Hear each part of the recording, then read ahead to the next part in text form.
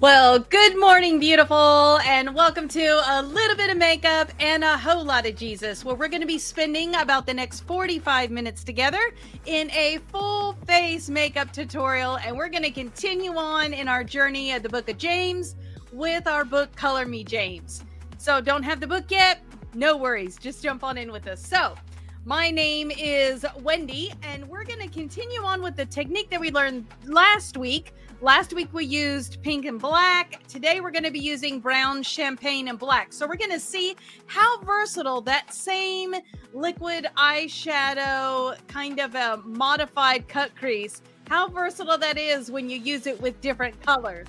So go ahead in the chat and let me know where you're coming from. I'm pointing over here because that's where I'm going to see you.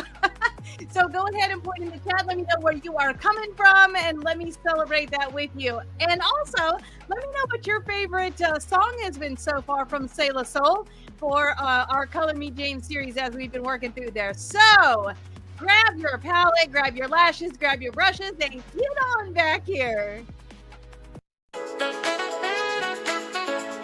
A little bit of makeup and a whole lot of Jesus. First days at 8, can't wait.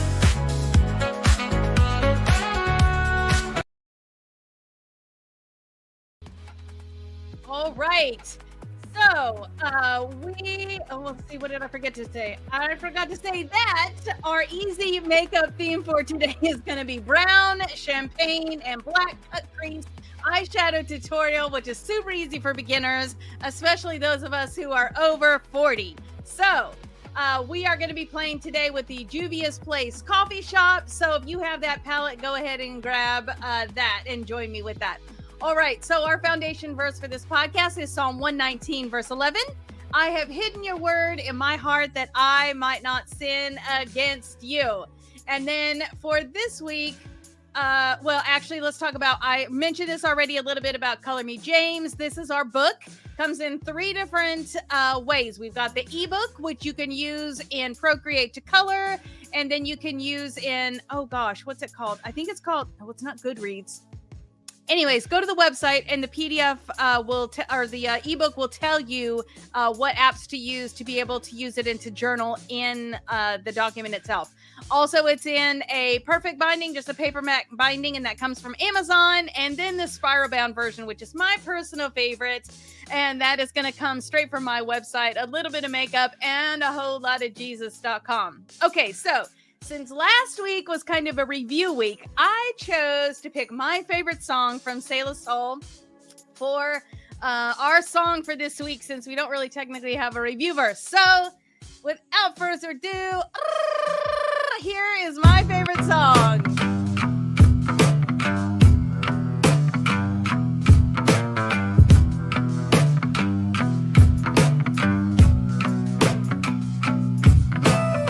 She didn't plan to fall, but the ground was familiar. It looked like comfort, smelled like just one time, felt like maybe God forgot her name. But that voice, that whisper, it didn't come from him. That trap was homemade, stitched together from loneliness, frustration, old wounds that never healed right. And in the silence, she heard the truth. This temptation ain't from God, this fire, it started in me. Don't let anyone under pressure to give in to evil say, God is trying to trip me up. God is impervious to evil and puts evil in no one's way. The temptation to give in to evil comes from us and only us. We have no one to blame but the leering, seducing flare up of our own lust. Lust gets pregnant and has a baby sin. Sin grows up to adulthood and becomes a real killer. You feel. Oh my gosh, that I think it's a little bit of the vibe to that. Let me see if I can get the other audio regulated. Here we go. Okay, I think it's a little bit of the vibe to that, but I just love how that song flows. And so that is my personal favorite song from the 11 songs that we have done covering James chapter 1. Now, one thing that I find so cool about these is that all of the music has directly quoted scripture in it. Now, sometimes it's a chorus, sometimes it's the verses, but the verse is directly quoted in the song. And so a beautiful way, just like when you were a kid and you went to vacation Bible school, how did you learn the verse? Usually there was a song, and that song had the verse quoted in it. So same. This is like VBS for adults. Okay. So let's see, we talked about that. Let's look at our verse for this week. So you can see that picture on your screen right there. And our verse for this week. Oh gosh, I can't see the top of it. Okay, my dear friends, okay, hold on. Y'all can see it easier than I can see it. Okay, my dear friends, don't let public opinion influence how you live out your glorious Christ-oriented faith. If a man enters your church wearing an expensive suit and a street person wearing rags comes in right after him, you say to the man in the suit, "Oh, sit here, sir. This is the best seat in the house." And either ignore the street person or say, "You better sit here in the back row." Haven't you segregated God's children and proved that you are judges who can't be trusted? Now, I cannot wait to hear what she does with that song this week, because that's a lot. But I love that story. There was a song, gosh, I can't remember what it was. There was a Christian song that came out, I don't know, I feel like it was 5 years ago, but it's probably really 10 years ago, that was right about this. And gosh, I hate this sentiment and I love this sentiment, because how many of us are guilty of this exact very same thing from time to time? And again, what is the book of James all about? The proof is in the pudding. So if you find yourself having done this, or maybe currently you're in the practice of this kind of thing, the good news is, under the blood of Jesus, you have been forgiven and you can turn on a dime today. It may take lots of prayer and it's definitely going to take some practice, but you know what? You and God got this. All right. So all of our makeup that we're going to be using today can be found in the show notes of this podcast on whatever platform you're on. You can also find them on my website, a little bit of makeup and a whole lot of Jesus.com, in the show notes of the video, whichever version it is that you're looking at. You're going to see each one of those products listed out. Now, you may have products in your home that do almost the same thing, or maybe something you have works better for your skin type. More power to you. I'm just giving you the options so you can see the exact products and colors that I'm using. And if you feel led to try something new and go on an Ulta haul excursion, then go ahead and do that, because you're going to be seeing today, I accidentally bought some stuff while I was getting my hair cut. Okay, maybe accidentally is not the best word. Okay, so let's go ahead. We're going to have that verse scrolling across the bottom of your screen. Now, I told you to go ahead and give me a shout out where you're coming from. Woo-woo! Let's see. I got Anthea, hello. Nice. Coming from England. And then let's see. Could you remind me about what is a cut crease? Yes. So a cut crease. Oh, I don't think I can get a picture loaded fast enough. So a cut crease is where you have a shadow that's gonna, well, this is hard to explain.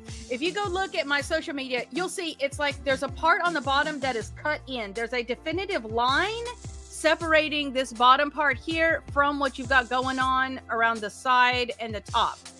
If you look at my social media from last week, or the video thumbnail on YouTube for last week, you'll see it has a picture where my eyes are closed, so you can see what that looks like. Oftentimes, they are perceived to be difficult, or people make them more difficult than they need to be. So what we do is, what I do, in the mouse in my pocket, modify it just a little bit so that it's easier to do, but you still get that same beautiful look. So today, I mentioned that I did an Ulta thing. So today I'm going to try a new liquid shadow. It's not new, but it's new to me. I've used others, and last week you used a Juvia's Place as well, but this is from the Juvia's Place coffee shop line. So we're going to open that up and we're going to use that, and you'll see as we get along. So what you're going to accidentally, yeah, right, Rachel? So you'll see as we go along that what it's going to take, you're going to need a light for up on the brow bone, a medium dark for your main color that's going to set the tone for your color theme. Then you're going to need a black or a super dark brown that you're just going to use a little bit on the outside and right on the bottom edge of that lid. And then you're going to need a liquid shadow that's in a very light shade. It can be opposing colors or it can be the same family. Today we're going to be using that pink and black that we did last week. We're going to be doing a brown and champagne and black this week. So completely different vibe, same technique. And you'll get to see how that works. This today is going to be more of a everyday glam. So lots of super fun. Okay, and there are don't laugh as I open new boxes today. So, okay. So let us stop talking and get on with this. Again, the verse is scrolling on the bottom of your screen. Just a reminder, you can ask any question that you have while we are live, and I will do my best to get that asked and answered on here, unless you're a troll. I don't answer trolls. Okay, so here we go. We're going to start out with our Professional Primer, and this is a mattifying primer from Benefit Cosmetics. And even if you have normal or dry skin, because of the texture of this will still work with you, but it's going to help you keep that nice, pleasant matte finish from your foundation, from all your makeup as you go throughout the day. So we're just going to work that between the tips of our fingers. Any place that you have, maybe you got a little bit of oil, maybe you get, even if it's dry separation, maybe you get a little separation from the foundation. You're just going to put that there. For those of us over 40, you're going to go around those lips. Well, and especially if you have dry skin, and even if you're not over 40, go around your lips here. That's going to help your lip liner and your lipstick do its job better.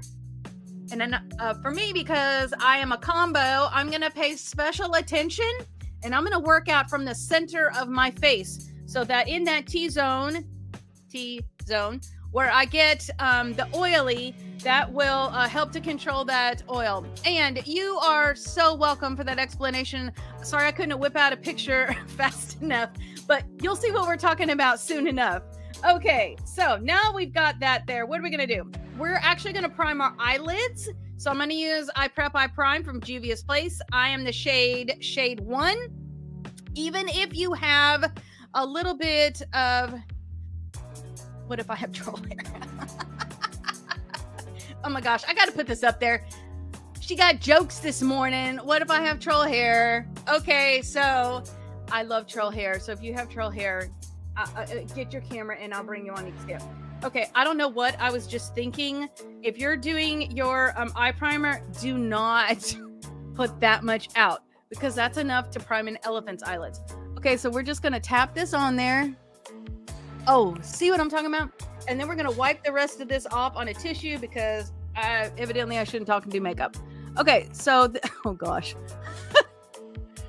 So even if you have darker pigment to your skin, and this seems very light, if you're doing colors like, well, even this one, but if you're doing particularly light colors, maybe you're doing like an orange, a yellow, pink, something, maybe a lilac, this light color, even on a dark pigment skin, this light color, oh my gosh, yes, I have officially made a mess. So you can tell this is live because I'm going to show you how to fix natural disasters. And I'm not talking about volcanoes erupting, I'm talking about windy erupting. Okay, so we're just going to get that. There we go. Okay, so yeah, okay, that was a bit much. But you can see eyelids are kind of whited out now. That's going to help our colors. That's going to help your eyeshadow be able to do its job a little more effectively. It's going to last better. It's going to reduce creasing. So many things. So for today, we are definitely going to be priming our eyes as well. And we'll just look a little crazy for a couple of seconds. So don't worry about it. Nobody has to see you. Okay, I feel like my camera's a little tall. Let me just set that down a little bit. Okay, there we go. All right, so now that we got that, we are going to move on to our foundation and get that going. Today I'm using a Morphe M439, and we're going to be using that brush with our Juvia's Place I Am Magic. I am the shade Maricao 710. So get over to your nearest Ulta and you can get shade match for that. Let's see. I shouldn't talk into right.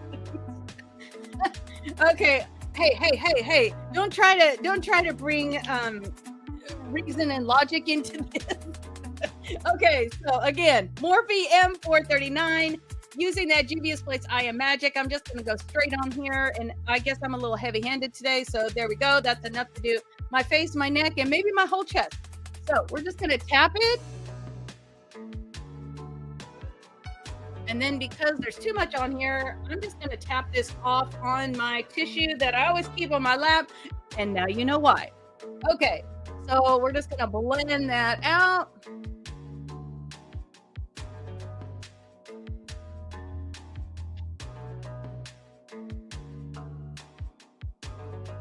And we're going to make sure we go under that chin there, get that blended out so we don't have any harsh lines leading down to our neck. We're going to go around our lips.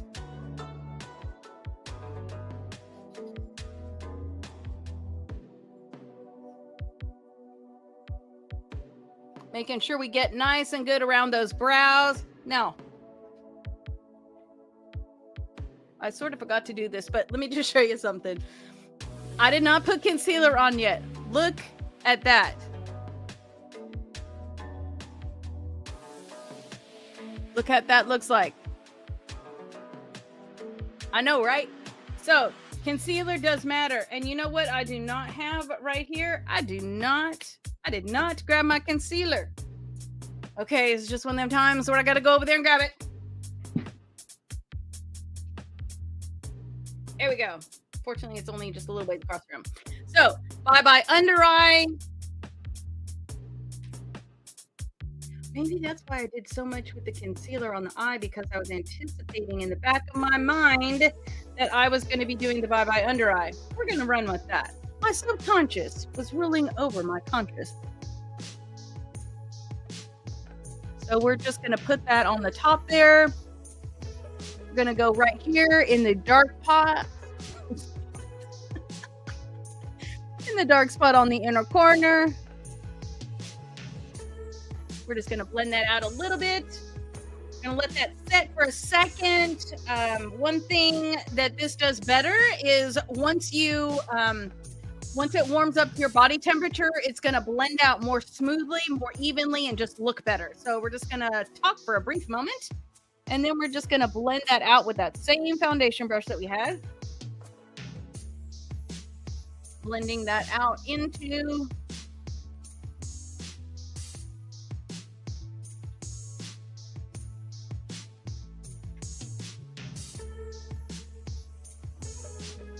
there we go. Right on that nose. I like to make sure that I get around my nostrils good. We're going to blend that up into that hairline well. Okay. And while we may be out of order, there you go. Now we have one color, even playing field, so we can add in our colors where we want to. So I am going to start out with a couple of new things. So here we go. So the first new thing we're going to do is Juvia's Place Bronze Liquid Bronzer. This is in the shade Almond. I had been asked about using liquid bronzer, so here we go. This one's a little pale in the container, but when I put it on, I think it's going to be about right. It might be a little bit on the light side, but we'll see. Okay, I will tell you, a little bit of this goes a long way. So if you pick this up, make sure you take off the tip of that, because it's pretty good. So we're just going to go right here. We're just going to do like 1, 2, 1, 2. I'm going to do 3 little tiny ones. I'm going to do a tiny line right here, tiny line right there. I'm going to drag it under here from the ear to just before the corner of the mouth there. Okay. And that should be more than enough of the bronzer.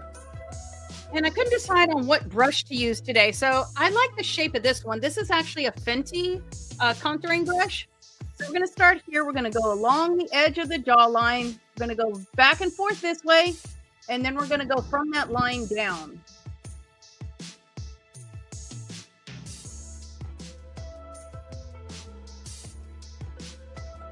That way we get a nice clean edge, but we blend that out.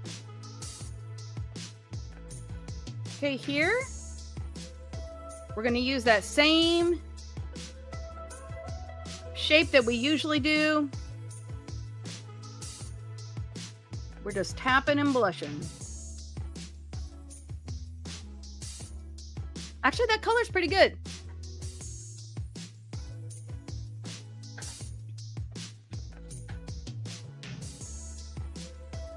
Yeah, when I did the tester on my hand, it did come out darker than what it looks like on the outside of the bottle. So I'm glad that I tested it. Okay, then we're going to come up here, right along that hairline. Little side to side action. Then we're going to blend it down just a little. Right beside the nose, we're going to go from the inside of that eye right about here, right alongside that nose. Now this particular technique is really going to allow you to shape that nose.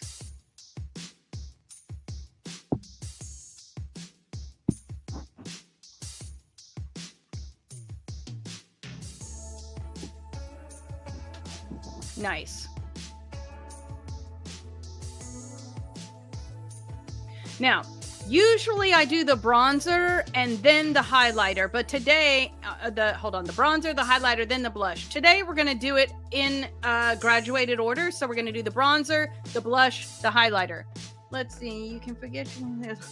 Yeah, right. As long as you don't forget the elotes. I have the alarm set. Okay. So we're going to grab our blush. I've used this one before. This one is the Juvia's Place Blush Lily Glow. Really, really like this one. So we have the bronzer on here already. So now we're going to grab that Lily Glow. And because I've had this for a minute, it's not quite so... I just like to remove a little bit of the product from the tip because these, like I said, are so pigmented. So we're going to come here. We're going to do 2 dots here. I'm just going to do like 1 right there. Maybe a tap and a tap. Okay. Same brush, just wipe it off a tad. We're just gonna go here, blend that up. Right, kind of on the top of that bronzer, on the top overlapping part. We're gonna go here, we're just gonna blend that in. Just gonna tap that little pink we put right there and tap that out.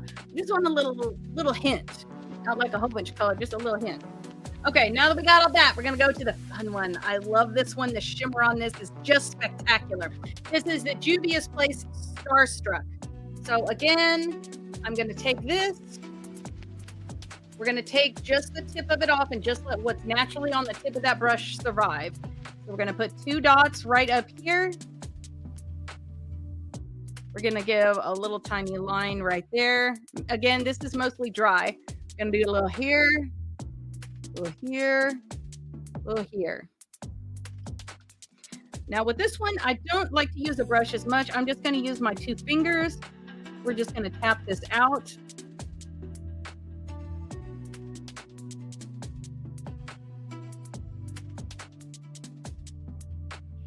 Okay, maybe I am going to use a brush because that feels like that might be a little. There you go. Nice. Right there on that tip, we want some. And we're just going to 2 finger this over here. Nice.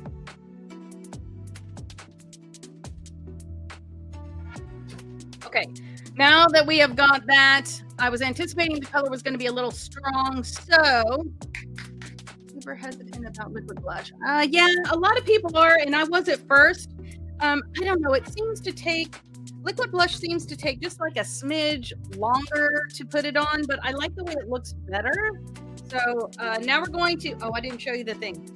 This is a Juvia's Place. This is their setting powder. We're going to go under the eye using that eye. I think this is called I Am Magic Puff. And I tried to find links for y'all. I found this in Ulta, and I'm assuming that they've got some kind of corner on the market of it because I couldn't find it on the Juvia's website, nor could I find it on the Amazon. I've only seen it in store at Ulta. So I do like it. I think it's called Silky Setting Powder.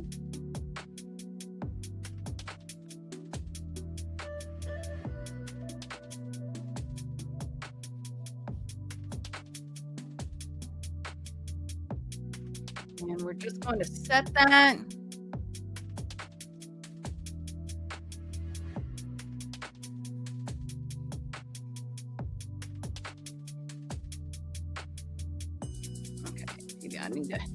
There we go. So with this particular one, you're just going to set that puff. It has a nice, this is a big opening. You can see by the scale to my hand. So you're going to set that puff into the reservoir and then tap it off and then press it in.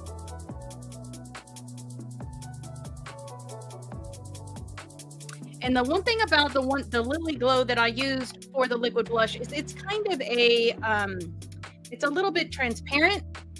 So you're going to put it on and it's going to look like, wow, but then it's going to kind of fade away a little bit. So you can see right now, after having put it on, it's more of a gentle. So if you want to, you can come back after you do everything else and add a little bit of that, because I probably will come back and do a little bit of the highlighter on that. How about if I put my brush back where it goes? Okay, there we go. So that now we are contoured. You can see we got a nice line. Well, not line, but we've got a nice contouring here. You can see the hollow of our cheek. Our nose is nice. Like how the top up here against the line is a little bit shaded as well. So just gives you some depth and dimension. So what are we going to do with our lips? Well, let's say our verse together before we jump into our lips. So that is scrolling around on our screen right now. Okay, it's a little bit long. It'll happen. Okay, so let me talk to you about the products we're going to be using while we're waiting for it to go around. MAC Chestnut Lip Pencil is going to be our liner. And then we're going to use we're having a MAC lip day. We are going to be using the MAC. This is the Maximal Matte Lipstick. This is the Viva Planet. That's what we're going to be using. It's a nice neutral with a hint of pink. Okay, here's the verse. You ready? My dear friend, don't let public opinion influence how you live out your glorious Christ-oriented faith. If a man enters your church wearing an expensive suit and a street person wearing rags comes in right after him, and you say to the man in the suit, "Sit here, sir. This is the best seat in the house," and either ignore the street person or say, better sit here in the back row. Haven't you segregated God's children and proved that you are judges who can't be trusted? James 2, 1-4. So that is going to be our verses that we're looking at this week. So again, we got the MAC Chestnut. We're going to line that lip just outside that lip line. Just do a single line for right now. Oh, let me start here.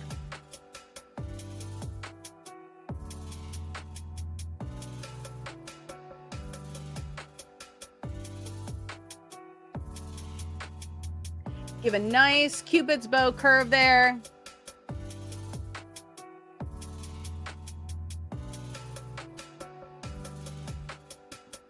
There we go. Okay, now we're going to do a little spot in the center, just below that lip line, and then work that out to the outside corner.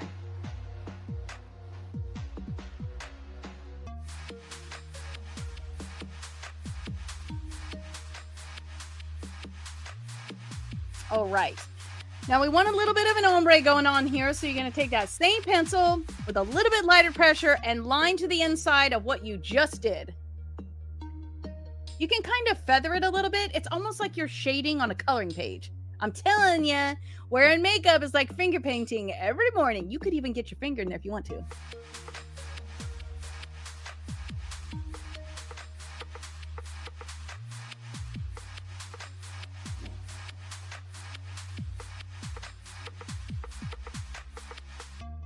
There we go. Now, what I was talking about with the finger. If you take your middle finger, which doesn't have as much pressure as your pointer, and just drag it right on the edge, you'll see how that softens that. Just make sure you don't go to that outside line and disturb that, kind of messing up the line that you so beautifully created. Okay, well, there we go. All right, so now I'm gonna grab that Viva Planet, and we're gonna start in the middle and then work to the outside.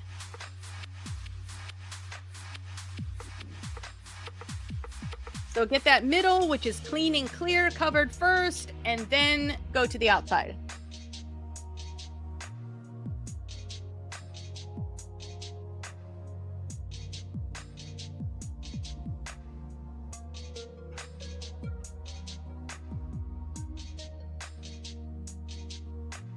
There we go.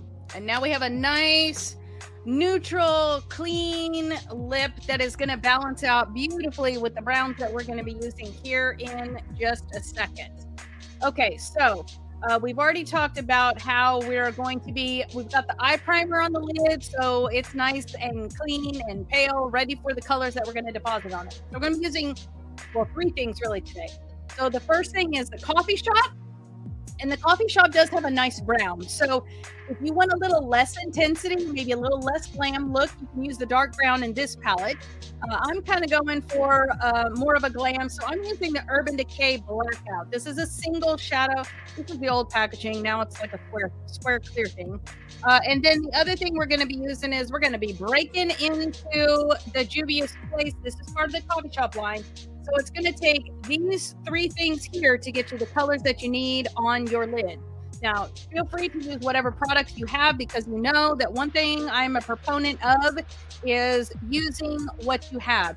You don't need to go buy a whole bunch of stuff to do your makeup and look beautiful with your makeup. You can use what you have. So you'll see how I'm doing it, and then you do it with what you've got. So we're going to start out, again, three colors: a light, a medium dark, and a dark, and then you're going to need that liquid, pale liquid shadow color. So I'm starting out with a Morphe M433, and we're going to go into the Coffee Shop, and we're going to start out with this one. Then we're going to do a little bit of this. We're going to go over the top of it with that. And then we're going to come in with the liquid shadow that we're using. So for me, this brown was a little kind of coppery. So we're going to set this down as a base first, then put this over the top, and then it kind of resolves that color that I didn't like. So we're just going to go with that tip right there. And that's going to go up here on your brow bone. And this is just going to give us a nice, use any of these that kind of go with your skin tone. But that's just going to give you a nice color that's kind of non-color color, just a neutral for you to blend into and have something nice and contrasting light up there. Well, contrasting is not the word, but just a different shade definition. There we go. So we're going to put that up there like that. Set that brush aside because you may or may not need that here in just a minute. And then we're going to grab,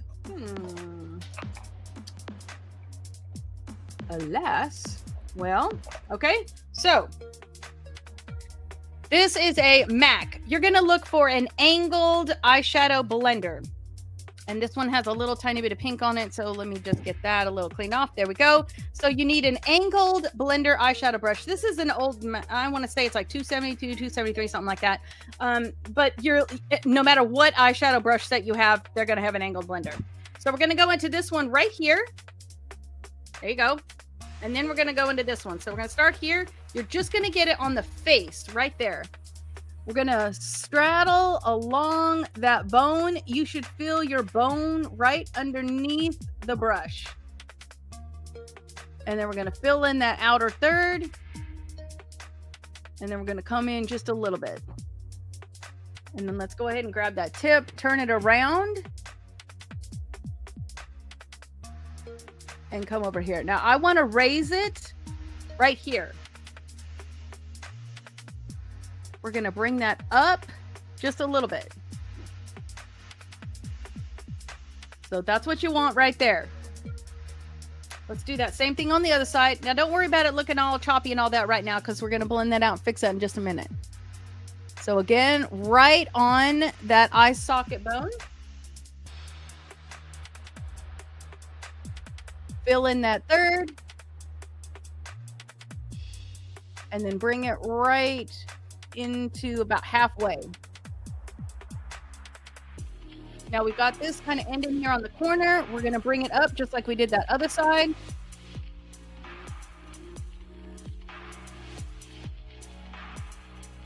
Just like that.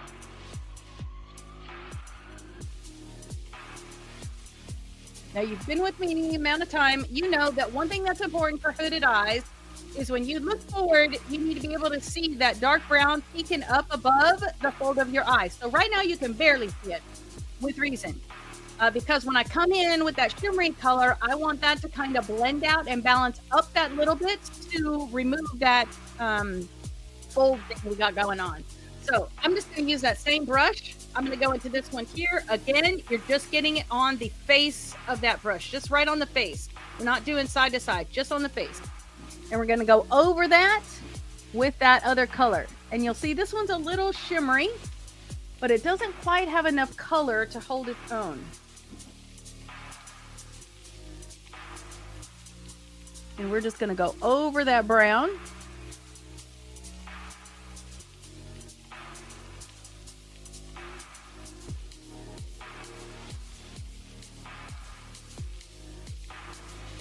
Now, how are we going to fix that line thing I talked about? So you're going to tap it a couple times, and then right where those two are meeting, you're just going to go back and forth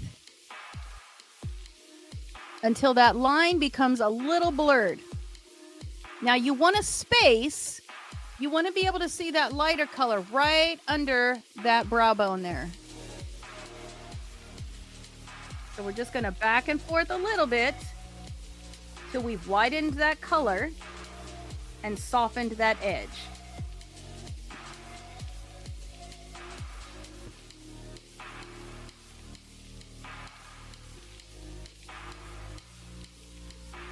Now, if you do this and you find, oh gosh, I went too far, grab that first brush, tap it in there, and just go over that top part. There we go. Now, if you see I got a little bit of fallout right there? So grab your fluff and just dust that away before that tries to become part of your makeup. There we go. We don't want you. Get away. Okay, so now that we've got that going on, we're going to go ahead and actually let's go, since we've already got the brown out and everything, I'm going to grab a smudger. This one is a Real Techniques, like this one because it's a little bit bigger. We get a little more smudge with it. This is the 87 from Real Techniques. And to start out with, we're going to use just a little bit of this, again, just on the face, right here on that outside. We're going to go about halfway with that.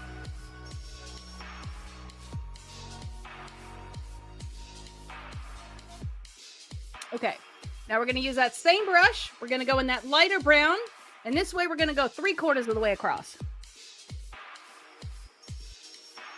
Right over what you just did. And then we're going to come up and around the corner. I like to do it kind of like in little upward flicks.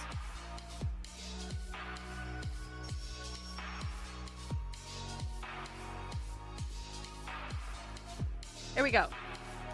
Now let's get a little depth and definition on that outside corner. So we're going to grab our Urban Decay Blackout, or you can use the dark brown that's in that Juvia's Place Coffee Shop palette. And I'm just going to use the same brush. I'm just going to stick with this Real Techniques. Again, we're just going to go right in there on the tip. You don't need a lot of this. So just like a little pink pink, and that's good. We're going to go right here on the outside corner. Bring it in just a little, and then we're going to come up. Black is one of those colors, if you get fallout from that, it's going to be a little hard. So we're going to try to reduce the black fallout amount. So just use a little bit, and then just do it more than one time.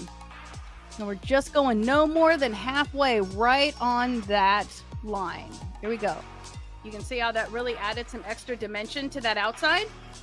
I'm gonna do that same thing, and I'm just gonna go right here on that outside corner, just like a smidge. So then we're gonna do that same thing on the other side. Right here on the outside corner, going just a little ways. I'm gonna do it again, and we're gonna go right up here, about no more than halfway. We're just adding a little bit of intensity right here. And then we're going to take that and we're going to go around the bottom. Just right there on that corner.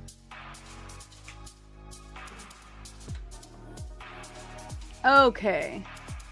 I think I'm going to grab the angled brush I was using. I'm going to do this just a little bit. I'm going to bring this in just a smidge. Just make sure I've got some of that nice brown right here.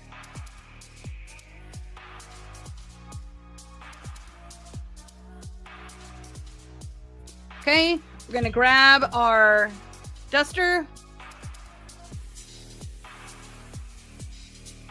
Nice.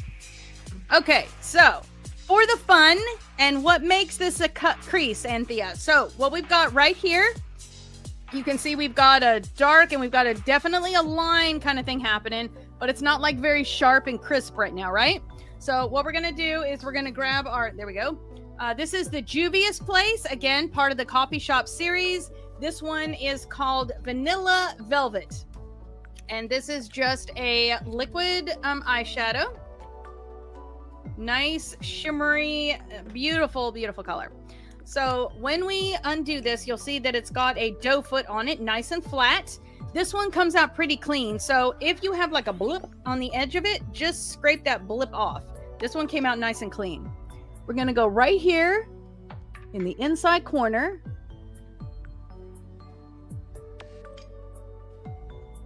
And right up to that edge line that we've got. Now, if you need more, just dip it in again. But we're going to continue that edge.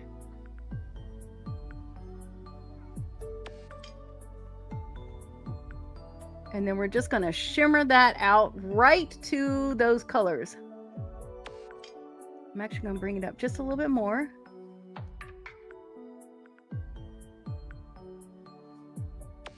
So you've got that nice clean edge right there.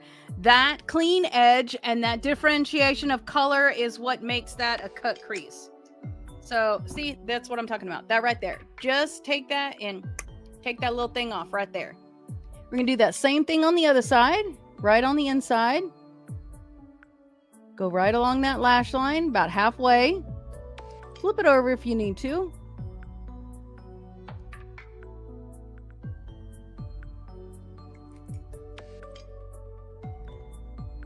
And then we're just going to take that line and work it over.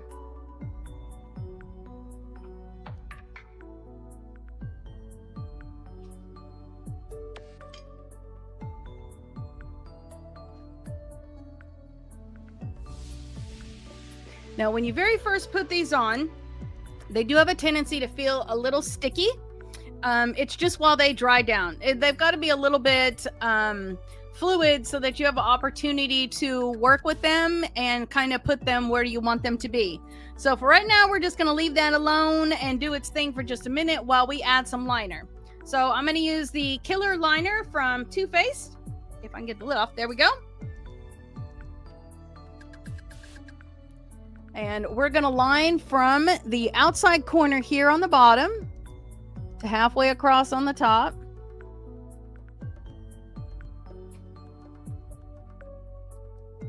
And then we're going to do the same thing from the other side.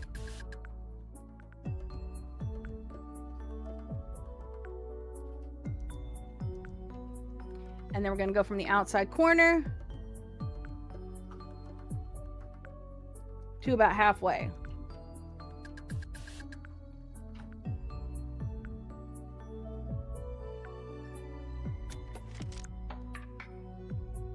And I'd like to really get it into that lash line. Now I want a little extra on the outside, so I'm actually going to put a little on that waterline right here.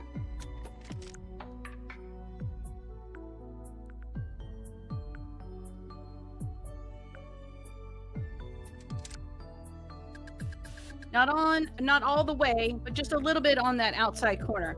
That's just going to give you a little bit more depth on that outside. Okay, so you can see this is what we got right now.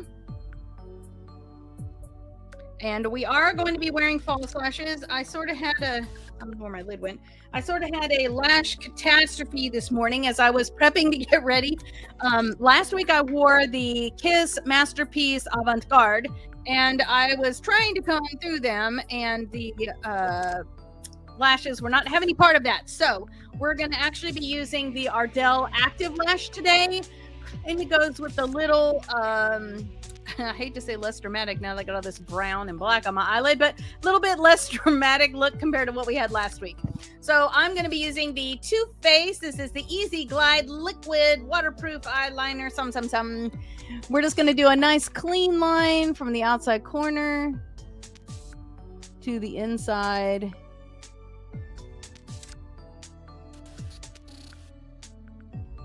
Just give us something nice and clean for those lashes to go to.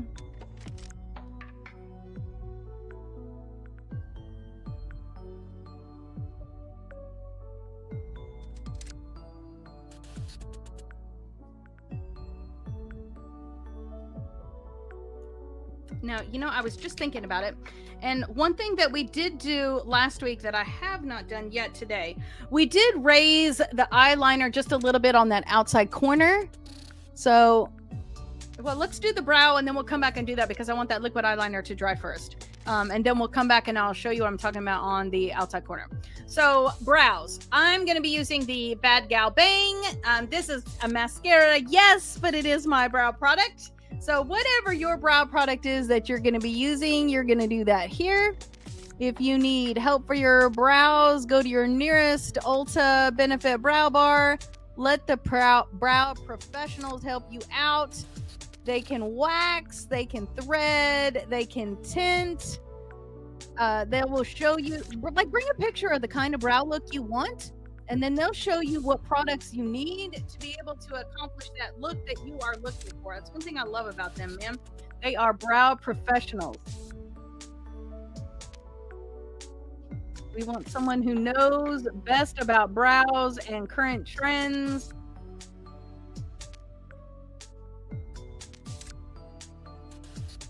There you go.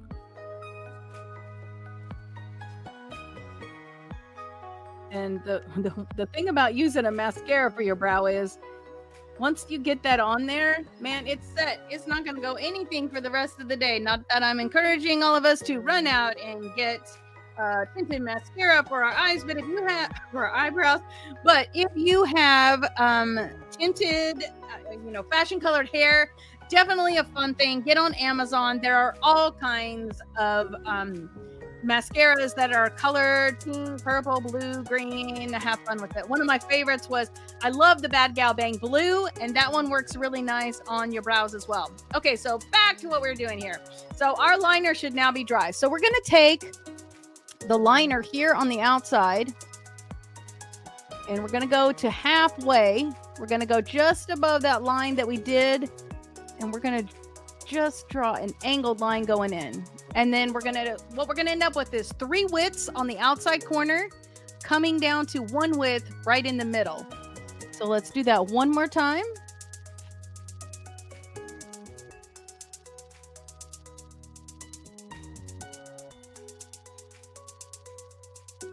It's going to feel a little bit weird as you're putting it on there because, you're coloring up above where you usually are.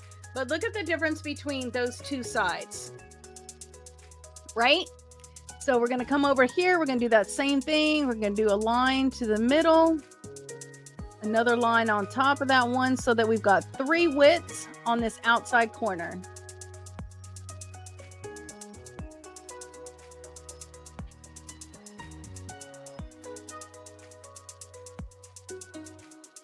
And this is a waterproof pencil. Come on, eyelid. Okay, my eyelid is having some kind of problem right there. Let's take, I'm gonna do this right here.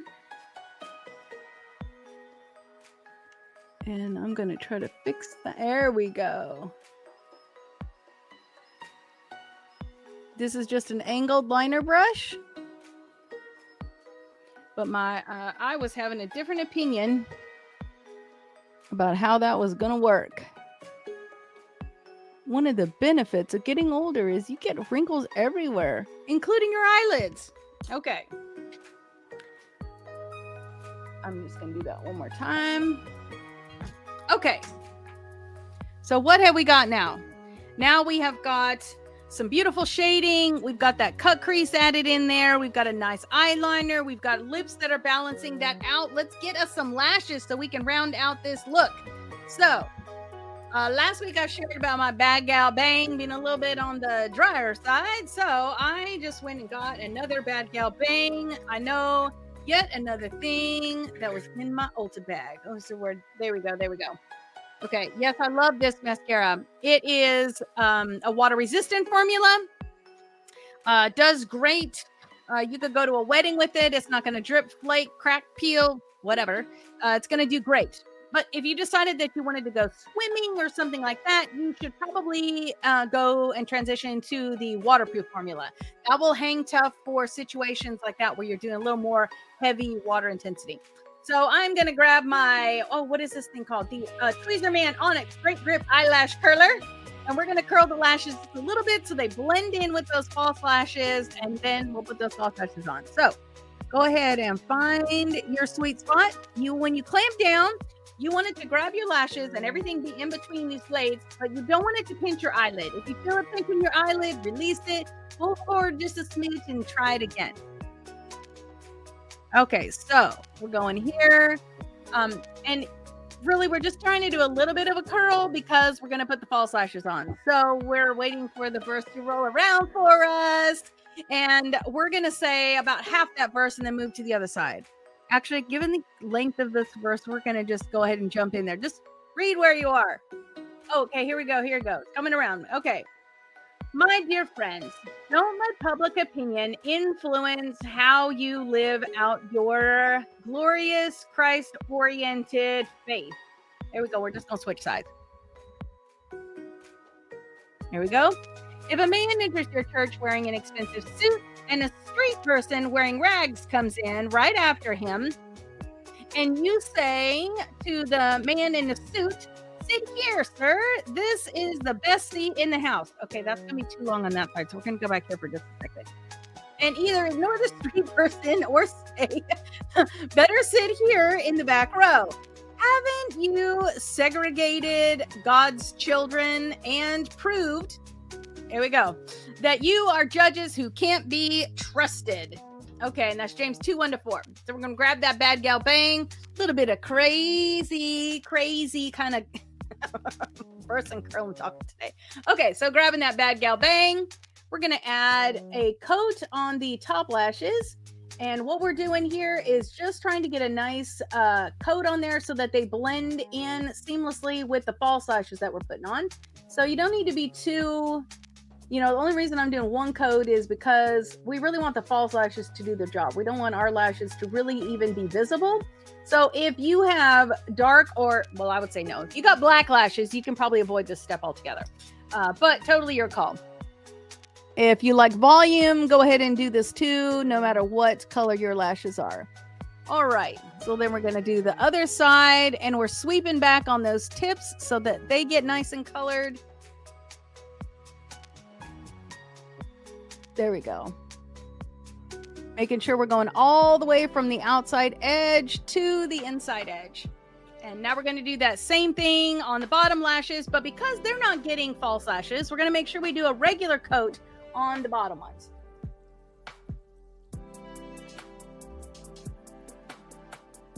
So sweeping underneath those tips, making sure we're going from root to tip. We want to go all the way from the back end of those lashes all the way to the tips there.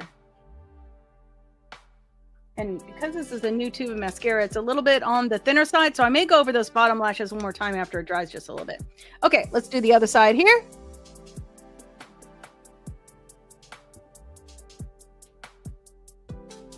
There you go. Again, from root to tip, and we're sweeping under those tips there.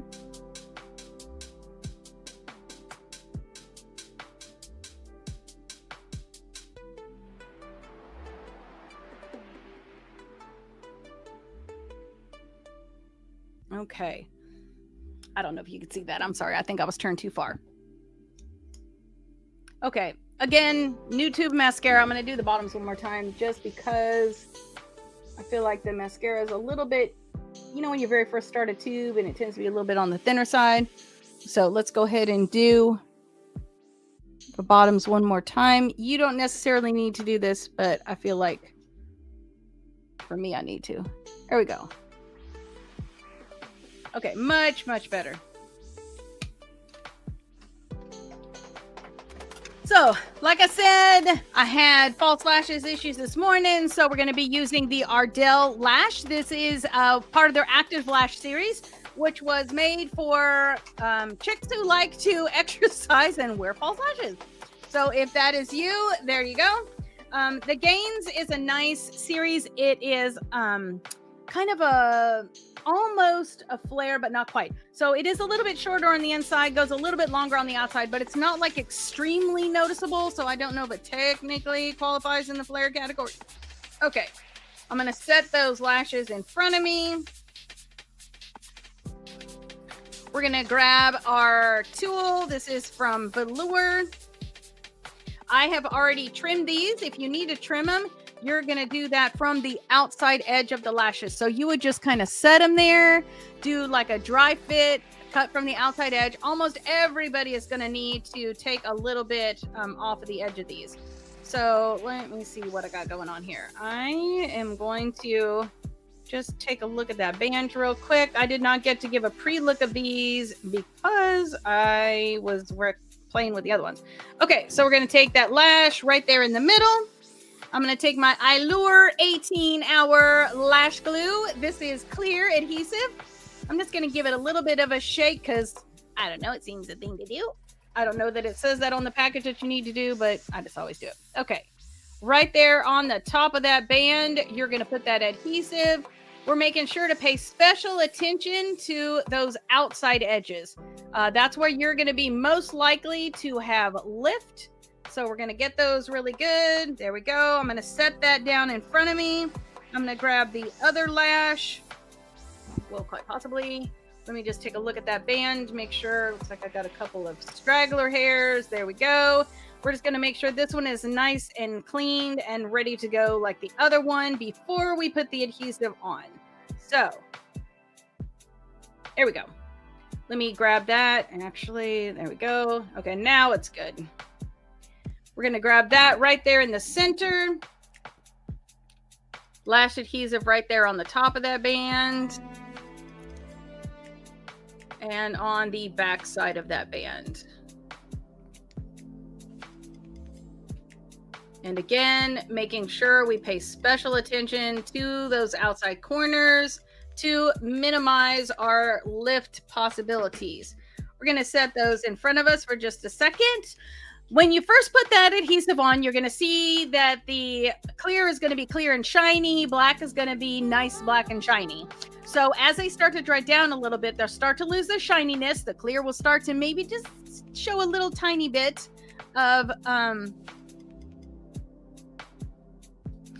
you'll see where it just starts to show a little bit kind of see-through, and then you know that your lash is ready to go. So I'm going to take these, and I've wore these before, but if your lashes are new, you're going to want to take the corners and kind of do this. If you have rounded lashes, you may want to do this every time anyways. I'm going to grab those lashes. This one's going to go on this eye. Right where your lash meets your eyelid, right on that eyeliner line that we put. I'm going to walk that outside edge down. Here we go.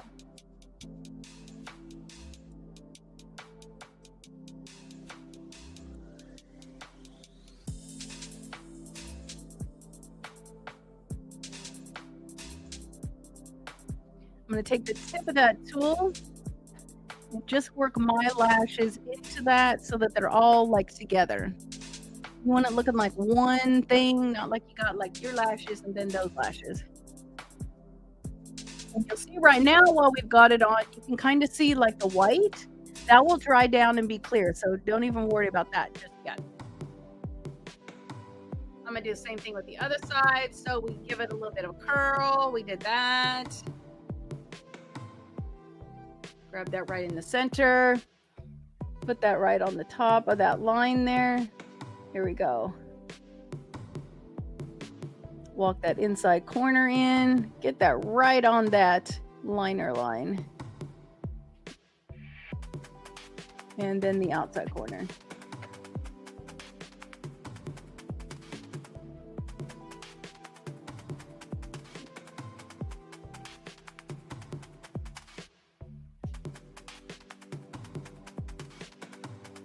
Okay, we're going to use that tip. We're just going to work that in. Okay, now I got this weird thing. I don't know if you can see it. Let's see if you can see it. Right here on the inside. Oh, now it went away. I had like a lash going like crazy, a different way from everybody else. I was going to show you how to fix that, but it did it all on its own. Yay!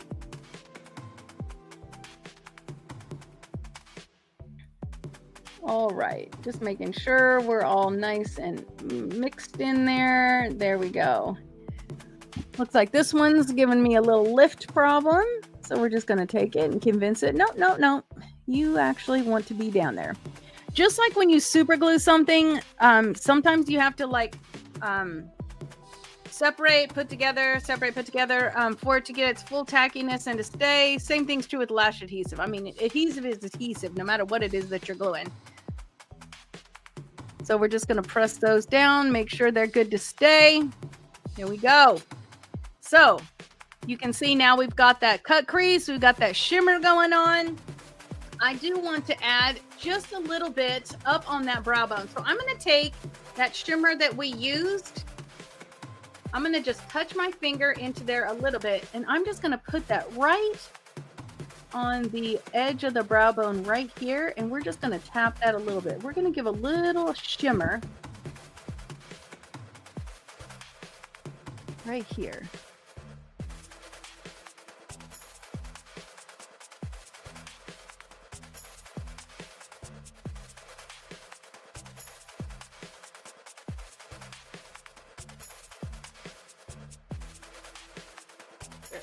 I'm going to wipe the tip of my finger off. I'm just going to come back with a little extra shimmer right here.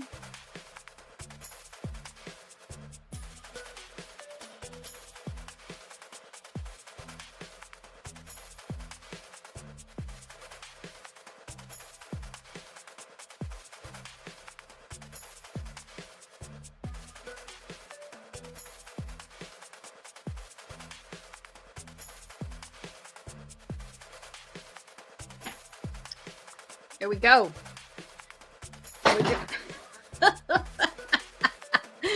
Okay, so now we've tried a couple of different new products. What are we going to do? We want this to stay all day. We do not want this to go anywhere. So I am going to grab my Juvia's Place, Ready, Set, Sealed.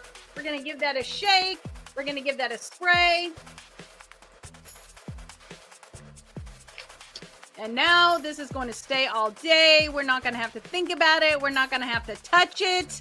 It is just going to stay like that. And then for as long as that smell will stay with us, we get that delicious Juvia's Place scent with us. Okay, so thank you so much for hanging out with me here today. I look forward to chatting with you throughout the week on social media. And go ahead and take a picture of what you've done. Maybe use different colors last week or this week. Let me see what you did. I'd love to celebrate the look that you achieved with you. So again, we have finished chapter 1. We are on to chapter 2 now. Let me get us over to our review. There we go. Let's look at that together. So James 1:1, I, James, am a slave of God and the Master Jesus, writing to the 12 tribes scattered to kingdom come. Hello. Let me see if I can get it to go. We'll do it. Yeah, there we go. Okay, I needed a little help with the first word. What do we got first? Oh, consider it a sheer gift, friends. When tests and challenges come at you from all sides. You know that under pressure, your faith life is forced into the open. So don't try to get out of anything prematurely. Let it do its work so that you may become mature and well-developed, not deficient in any way. If you don't know what you're doing, ask the Father. He loves to help. And you won't be condescended to when asking for it. Ask boldly, believingly, without a second thought. People who worry their prayers are like wind-whipped waves. Don't think you're going to get anything from the Father that way. Being adrift at sea, keeping all your options open. When down and outers get a break, cheer. When the arrogant and rich are cut down to size, cheer. Prosperity is as short-lived as a wildflower, so don't ever count on it. You know that as soon as the sun rises, pouring down its scorching heat, the flower withers, its petals fade, and before you know it, that beautiful face is a barren stem. Sorry, I was trying to remember the lyrics from the song. Well, that's a picture of the prosperous life. At the very moment, everyone is looking on in admiration. It fades away to nothing. Let's see. Anyone who meets a testing challenge head on is mighty fortunate. For such persons loyally in love with God, the reward is life and more life. Don't let anyone under pressure give in to evil say, God is trying to trip me up. God is impervious to evil and puts evil in no one's way. The temptation to give in to sin belongs to us and only us. We have no one to blame but the leering, seducing temptation of our own lust. Lust gets pregnant and has a baby, sin. Sin grows up and becomes a real killer. So, my very dear friends, don't get thrown off course. Every desirable and perfect gift comes out of heaven. The gifts are rivers of light cascading down from the Father of light. Father of light. There is nothing deceitful in God, nothing two-faced, nothing fickle. He brought us to life using the true word, showing us off as the crown of all his creatures. Post us at all the intersections, dear friends. Lead with your ears, follow up with your tongue. Yeah, lead with your ears, follow up with your tongue, and let anger straggle along in the rear. God's righteousness doesn't grow from human anger. Yes. So throw all spoiled virtue and cancerous evil in the garbage. In simple humility, let your gardener God landscape you with the word, making a salvation garden of your life. I don't know why that one's so hard. I guess because it's kind of a tongue twister. Don't fool yourself into thinking that you are a listener when you are anything but.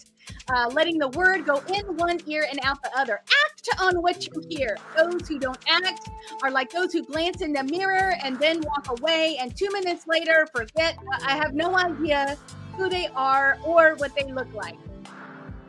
But whoever catches a glimpse of the revealed counsel of God, the free life. I like this song too. This was probably my second choice.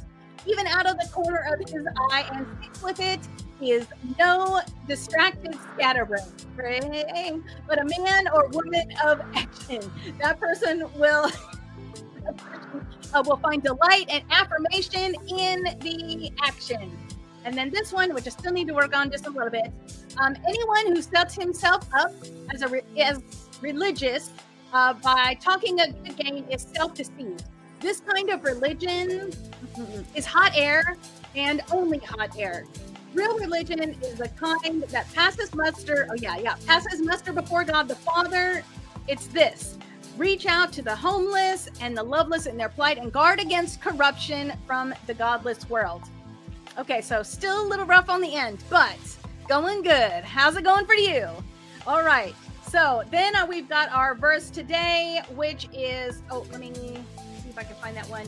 Okay, my dear friends, don't let public opinion influence how you live out your glorious Christ-oriented faith. If a man enters your church wearing an expensive suit and a street person wearing rags comes in right after him, and you say to the man in the suit, sit here. This is the best seat in the house. And either ignore the street person or say, you better sit here in the back row. Haven't you segregated God's children and proved that you are judges who can't be trusted? All right, so that is our review for this week. And we'll be working on chapter 2 now. So keep working on chapter 1. You don't want to forget that. Don't get us to the next thing. So the book we've been talking about is Color Me James. Again, we're in James chapter 2. This is ebook. It's in paperback, and then it's also in spiral bound. Go to a little bit of makeup and a whole lot of Jesus.com, and all of those options are going to be available there for you. All right, so Beauty and Grace Insider. This has 3 different membership levels. The last one, which is the highest one, which is the Cherished Queen, you actually get the ebook for free with that one. So best value, I would say, is do the Cherished Queen membership level. That's on my YouTube channel. So youtube.com, little makeup, lot of Jesus, and then /join. You can just go to the YouTube channel and then hit /join at the end, and then you'll be there. I don't know why they made it so difficult to get there, but there you go. So lots of fun there, lots of insider stuff. You'll get questions. You'll actually get to help formulate what it is that what look we're gonna be doing next, what colors are we gonna be playing with, all that kind of good stuff.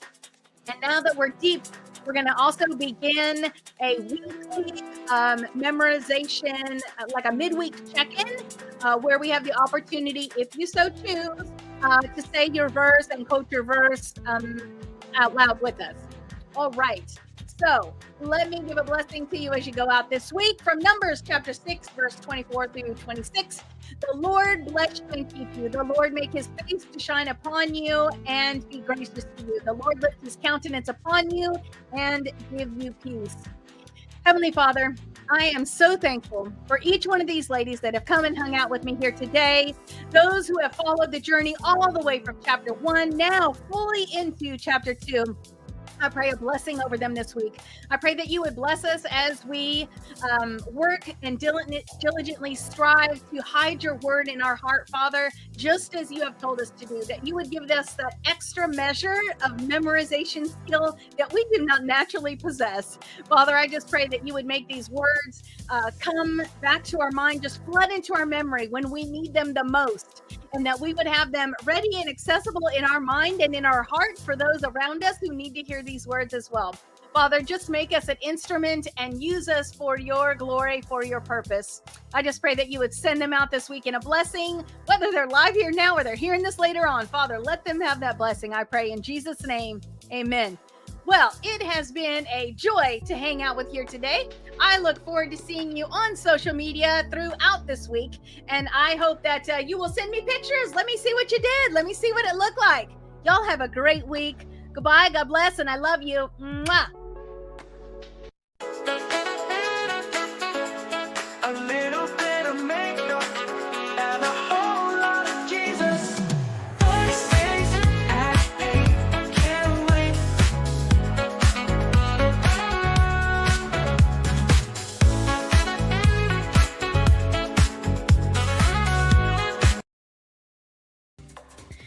Well, good morning and welcome to a plethora of technical difficulties this morning.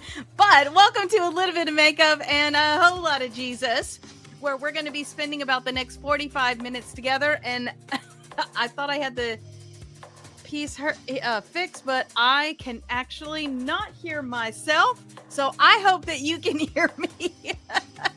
All right. So let me get back over here. So my name is Wendy, and we're going to be spending about the next 45 minutes together in a full face makeup tutorial and continuing on with our study of the book of James. So what we're going to be doing right now is we've been using a specific eye technique, and so we are going to continue on with that using a different set of colors. And I'm excited about this one because I think this is more, for me anyways, it's more like a daily kind of thing. But you'll see how different and diverse this technique can be no matter what kind of colors you use. And super excited because we're using a liquid eyeshadow today. So that'll be fun. I don't know how well the camera's going to catch that, but we shall see. All right. So whatever platform you're on, go ahead and ask your questions live so that I can do my best to get those asked and answered. And then also tell me where you're coming from. I would love to celebrate your location with you. All right, so our easy makeup theme for today is going to be, let me see if I can get this right. Will the wine and holographic combo make my eyes pop over 40? All right, so if you find this channel helpful at all, whether it be the scripture, the Bible, the makeup, or both, please like and subscribe. Okay, so grab your palette. I'm going to be using the Juvia's Place Nubian 2, but grab your palette, grab your lashes, grab your brushes, and get on back here. A little bit of makeup and a whole lot of Jesus.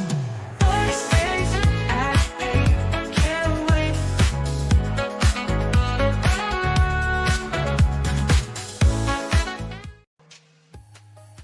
All right, so wow, there's a tremendous delay between my right ear and my left ear. That's crazy. Okay, so our foundation verse for this podcast is going to be Psalm 119, verse 11. I have hidden your word in my heart that I might not sin against you. And then all of our verses for season 3 are coming from Color Me James. That's available in ebook, which is a PDF, or which you can use on lots of different platforms. It's also available in the spiral bound, my favorite version, and then the paperback version, which is going to come from Amazon. So pick up your copy, add a little bit of makeup and a whole lot of Jesus so you can celebrate, work alongside us. Okay, let's see what we got here.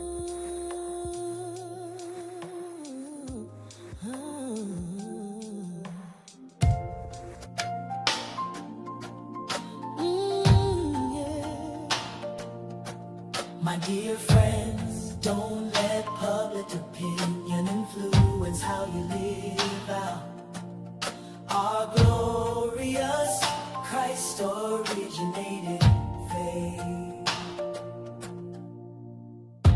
She walked in slow, worn coat and shoes, eyes down low, afraid to move, dust on her hem, tears on her face, looking for mercy in a holy place. But whispers rose and glances turned. They shifted left, they looked concerned. Not one said welcome, not one stood. Just silence where love should have stood.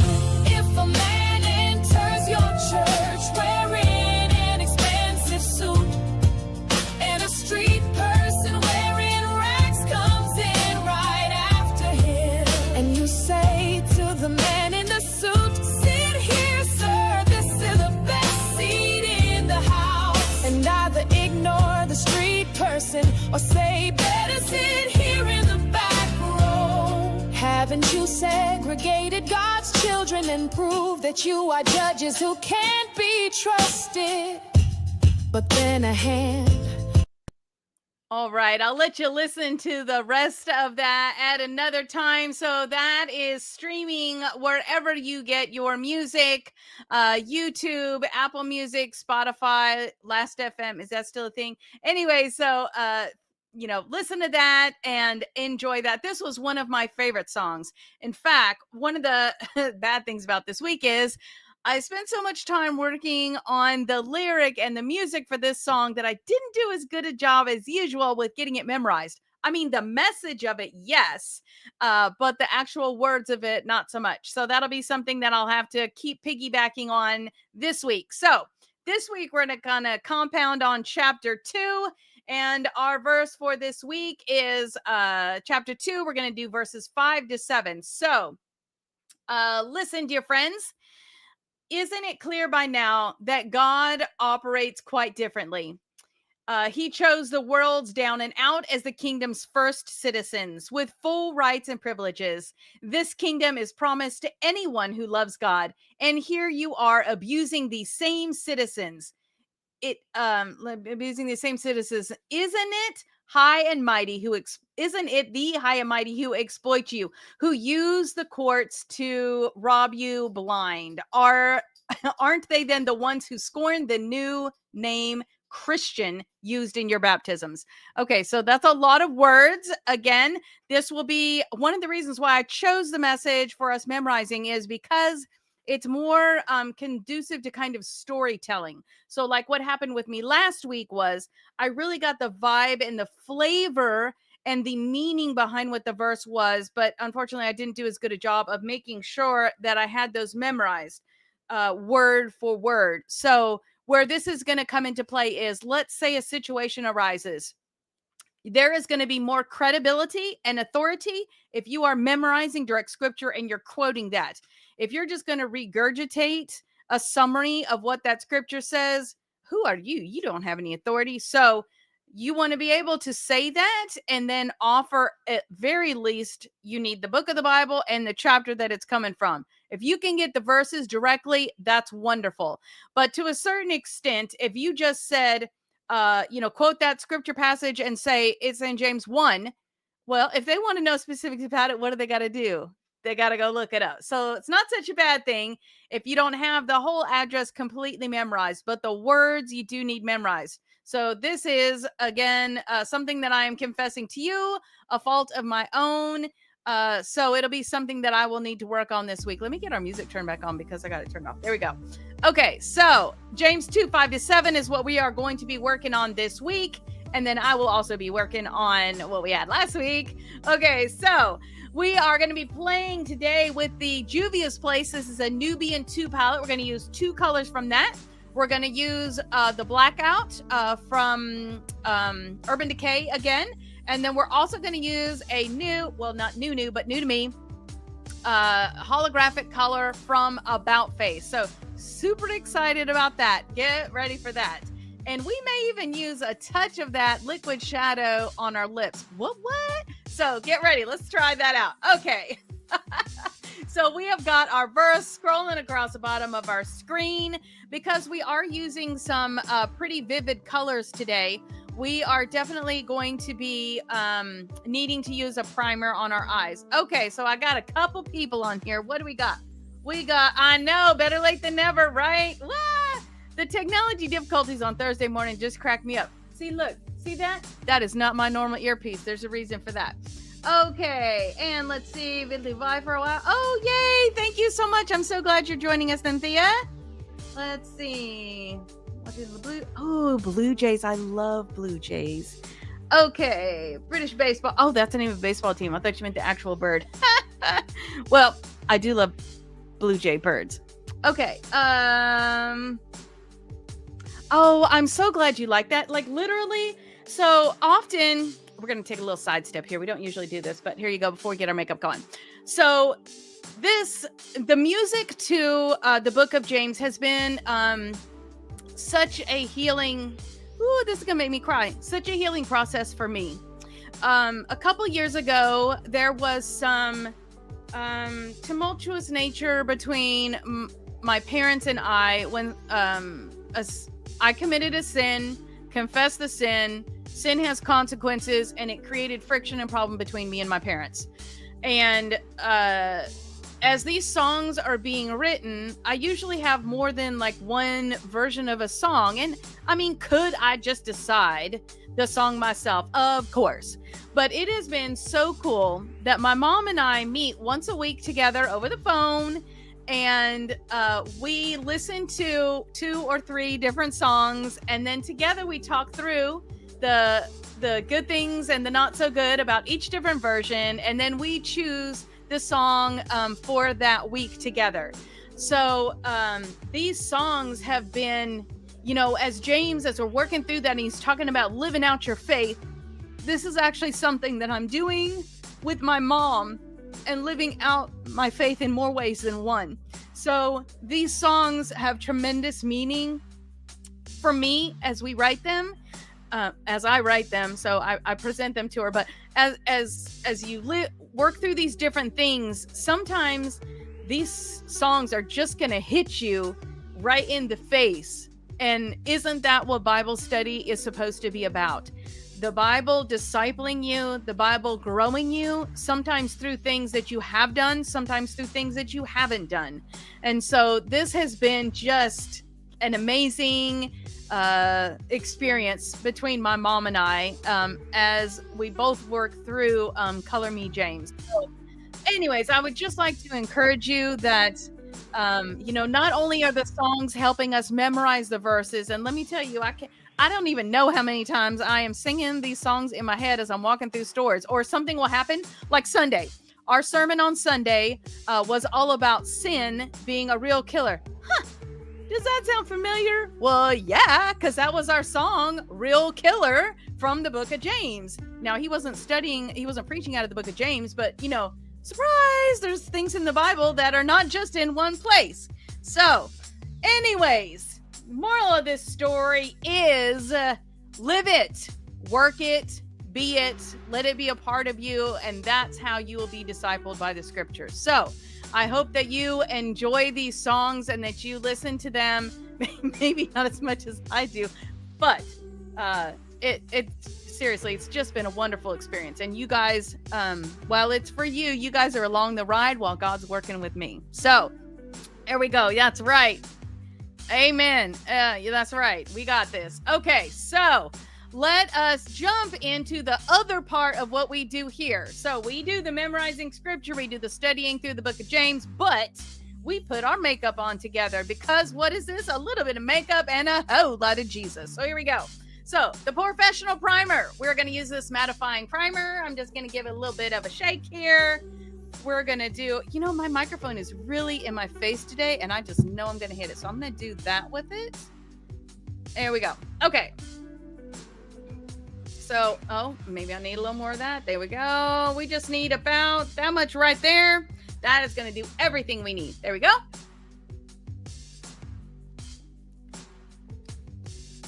So we're going to use that. That is going to even out fine lines and wrinkles. That is going to help our foundation to stay in place. We're going to use that around the edge of our lips, and that is going to help our lipstick to stay in place and to do what it needs to do. Oh, yes, you are so welcome. Thank you all for your kind words.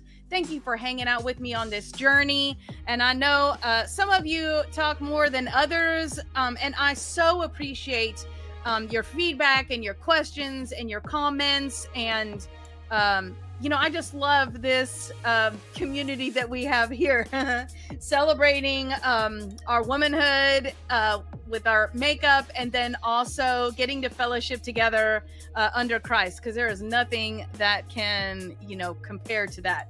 Okay, so face prime. Let's do our eyes now. I'm using the Juvia's Place. This is shade 1, Eye Prep, Eye Prime. Oh, and you know what? I haven't used this for a minute, so I'm going to give this a little bit of a shake.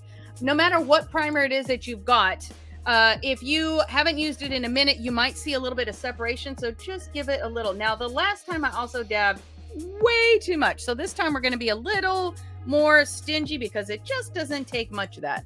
So we're going to get a little bit on both sides, and then we're going to just blend that out with your fingertip. You don't need to be exact with this because we're just trying to help our wine eyeshadow to be more vivid and let that holographic really do its beautiful job. Okay, so now we look like a crazy person with our primer on. Aww. Girl, me too. It has been a joy. So I started a new job a while back, which I shared with you. And Rachel is one of my coworkers from there. And it has been a joy to get to know her and my boss and the other people that work there as well. But it has been a delight to get to know you too. And I am so honored to get to call you friend. All right. So that's for, not all the time do you get to know somebody in person. But, let me tell you. For those of you who are near where I am in Waxahachie, I will actually be live in Ennis, not live doing a makeup tutorial, but I'll be live in Ennis this weekend at the Tractor Supply. So if you don't got anything to do, or if you do, come on out and let us do a little something together. Come quote me your verses. Pick your favorite one and tell me that. I'll have the music playing. So if you haven't heard some of the songs, come on out and see that. Foundation, Juvia's Place, I Am Magic. And this is the, what's that called? Velvety Matte Foundation. I am the shade Maracao, number 710. This you don't have to shake. This is kind of thick in a delightfully good way. Even for combo skin, the thick on this is good. So we're going to use just a little bit of that. That's a little lot. This is the Morphe, what are we, M439 foundation brush. So we're just going to put that there. And then because I forgot my concealer, we're going to go back and do that. Just leave those dots there. They're fine. It's not going to dry out. Bye Bye Under Eye, 11 Light Nude. This is, and then this will blend out nicely doing this anyways. So we're going to use a little ribbon of that right here, right there. Let's just go down here. There we go. Now, some foundations do dry out a little bit, and you wouldn't want to do that, but this with the Juvia's Place, you'll be fine. So we're just going to set that there. There we go. I'm going to tap off my fingers, and I hear some more dinging going in. Wonderful. So great to have y'all with me here today. We welcome you. You know, if you enjoyed that verse last night, or last week, you know what I'm talking about, because one of the main things about that verse last week was not having prejudice. Now, prejudice does not, we tend to associate that with like colors of the skin. That is not really what prejudice is about. Prejudice is about anything that you are not, that you snub your nose at. So whether that be the color of someone's skin, whether that be where somebody lives, maybe that they've got a lower education or higher education than you, because you can be prejudiced up and you can be prejudiced down. I didn't know this was going to be a sermon today. Anyways, so I really enjoyed the verse last week. I think that the moral to the story is beautiful, and I love how God put those lyrics together in that song. I'm telling you, every time I listen to that, it just makes me cry, especially when I get to the second verse. So if you have not heard that yet, I don't actually think it's on my Spotify playlist yet, because it always takes a minute for Spotify to catch on with the groove. So but it is called it's a Sailor Soul again, and it is called The Best Seat. And you can always look up the songs by the scripture reference, because the scripture reference is always part of the song title. So you can probably put in Sailor Soul James 2 and it should pull up that way. So I did get notice that it's on Apple already. So usually Spotify's about a half a day behind Apple. It's just amazing, you know, when you put yourself out there and just let God handle it, it is amazing how he will use you in ways that you do not even know, because I do not know where all this songwriting stuff is coming from. I'm sure my English teacher is rolling over in her grave right now like, man, you barely passed honors English. How are you doing all that? And my husband, I know.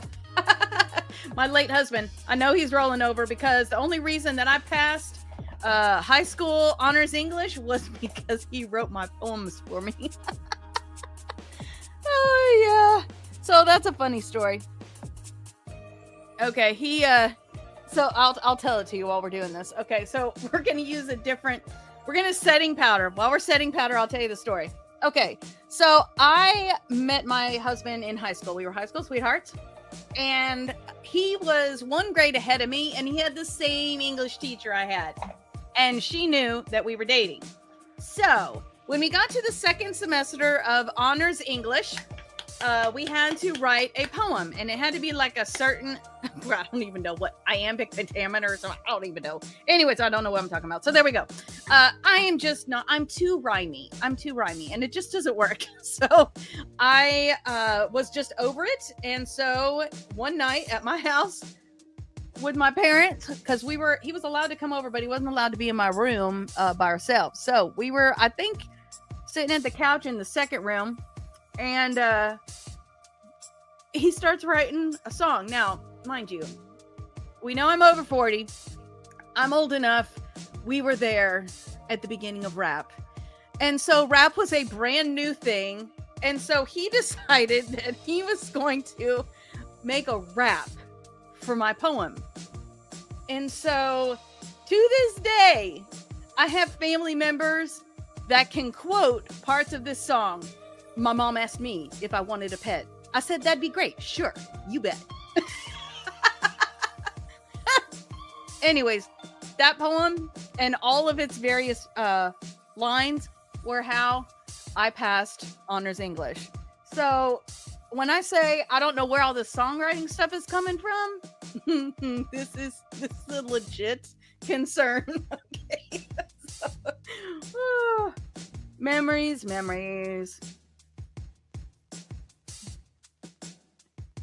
So yes, I married my high school sweetheart. That is true. Yes, that is true.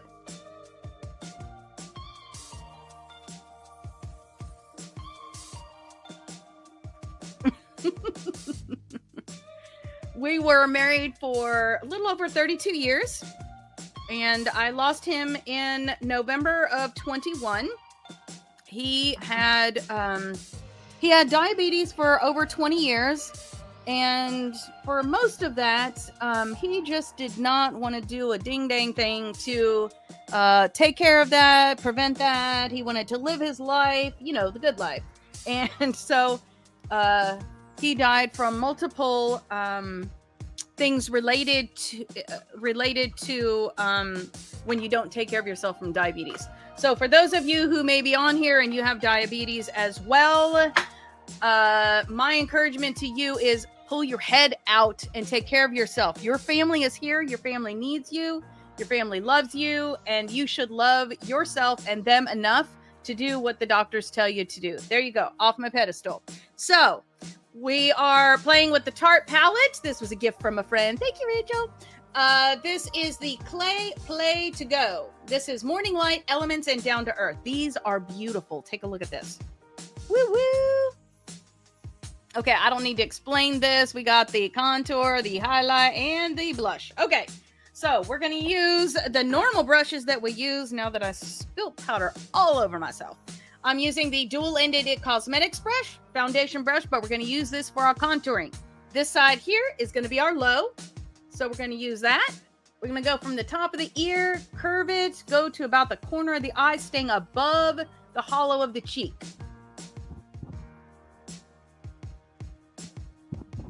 There we go.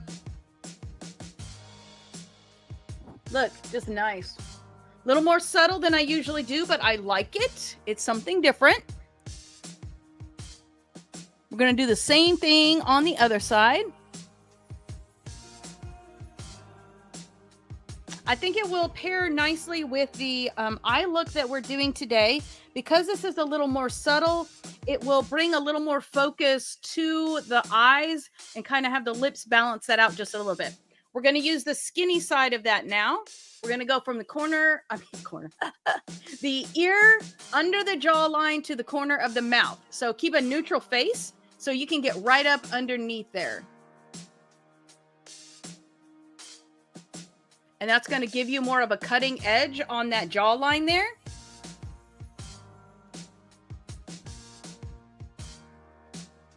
So if you have any double chin kind of thing here, that's going to kind of help lift that up a little bit and hide that a little bit.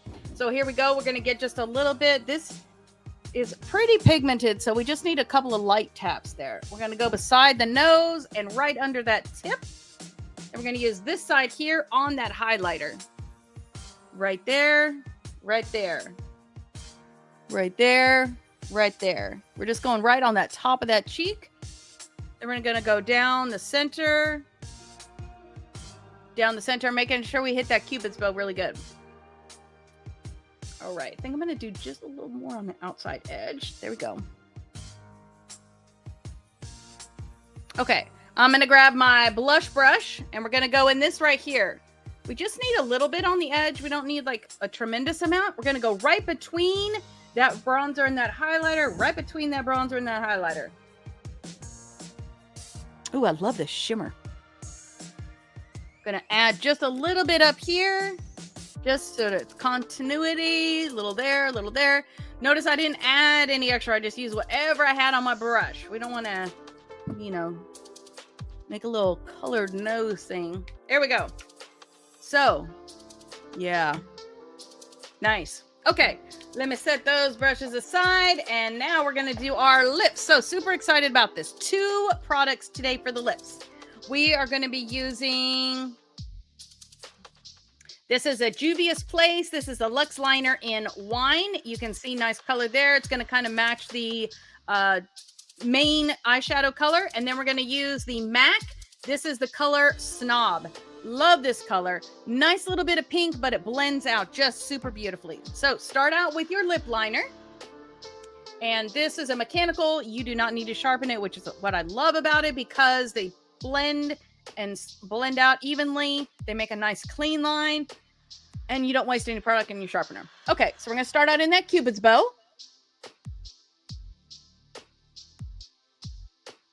And then we're going to blend that out to the outside corner, just to the outside of your lip line. Yet another reason why the primer is important.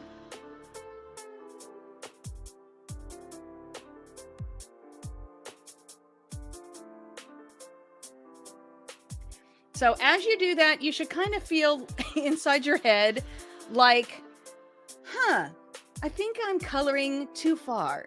So when you're about there and that's what you feel, you're in the right spot.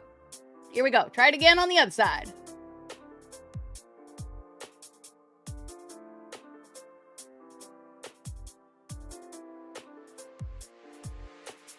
There we go. Now we're going to give us a starting place in the bottom center. And now we're going to blend that out to the outside corner.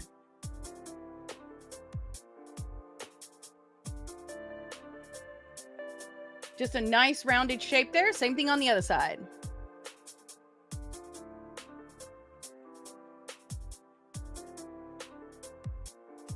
Okay, now I want a little, let's see what we got. Yes. Yes. Yeah. Diabetes is a beast. Let me tell you. I wish someone would do a study on how diabetes affects your brain, because more people than not that I have met, they all have some sort of disconnect between taking their care of their self and listening to their doctor's instructions. So I would love to see that. Okay, so we want a little weight of that wine on the outside corner. So we're going to come right here and about a quarter of the way in, we're going to color that in. Just like that.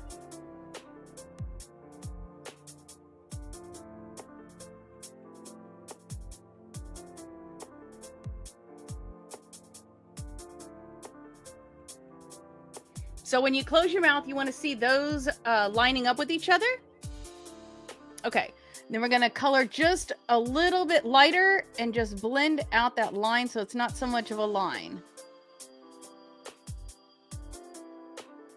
There we go.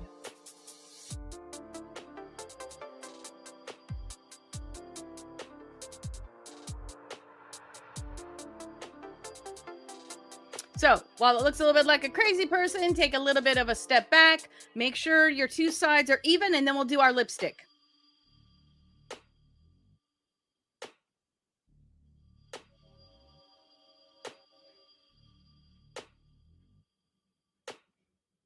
Okay. There we go. Now we're going to take that Snob, the MAC. Isn't that a gorgeous color? We're going to start out in the center where we don't have the lipstick and then work our way out. So in the center first.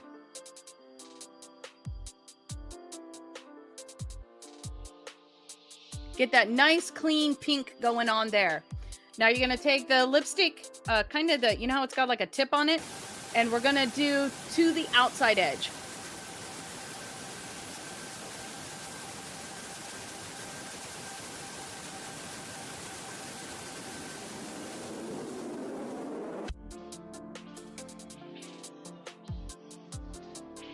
Okay. So you can see that nice shape that you get using this particular lip. And oh my gosh, I cannot wait to see it. Okay, so again, we're going to be using the, we need to say our verse together. Okay, and it's just about rolled around. So let's wait till it comes all the way around and we will say that together. Maybe you've got your book open on your table anyways. Okay, so listen, dear friends. Isn't it clear by now that God operates quite differently? He chose the world's down and out as the kingdom's first citizens with full rights and privileges. The kingdom is promised to anyone who loves God. And here are, let's see, hold on, let's wait for it to come around. There we go. And here you are abusing these same citizens. Isn't the high and mighty who exploit you, who use the courts to rob you blind?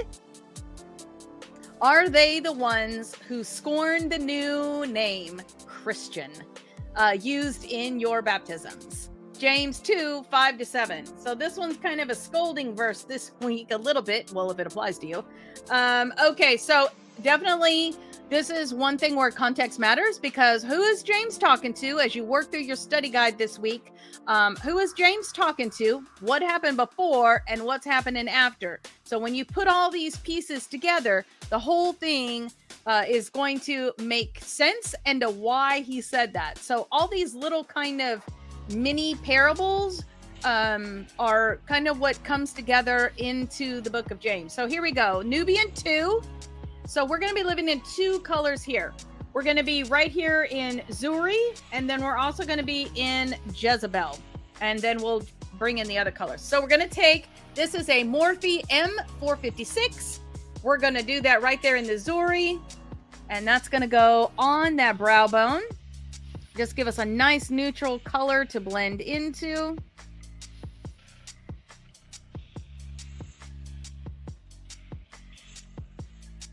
There we go. And I'm going to use an angled shadow brush with the Jezebel. We're going to cut in with that liquid shadow, so we don't need to be too neat about this. So, well, this one's actually a MAC something something, but you can see it's an angled shadow brush. And we're going to get it just on the face of that brush, right here in that Jezebel. So just on the face of that. And we're going to go right on that eye socket bone, like literally right on it. You can feel that bone right there.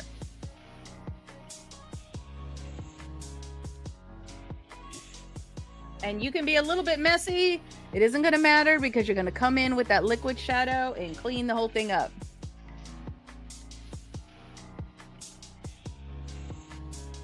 So with these dark colors, better to use a little and just keep coming back than to use too much and you end up with a ridiculous amount of fallout. So this isn't too bad of a color for the fallout, but when we get to the black that we're going to use here, or black out that we're going to use here in a minute, it's really going to matter. So we're just going to do that there. We're going to go about maybe a quarter of the way in here on that corner. And then right here on that bottom, we're going about halfway. Now I do have my fluffy brush ready, so any fallout that you already have, just go ahead and dust that away. I'm going to go ahead and tap it lightly in there. And right where we've got this, what is that line happening? We're going to go with the brush about halfway on, halfway off. And just go back and forth. And that will blend that out. There you go. So we want to make sure, remember hooded eyes, that you can see that color peeking up above that fold of your eye. So let me bring that up just a smidge because I want just a little bit more. There you go. You can see that nice wine color peeking up over the eye. So let's go ahead and do that same thing on the other side now, right on that eye socket bone.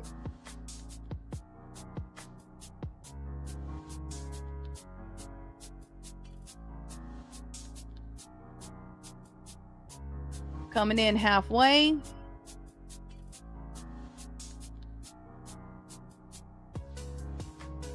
Coming in a quarter.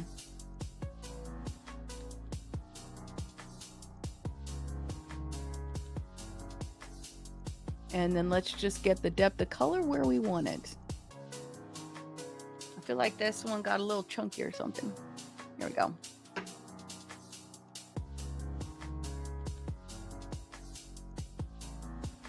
Let me bring that out just a little. There we go.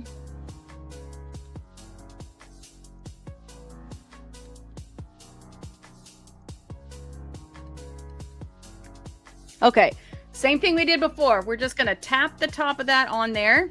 We're going to straddle that brush halfway on the wine color, halfway on that lighter color, and just go back and forth. That's going to take away that harsh line that you had before. There you go. Brush away any fallout. Now we are going to use the blackout on the outside edge. So unlike normal, we're going to go ahead and do the under of the eye so that we can then add that blackout on there. So I'm going to grab, I think this one will work. Well, let's do a smaller one. Okay, I'm going to grab a smudger brush. This is a Morphe M50, is that 508 or 506? 508, I think. We're going to use that one. Start out here in that Jezebel. And we're going to go about halfway with that. Just kidding. Let's go all the way.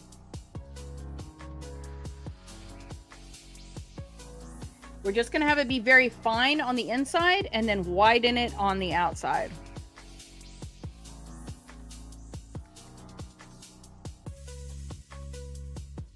I'm actually going to do the full width of that brush. You can see right here, full width of that brush on the outside corner.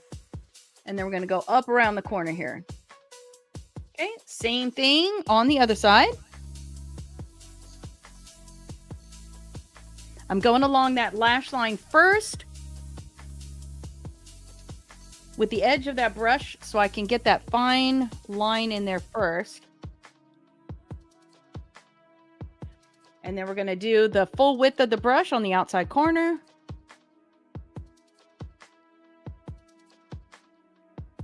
And then up and around.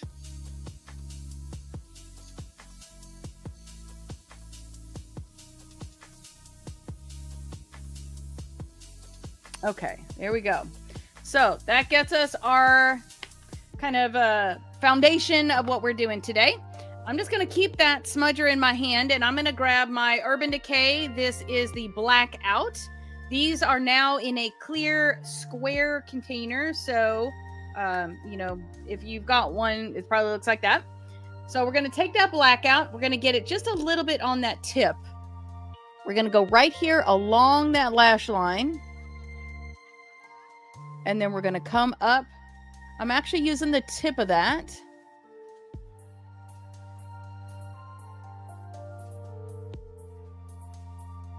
And I'm just going to give a little bit of depth and intensity on that outside corner.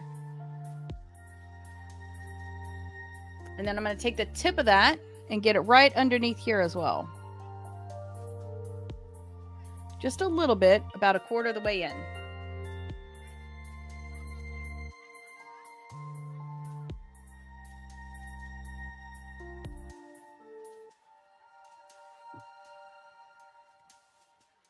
Here we go. Just using that tip to work right along that line that we created right here. Okay, we take the tip again under the eye, just about a quarter of the way.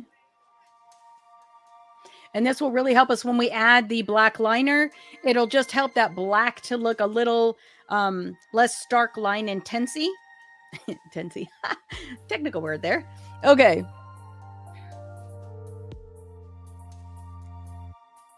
There we go. So we're just softening that out.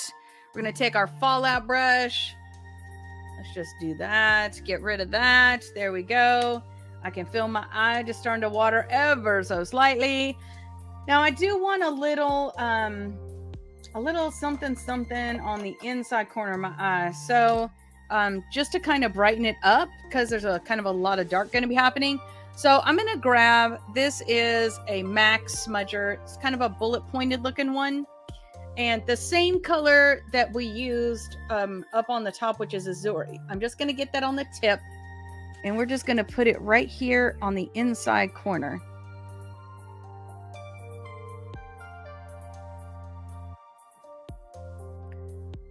There you go. Just going to give a little bit of lightening and brightening right here. Okay. Now, there's what we've got so far. You can see it's looking a little kind of messy or whatever because we're getting ready to do the fun part and fix it up and finish it out. So this bad boy right here, there you go. If you can see that, this is the About Face. Here we go. About Face holographic eye paint is what they call it. So let's see if you can see that. So depending on how you turn it, is it gold? Is it green? Is it pinky wine? What is it? I'm not sure. So that's what we're going to do. We're going to do a cut crease with this. These About Face liquid shadows have a wonderful flat tip already on them. So we're just going to take that and put that right on our lid. Look at that. We're going to go all the way to the inside corner.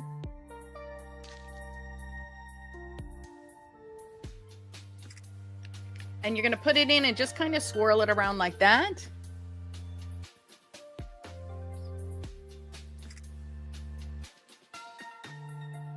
And I'm going to come up here.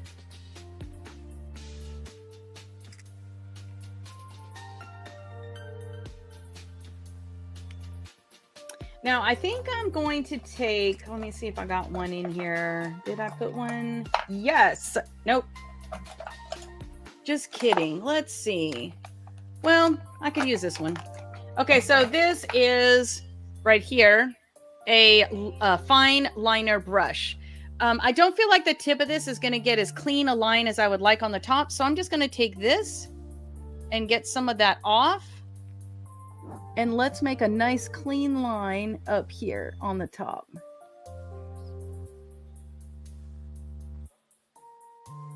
There we go. So I'm just going to use this nice liner to clean up the definer on this. And I think I'm actually, here, let me get it in. I'm going to put it back in. Get a little on there. I'm going to get my finger on the tip of that and let me blend out this edge.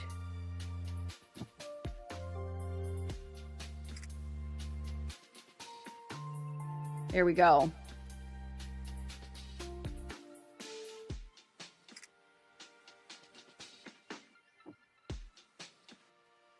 So you look one way and it's kind of greenish-y, another way and it turns kind of goldish. Yeah. So fun. Okay, so now that we got that side, let's do the other side. So again, inside corner.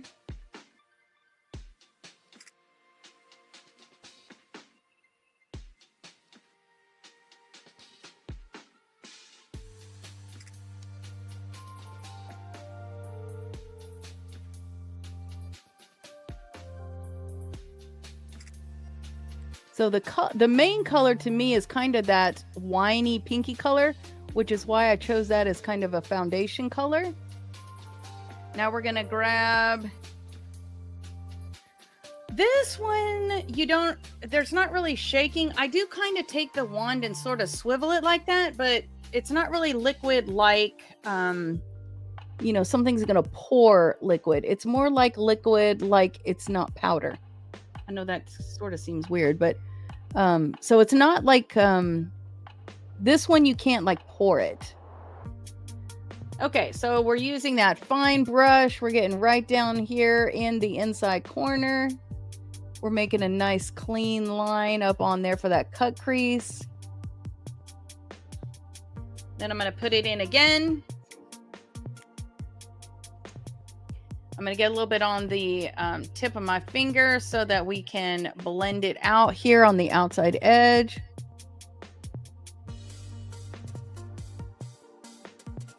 Wow.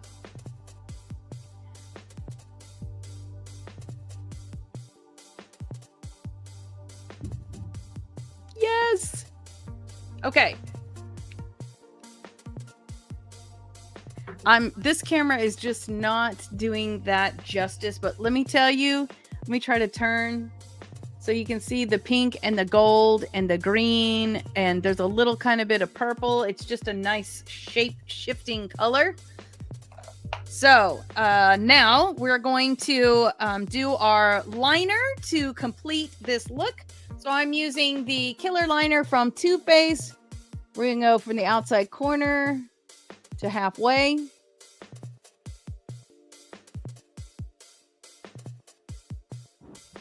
Same thing over here.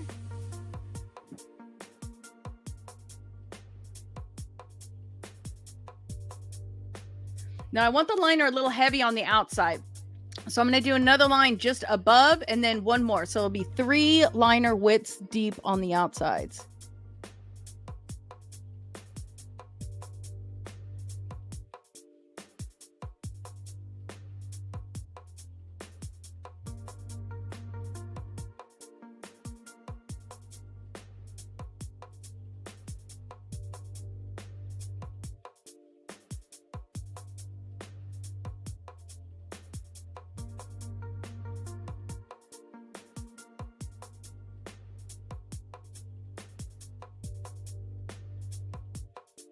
Okay, now we don't want our lower lid to feel, anyways, we don't want it to feel left out. So we're going to take that same liner, we're going to line about halfway right in those lashes. So I'm going to pull it down just a tiny, tiny bit, and right on that lash line, I'm just going to blend that just a little bit.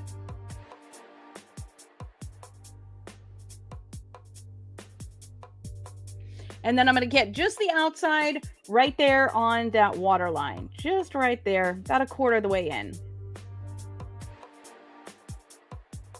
There you go. So we're going to do the same thing on the other side.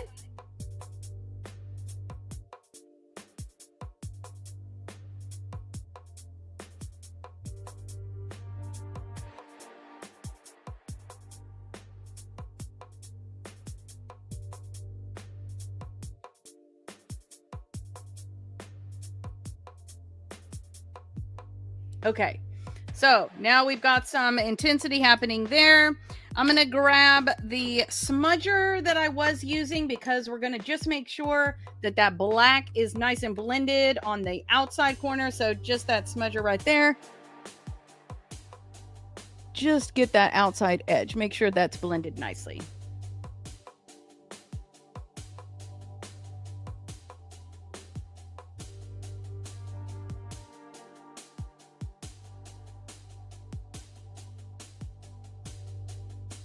And then just to be thorough, I'm going to grab whatever this one was.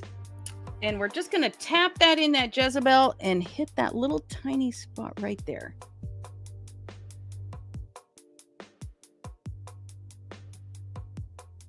There we go.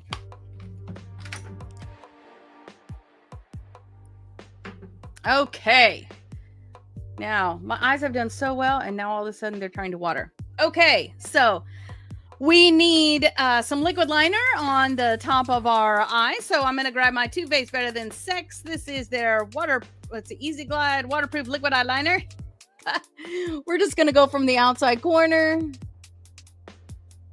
all the way to the inside corner. Just a nice thin line.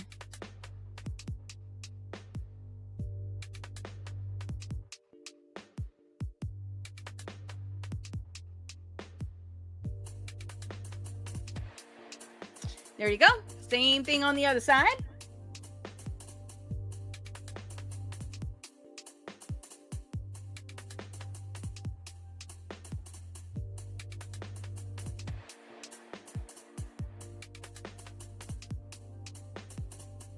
All right. Nice. So we're just going to let that dry down while we are doing our brows. I am using the Bad Gal Bang. This is in the shade Wild Plum. I am okay. Thank you, Anthea. See you later. So whatever your brow product is, you will do that now. If you need any help at all with your brows, head over to your Ulta Benefit Brow Bar. They will wax, thread. What else do they do? Wax their tweeze. Everything your brow. Get you the right shape that you need, map it out, and then they will help you use the correct brow products for the look that you want for your brows. We all have different things that we like or don't like. So you just bring in pictures of what you want. Maybe it's some way that you look before. Maybe it's a way that you want to look that you've never been able to do. Maybe it's a new trend you're after. Whatever. They can help you with it.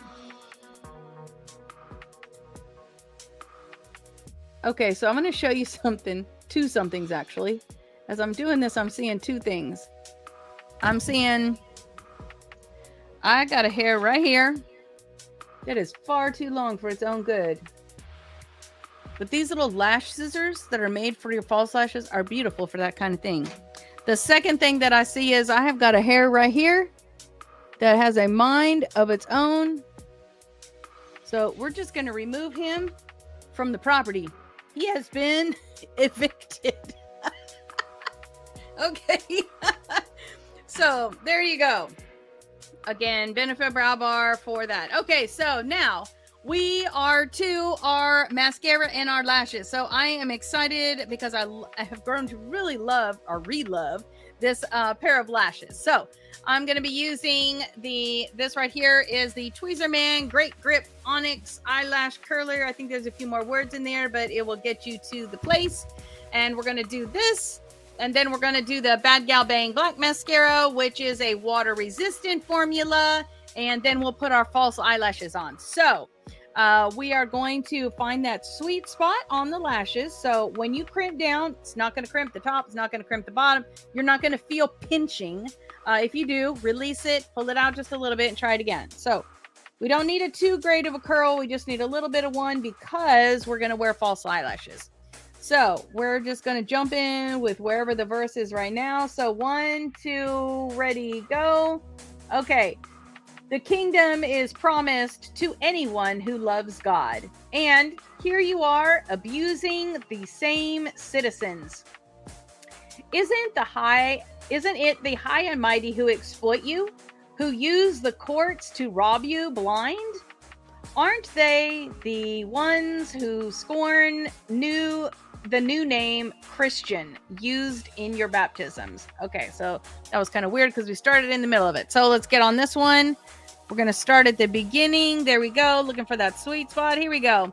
Listen, dear friends, isn't it clear by now that God operates quite differently? He chose the world's down and out as the kingdom's first citizens with full rights and privileges. This kingdom is promised to anyone who loves God. All right, so with that, let us go ahead and get some mascara on our top and bottom lashes. If you have dark or black lashes, because they do need to be black, not just dark.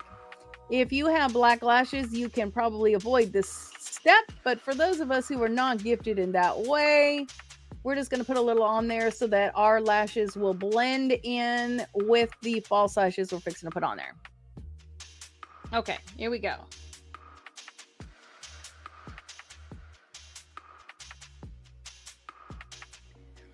Getting it on the front and the back, brushing back on those tips so we can make sure we're covering everything here. Gonna make sure I catch the outside corner. There we go. There we go. And then we want to make sure that we get our bottom lashes as well. So I'm going to grab a magnifying mirror so I can actually see what I'm doing. And let's get those bottom lashes. Here we go. We're going to do a regular covering on those because obviously no false lashes are going on your bottoms. Although I have seen a couple of funny Facebook videos lately of ladies who have pranked their husbands putting false lashes on the bottom. They're actually kind of funny. The husband's reactions are just priceless. Okay, so now we're going to do the same thing on the other side.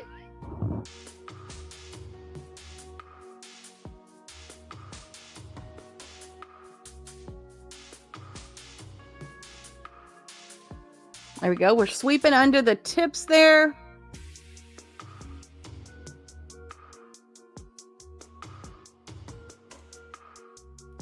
Okay. Sorry, I may have turned my head a lot. Okay. Now that we got that going, we are going to add our lashes. Now, I have pre-trimmed these. I don't know what I did to my other pair, but I killed them. So this is going to be the Kiss Lash Masterpiece. And this is the Couture collection. This one is called Avant-Garde. I like this one because it is a... oh my gosh, I forgot the word. Anyways, well, that was fun. So they're shorter on the inside, flare. They're shorter on the inside and wider on the outside. So love that flare. Let me get the lashes that have now fallen on the floor. Praise God, they did not leave the tray. So yay for that. I have already trimmed from the outside edge of these lashes. So we're just going to use that lash tool, grab those lashes from the outside edge. I'm going to set them in front of me. Same thing, other one, grab the lash from the outside edge. We want to make sure that these are ready to go as far as our lash mobility goes and the shape of it. So we're just going to grab the ends and do that a little bit. Grab the ends of this one and just work it like this. And that is going to help it to be able to form to the shape of your eye a little bit better. I am using the Allure. This is the 18-hour lash glue. We're just going to grab one of those lashes right there in the middle. We're going to put that adhesive right there on the top of that band. And then we're also going to add it to the inside of that band. I like to make sure to pay special attention to the outside corners of the lashes. That's where you're most likely going to get lift. So let's just do that there. We're going to set that down. We're going to grab the other one. Same thing, grabbing that lash right there in the middle. Okay, I see a little teeny unwanted hair, and that may cause some tickles. So I'm just going to take these and let's just trim that extra nothing right there. There we go. So we're going to go right here on that top edge.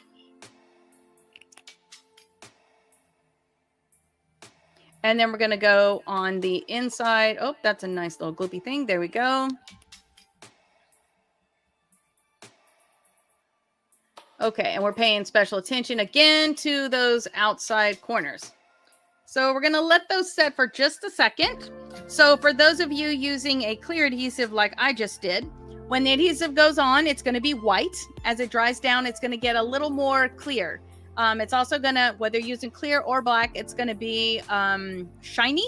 And when it starts to dull just a little bit, that's when you're about ready to put those lashes on. So we're going to let that set for just a second while it does its job. Now, one little kind of cheat thing that you can do if you need to hurry it along, grab your lash right there in the middle and just kind of fan that. And that will kind of speed along just a little bit the dry time. So you can see I'm starting to get a little bit of clear now. And so now it is ready to go. So grab that lash right in the middle. Flare is going to be on the inside of the nose. We're just going to set that right on that liner line. There we go. Bring that outside corner to the lash line there. We're going to grab that inside one. Put that right there on that lash line. We're going to use that tip to just work those lashes into our lashes. I'm going to come along the lash line and I'm just going to make sure they're all in the same space together. There we go.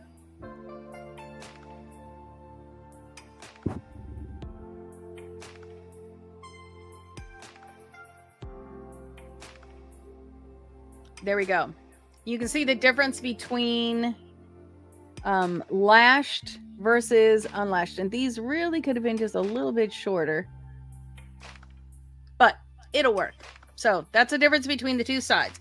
So I'm going to grab the other lash now because it is just about ready. I'm going to fan that just a little bit. I'm going to set that right there in that middle on that eyeliner line. The glue dries clear, so don't worry about it if you do what I just did and get a little bit right there. It'll dry clear. There we go. Outside corner.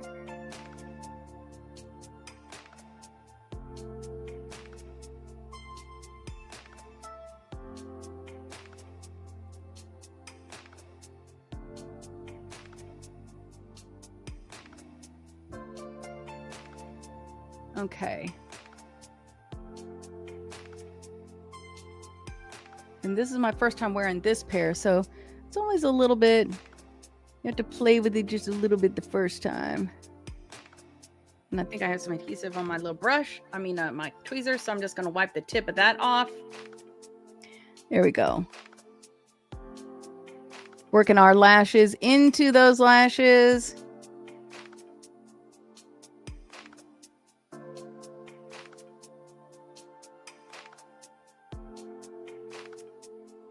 Okay, there we go. So now we have got that beautiful holographic look on our lid. We've got our lashes rounding out that. Oh man, that's just really pretty, pretty, pretty. I wish you could see it as well as what I'm seeing here. Okay, we've got our liner going on. What do we need? We need a tiny bit of highlighter just to blend everything together. So I'm using the Juvia's Place. This is the Heroin 2, a Heroin Glow 2. We're going to use that Anastasia highlighter brush right there on the top.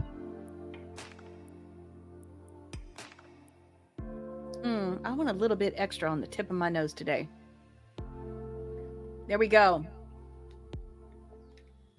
And now I do not want to mess with this for the whole rest of the day. I want this to stay, and I want it to stay tight and not move. So I'm going to grab my Ready Set Glow from Juvia's Place. We're going to give that a shake. Going to spray that. Enjoy that luscious scent while it dries down. All right. So there we go. So this is using the same technique that we've used for the last couple of weeks. This is a more, almost a tone. The color of the liquid shadow is about the same color of the shadow that we're using. So it sort of makes an even playing field, but it just gives you a nice kind of a daily glam look.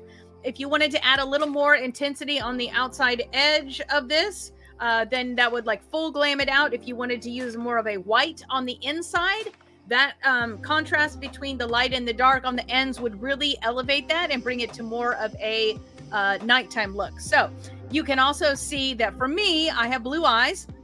And what this particular color combo has done is really brought out the blue in my eye.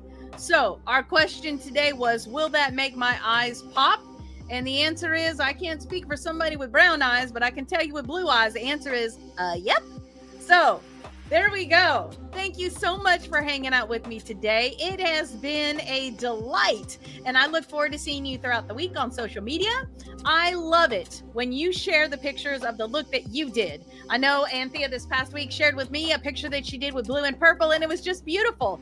Different from what I did, same technique, but just beautiful. So show me your picture, show me what you got, show me how it came out for you. On YouTube, you can actually leave me a video comment. So do a video of yourself and let's see your shade shifting in video, but let me know how it went for you. So again, we are in the middle of Color Me James. So we have worked through chapter 1 already. We worked last week on the beginning of chapter 2. So we're going to do just a little bit of a review. Let me get over, if I can get over here. Just kidding. Okay, there we go. There we go. Okay, here we go. I think. Yeah. Okay.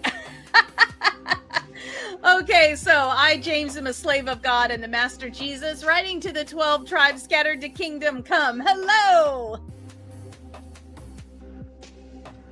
Count it a sheer gift, friends, when tests and challenges come at you from all sides, for you know that under pressure, your faith life shows its true colors.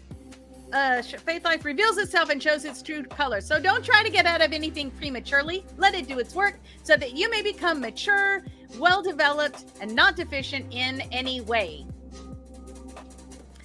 Let's see. When you don't know what you're doing, pray to the Father. He loves to help. He loves to help, and you won't be condescended to when asking for it. Ask boldly, believingly, without a second thought. People who worry their prayers are like wind-whipped waves. Don't think you're going to get anything from the Master that way. Adrift at sea, keeping all your options open.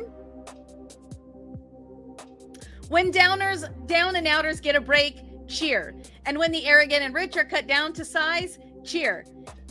Prosperity is as short-lived as a wildflower, so don't ever count on it. You know that as soon as the sun rises, pouring down its scorching heat, the flower withers, the petals wilt, and before you know it, that beautiful face is a barren stem. Well, that's a picture of the prosperous life. At the very moment everyone is looking on in admiration, it fades away to nothing.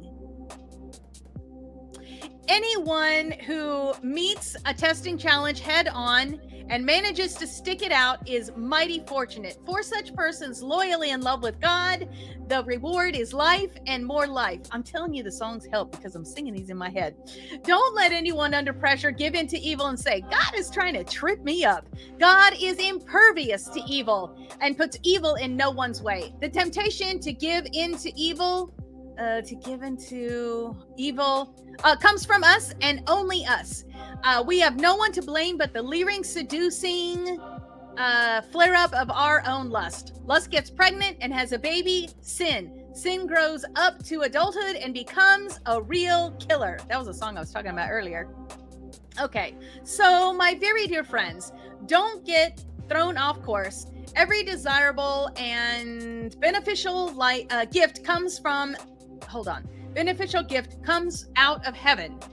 The gifts are rivers of light cascading down from the Father of light. There is nothing deceitful in God, nothing, oh, of course that happens right now. Nothing deceitful in God, nothing two-faced, nothing fickle.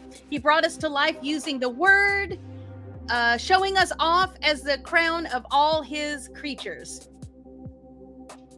Okay, post this at the intersections, dear friends. Lead with your ears, follow up with your tongue, and let anger straggle along in the rear. God's righteousness doesn't grow from human anger, so throw off spoiled virtue and cancerous evil in the garbage. In simple humility, let our gardener God landscape you with the word,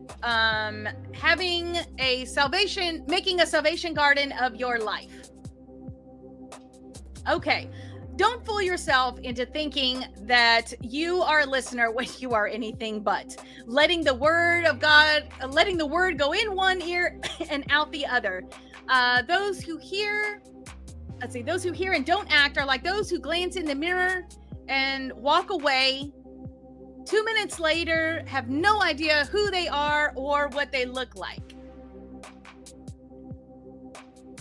Okay, but whoever catches a glimpse of the redeemed, revealed counsel of God is the free life, even out of the corner of his eye, and sticks with it, is no distracted scatterbrain, but a man or woman of action. That person will find delight and affirmation in the action. Okay, and anyone who, let's see, are we in chapter? No, it's still in 1. Anyone who, oh gosh, hold on. I need to give a little cheat to myself. I was doing so well. Okay, let's see. Oh, anyone who sets himself up as religious by talking a good game is self-deceived. This kind of religion is hot air and only hot air. Real religion, the kind that passes muster before God the Father, is this: reach out to the homeless and the loveless in their plight and guard against corruption from the godless world. Okay, and then we get to the one I need to work on more from last week, which is chapter 2, beginning chapter 2. My dear friends, don't let public opinion influence how you live out the glorious Christ-oriented faith. If a man enters your church wearing an expensive suit and a street person wearing rags comes in right after him, and you say to the man in the suit, sit here, this is the best seat in the house, and either ignore or the street person or say, you better sit here in the back row. Haven't you segregated God's children and proved that you are judges who can't be trusted? And then the last one that we have for this week, which this one I don't know because we're just starting it. Listen, dear friends, isn't it clear by now that God operates quite differently? He chose the world's down and out as the kingdom's first citizens with full rights and privileges. The kingdom is promised to anyone who loves God, and here you are abusing these same citizens. Isn't it the high and mighty who exploit you, who use the courts to rob you blind? Aren't they the ones who scorn the new name Christian used in your baptisms? All right, so that is what we got going on for our review for this week. All right, and this is all coming from Color Me James, which is going to go the entire book of James. It's a 48-week study. Jump in wherever you are. It is designed to be done independently or in a group. You choose. All the videos are hosted online, so you can come in at any time by yourself or with a group and work through the study together. It has puzzles and coloring pages and guides and prompts and daily activities to do to really help you allow that scripture to be part of your life and have that work through you. Let me trust you. There are so many things. It will be as much to you as you invest in it. So do some things, do all things, your call. All right. So let's see. You can find a little bit of makeup and a whole lot of Jesus on YouTube, where our Beauty and Grace Insider is. Now, I talked about there being 3 versions of Color Me James. When you do the Cherish Queen level of Beauty and Grace Insider, you get the ebook version, the PDF version of Color Me James for free with that. So Beauty and Grace Insider, best bang for the buck is going to be the Cherish Queen. Okay. Now, let me go ahead and say a blessing over you this week, and then we will head out. I'm going to pray over you first before we go. So, the Lord bless you and keep you. The Lord make his face to shine upon you and be gracious to you. The Lord lift his countenance upon you and give you peace. Oh, Heavenly Father, how thankful I am for each one of these ladies that has hung out with me today, live, or they are with me later on. Father, I just pray a blessing on them this week as we together work through the book of James, wherever we are in that.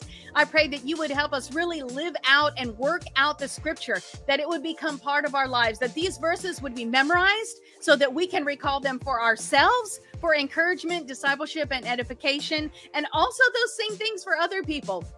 I just pray that you would, again, bless us, that as we're putting on our makeup every day, or whatever day you do it, that you would help us to remember while we're having that time, to use that to dwell on you and to think of such things like the book of James during that time. Father, I just pray again, blessing on them this week.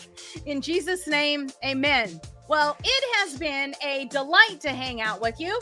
I look forward to seeing you throughout the week on social media, or a little bit of makeup and a whole lot of Jesus.com. Don't forget to show me your looks, your pictures. I cannot wait to see what you have done. If you have any questions about the scriptures, the book of James that we're studying through, or maybe, the look this week, you want to know, does this color go with this color? How could I do this, or whatever? Or how did you do that, Wendy? Reach out. I'll be happy to answer your questions. So here we go. Until next week, my friends. Goodbye. I love you. Mwah.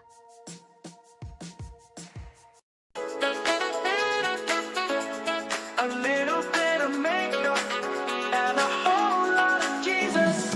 Thursdays at 8, can't wait.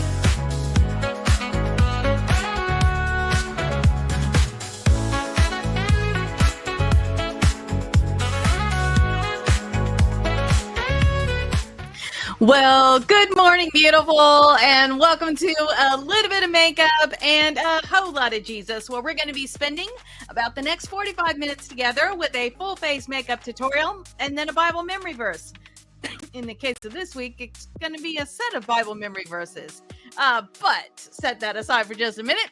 Today, we're not even going to use eyeshadow. Today, we're totally going to be playing with multi-stick and eyeliner. So it's going to be a little bit of fun today. And remember that whatever platform you are on, you can ask your question while we're live, and I will do my best to get that question asked and answered while we are live, whether that be something about makeup or be something about the Bible verse. So make sure on the platform that you're on that you give me a shout out. Let me know where you are coming from today. I look forward to celebrating you. And what are we going to be doing today? Well, today, our easy makeup theme is no eyeshadow? Is glitter and eyeliner enough to turn heads when you're over 40? So let's go ahead and grab our lashes, I was going to say palettes, but not palettes. Grab your liners and your lashes and brushes, and then get on back here and let's do some play. A little bit of makeup and a whole lot of Jesus. Thursdays at 8, can't wait.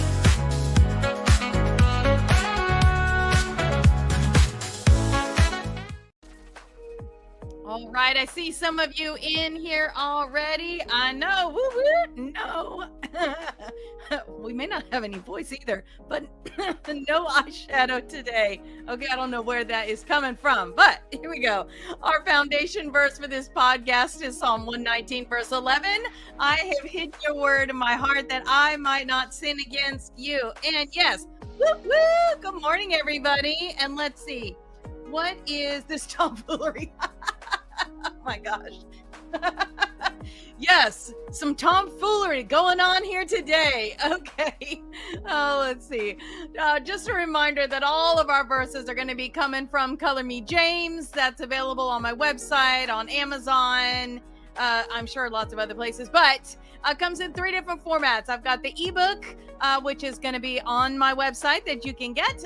You can use a couple apps on your iPhone or iPad, your tablet, whatever you got, to be able to use that. And then we've got the paperback binding, which is going to be from Amazon. And then the spiral binding, which is going to come from my website. That is my favorite. I love the spiral binding. Okay. This is our song from last week. James 2:5-7. Listen close, beloved.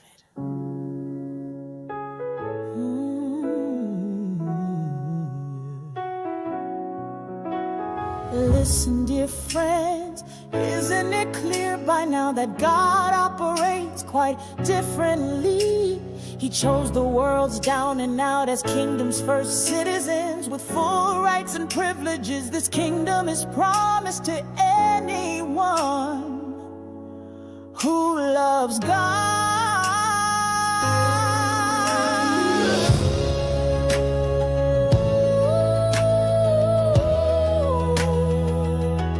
Oh, yes, he did.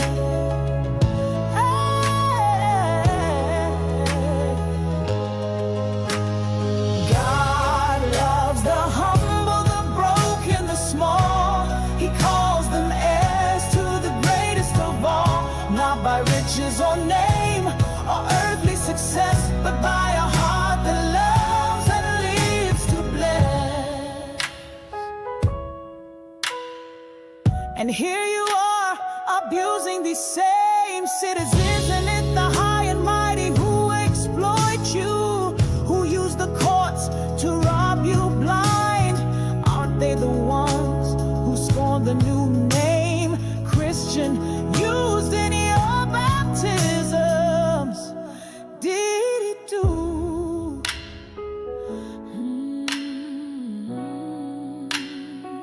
Oh, God loves the humble, the broken, the small. He calls them heirs to the greatest of all, not by riches or name. All right, I will let you listen to that whole thing. That one's kind of broke up a little bit differently than some of the other songs. So I really enjoyed working on the lyric for that one.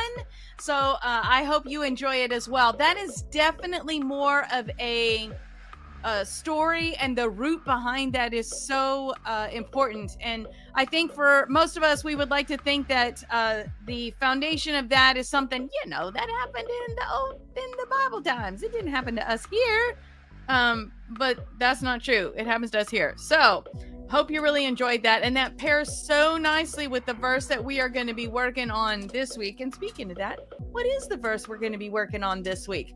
It is a little wordy. So you can see our graphic there. I'm going to see if I can even read that this morning, because that is a lot of words. Okay, so this is our verse section that we're going to be working on this week. This week, we're going to be in James 2:8-11.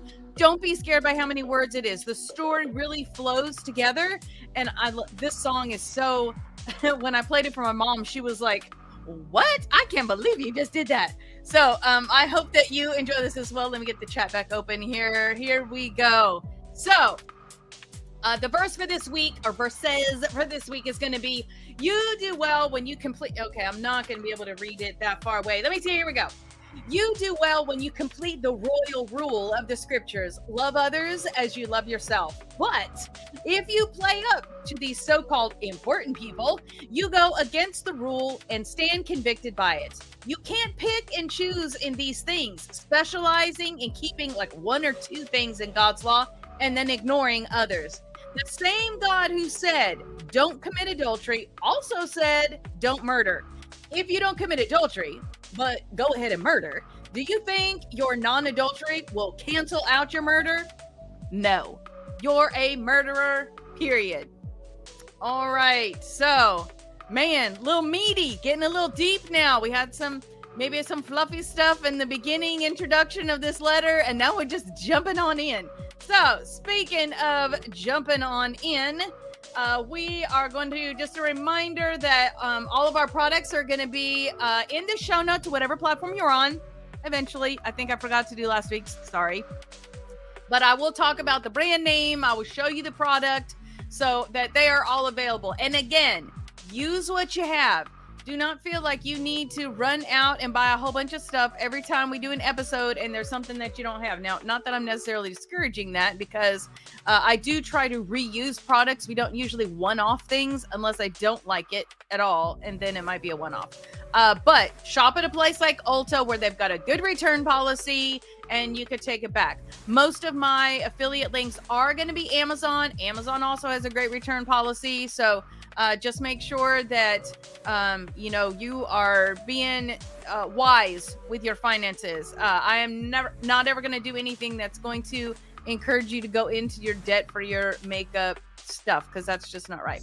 Okay, and plus Dave Ramsey, I think, would come after me. So there's that. Okay. So our verse is scrolling across the bottom of our screen. As I said, we're going to be playing with a few things that are a little bit different. We're going to step back to a couple of older products. Well, not older, but, staples that I just haven't used in a minute. Considering this is the Urban Decay All-Nighter Primer. We are going to use that bad boy today. So I'm just going to give it one pump. Here we go. Okay, that was a little more than a pump, and it might have been a minute since I used it. So here we go. We're just going to work that between our fingertips.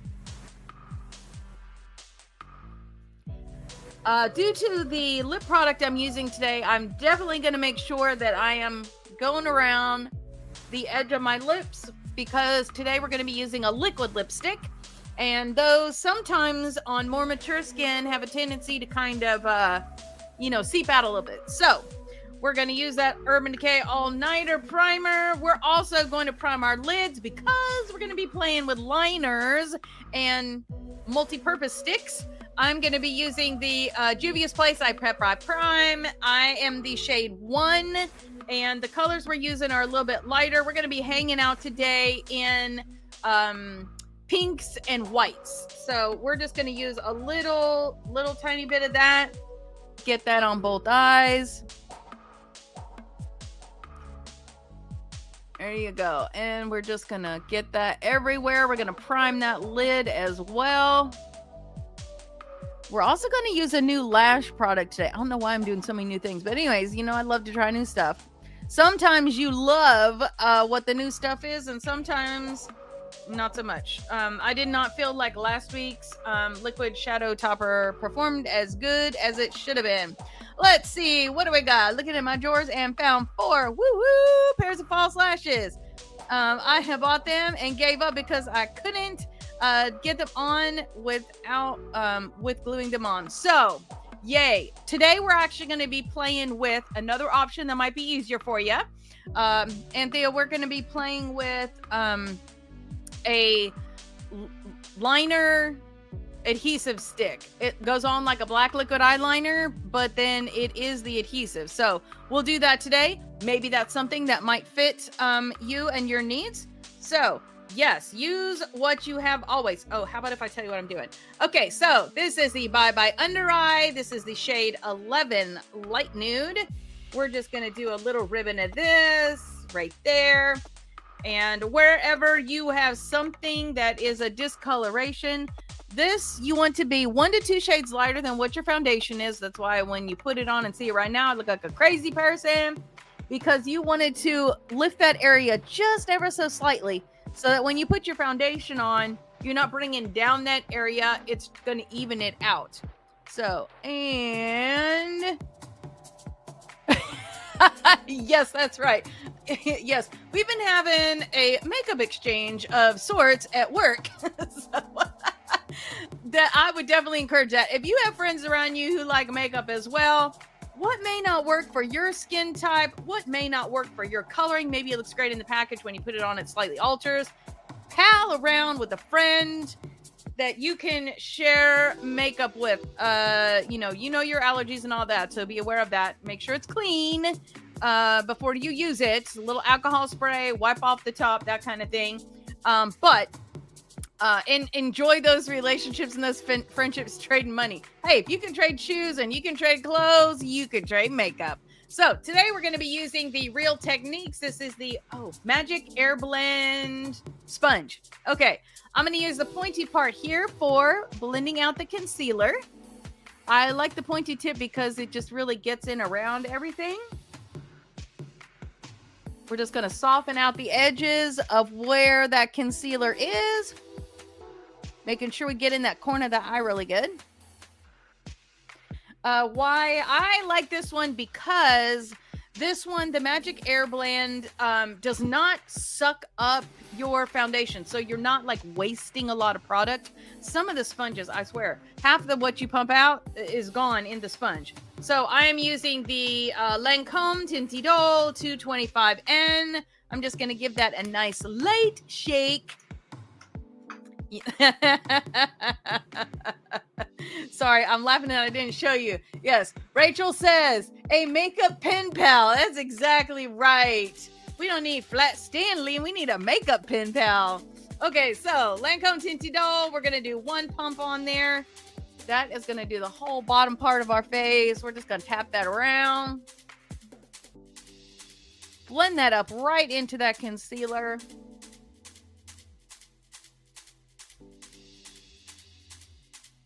Yeah, I literally have absolutely no shadows on my table at all right now. It's actually a little frightening. Here we go. Going around that lip. Again, we're going to be using a liquid lipstick, so I'm making sure that I get that nice and tapped around to prevent that lipstick from bleeding out on mature skin. I'm going to do just a little partial pump right here because we need to do our forehead.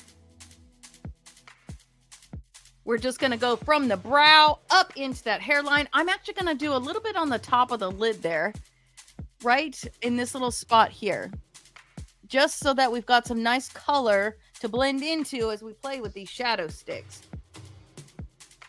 and liners. Okay. I know, don't be scared. It's going to be fun. It's going to be fun. Okay. So we're just tapping that out. For me, the sponges are more of this, less of this.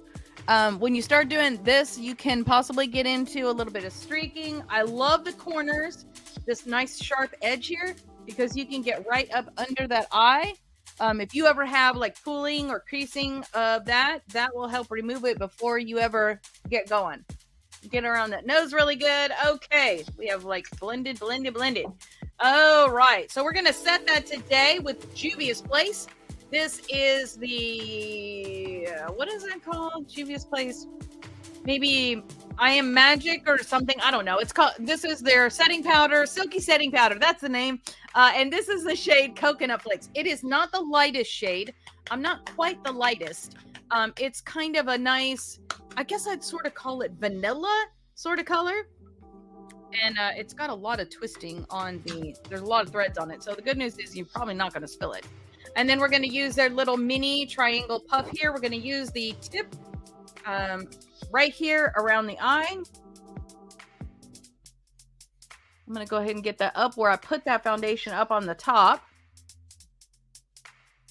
And we're just going to use that tip to set right around the eye socket. Again, right there on the top of the lid where we added that foundation. Just getting right up into that lash line. That is going to help you to minimize your concealer or your foundation from like creasing or do anything weird up there. Okay. Now we're just going to press that into our foundation and set that nicely. Making sure we're going underneath that chin as well. Wherever you put foundation, that's where you need to put the setting powder. That is going to help you maintain that nice matte finish. And this is because it's the silky powder. It's a matte finish, but it's not like a harsh matte. It's like a, you know, what you'd be like if you didn't have combination skin like me. So for me, this really gives me normal looking skin, which is oddly what I had as a teenager. And then I got more oily skin as I got older. So figure that out. I don't know. But you know what? It's helped minimize wrinkles. So I'm okay with it. All right. So we're just pressing that in. Making sure we're getting around our brow there. Nice. Okay, we're gonna screw that on again. And now let's work on some contouring. So I am going to be using the KVD Everlasting Contour Palette. It is refillable, but I have been sadly disappointed at the unavailability of the refills. So still on the hunt for that. So if y'all get any kind of a resource for the refills to this, let me know, because I would definitely like to do that, because you can see I'd be loving some of this light end. So we're going to use this one here, just a tidge of that one on the outside corners, and then we're going to come back with the highlighter here. So I'm using a dual-ended brush from It Cosmetics. We're going to use this end here for the dark. We're going to use this end here for the light. So we're going to start out with the flat side. Just get it in there like that. We're going to go from the top of the ear right here in a curved shape, staying above that hollow of the cheek. So curved shape going right to the corner of the eye. Oh, how about if I whack the microphone? There we go. Then we're going to go up beside that temple, right against that hairline.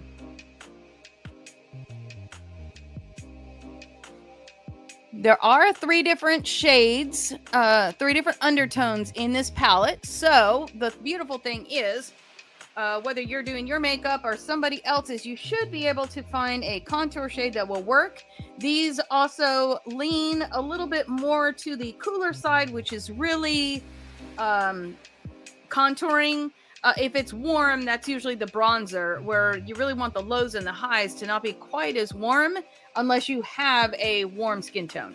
So the one thing about this is, over here on this end, these definitely have some warmth to them. We're going to switch over to the skinny side now. We're going to go under that jawline, right from the ear to about where the corner of the mouth is, just under it. So keep a neutral face so you can really get up underneath that jawline there. That is going to give you the illusion that you have a little more of a chiseled neck, and reduce if you have extra chins. Okay, so we're going to like right about here. I'm still using that skinny side. I'm going to go from the inside of the eye socket down to the end of my nose. We're going to leave that runway right down the center open, and then just hit that tip. It's going to narrow your nose ever so slightly. We're going to take the fluffy end of this, and let me make sure. Ding, ding, ding. There we go. I'm going to take the fluffy end. We're going to go in that highlighter. We're going to hit the top of the cheek and right beside the eye socket on both sides. And then we're going to go right down the center of the face there. And right here. We're going to make sure we hit that Cupid's bow. That's going to give us the illusion of a little more pout than we might naturally have. So the great thing is, it is no Botox necessary. Okay, so we're going to be using the Juvia's Place. This is the volume 4, and today got a lot of pink going to be happening. So pink is great, but you can't overdo it just a smidge. So we're going to be in this lighter one right here, pulling back the blush just a little bit so that our focus is really on our lips and our eyes. So we're going to take our blush brush. This is a MAC. We're just going to get that in there nice and really just on that tip there.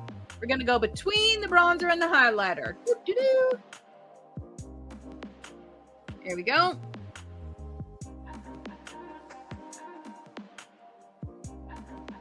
And then we're going to get it just a little bit again. And we're going to go up on the top of the forehead, right along that hairline, and just share a little bit of that love.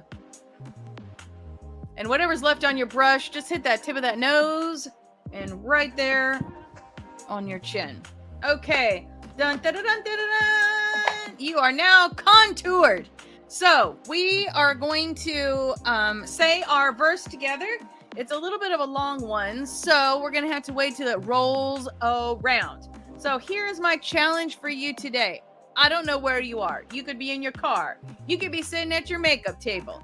You could be at Starbucks. Whatever it is that you're doing, I want you to say the verse out loud with me.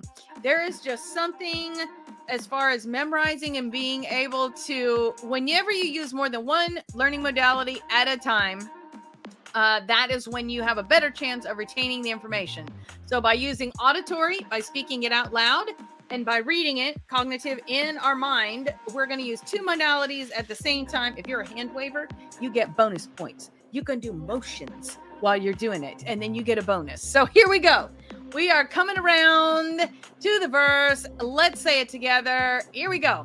You do well when you complete the royal rule of the scriptures. Love others as you love yourself. But if you play up to these so-called important people, you go against the rule and stand convicted by it. You can't pick and choose in these things, specializing in keeping one or two things in God's law and ignoring others. I guess I talk a little fast. It's still rolling around. Here we go. The same God who said, don't commit adultery, also said, don't murder. If you don't commit adultery, but you go ahead and murder, do you think that your non-adultery will cancel out your murder? No. You're a murderer, period. And that is James 2, 6-11. Wouldn't you like to have been a fly on the wall to see what it was they had going on in their church? We can read, if you want a good commentary, I like the ESV commentary that comes with an ESV study Bible, has great information on the background and the history as to why this was specifically important to these people and to this time period. So let us jump in with our lips today. I'm not even using a liner. I know, right? So we're going to be using the NYX. This is the lingerie. This is the XXL. And while it's still wet on our lips, we're going to be using our LA Girl glitter palette. This is the Euphoric. Use any glitter palette that you have. These are suspended in kind of a jelly sort of a thing. I don't want to touch or I'll end up with glitter everywhere. But I'm going to be using this kind of translucent pinky one. So let us start out with it. Well, I haven't used it in a minute, so let me give it a little bit of a shake. Just want to make sure that it's nice and good and ready to go. I love the little wand on this. You can see it's kind of flat, like a spatula. I'm just going to take a little bit of that off because it's a little drippy sounding or looking. And we're going to start out in the top. We're going to work that out, and then we're going to do the bottom. So here we go. We're going to start out in the Cupid's bow.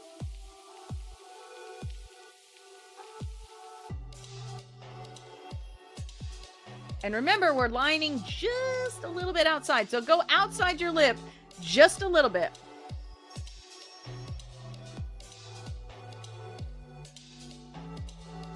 And usually I have to dip in for each half.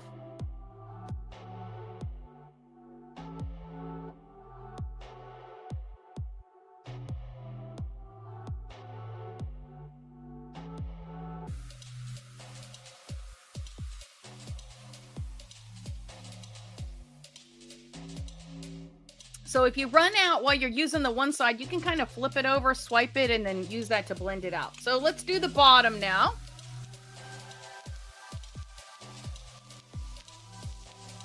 Just using the side of that brush to get a nice clean line.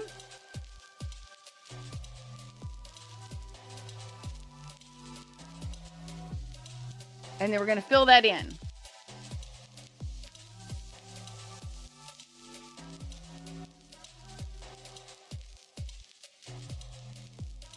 Okay, I feel like I need a little bit up here on top. Here we go.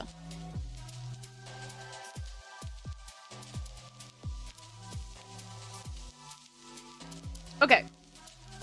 Once you have the lips shaped the way that you want, and while your lipstick is still wet, grab your glitter palette. Take your middle finger, get it in that pink glitter, set it in your lipstick.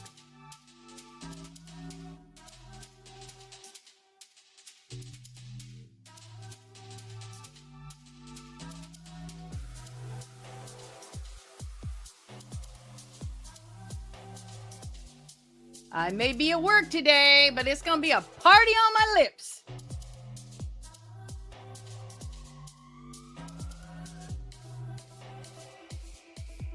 There you go.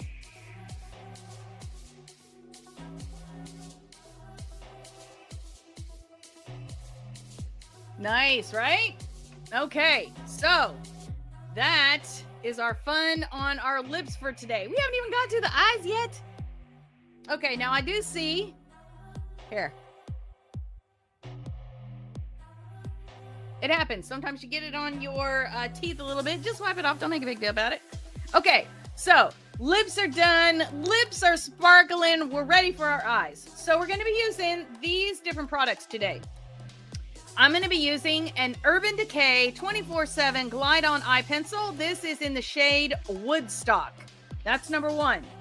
Then we're going to be using the NYX Jumbo Eye Pencil Crown. This one is, oh, what was the name of that shade? This one is, I think, no, hold on. Urban Decay is Woodstock. This one is called Cottage Cheese. There we go. And the last thing we're going to be using is the NYX Jumbo Multi-Purpose Face Stick.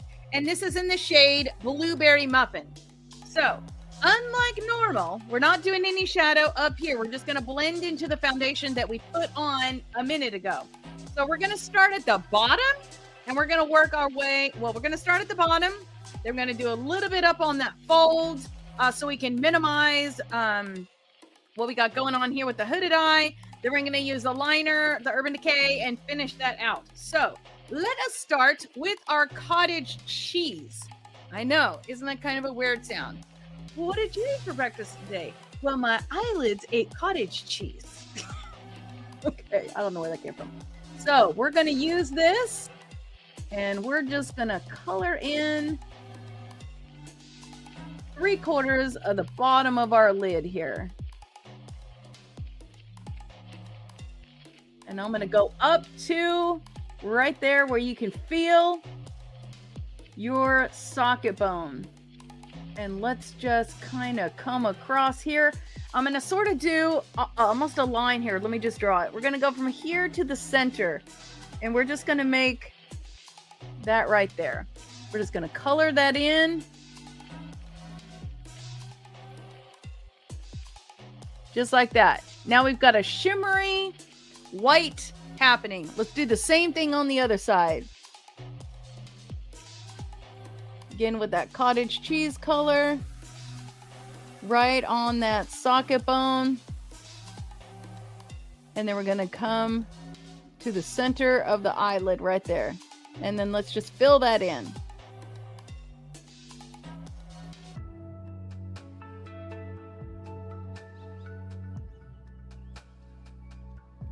And don't worry about it if it's not like all neat and all that right now, because we're gonna blend some things in and fix some stuff up later. So there we go.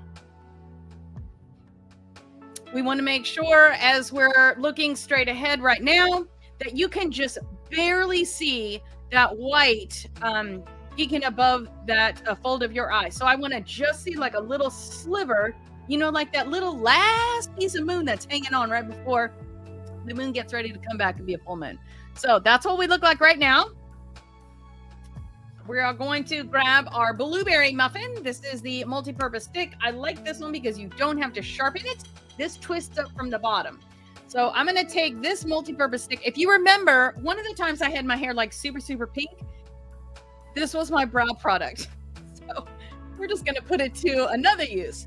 So above the white that we just put on, we're just going to glide that in place. And what you need to have handy, let me go ahead and get mine done off here. This does not like dry down too fast or anything like that, but let's go ahead and have a smudger ready to go. This is a Real Techniques number 87. Yes. So we're going to have that ready to go just a little bit in case it doesn't decide to blend nicely with our fingertip. So again, blueberry muffin. We're going to put it right above that white.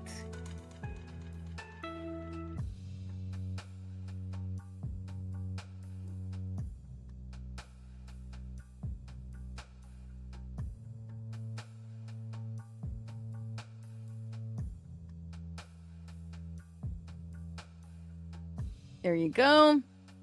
Let's bring it in just a little bit right here. We're just gonna fill in that outside space with that. Just come in a little bit.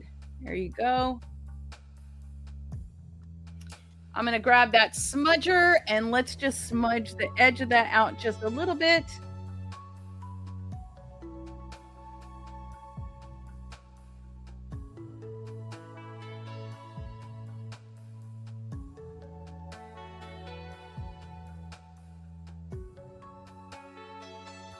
And we're just gonna smudge that right here.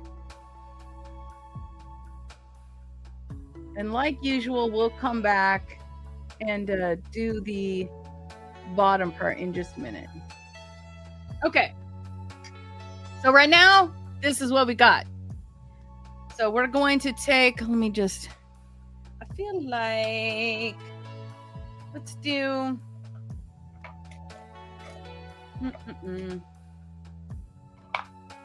well, let me just use my finger. Maybe I can fix it with my finger. That didn't blend out as nicely as I was. Oh yeah, that's much better. Just drag your finger over it. There we go. And that sort of made it blend in with the foundation that I had up there. Okay, now we're gonna grab our Urban Decay 24/7 Glide On Eye Pencil in Woodstock. I've already sharpened it, so it's nice and good. And we are going to clean up the edge here. So we're just gonna go on the edge where we've got that. We're gonna do that same thing on the other side. We're gonna clean that up. These do dry down, so we're just gonna use that to kind of feather it out just a little bit.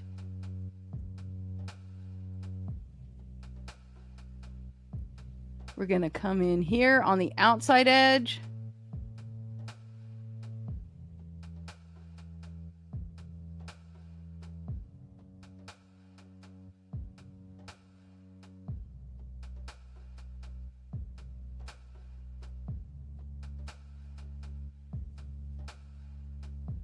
Coming in about halfway.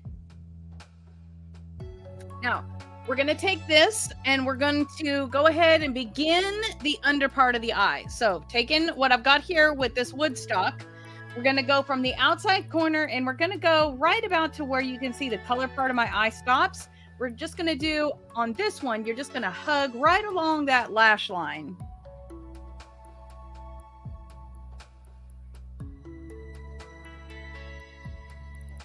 There you go. Same thing on the other side.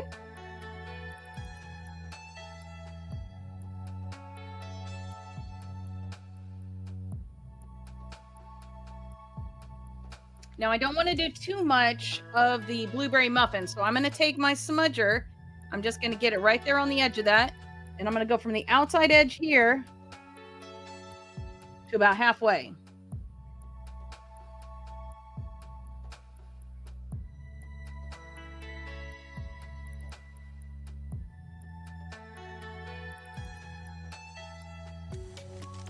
And I feel like I needed a little bit more right here. So we're just going to do that.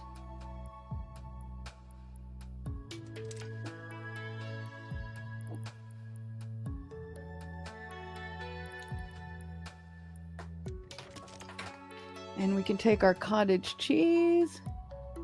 You got anything that needs to be fixed a little? I feel like that's a little kind of chunky looking. Not super sure I like that. Okay.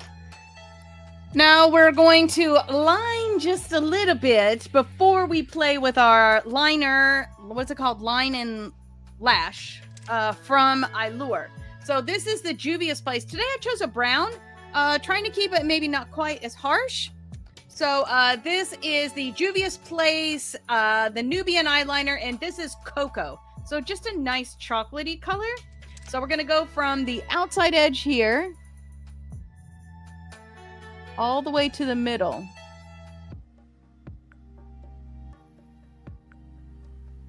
Same thing on the other side.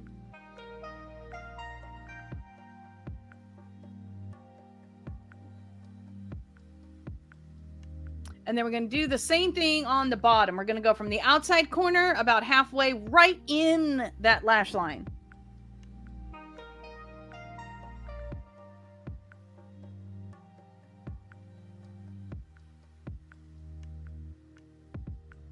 So there you go, right where those lashes are.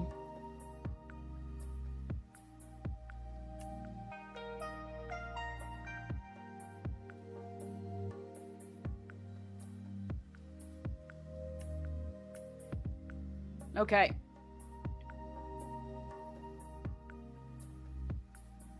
I like how that gives you a little bit of something, but it doesn't take away from it. We are going to add a little bit of sparkle, but let's go ahead and do our brows, get our lashes done, and then we'll add the sparkle. So let me not use black Monsieur Big waterproof mascara on my brows. So brow products. This is the Bad Gal Bang. I am the shade Wild Plum. We are going to, whatever your brow product of choice is, you're going to do that now. If you need help with your brow, get over to Ulta's Benefit Brow Bar. Let them thread, tweeze, wax. What else do they do over there? I don't know. One of my favorite things that they do is the tinting, because you will not have to use product on your brow for a while. Well, depending on the products you use to wash your face and all that. But for me, it usually lasts about, I want to say 3 or 4 weeks.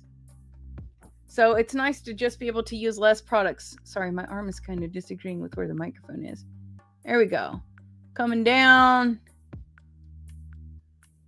Filling that in ever so slightly. And I ordered some fun hair colors. Next week when you see me, hopefully, prayerfully, I will have a different hair color thing happening upstairs. I am looking forward to it. I think it's going to be super fun. Okay, so first we have to put a little mascara on, then we're going to do our lashes. So I am going to go ahead and today I'm going to be using the Monsieur Big in the waterproof. So I've got Monsieur Big. This is the waterproof.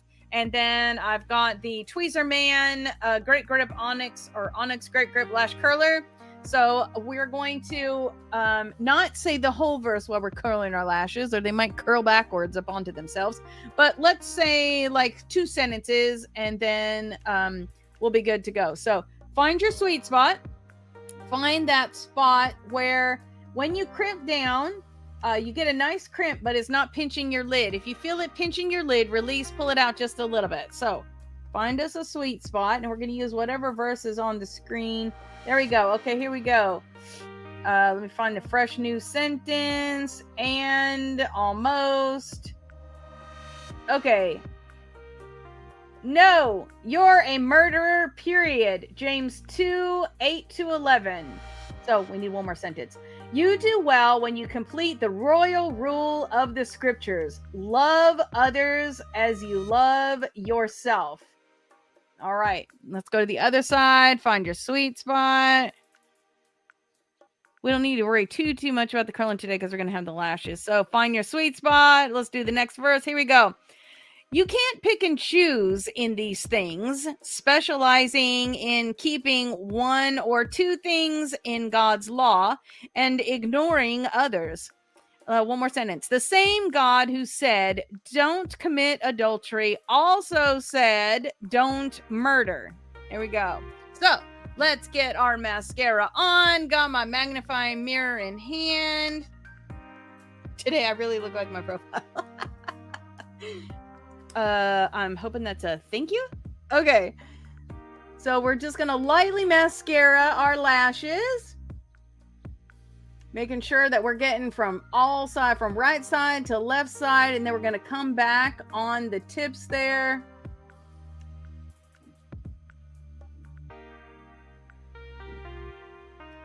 So just getting a little coat so that our lashes blend in. If you have black lashes, you may not need to do this at all. Did I just get black up in there? Okay, there we go. Okay, so just a nice light coat. This is a waterproof mascara. So the good news is, no matter what happens, because I do have latex allergies, I didn't happen to check if this liner had latex in it or not. It is a black liner. Most of the time, black liner does have latex in it. So I put my eye allergy drops in before I started. And I haven't had to wipe my eye yet, so this is good news. So I got high hopes for this. And these are a brand new pair, so we are going to have to snip the ends on them, but that'll be fun. Here we go. So a little bit of mascara covering there. Now the bottom lashes are not getting false lashes, so let's do them their full justice. So we are going to mascara the bottom ones, making sure we're getting right up to the root of those. Whoop. What? Come on. There we go. We're also sweeping up under the tips. We want to make sure that those lashes are completely covered on the bottom there.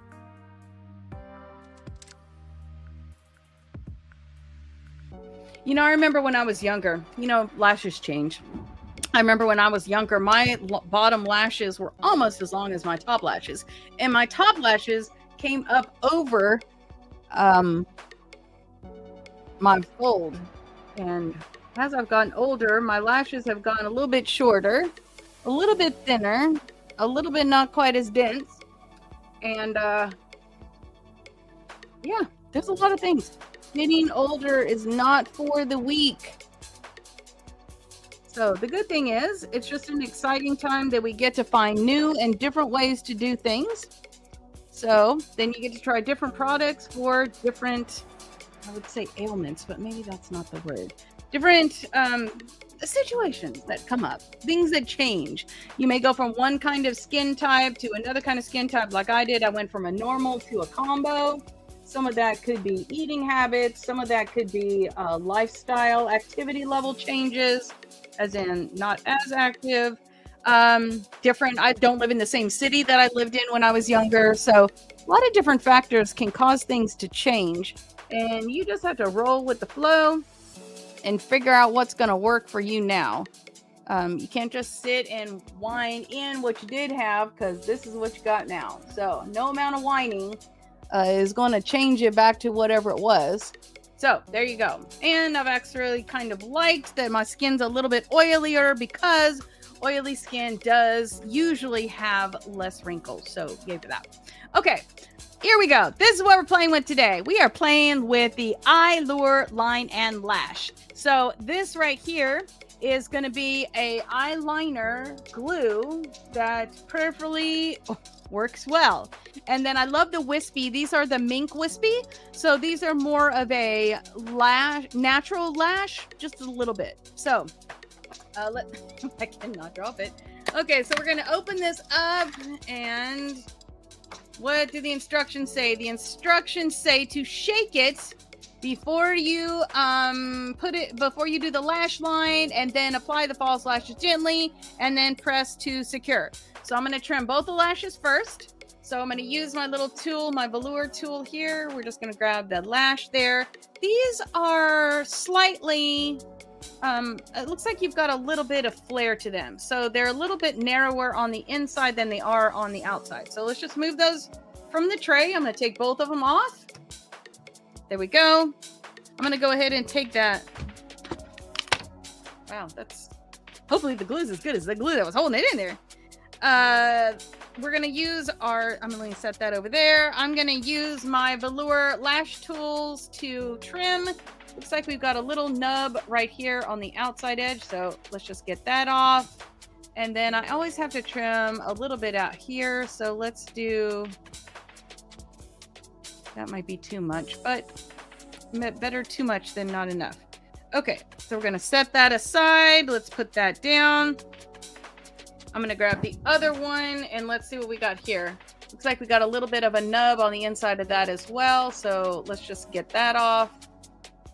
What will happen if you don't remove that? Great question. So if you do not remove the little nub that's on here, what will happen is it's going to poke the inside of your eyelid, and all day long you're going to be going, I hate false lashes.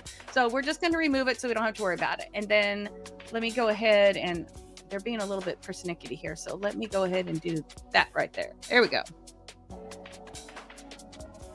We want to make sure that we kind of break these in as well. So I'm going to grab the ends of this and I am going to give it a little bit of a curl like that so it is a little more flexible. Looks like it's not wanting to be flexible right there. There we go.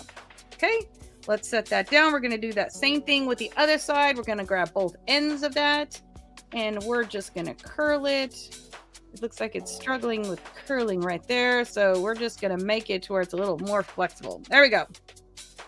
Now, with this one, unlike how we usually do it, usually, and I'm going to shake this while we're doing it, you can hear like little balls inside of here. Maybe like little, what are those called? The little silver things? Anyways, so we're just going to mix that up like it says. We're going to do one eye at a time. So we're going to do the liner, and then I'm going to do like I know when you do with magnetic lashes, you have to do the liner like 3 times and then put it on. So I'm going to do the liner 3 times, and then I'm going to rather quickly put the lashes on top of that, and we're going to see how this works. Okay, here we go. So we've been shaking it. It has a nice liner tip on there. Let's go ahead. We're going to go from the inside edge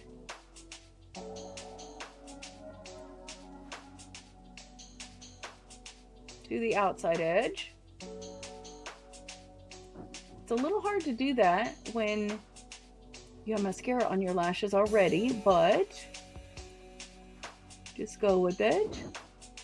So this is time 2. I feel like this is a little dry, so I'm a little worried. Let me do a little more of that.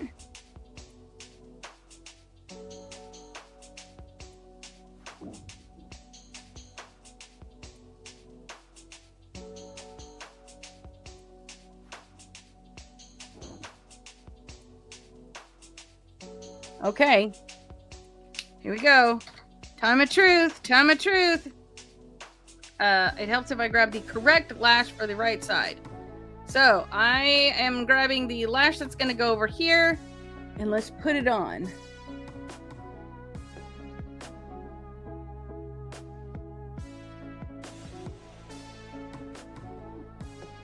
What?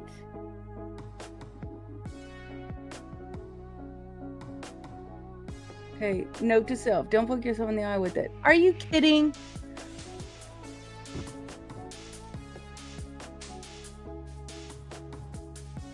Are you kidding? That was like way too easy. Okay, I may have just found a new product and a new set of lashes I like. I really like these, the way they look too. They're a little uneven. They're long enough, but they're short enough. Wow, what do you think? I know! That was like super easy. See what it looks like on the top? You can see it's a nice clean line. And then on the forward, I mean, that literally, it felt like it was almost magnetic, but I know it's not. So let me go ahead and shake it again. We're going to do the same thing on the other side. Oh my gosh, y'all get... Don't go out and get 20 pair yet. Yeah, sometimes things work great for like 15 minutes and then they don't work so hot. So let me finish with the test, and then I'll give you a report tomorrow, and then you can go out and buy 20 pair. Okay, here we go. So same thing on the other side.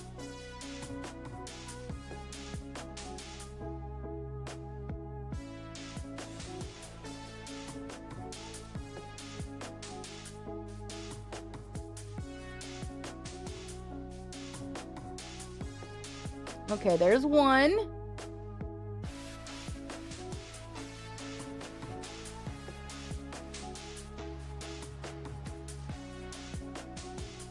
There's 2.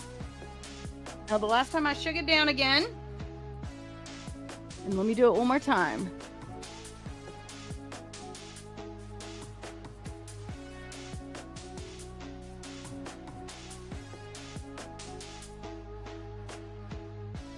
Okay, there we go. Wow, that is still wet. I am grabbing the lashes, and we're just gonna set that right on there.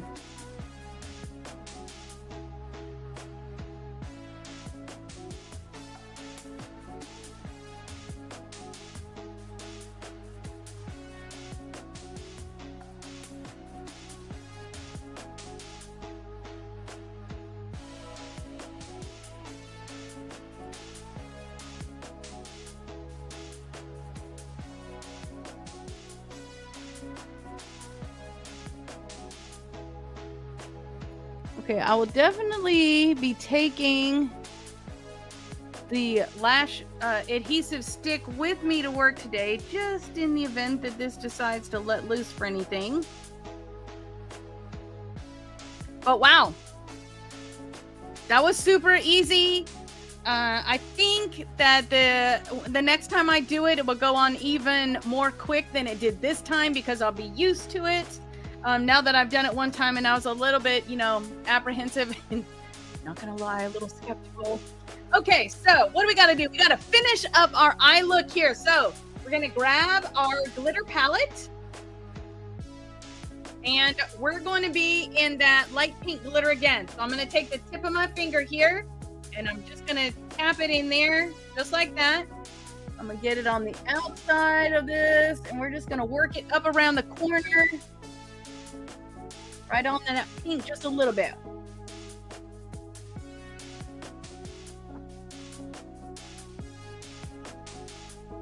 And same thing on the other side.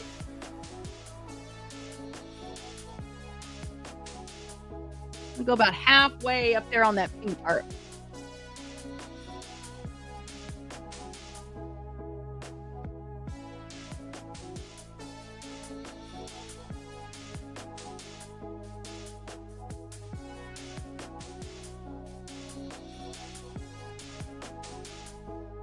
Okay, can you see that? Shifting a little bit. I'm already slightly disappointed in that cottage cheese. I do not feel like that is looking as good as that should be. So I'm gonna take my finger and wipe it off. And I have a white in here, right here. So I'm gonna help it out just a little bit. I'm gonna take my finger into that white glitter. Oh, it's kind of a star thing. I may regret this later, but let's see. And we're just going to put that on that white.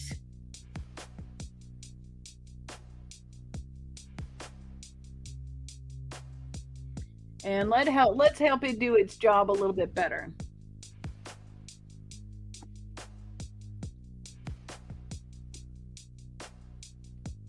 Okay, tonight when I get home, I'm going to regret all this glitter decision.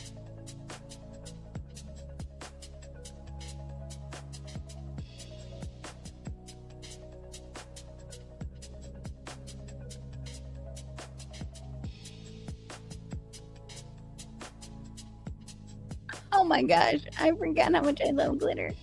Okay. So there you go. And I was trying to keep it off of my lashes. So now we've got the white, slightly iridescent glitter happening over that white cottage cheese from NYX. We have got the pink going over top of the Urban Decay liner. And also that blueberry muffin. So what do we got now? So now the last thing that we need to do is we need to add a little bit of shimmer on the top of our cheek because we got so much happening elsewhere. So I'm gonna, oh, I took the lid off already, sorry. I'm gonna grab my Juvia's Place. This is the Heroin Glow 2. Just a nice kind of shimmery gold color. Works, I've seen it beautifully on all skin tones. It'll look different on each different skin tone, but still gorgeous. So I'm using my Anastasia highlighter brush. I'm just going to swirl that in there. Top of the cheek, right beside the eye. Top of the cheek, right beside the eye. Let's go down the center of the face. Hit that tip of that nose. Okay. Wow. So many new things. But I am digging it, and everything seems to be staying put. So, yay for that. We want this to stay all day. I do not want to be touching this and messing with this all day. So I'm going to grab my Juvia's Place Ready, Set, Sealed. I already shook it up while we were talking. Let's spray it down.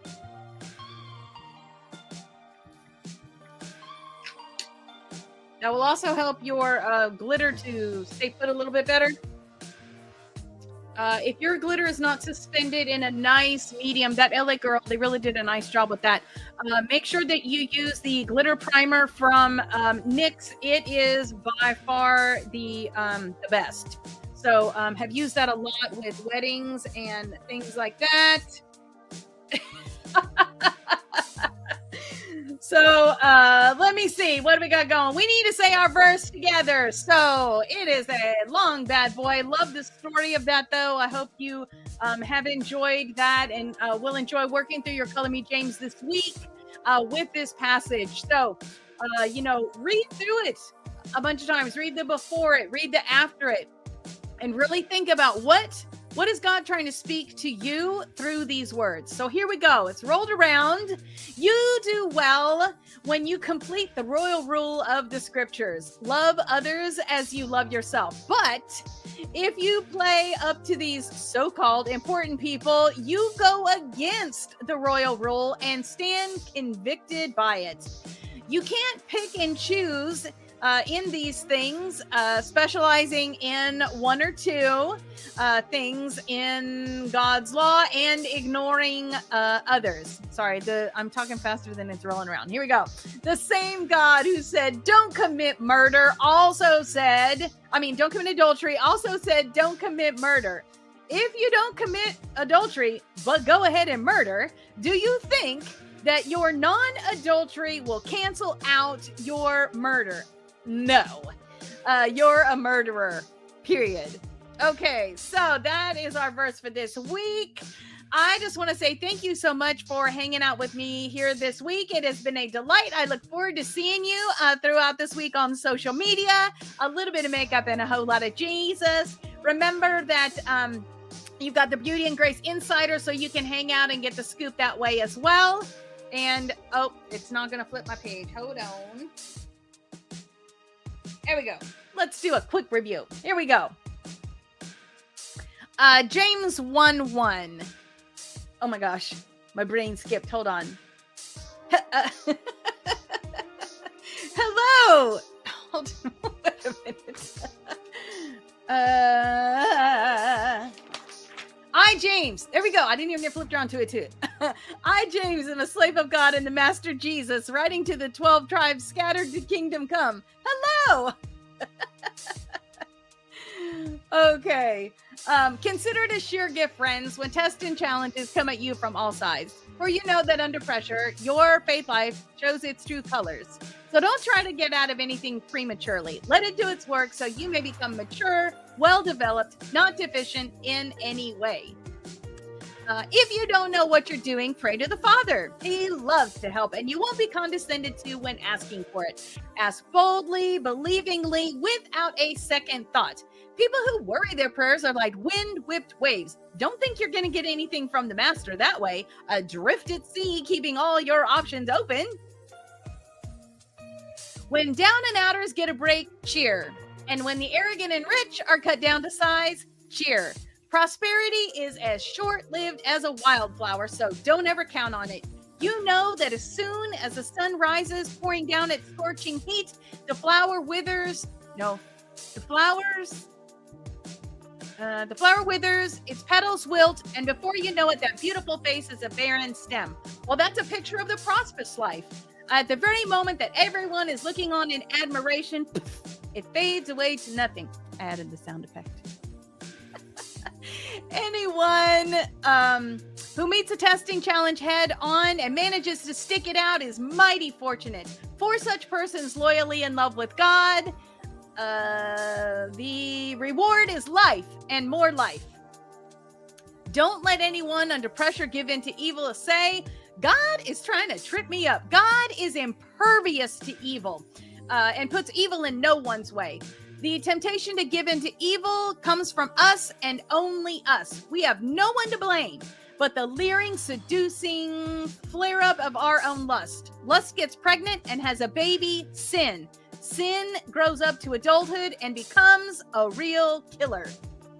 So, my very dear friends, don't get thrown off course. Every desirable and perfect gift, and beneficial gift comes from, missing translations. Beneficial gift comes from the Father, comes from heaven. The gifts are rivers of light flowing down from the Father of light. There is nothing deceitful, nothing two-faced, nothing fickle. He brought us to life. Hold on. Using the true word, growing us up No, showing us off as a crown of all his creatures. Woo. Post this at all the intersections. Can you hear the songs while you're doing this? I can hear the songs. Post this at all the intersections, dear friends. Lead with your ears, follow up with your tongue, and let anger straggle along in the rear. God's righteousness doesn't grow. Let's see. God's righteousness doesn't. Hold on. God's righteousness doesn't grow from human anger. There we go. So throw out all the spoiled virtue and cancerous evil into the garbage. Let our gardener, God, landscape your life. Landscape you with the word. There you go. Making a salvation garden of your life. There we go. Don't fool yourself into thinking that you are a listener when you are anything but. Letting the word go out one ear, and then out the other. Act on what you hear. Those who hear and don't act like it, those who glance in the mirror are like those who, hold on. Those who hear and don't act are like those who look in the mirror. There you go. And look away, and 2 minutes later, forget and have no idea who they are or what they look like. Oh my goodness. Again, translation conflictions. There we go. All right. But whoever catches a glimpse of the revealed course of God, the free life, even out of the corner of his eye, and sticks with it, is no distracted scatterbrain. Sorry, listen to the song, you know what I'm doing. But a man or woman of action, and that person will find delight and affirmation in the action. Okay, this is where I start getting a little bit rusty. Anyone who sets himself, anyone who sets himself up as religious by talking a good game is self-deceived. This kind of religion is hot air and only hot air. Real religion, the kind that the kind that passes muster before God, is this: reach out to the homeless and the broken and the loveless in their plight, and guard against the corruption from this godless world. That one's a little rougher. Okay, and this is the one that we had, I believe this was last week's. Yes, so, and I'm not as good as that, so I'm going to be cheating today. So, if you know it, you say it, and then give yourself a shout out so we can celebrate with you. So, my dear friends, don't let public opinion influence how you live out your glorious Christ-oriented faith. If a man comes in right after him and you say to the man in suit, "Sit here, sir, this is the best seat in the house," and either ignore the street person or say, "Better sit here in the back row," haven't you segregated God's children and proved that you are judges who can't be trusted? So listen, dear friends, isn't it clear by now? Oh, hold on, I'm like way behind, I think. Listen, dear friends, isn't it clear by now that God operates quite differently? He chose the world's down and out as the kingdom's first citizens with full rights and privileges. This kingdom is promised to anyone who loves God, and here you are, abusing the same citizens. Isn't it the high and mighty who exploit you, who use the courts to rob you blind? Aren't they the ones who scorn the new name, Christian, used in your baptism? So this week's verse that we're working on is this: you do well when you complete the royal rule of the scriptures. Love others as you love yourself. But if you play up to these so-called important people, you go against the rule and stand convicted by it. You can't pick and choose these things, specializing in keeping one or two things in God's law and ignoring the others. The same God who said, "Don't commit adultery," also said, "Don't murder." If you commit adultery, but you go ahead and murder, do you think your non-adultery will cancel out your murder?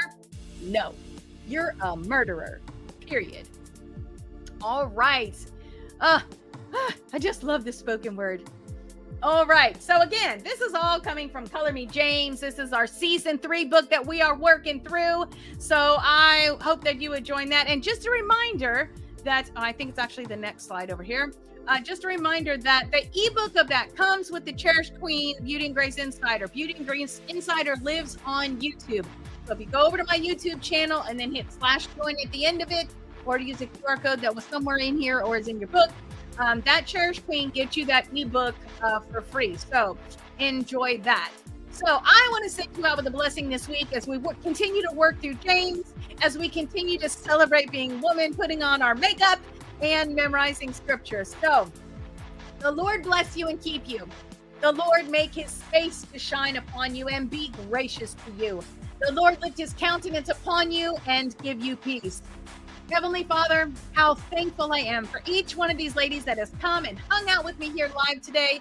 For those who are watching it later on, Father, wrap them into this blessing as well. I pray that you would put your arms of comfort and grace around us, that you would just gird us up and help us to be able to hold these words in our heart, to treasure them, to have them come to our mind when we need encouragement or correction, or when we're talking with those around us and it fits the flow of conversation. Or like I enjoyed last Sunday when you're hearing a sermon and one of the verses that you know and memorize, the pastor refers to. What a delight to have that already be in myself. And I pray that for these ladies as well, that you would have these truly be something that we make a part of our life, and help us to enjoy finger painting every day. And thank you for that we get to play with the colors that you made, that you created. Thank you for your creativity and putting that in us as well.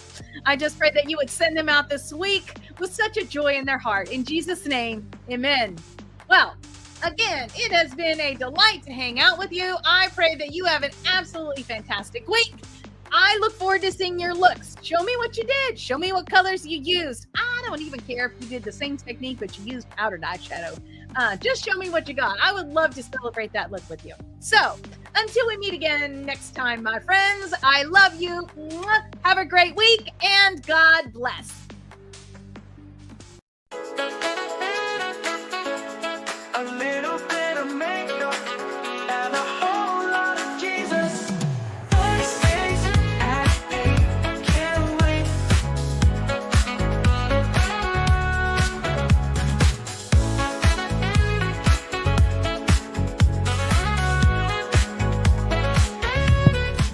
Well, good morning, beautiful, and welcome to A Little Bit of Makeup and a Whole Lot of Jesus, where we're going to be spending about the next 45 minutes together with a full face makeup tutorial. And then we're also going to be memorizing a Bible verse. So super excited to be continuing on in our journey with Color Me James. We're in chapter 2. We're going to add another couple of verses to our repertoire today. So what are we going to be doing? Again, my name is Wendy, and today we're going to be hanging out in the Juvia's place. I think our music's just a tad bit loud. Last week it didn't work. This week they got us busting down just a little bit. Let's do that right there. How's that? Much better. Okay. So what are we going to be doing? Today we're going to be hanging out in the Juvia's Place Culture Palette, and we're going to be hanging out in the blues and the pinks. So we're going to have some fun there. So remember, ask your question on whatever platform you're on. I'll have that chat turned on in just a minute, and I'll do my best to get that question asked and answered while we are here live. That could be a question about a makeup that I'm using. That could be a question about how am I doing that. That could be a question about the Bible verse. It could be a question about our song, whatever. Just ask your question on there, and I'll do my best to get it asked and answered while we are live. Okay, so our easy makeup theme for today is Can Mac, Candy Yum Yum, and some Culture Palette really turn the clock back? So let us see what the answer to that question is today. I want you to subscribe to this channel so we can continue to hang out together. And then grab your palette, grab your lashes, grab your, what do you got, lipstick, and then get on back here. Let's get going. A little bit of makeup and a whole lot of Jesus. First days at 8, can't wait.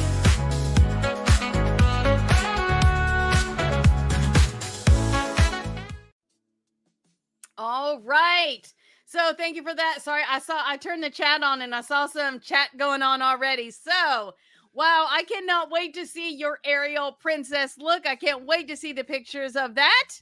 And let's see. So question asked is, we've got a special theme party going on. And the question is, should I do my makeup at home and then just spray with the setting spray? I feel that would be better as I have my own tools at home. I would highly suggest that. that Juvia's Place setting spray or the Urban Decay one. Either one of those are magnificent. I would definitely recommend doing that at home, because you're right. The comfort of your own home, all your tools where they go. I would say, though, make sure that you bring a couple little touch-up things with you. At all times, I always have my eyeliner, I have my lipstick, I have, well, sometimes I use more than one eyeliner, so whatever eyeliners I've used, and then also eyelash glue. So, you know, whatever you consider your non-negotiable staples, make sure you pack those in a bag with you. So, you know, you take 2 extra bite out of a brownie and your lipstick goes sideways, you know, do that. Oh, and glitter. Man, if you're using glitter, make sure to carry extra glitter with you, because there is nothing more horrible. Okay, maybe there's things more horrible, but anyways, it is horrible when you've got glitter and you start losing some glitter, and next thing you know, you turn around and you got this beautiful pink patch of no glitter. It completely ruins the look. So take that with you. Let's see. I got one more comment. Let's see. I'll check it on. Okay. So, well, we will miss you, Anthea. I look forward to seeing what you got going on for your Ariel theme. Should be fun. And funny story. My daughter, one of her favorite hair colors she ever used, is my youngest, was, well, everybody called her Ariel. So she has gorgeous, thick, curly, wavy hair, as does her older sister. But anyways, she colored her hair, and if I had a picture handy, I would show it to you. But it is just this serious, real life looking Ariel kind of hair. It's amazing. Okay, so enough about that. I love my kids, though. Aren't you proud of your kids? Me too. Okay, so good morning. So make sure to give me a shout out. Let me know where you're coming from. Looks like y'all are a little more chatty this week. Super excited to see that. We got quite a few people in this room this morning, but only a little bit of conversation. So be a little more chatty. Here we go. So our foundation verse for this podcast is Psalm 119, verse 11. I have hidden your word in my heart that I might not sin against you. And all of this, as I said earlier, is coming from Color Me James. You can get that in 3 different platforms, whatever tickles your fancy. We've got a PDF, an ebook for those of you who like to use it digitally and color using, you know, an app like Procreate or something like that, and write it in an app like, oh, what is that called? Is it Goodreads? Anyways, on the website, where the ebook is, it lists what apps to use for it. So then we've also got the paperback binding that's going to come from Amazon. And for a short time, Amazon actually messed up a printing. And so I have some imperfect printings. Does not affect the usability of the book whatsoever. On the back of the pages where the Bible verse is, rather than a black and gray floral graphic, it's just a gray page. So will not affect the usability of the book at all. But good news is, you get to get it as a discount. And then my favorite format is the Spiral Edition, and that's available on my website. Shortly, hopefully, that will be available on Amazon, but, you know, still iron that out. Okay, so that is Color Me James. And this is our verse. We worked on last time. Not to judge.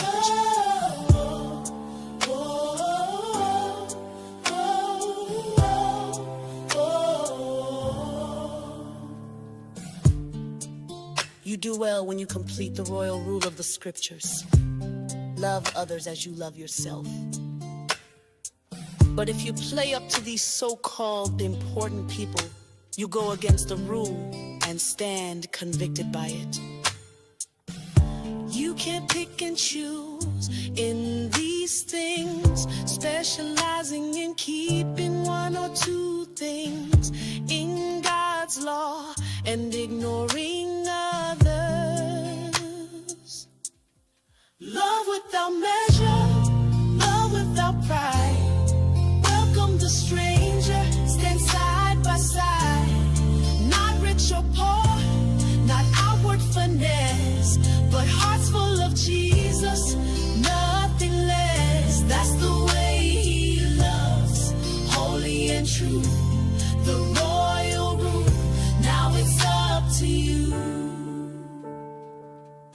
The same God who said, don't commit adultery, also said don't murder. If you don't commit adultery but go ahead and murder, do you think your non-adultery will cancel out your murder? No, you're a murderer. Period. Okay, that gets in all our verse, so I'm going to stop us right there. But let me tell you, I love that. The message behind that song is painfully astounding. So make sure you check out all of Sailor Soul songs that are going with our verse every single week. I look forward to the one this week. Gosh, it was a little more difficult musically challenging, but I really love the way that it turned out. So and I know there's like a whole deal right now going on about AI music. So I'm going to lay this out there as I have on my YouTube channel for Sailor Soul. Sailor Soul is my alter ego. I am the writer, I am the voice, and then it is augmented with AI to sound like Sailor Soul. So I don't know. I have always loved gospel music. Maybe it's because I was born in Africa and I've always felt a connection to the passion and the enthusiasm and the worship behind gospel music. But I am actually Sailor Soul. So there you go. YouTube, are you listening? Don't be banning my channel. Okay, so let's go on with what we got next. Okay, so our verse for this week, we're going to press on in chapter 2. Chapter 2, verse 12 to 13. And so, love the story that's in this song. Now, I know I just confessed something about Sailor Soul there. All those lyrics, totally me. So, enjoy those. I mean, except for the part that's the Bible quoted. Obviously, I didn't say that, but all the rest of it. So you're definitely going to hear that in this one. Verse 1, verse 2 are a story about something that happens in a grocery store between two women. So get ready for that to come out. I will try to get that released on Saturday so that you have enough time to be well, okay, maybe I could get it done today. We'll see. But it's all ready and polished and good to go. So that should launch soon. Make sure to check out that Spotify playlist. You can find it under Sailor Soul. I think it's actually Sailor Soul Music, or you can find it under me, Wendy Merritt. I have a Sailor Soul playlist on my Spotify. Excuse me, I was about ready to hiccup. Okay, so our verse this week. Talk and act like a person expecting to be judged by the rule that sets us free. For if you refuse, what is that word? There we go. Can't even read my own script. If you refuse to act kindly, you can only expect to be treated. Well, hold on. You can, there we go. Hardly expect to be treated kindly. Are you having difficulty reading this? Because I am. So kind mercy wins over harsh judgment every time. So key phrases in there. You'll hear this at the end of the verse. Kind mercy wins over harsh judgment other time. And in the first verse, you'll hear the first part of that. For if you refuse to act kindly, you can hardly expect to be treated kindly. You can tell two verses, two different themes going on. So that's going to be James 2, 12 to 13. Those graphics will come out tomorrow. So be ready for that. Excited to work on that verse this week. Love the story that's in the song for this week.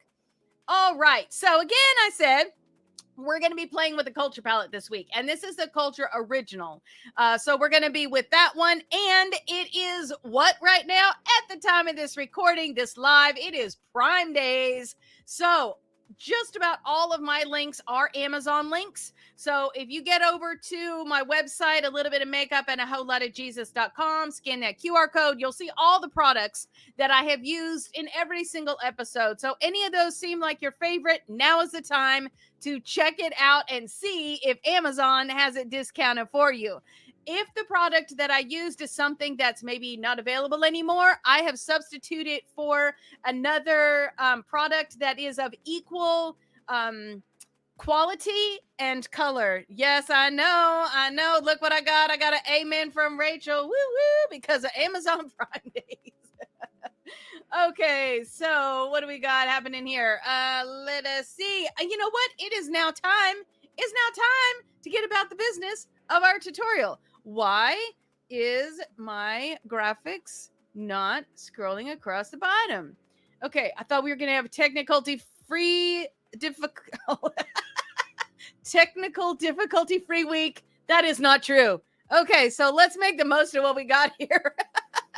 We're going to be playing, like I said, we're going to use some culture palette. We're going to be playing with some MAC lipstick. And we're going to start out with the professional primer. Now, I don't know if you can see this or not, but see how red this is? So I am not going to be using an eye primer today because my eyelids are angry about something. This has been going on for about 2 weeks now. So working through it, but I will not be using a primer in an attempt to minimize the anger of my eyelids. See how red that is? Okay, so we're going to start out with the Professional Primer, and I'll cue you in when to use your eye primer if you want to, because the blue and the pink today would definitely help itself out with that. So we're going to be using just a little drip right there. We're going to work that between the tips of our fingers, under the eye, down the center of the face. Any place where you have fine lines and wrinkles, maybe you experience foundation separation. You know, that's when you get close up to your skin and you look at it and it looks kind of like dotty. That is foundation separation. Okay. A number of things can cause that. Could be a disagreement between your primer and the foundation. Could be a disagreement between your moisturizer and the foundation. Could be that you've just got oily skin and it's causing those particles to separate from the foundation and make it look like that. A primer, you know, maybe you need to try a couple of different ones to find the one that's perfect for you. While I love this one and it works great with combo skin, I am not so bold as to say this is the perfect primer for everybody. It's just not the case. You cannot make flat out classifications like that. It's just not true. Everybody's skin is different. So find the one that works for you. Great thing about Ulta Beauty, while I don't work there anymore, love their return policy because you can either go and try it, or if testers gross you out, but you can have somebody sanitize it before you test her. Anyways, you can return that product if it does not perform the way that you feel that it should perform for you, or if it does not stand up to the claims that it makes. So highly recommend Ulta Beauty for this kind of purpose. However, as I've already said, it is Amazon Prime Days. So you have until the 11th to get things at a discount from Amazon. I don't think you have the fortunateness. I don't think you're fortunate enough to be able to do that same kind of return policy. So anyways, use it, be diligent about it, hope for it to work. And then if it doesn't, then you can return it to Ulta. Okay. So bye under eye. I am the shade 11 light nude. Oh, I forgot. So if your eyes are not angry, go ahead and use your eye primer now. Love the Urban Decay eye primer. Love the eye primer, which is my favorite, which is I Live, I Love. Anyways, the one from Juvia's Place. Like that one too. So either one of those, you're going to be in good hands. I just have to minimize for today. So go ahead and do that. I'll give you a second. There you go. Pause the video if you need. Okay, so I am the shade 11 light nude. This is going to be It Cosmetics. We're going to give ourselves just a little bit of a ribbon of that. So we're going to use this any place we have darkness, hyperpigmentation. And while I know this is red for me, because I already got anger happening up there, I'm going to kind of avoid that spot. So we're going to go under the eye for the darkness. I'm going to come right here and down the center of my nose for the redness. And then today, I'm going to very carefully place that in the corner of my eye while not going up onto my eyelid and ticking off my my eyelid. Yes. Oh, Urban Decay is on the Prime deal right now. Woo woo. Thank you, Rachel. That is an amazing tip. So make sure you get over there and check that out. Okay, so I'm going to grab my beauty blender. This is a Real Techniques Magic Air Blend, I think it's called. Yep, Miracle Air Blend Sponge. So we're going to use the pointy tip of that. Now that we've let that warm up to our body temperature just a little bit so it can blend out nice and smoothly, we're going to use that tip there. And we are going to blend that out. Again, for me, making sure I am careful not to get up on that red part of my eye because I do not need to make my eyelid any more unhappy. I don't know. Maybe it's an allergy thing. We got a lot of things floating around in the air right now around here. Whatever it is, I have not experienced this before. And I hope you don't either. Okay.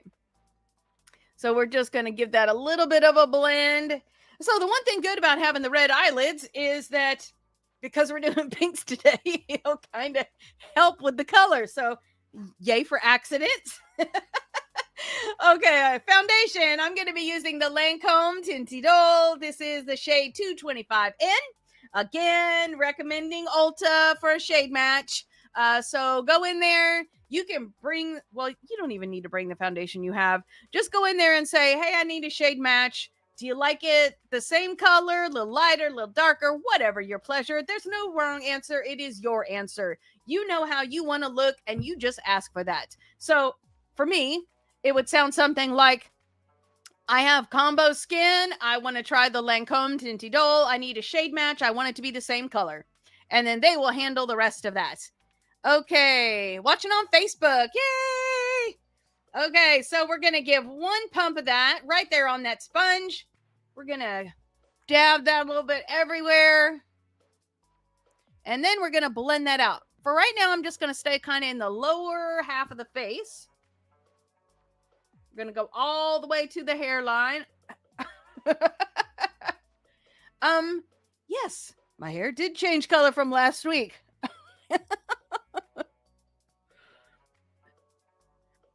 My coworker and I got on Amazon together and decided what my hair color was going to be.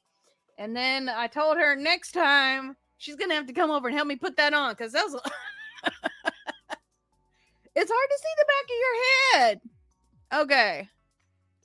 So we're just going to blend that out. We're going to make sure we get that underneath our chin there.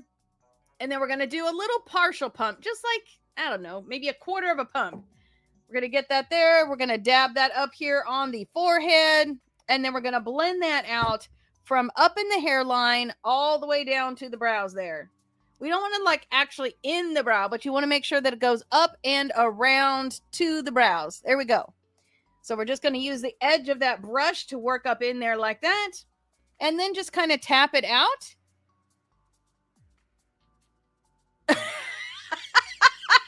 Okay. You want to know why I'm laughing? Okay. And Thea says, I can't believe it. Your hair is the same color as my wig for tomorrow. Well, I wanted to do some kind of like highlighter colors. I don't know. And so said coworker is on right now, and she says, we're doing mine next. So it looks like I'll be having some fun. I am not a hairdresser, so don't need to start booking appointments here.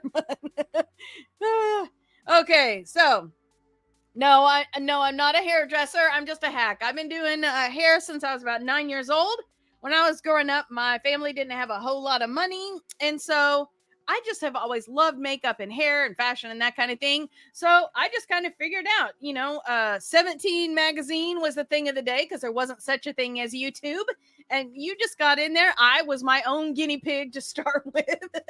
And then I ventured out to family members. And, some left my chair crying, but I'd like to think that was a personality problem on their part. Okay, if they're watching, I'm so sorry. I'm not going to say who it was. Anyways. Let's go ahead and set what we've got. Laura Mercier. This is going to be the rose. I've been using this for a while. I love the brightening of this. A lot of this comes out, so make sure you are careful when you uncap that bad boy, because a lot of powder is going to be in that reservoir. I am using my Juvia's Place. This is the mini I Am Magic Pyramid Puff. Okay, so we're going to dip that tip right in there. Just tap it off. We're going to go under the eye with that and right in the corner there. This is going to keep you from creasing. Just keep you nice, dry, pleasant matte color. Then I'm going to flip it around and I'm going to use the wide top of that. We're going to press it in. We're going to tap it off. We're going to go down the center.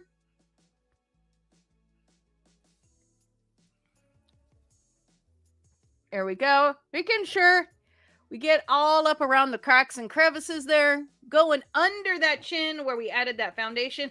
Okay. There's a mess happening here. There we go. We're just pressing that in. A little side to side action, but we're not like, you're just kind of, what is with the sound effects this morning? Okay. What happened to our music? Can you hear it? Okay, there we go. Let me go back to the chat. Okay. Okay, back to our setting. Sorry, it left us for a second there. I thought I was having a repeat of last week. They've had their tech support working on that all week long. And I don't know if they found out the answer or not, but it's working today. And our video even worked. Yay! Intro, outro. Whoop, whoop. Okay. And plus, I love my theme song. Thursdays at 8.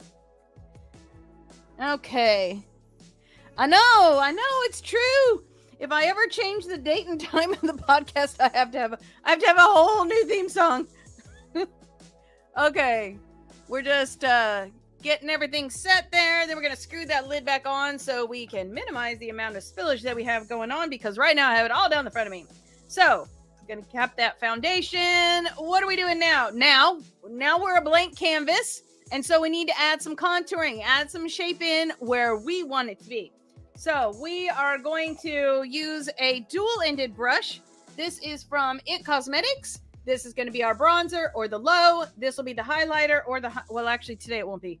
But anyways, so go ahead and grab your KVD Everlasting Shade Plus Light Refillable Contour Palette. I definitely need to check and see if that is on the Amazon Prime Day, because let me tell you, look. So we're going to use the flat side of this here. We're going to go in there. In there. We're going to go from the top of the ear. We're going to kind of curve that around to the corner of the eye. We're going to make sure that we're staying above that hollow of the cheek there. And then right beside that hairline. Same thing on the other side.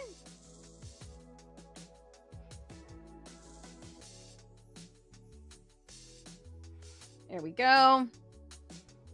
And I do, one of the things that I love about this palette is, rather than being so warm, this is a very nice kind of a cool-sided palette. I mean, it's got warm in there. So if you're warm skin tone, you've got, 3 different ones to pick from. So you'd be over here. I'm going to use that flat side again, go right up here against the hairline. But it really does lend itself more towards contouring than bronzing, because bronzing is more like giving yourself like a sun-kissed glow. And contouring is more like, gosh, my face is round. I really need some hollow of my cheek. So they kind of do 2 different things. Okay, we're going to use the skinny side of this now. We're going to go from the ear under that jawline right to that corner of the mouth.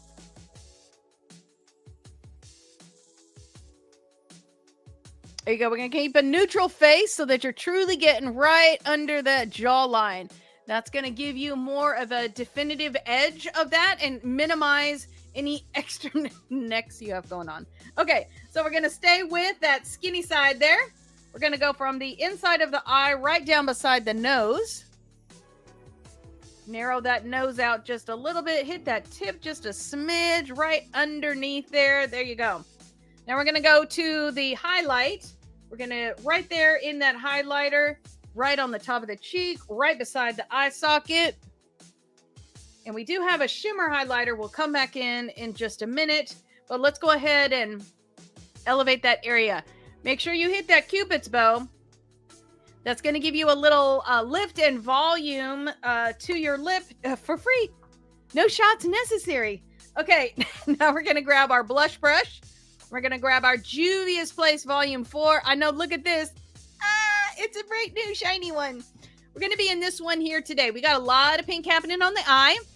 So I know it's weird for me to say we don't want to overdo it, but nonetheless, we're just going to get the tip of that right there. We're going to go between the bronzer and the highlight, or the low and the high. And then right there between the low and the high on the side of the cheek on the temple. There we go. Same thing on the other side. Just giving a hint of color there. And then we're going to get a little bit just right along that hairline. And then whatever's left on that brush, you can hit that tip of that nose and right there on the chin, just to give you like a cohesive flow. Ooh, cohesive. I haven't even had coffee. That was a good word. Okay. Now we have got our contouring done. We got a little shape to our face. We got a little color. Now our canvas is ready. So let's say the verse together. Talk and act like a person expecting to be judged by the rule that sets us free. For if you refuse to act kindly, you can hardly expect to be treated kindly. Kind mercy wins over harsh judgment every time. James 2:12 through 13. Man, I can really hear that song as that verse gets spoken. So let us play with the first part of our title today, because our title today was, let me actually get it over here because I don't remember the direct words. So our title today was Can Mac Candy Yum Yum and Culture Palette Really Turn Back the Clock? So you can see right now what I've got going on. I got some little skinny lips. And there's not like a whole lot happening there. Not a whole lot of color.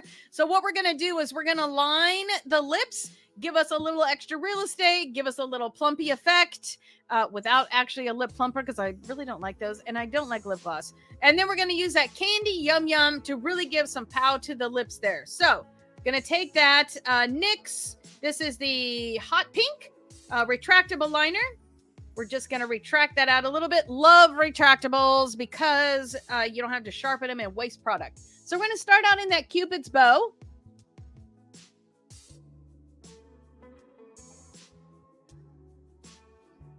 And give yourself a nice V to start. So it's not going to stay pointy, so don't worry too much. But you want to, even if your lips do not naturally have that V, just do the V. It's going to help. Once you do that, it's going to give you more of that arch lift as we round that out. And that will help give you the effect of a fuller lip. So now we're going to, right there at the top of that V, we're going to grab that. We're going to go just outside the lip line and round that out to the outside corner.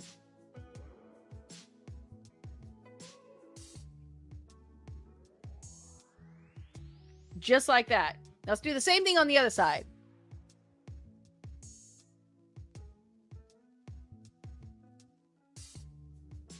I actually set my pinky on my chin to kind of give me, you know, have you ever seen a carpenter do a circle cut?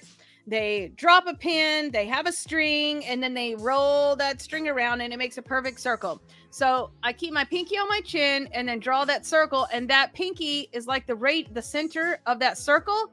And then that helps me to get a nice round shape. So now we're going to give ourselves a center point just outside the lip line on the bottom, and then we'll round that out to the outside. And if you haven't ever outlined outside your lip line a little bit, it feels kind of weird the first time you do it, but then you get used to it, and you get used to feeling that ridge of where you want your line to be just outside that lip. So now let's round that out to the outside corner.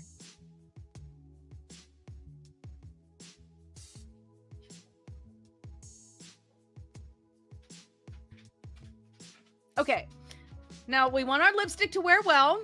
We want our lips to look full. So what we're going to do is we're going to take that lip pencil. We're going to use a little bit lighter pressure and line to the inside of what we just did. Kind of feathering, going back and forth.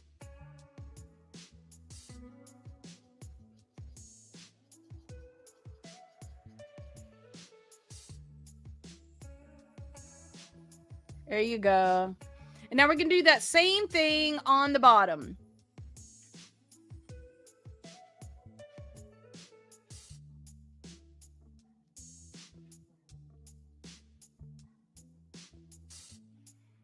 So you should have a clear center and then sort of a little bit of shading and then the lining on the outside. That will be your lip liner for today. So now we're going to grab that MAC, going to grab that Candy Yum Yum, and let's go ahead and fill in the lip lines that we just did. Well, I guess I should say also, I was kind of doing it as we were going along, but go ahead and take a little bit of a look back. Just kind of close your mouth normal and make sure that you got both sides the same. And actually, let me, now that I said that, let me get right here.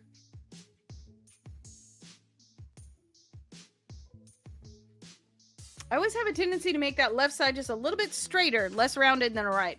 I don't know. Okay, so now we're going to fill in what we got. Get that lipstick right to the edge where that lip liner is. And then fill in the center. Now, in this case, our lip liner is almost the exact same color as our lipstick, so you don't need to be too freakish about making sure that it's actually going over the edge of the lipstick. Let's see. Oh, lip liners. Let me think. So hard lip liner that would withstand heat and temperatures. I would try the NYX Sharpen lip pencils. Those are a little more firm of a lip pencil. Also, the MAC lip pencils are a little more firm. So probably for you, Anthea, it would probably be good to not have the retractables because they tend to be a little bit softer. So for you, I would suggest using a sharpening pencil because they're a little more firm.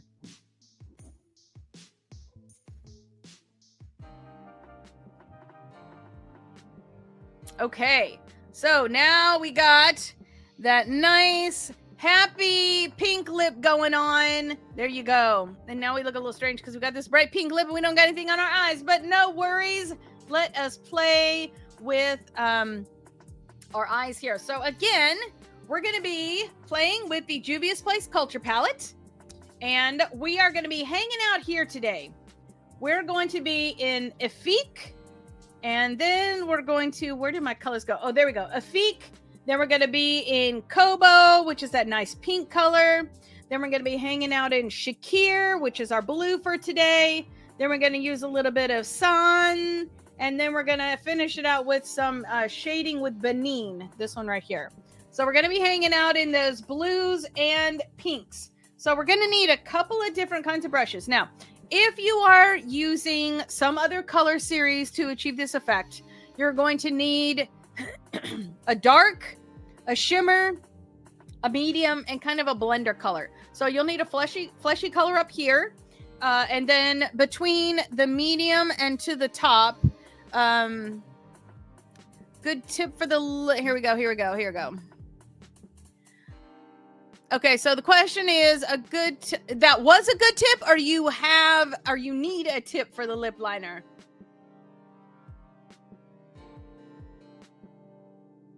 Okay, we'll get an answer to that here in just a second. Good tip. Okay, here we go. So we're going to start out with, let me move my brushes just a tad bit closer here. We're going to start out with just a blender brush right here. This is a Morphe M456. We're going to go into Effique right here. I know I need to get another culture palette. Okay, we're just going to work that around, and that's going to go right up here. This has a little bit of color to it, a little bit of a neutral, but with a punch. So whatever your skin tone, now this one's going to be a lot of forgiving, and this does have a shimmer in it. So I would still go ahead and try it no matter your skin tone. You might actually try the jaw as well. That one might be a good choice for you. And then the talking drums, that one doesn't have any shimmer to it, but that one's really nice. You might like that one too if you have a little more pigment to your skin. So we're going to do the Effique, and we're going to do that same thing on the other side. Here we go. Just right up there on that eye bone. There we go. Then we're just going to set that brush aside. Now we're going to grab actually, I take that back. Let's do an angled shadow brush. I think we're going to be better with that one. Sorry, this one has a little color. Let me brush that off for us. Okay, so we're just going to do an angled shadow brush. This is a MAC something. But any eyeshadow brush collection for eyes is going to have an angle brush. You just wanted to have that nice cut on there. So we're going to take that. We're going to go into the Kobo right here. We're going to get it just on the face of that brush. Just want it on that tip right there. Right where you can feel your eye socket bone. We're going to go from the inside to the outside. Just right on that bone. We want to feel that bone right underneath that brush. You don't need to like bounce it the way I was just doing. That was just so you could tell what I was feeling. Okay, so let me get that again. We're going to go here. Then we're going to take it from this corner right here to about halfway. Right there in that center of the eye. So we've got kind of a little bit of a V kind of thing going on. And then we're going to fill in this corner right here. So it should look like this when you're finished. Don't worry about blending out and all that just yet. We'll get to that. I'm just going to go over it one more time. Better to deposit color in more layers then try to deposit too much at once and you end up with fallout all over your face. Okay, so let's do that same thing on the other side. Right on that bone. I'm actually going to come back this way. There you go. Then we're going to go from where that ended to the center of the eye. And then we're going to fill in that outer corner right here.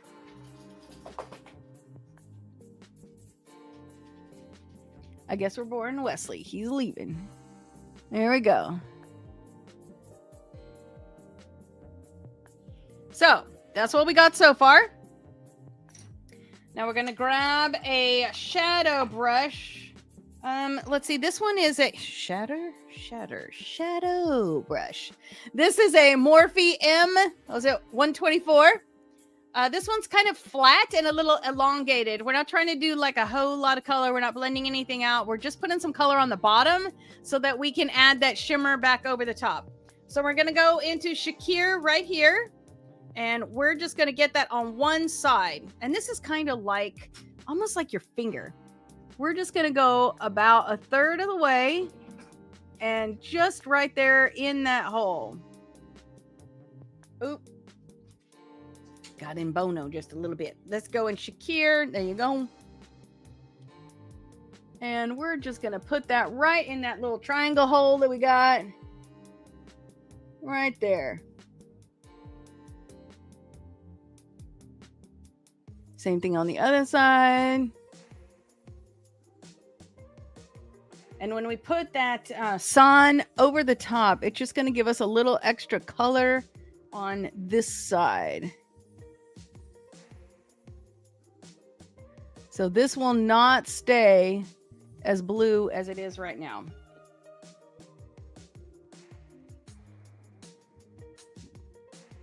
Okay, let me just get that over just a little bit. There we go. Okay, so now we look like this. So we're going to take a... let's actually use this one. This is a smudger. It's kind of a fluffy smudger.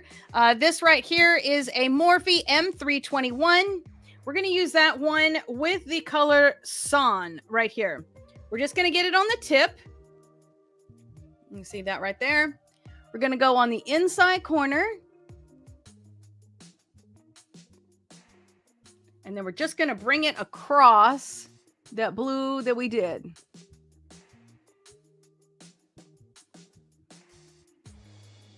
And you're just going to blend that out. You can see how that just gives you, I see a little bit of the, every time I use the shimmers, they always have a tendency to fall out just a little bit because I got glitter suspended up in there. Okay, so you can see how that blended that out naturally. So let's go ahead and do that again. Son, right in the corner. We're going to grab it again. And then let's cover over that blue.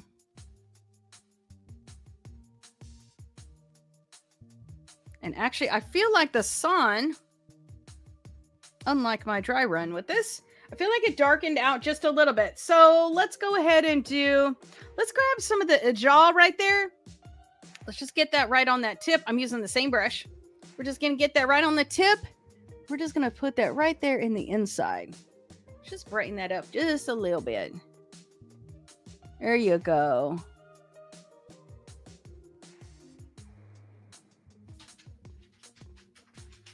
There, that much better, much better, much better. Now I'm going to take the blue brush that I had and I'm just going to kind of tap it there to bring some of that blue back, just a smidge.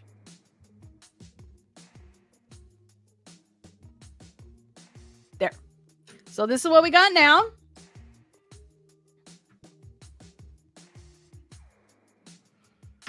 We are going to take let's do just a general eyeshadow brush. We're going to go in that Benin. We've got kind of a harsh line right now going from that pink up to that, what is it, from Kobo to Afik. So we're just going to soften that out a little bit. We're going to take this brush. We're going to go in the Benin. We're just going to get a little tiny bit on that tip there and like straddle the center between those two colors. Start in the middle and you're just going to let that color right there, that Benin, be the blender. So we're just going to soften that out. Again, the Benin, start in the middle and just soften that out.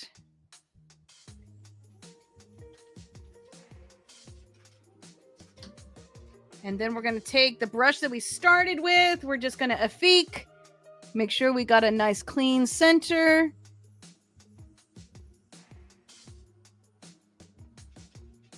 There you go. And actually, let's go ahead and effique right there.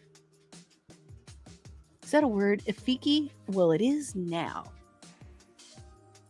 Okay, just right there like that. Okay.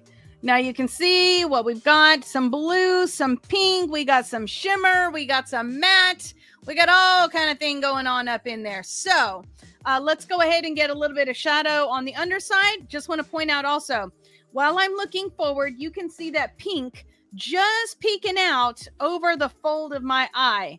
Because I have hooded eyes, you know, there's like a lot right here, a lot of skin. We want to see that color peeking out above it so it opens up that eye a little bit. And then when you close your eye, when you blink, there's the magic. There's the blue. Peekaboo. Okay. Oh, I don't know where that came from. Okay, sorry.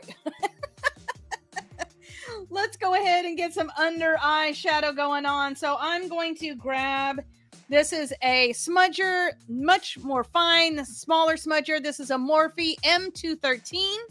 We're going to go in that Kobo right here. We're going to go from the outside corner.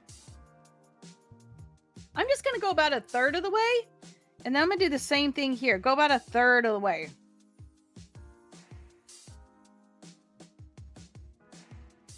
We're not going to leave the center empty, but we're going to leave it empty for right now.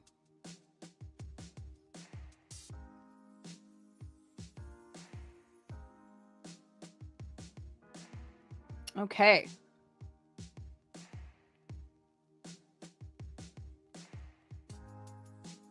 Go ahead and use that same brush. You can tap it off on the tissue. Get a little Shakir. Put that right in the center.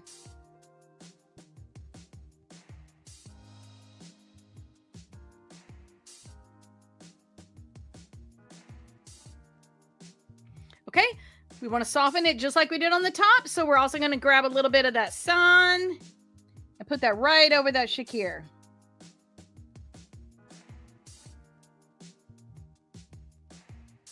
Nice.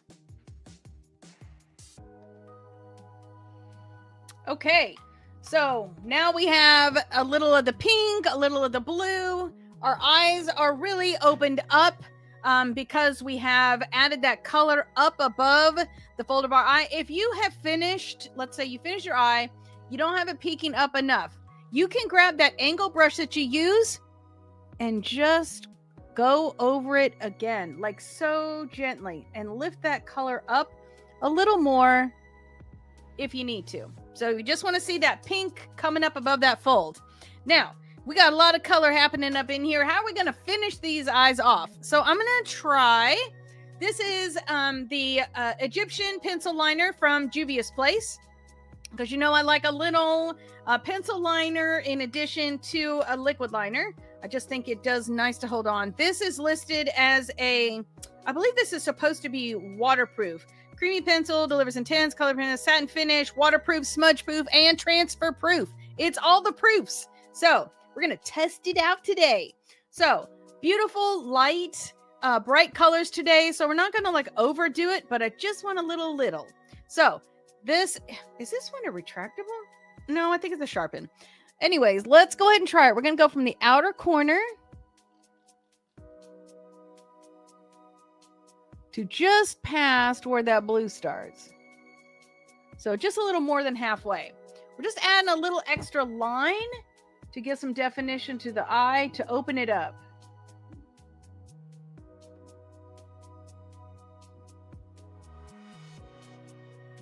Now I have smaller eyes. If you have bigger eyes, you could actually probably go all the way across. But if I do that, my eyes are going to like close down and shut down. Okay, so I don't want to use a line per se on the bottom because we have those nice bright colors. But what I am going to do is put that on my waterline so they get a little finish, like the edge of a picture frame. So just in that waterline.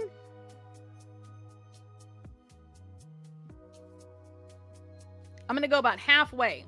You can see the difference between the two sides there.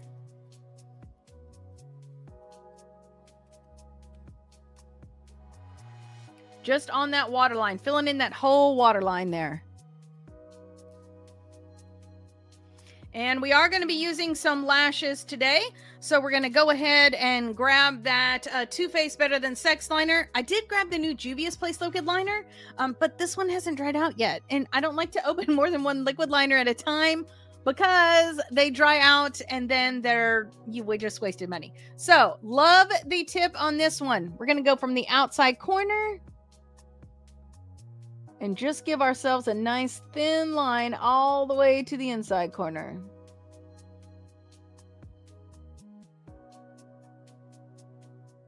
There you go. Same thing on the other side, inside corner. All the way to the outside corner. Ooh, microphone's in the way. Here we go.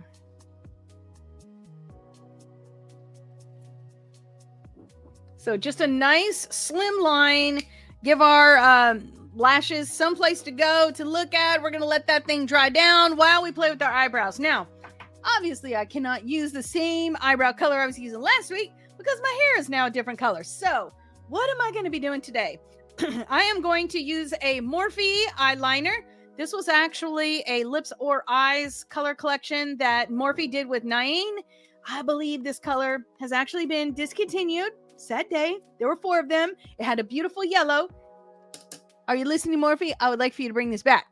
The yellow one I have like just a little bit left. It's beautiful and it's hard to find a good yellow liner. So anyways, back to the story of what we're doing here. So I am going to use my sharpener. Let's get a little nice tip on there. There we go. We are going to pencil our brows in. So I'm just going to give little flicks up. And then I'm going to, I don't like a flat line looking thing. I like it to look a little natural.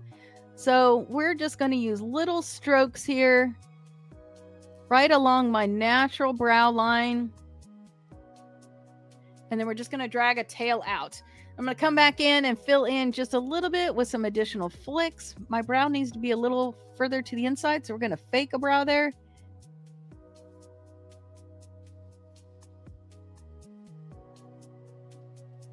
We're going to make it a little wider.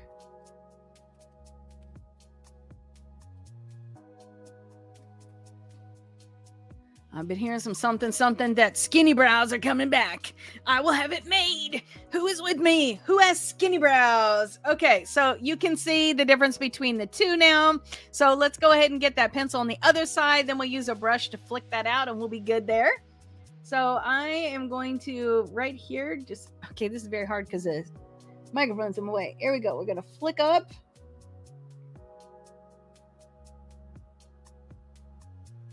And then we're going to flick out. Notice how I've changed the direction of the pencil here.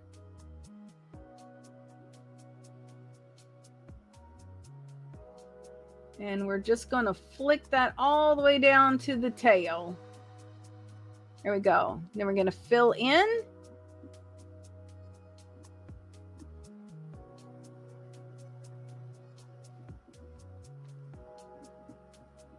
Now remember, you don't have to be too precise with this part of it because you're fixing to come back in with the brush. Let me see. I think this one's a little skinnier than the other one. Okay. Well, we're going to flick it anyways. Okay. So let me grab, this is the Benefit eye shaping brush. I love this one. Has a, well, in my case, a hairy brush on the other end. So I'm going to, the long end is pointed down, skinny end is at the top, and we're just going to flick that through that pencil to give us some nice strokes.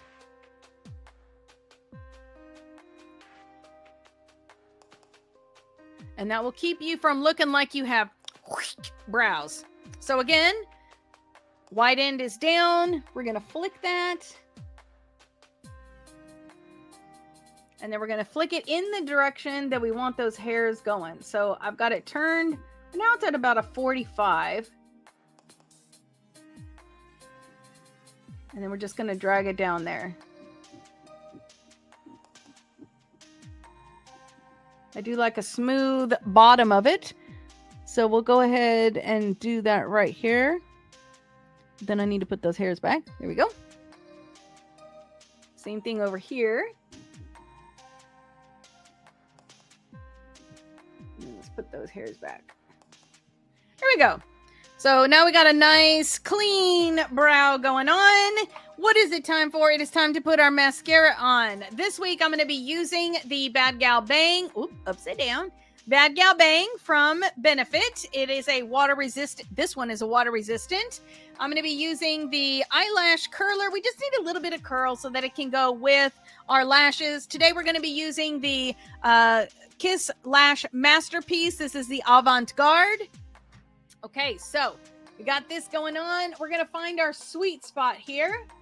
And we're going to give just a curl and say our verse together. So find that spot. Here we go. And let's say that verse together. Talk and act like a person expecting to be judged by the rule that sets us free.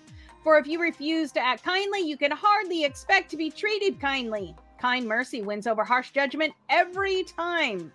James 2:12-13. And same thing on the other side. Find that sweet spot. No pinching, no pain. There we go. Talk and act like a person expecting to be judged by the rule that sets us free. For if you refuse to act kindly, you can hardly expect to be treated kindly. Kind mercy wins over harsh judgment every time. James 2:12-13. All right. So we can go ahead, grab your magnifying mirror if you need to, or get in close, whatever the case may be. And we are going here. Okay. So we're going to unwand that, uncap it. Anyways, give yourself a nice coat. Sweep back on the tips. This will give you some extra volume. And if you're like me and your lashes are not black, it will help them to blend in better. And I just like the extra volume too. So make sure you do that. Plus, you're not going to get false lashes on the bottom ones anyway. So you're going to have to pull your mascara out anyways. Okay, so here we go. On the top lash.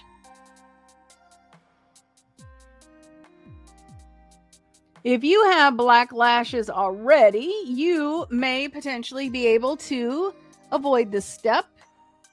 But I will tell you, like I just said, it does give you extra volume. And most of the time, the reason why we're wearing false lashes is for volume and length. So that will help you do those two things anyways. While I was in there close up like that, I noticed a little of that over there. So let's get rid of that.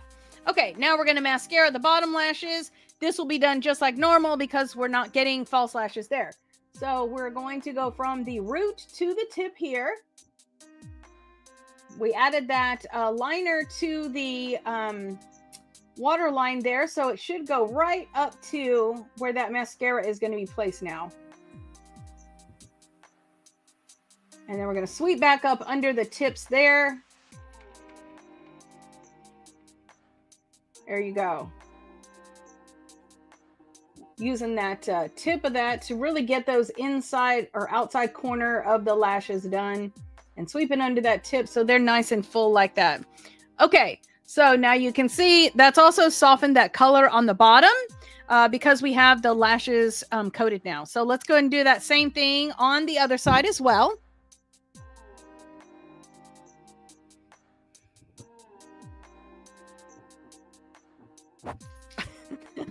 I must have my microphone in a different spot. Okay. And we are sweeping back under the tip there.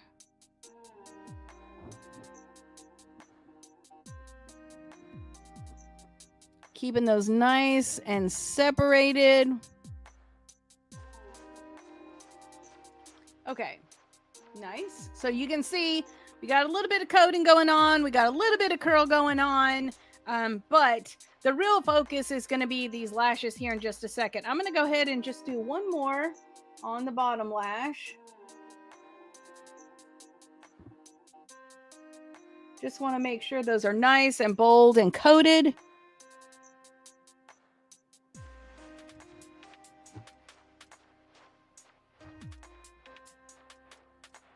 Okay, much better. I like that.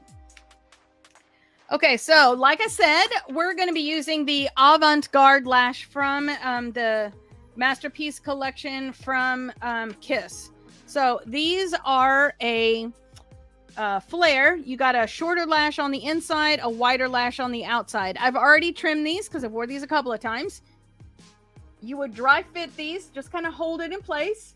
Most everybody is going to need to trim a little bit off, and you're going to trim it off from the outside edge here. You want to use a nice fine pair of scissors like these that are from velour, and then don't use them for anything else, and they'll stay nice and sharp. You know, if you cut your kids' documents or an envelope or whatever, a packaging with those scissors, you're going to dull them like super fast. So just make sure, like your sewing scissors, in case you're inclined that way, you know, those are dedicated. They don't get used for anything else but sewing fabric. I don't know how many times I had to have that conversation with my kids. Okay, and I'm seeing that there's just a little something on my lash here, so I'm just going to get that off. I am holding the lash with my left hand, as I'm a right-handed person, and I'm just grabbing that band between my two fingers on the other side. I don't know what that was, but there we go. So we're going to do that. Let me check this side because that's a little weird. Okay, I think the last time I must have wore these, I had some kind of hunky glitter on, because what is on here is some pieces of hunky glitter. So I am just taking this band and I'm literally just getting that hunky glitter off of there. Who knows what it was? I don't know. Could have been, did I have these on for 4th of July? I may have. I don't know. Okay, anyway, so you're just going to clear that off now. In a perfect world, you're using Velour makes an eyelash or a lash cleaner. And in a perfect world, you're doing that at the sink and not doing what I'm doing right now. But, you know, it is what it is. So we're going to grab our lash tool, again by Velour. We're going to grab those lashes right there in that middle. We're going to grab our Eyelure lash glue because I know I'm using a lot of Kiss. I'm using a lot of Velour, but I love the Eyelure glue. So this is the 18-hour clear lash glue. We're going to apply that to that top of that band there. And then we're going to get it to the inside corner. The inside, the flat part of that band. This particular band does have like a flat part. So we're just going to get it on there so that it stays where it's supposed to be. We're going to make sure that we get those outside corners nice and good, because that is where you are going to have the highest probability of having lifting and agitation. So we're just going to make sure we get those good. Okay, what is happening here? There we go. Okay, so again, we're going to take that other lash. We're going to grab it in the middle. Ta-da! And that adhesive is going to go on the top of the band. And then it's also going to go on the inside of the band. You can see like how it has that flat face. And that's where we're going to be putting that adhesive right there on that flat face. Okay. There is a glump. There we go. No glumps. It's a no glump zone. There we go. And we're making sure that we get that, again, on the outside corners to minimize the amount of lifting that we're going to have from these lashes. So I'm just setting these on the table in front of me. We're going to let those set for just a second. We want that adhesive to get a little bit tacky. Usually takes about 30, 60 seconds for that to happen. So while you're doing that, you're going to notice when you pick the lashes up, when they're ready to go, some of the adhesive is going to start to maybe get a little tiny bit on the clear side. And that's when you know that it is going to be ready to go. We're also going to take these lashes. I'm going to grab two sides of it and we're just going to round it just like this and make sure that it's nice and soft and pliable for us wearing them. So I see an extra little straggler right there. We're going to take him off. There we go. Grabbing that lash right in the center. We're going to put it right here in the center of the eye. right on that eyeliner line. We're going to grab the outside corner, walk that around. Oh, that was fun.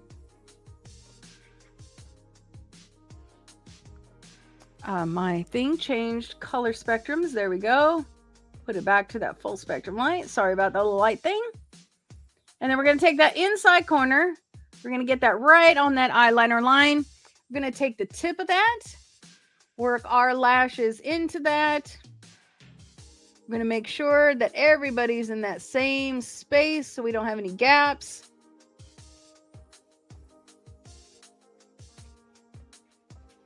So I'm just kind of pressing them together. Here we go. And it felt like maybe I had a little bit of tug, so I'm just going to wipe that tool off. Make sure that I do not have any adhesive on there. Okay, so you can see how different that looks. Nice, right? So again, we're going to grab the two ends of the other one. We are going to just rotate that, let that band soften up a little bit. Then we're going to grab it right there in that center, just like there. Well, no, that's a little off center. Need to do it right. There we go. Doop. There we go. Right there in the center on that lash up here, right on that lash line. Grab that outside corner. Get that on your liner line. I'm just going to pull that out just a little bit. Then the inside corner, get that on that liner line. Feels like I got a little adhesive on there. Okay, we're gonna make sure everybody's in the same spot. We're all happy. We're holding hands. We're having a good time. There we go. Everybody's all nice and going together. We're gonna take that tip. We're gonna work our lashes into those lashes. I'll double check that inside corner again because it was being a little ornery. There we go. And then I'm just going to press those, make sure everybody is all staying put. And as that lash adhesive dries down, it is going to go from white to clear. So you'll see that disappear as that dries down. Okay, so now we have got that. We want what we've done to stay. We do not want anything to move and go anywhere. We did all this work. We want it to stay like that all day long. We want Anthea to be the beautiful Ariel for her event that she is going to. So let's say that verse one more time together, and then we are going to set everything we've just done. So that is scrolling across your screen. We're going to wait till that comes back around, and it should be ready to go. So I love the shape of these lashes. Okay, so the verse. Talk and act like a person expecting to be judged by the rule that sets us free. For if you refuse to act kindly, you can hardly expect to be treated kindly. Kind mercy wins over harsh judgment every time. And that's James 2:12-13. So grab your Juvia's Place Ready, Set, Sealed. We're going to give it a little bit of a shake. Here we go. Love that smell. Just let that dry down. Nice. You will be good for the remainder of the day. Oh, thank you. You will be good for the remainder of the day. That will help extend the wearability of your everything that you've got on. So make sure that you set everything. And Thea, for you, I don't know how wild and crazy your event is going to be, but you can also buy those in a little travel size. So if you need to, like partial the way through a long event, like a wedding or something like that, which I know it's not what you're doing, but if you're going to a long event, between the ceremony and the reception, it would be a good idea to just touch up a little bit after you've changed your clothes, and then just do another round of that setting spray. That will help you make it through all the dance floor. So do they do that? I was going to say it's going to help you make it through Soul Train line, but I don't know if that's a thing anymore. Okay, anyways. I know, I'm such a party animal, right? There we go. Okay, so thank you so much for hanging out with me today. It has been a delight to hang out with you. I look forward to seeing you throughout the week on social media or on my website, a little bit of makeup and a whole lot of Jesus.com. Show me what you did. Show me what colors you used. Did you use the same? Did you use different? post your picture in the comments or do a comment and then tag me in it. I would love to see what you got going. So let's go ahead and do a quick review of what we got going on in James so far. So we've got I, James, am a slave of God and the Master Jesus, writing to the 12 tribes scattered to kingdom come. Hello. There you go. Let's what's the first word? Hold on, I'm losing my head here. Okay, consider it a sheer gift, friends. When tests and trials come at you from tests and challenges come at you from all sides, you know that under pressure, your faith life is forced into the open and shows its true colors. So don't try to get out of anything prematurely. Let it do its work so you may become mature and well-developed, not deficient in any way. If you don't know what you're doing, pray to the Father. He loves to help, and you won't be condescended to when asking for it. Ask boldly, believingly, without a second thought. People who worry their prayers are like wind-whipped waves. Don't think you're going to get anything from the Master that way, adrift at sea, keeping all your options open.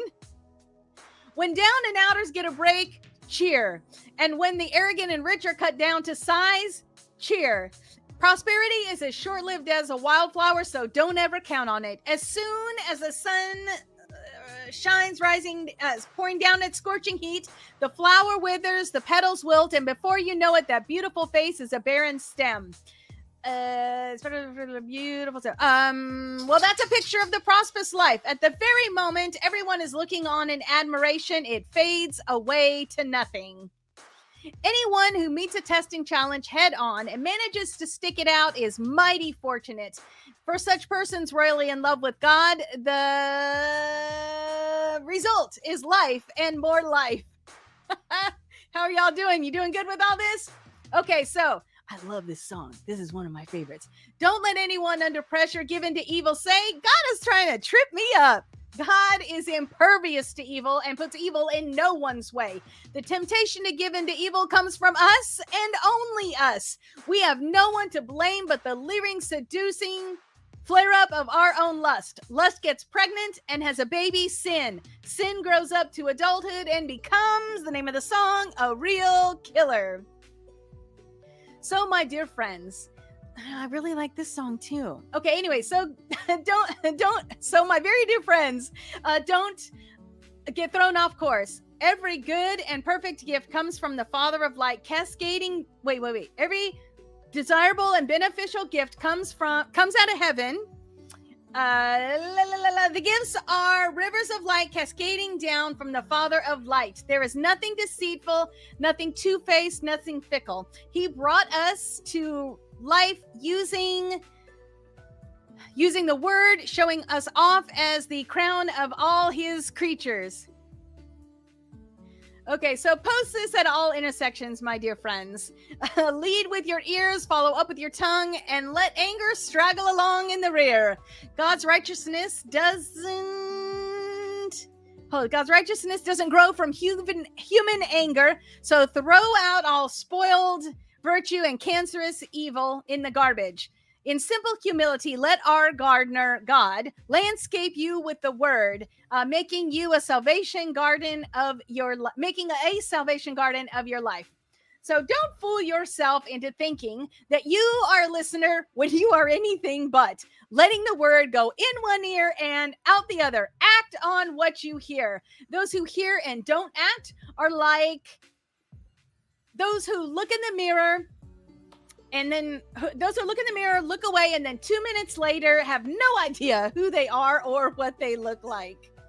Okay, but whoever captures a glimpse of the who captures a glimpse of the revealed course of God, the free life, out of the corner of his eye and sticks with it is no distracted scatterbrain, but a man or woman of action. That person will find delight and affirmation in the action.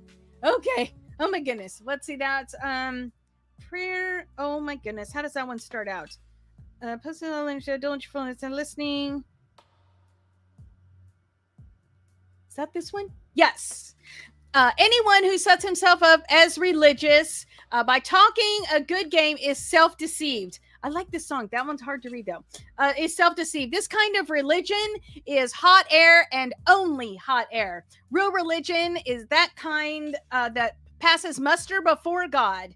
It is this: reach out to the homeless and the loveless in their plight, and guard against corruption from this godless world.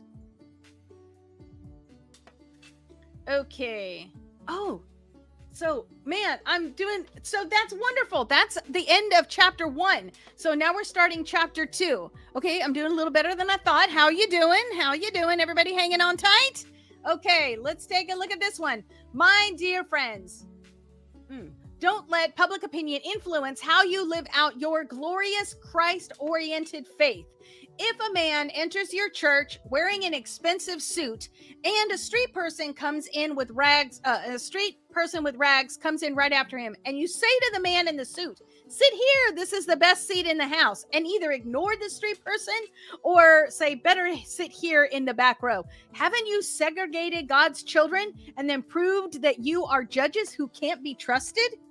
I know I got that one I got the point of it, but it's a little rough as far as word for word goes. Okay, listen, dear friends. Isn't it clear by now that God operates quite differently? He chose the world's down and out as the kingdom's first citizens with full rights and privileges. This kingdom is promised to anyone who loves God. And here you are abusing these same citizens. Isn't it the high and mighty who exploit you? Who use the courts to rob you blind? Aren't they the ones who scorn the new name Christians that are used in your baptisms? Okay, that one's a little rough. Okay, here we go. We're almost there. Home stretch. Okay, I'm gonna have to cheat a little bit. What is this one? Okay, you do well. La, la, la, la, la. Okay, you do well when you complete the royal rule of the scriptures. Love others as you love yourself. But if you play up to these so-called important people, there we go, you go against the rule and stand convicted by it. You can't pick and choose these two things, specializing in one and then not keeping the other. The same God who said, do not commit adultery, also said, don't commit murder. If you don't commit adultery, but you do commit murder, do you think that your non-adultery is going to cancel out your murder? No! You are a murderer, period. Okay, and then the one that we are working on, okay, that one might need just a little touch up. Okay, and then the one we're working on for this week. Talk and act like a person expecting to be judged by the rule that sets us free. For if you refuse to act kindly, you can hardly expect to be treated kindly. Kind mercy wins over harsh judgment every time. James 2:12-13. And the world has grabbed this verse and others like it in the Bible and taken that and made that out to be the word karma. Karma is a bad word. That is not a Christian word. But the point is that even the world acknowledges this principle that act kindly, treated kindly. Act harshly, treated harshly. It's a principle. It's a thing. So we know as believers that this is not karma. This is God. This is the truth. This comes from James chapter 2, verse 12-13. All right. So again, all of this is coming from the book Color Me James, available on my website, a little bit of makeup at wholelotofjesus.com, and also on Amazon as well. So grab your copy, ebook, paperback, spiral bound, whatever your pleasure, and enjoy that. So this week, what is this week? I think it's a word scramble. I think this week is a word scramble. So have fun with that. Enjoy the coloring page. Make sure you pick up your copy. And then all this is all in the Beauty and Grace Insider, which is living in YouTube. The Cherished Queen comes with the ebook for free. So get in there and join that. You'll get all of the lyrics Oh, that's a good idea. You'll get all the lyrics, you'll get the songs, you'll get the flashcard graphics, you'll get little extra bonuses and all that inside of that Beauty and Grace program. If you're on YouTube watching that, you might have already seen some people using special little emojis, because with that membership also comes some special YouTube emojis as well. And there's also badges for how long you've been a cherished queen. A Beauty and Grace insider. So have fun with that. So thank you so much for hanging out with me. Again, look forward to seeing you on social media and on the website, a little bit of makeup and a whole lot of Jesus.com. Let me speak a blessing into your life this week, and then we will step out, and I can't wait to see the look that you've created. So, Numbers chapter 6, verses 24 to 26. The Lord bless you and keep you. The Lord make his face to shine upon you and be gracious to you. The Lord lift his countenance upon you and give you peace. Heavenly Father, how thankful I am for each one of these women that has come and hung out with me today, that is going to play with makeup while thinking about you, while memorizing your scripture. Father, I pray that you would just hold these words in our hearts, how each one of these verses, each segment, each chapter, each book, everything that we memorize, Father, is there for us to use. I know personally how wonderful it has been that you have brought some of them not so wonderful, but you got to grow, so you got to put stuff there. So, I have enjoyed how you have given me tests and challenges and trials to help me work out my faith through these verses I have memorized and through the studying of the book of James. I pray that for my sisters in Christ this week as well. Father, I just pray that you would lead, guide, in them, direct them, that you would help us to remember that royal rule to love our neighbors as ourselves, that you would help us to not be hearers only of the word, but that we would be doers, that we would be living and dwelling and breathing and memorizing your word. Father, help it to be a part of who we are, to regulate our lives, to govern our lives, and to just draw us closer to you as you transform us to be more like Jesus. Father, I'm so thankful for being born a woman, for having the opportunity to play with your beautiful and magnificent colors every single day as I put on my makeup. I just pray blessings on these women, whether they're here with me live or they're watching this later on. In Jesus' name, I pray. Amen. Well, it again has been a delight to hang out with you. I look forward to seeing you throughout this week. Share with me what you got. Until next time, my friends, I love you. Mwah. A little bit of makeup and a whole lot of Jesus. First days at me, can't wait.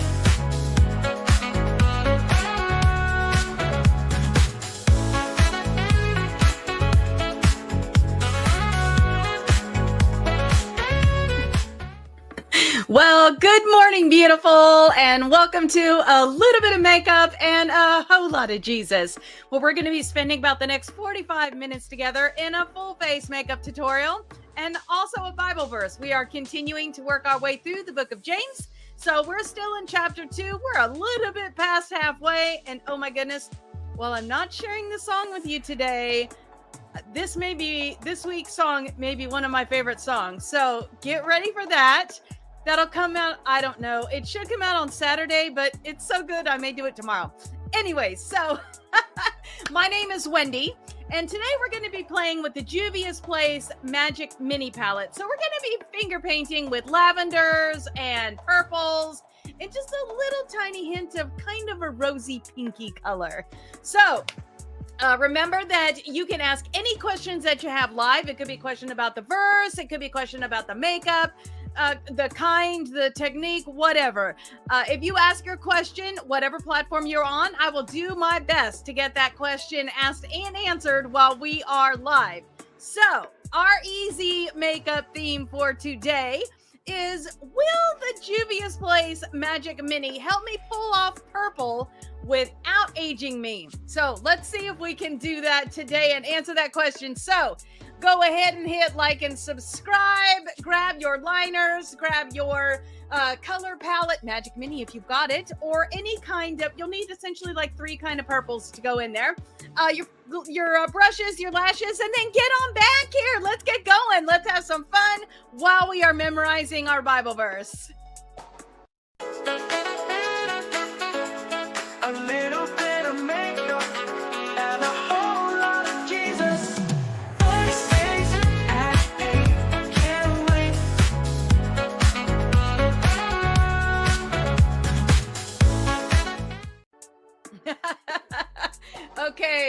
just got a little window there that today's title is a tongue twister, and that very well may be. You know, we've been having a lot of pickle conversations around my office. We had a business idea, business name, business plan. I'm thinking maybe we should do a pickle eye look one day. Today's not that day, but maybe next week. So let me know in the comments if you would be down for a pickle eye look. I'm not talking about a pickle on your lid, just kind of the colors of pickles. All right, so our foundation verse for this podcast is Psalm 119, verse 11. I have hidden your word in my heart that I might not sin against you. All right, and so again, we are a little more than halfway through chapter 2, working through the book of James using our Color Me James. This is coloring pages, puzzles, journaling, daily activities, all kinds of fun things to help you memorize your way through the book of James. And man, this week's verse, I gotta tell you, we're in James 2:14-17. It's a little convicting, so be ready for it. I don't know, maybe it's just me. Okay, so Color Me James comes in 3 formats. We've got the ebook, which is a PDF. I got the couple apps listed for you that will help you out with that. And then we've got the paperback version, which is on Amazon, and the spiral bound version. All of these are available on my website, so head over to a little bit of makeup at awholelotofjesus.com. And here's our song from last week.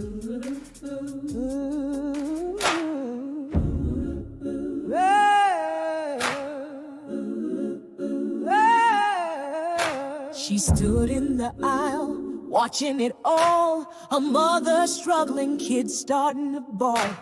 Groceries spilled, her hands full of care, but whispers and insults hung in the air. Instead of reaching, she turned aside, muttered sharp words meant to divide. No hand extended, no love to find. If you refuse to act kindly, you can hardly expect to be treated kindly. Controversy every time. Talk and act like a person expecting to be judged by the rule that sets us free. Refuse to act kindly, you can hardly expect to be treated kindly. Kind mercy wins over harsh judgment every time. Kind mercy, yeah. All right, so I'll let you listen to the rest of that.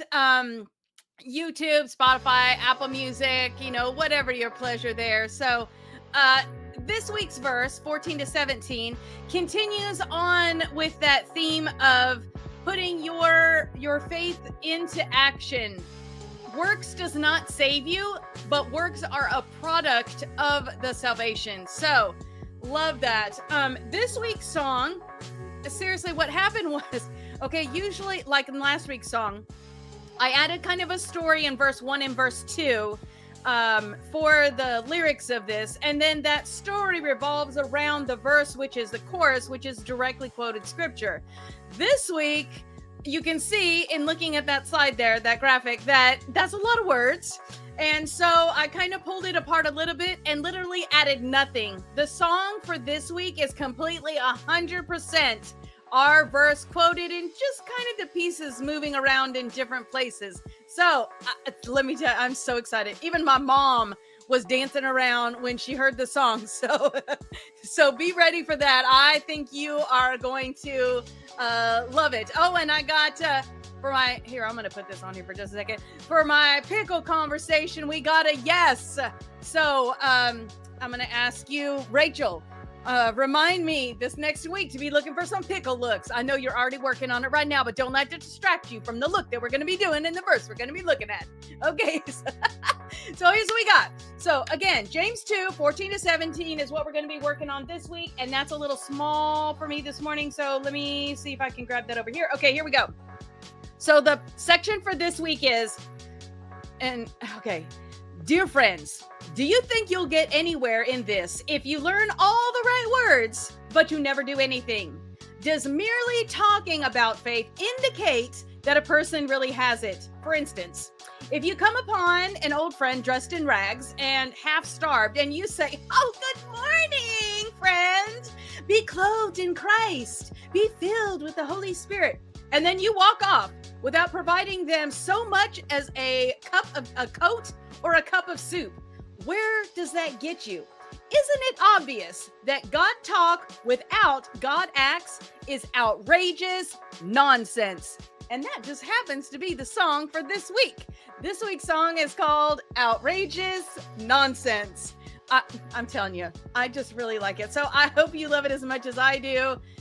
I will try to get on the stick today and get that launched this evening so you can hear it tomorrow. Otherwise, if things get busy, it'll be Saturday. So, oh my goodness.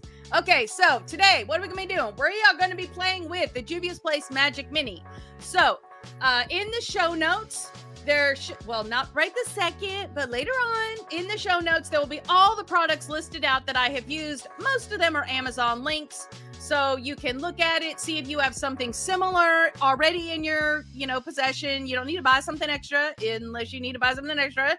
I know we just finished with Amazon Prime Days, but everybody else is like following suit now. So Walmart's got their sale thing going on, whatever. That'll give you a clue to the products that are used. And then if you choose to use the same product I've got, you can get to the exact same product.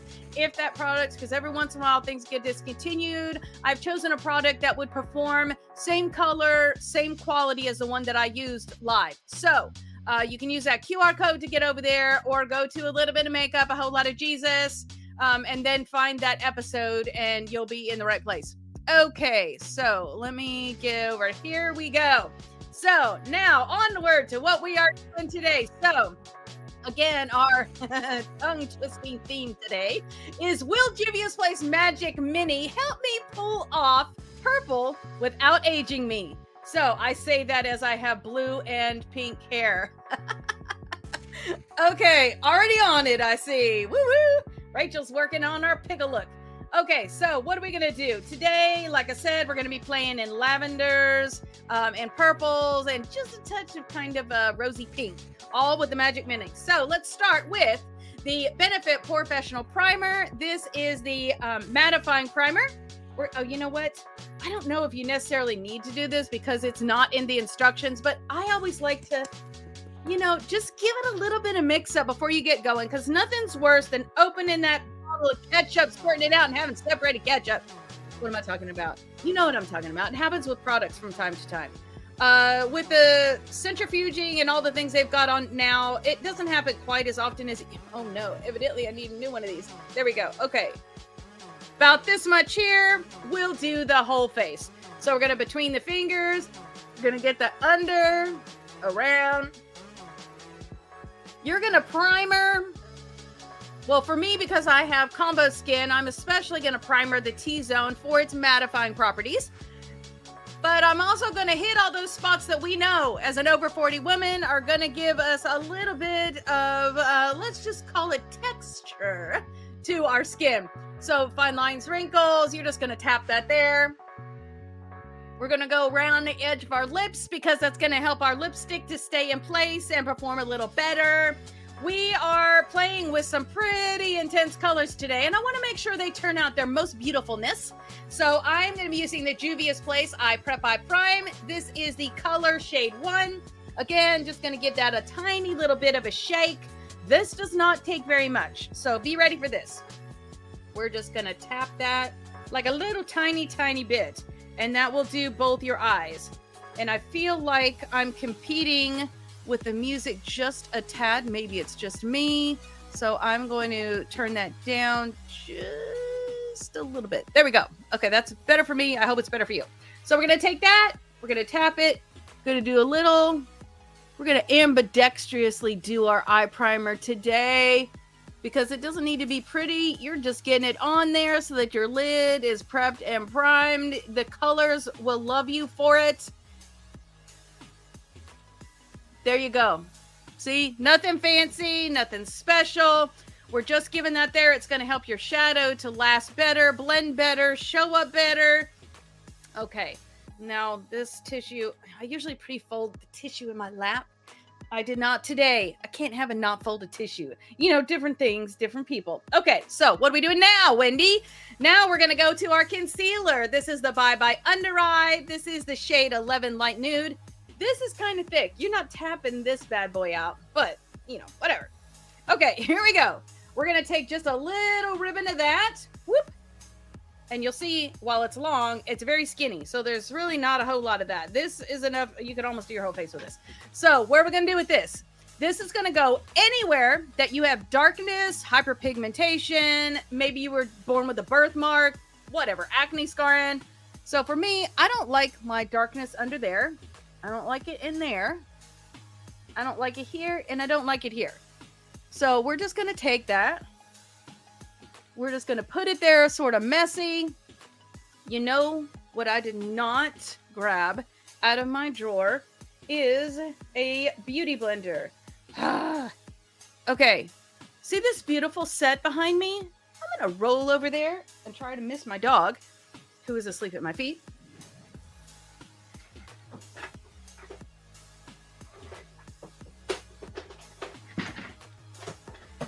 There we go.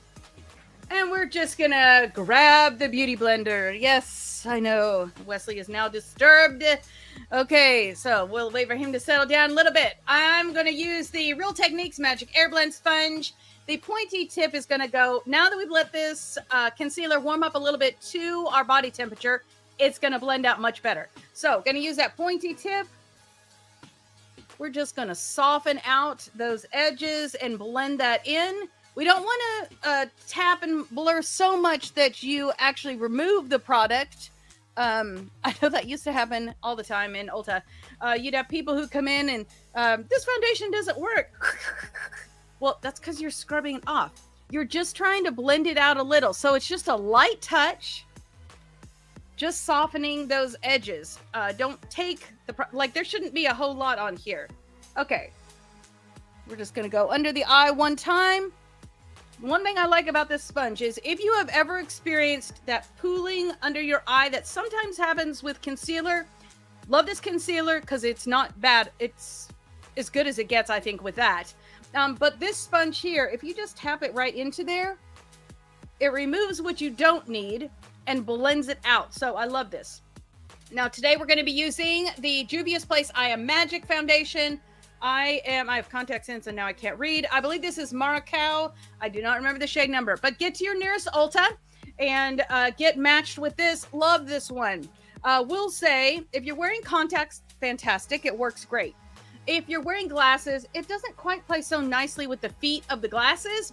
So buyer beware. You definitely want to make sure that if you're wearing glasses, you use a thinner application right here to minimize that kind of, pooling that happens when your glasses feet sit on there. Okay, so we're going to take just a little bit of this right there. That's a little bit much. This foundation goes a long way. So that one tube, I have seriously had this tube almost a year already and it's still almost full. Okay, so we're just going to tap it.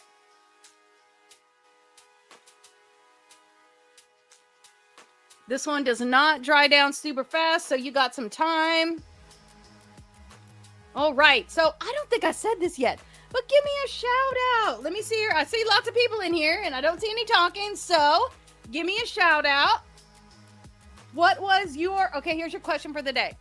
What was your favorite lipstick color that you used this past week? Since I saw you last Thursday, what was your favorite lipstick color you used? And if you're one of those people that always use the same color, I don't know that. So just go ahead and put that in there. Let me see what you got. Today, I know we're going to be playing with Snob, which is one of my favorites. We're going to add a little bit of a contrasting eyeliner. Not really contrasting, but just a deeper pigment than what the lipstick itself is. And we're going to let that kind of ombre out. We're making sure that we get right there in the corners. Just tapping that, blending out to the neck. Okay, and now we are pasty. So that's what we want because we want to put the colors back in where we want the colors to be. So I'm going to go ahead and grab my Laura Mercier. There we go. This is the Rose Translucent Loose Setting Powder in the Rose. And I'm using the Juvia's Place. This is the small, what is that one called? The I don't know. It's the smaller triangle that Juvia's Place has. Okay, let me give a tap on this. This Laura Mercier has nice holes in the top of it, so you get a good amount of powder out when you do that. I'm just going to press the pointy in there. Just tap it out. We're going to go on both sides. And this is going to set that concealer that we put in to keep it from having any creases under the eye. We're just going to use that triangle to get right up underneath there, nice and clean. There we go. Now we're going to switch over to the wider end. We're just going to press that in, tap that out, go down the center.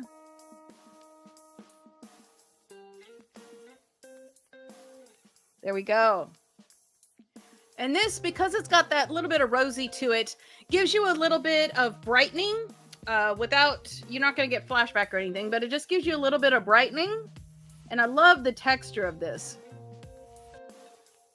For a combo skin, it doesn't really have oil control properties, so don't think that about it. But it still does a good job of keeping a separation from happening, so super like this one.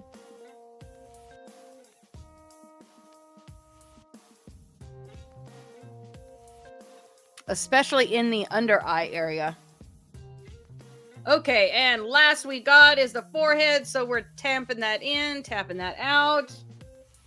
And then we're just pressing that in, and we're going all the way up to that hairline there.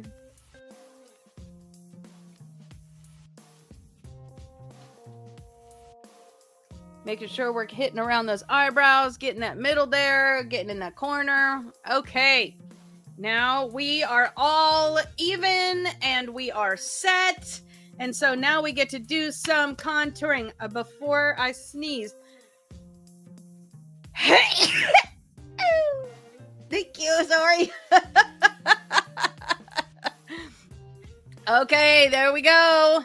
We've got our Keep It Full Max Lip Plumper from Milani in number 110, Little Secret. Okay, that is a favorite. Y'all being a little bit quiet this morning. Somebody else give a shout out. What is your favorite lip color? I think this week I'm going to vote. This is not really a vote, but I'm going to say my favorite for this past week that I think I used more any day than not is going to be the MAC. What is it called? The MAC Matte.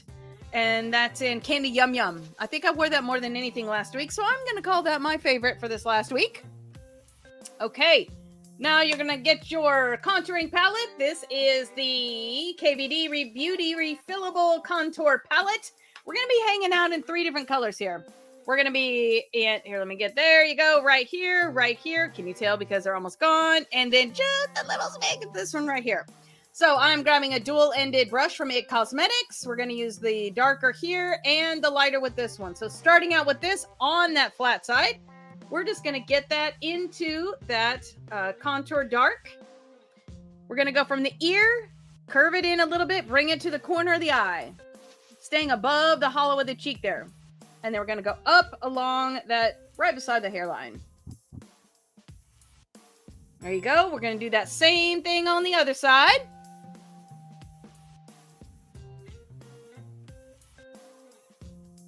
Now we're still going to use that flat right up against that hairline. Just blend that out. I like to use little circles right up here so it has a nice smooth, even edge. Just kind of blends things together. Now we're going to switch to the skinny side of that brush right here. We're going to have a neutral face and go from the ear to the corner of the mouth, right under that jawline. Neutral face so that you're actually hitting under that jawline. And same thing on the other side. Then we're going to keep with that skinny side. Just get a little bit. We're going to go from right here to right alongside that ball of that nose on either side. This is going to narrow our nose just a little bit. And then we're going to go just under the tip there. Give us just a little more emphasis there. Kind of leaving a lightness right through there. So now we're going to take the point. See how it's kind of got like a point there? We're going to tap it just a couple of times in that dark one.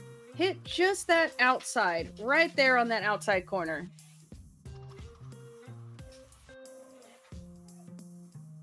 There you go. We're going to switch to the fluffy. We're going to go in that lighter, right on the top of that cheekbone, right beside the brow. Same thing on the other side. Then we're going to do the same thing. We're going to go right down that middle. Right down that middle, making sure we hit that Cupid's bow. Now let's give a little switch over to our blush. So we're going to be using the Juvia's Place. This is the volume 4. You know, if we do that pickle one, I think we'll use, I think it's volume 2. Anyways, so this, volume 4. The purple that we're using today, the lavender purple, is a little intense. So we're going to bring it down just a little on the cheek with this one. So this is just a MAC blush brush. We're just going to get it right there, swirl it a couple of times. These are very pigmented, so you don't need too much. We're going to go between the bronzer and the highlighter, between the bronzer and the highlighter. Same thing on the other side. Right between there. Then we're going to get a little bit, go up here to blend that out. Whatever's left on your brush, right there, right there. And actually, I think I need just a little bit more. We're just going to go one more time. You can always add more, but once you get too much on there, now you're going to have some hard times. So, always better to go a little bit lighter and just add multiple times. Same thing is true with eyeshadow as well. So, let us go ahead. And you know what? Let's actually go ahead and do our highlighter before I forget this week. This is a Benefit Cookie. This is just a nice neutral color. That's Wesley saying hi. We're just going to swirl that Anastasia highlighter brush in there, right on the top of the cheek, right beside the eye socket. Wesley.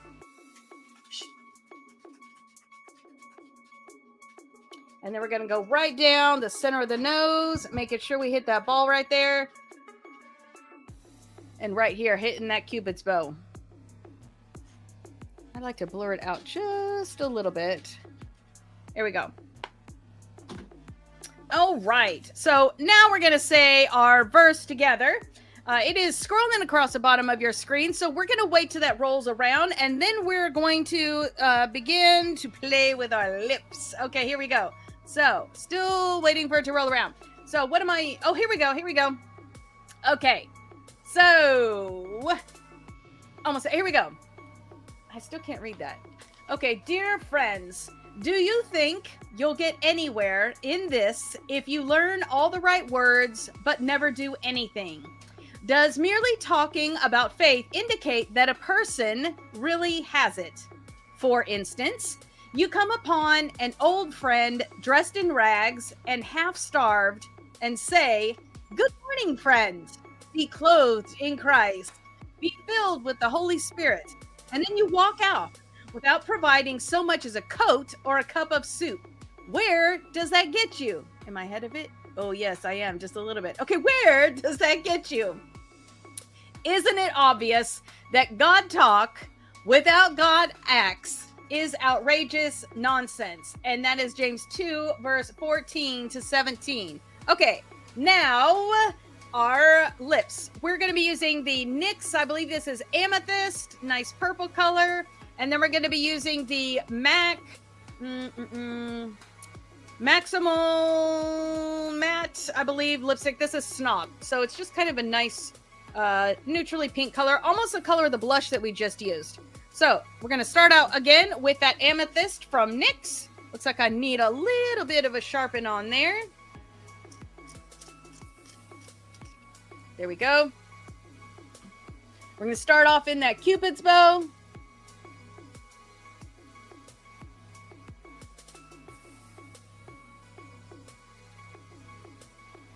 There we go. That gives us a nice place to keep us a focus, and then we're going to round that out to the outside.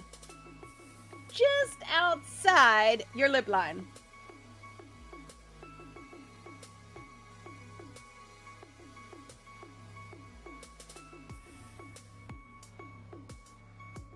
It should feel almost a little awkward because you're outside your lips.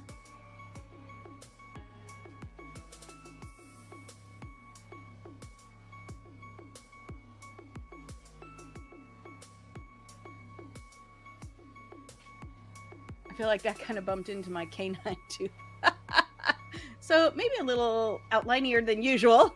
Now we're going to go to the center and the bottom. And then we're going to round that out to the outside.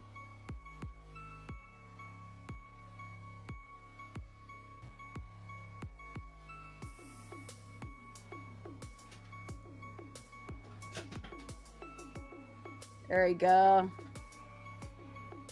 Now we want a little bit of blending and ombre. So we're going to do two things. We're going to come just to the inside of that liner and we're going to shade that out a little bit. And then the outside quarters, we're going to go ahead and fill those in. So let's start out with the shading. So just below what you just did, just feather that out a little bit.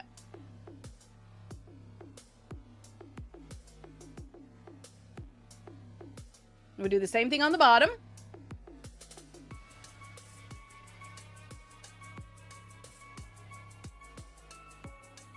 There we go. Now to the outside corners, we're going to go a quarter of the way in and just fill it in dark and then feather it out. So here we go.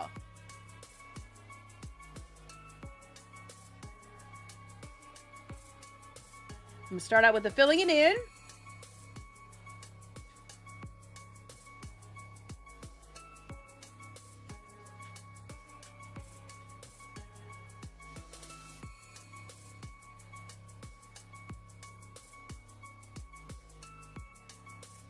Now, when we close our mouth, we want those to line up with each other. So make sure you've got that pretty even.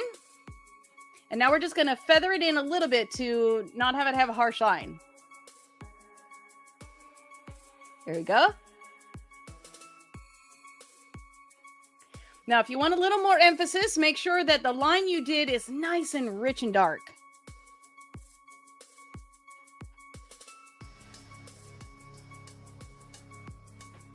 There we go.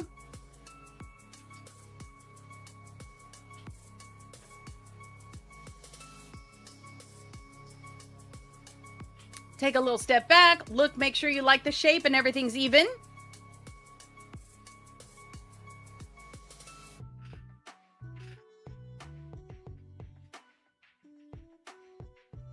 Feel like I got a little pointy on the right side. There we go. Okay, so now we like our lip liner. We got a little bit of shading on there. So now we're going to take that Maximal Matte in the snob and we're going to go over everything. We're going to start out first in the center where it is empty to get the nice truest pink color.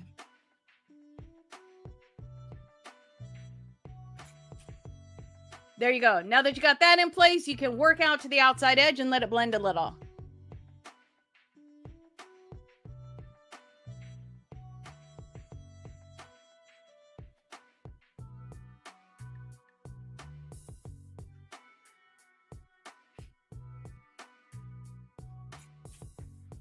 Okay, you can see we've got an extra little dimension now to the lip just by using that liner technique. It's not just like a staunch one color kind of thing. You got a little bit of shading, and once we get the eyeshadow on, it is really going to make that pop. So let me get scrolled down here just a little bit. There we go. So we are going to be playing with the, again, Magic Mini Palette from Juvia's Place. And we're going to be living in these colors here. We're going to do the Assoon. Then we're going to jump into this bad boy right here. This is Ifa. And then we're going to go in some Faso. And then we're going to add a little bit of Assoon at the end on the very outside. So I'm going to start out with the Assoon. We're going to use, this is a Morphe M433, just a blender brush. We're going to start out in that Assoon. We're going to use that right up here. It's just going to give us a nice color to blend into. It's got a tiny bit of shimmer to it, not too much. And this will help when we use that on the inside corner here in just a minute.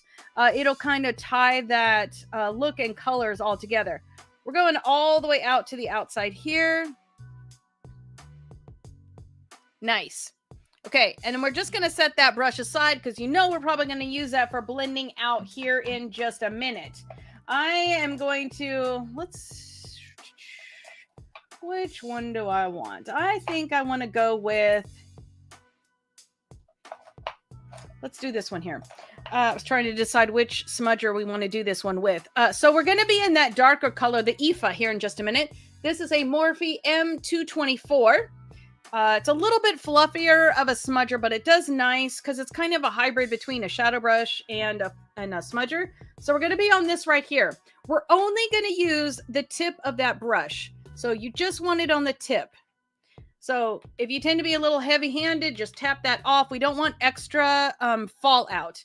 So let me, there we go. Well, there we go. Okay, so we got our brush. It's loaded right on that eye socket bone where you can feel that bone. You're just going to put that color right there. This is why we only have it on the tip, so we can be more intentional and directional. And you are going to be much better if you start out with it lighter and go over it a couple of times than to be heavy-handed and end up with that dark fallout on the top of your cheek. So again, just tipping it right in there. Then we're going to go from here. We're going to go about halfway. We're going to add just a little bit right here. Fill in that triangle we've got. And we're going to give ourselves a nice little angle right here. So one thing this is going to do, if you have hooded eyes like I do, this is going to help to open up your eye. So when you look straight forward, you want to see that purple peeking up above that fold. See how you can see it right there on the top? That's what you want. So we're going to take that. No extra color is on my brush here. I'm just going to kind of soften that top edge just a little bit. So no extra color. You're just going over where the color meets the other color. So where the IFA meets the Osun. Okay, now we're going to do that same thing on the other side. So again, just that tip right on that socket bone. Go in a little gently at first if you want. So you got a little forgiveness there.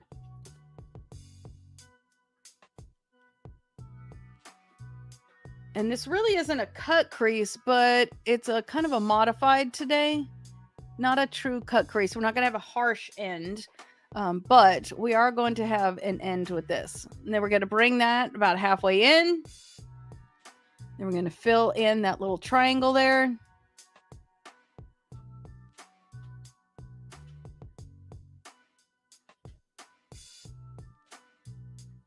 And then we're going to bring that out just a little bit.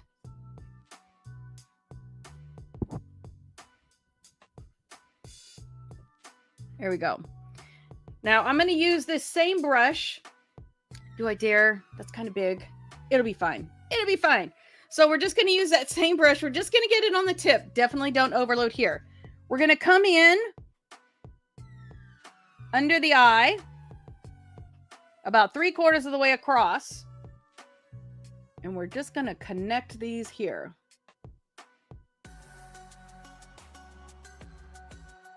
Here we go.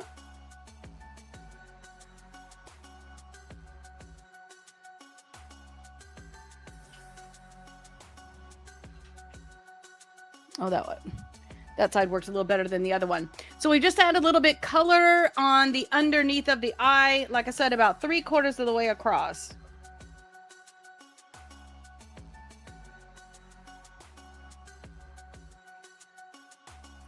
And we're going to set that brush aside for just a second.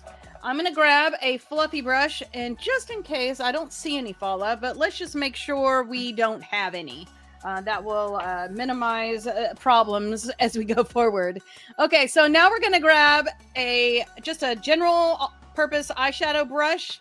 I'm going to go in here, and we're going to be in the Faso right here. So we're going to get it just on one side. And the Faso is going to go all the way from the inside. And we're going to fill in everything that we just did with the, what was that one called? Ifa. So we're just filling in everything from the Ifa.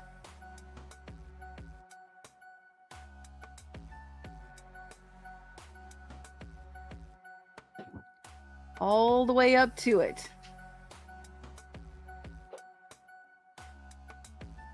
And you could most certainly do this with a cut crease if you wanted to, you know, add your concealer right now. I'm just kind of tapping it over where it's blending in and meeting that Ifa there. Okay, we're going to do that same thing on the other side.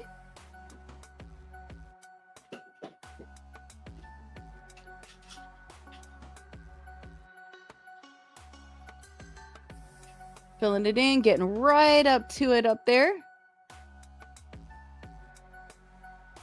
And then tapping it where those two colors meet.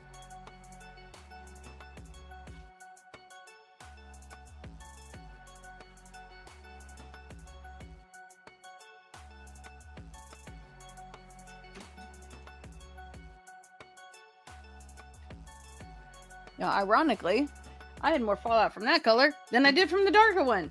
Okay, so I'm going to grab a little smudger. This is going to be a Morphe. What are we looking at? I cannot tell. 506 maybe? We're going to take that one. We're going to get just the tip of that in that Faso. And we're going to go right here on the inside and meet that to that Ifa right there.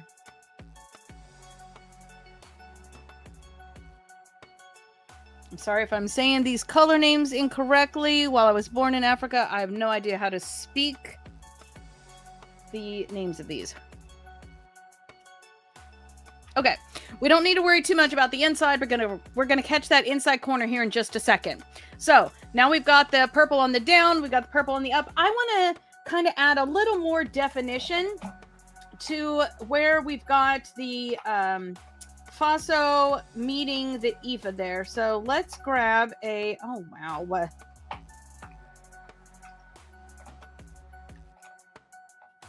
Well, okay, I guess we'll use this one here.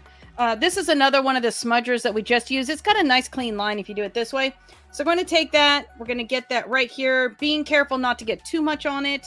And we're just going to clean up that line. We're just going to drag it right here and clean up that line.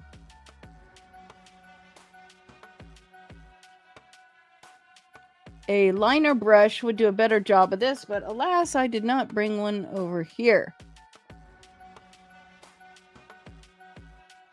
There you go. That just cleans that up a little bit. So we got a nice kind of a mock, whatever happened in there. Okay, so now I'm going to grab a blender. We're going to use, this is the M456 from Morphe.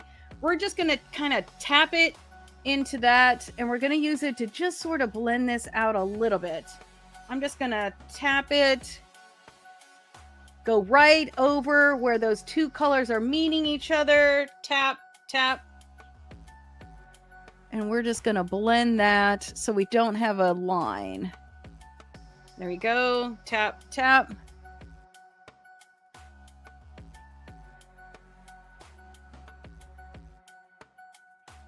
Get it tapped a little bit in the Ifa there, so we got a nice smooth. There we go. Okay. So you can see what we got now. Let's go ahead and see if we got any fallout happening.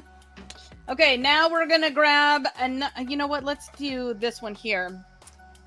Yeah, I think, oh no, let's, I need a small, this one here. This one here is perfect. This one is a smaller smudger, an M, I think it's 431. This is another Morphe. It's just a little more compact. And so we're going to go in that same Osun right here, just on the tip. We're going to get that right here in the corner. Literally just cram that in that corner and then blend it a little up and blend it a little down. So Osun in the corner, up and down. That's just going to give you a little brightness in there.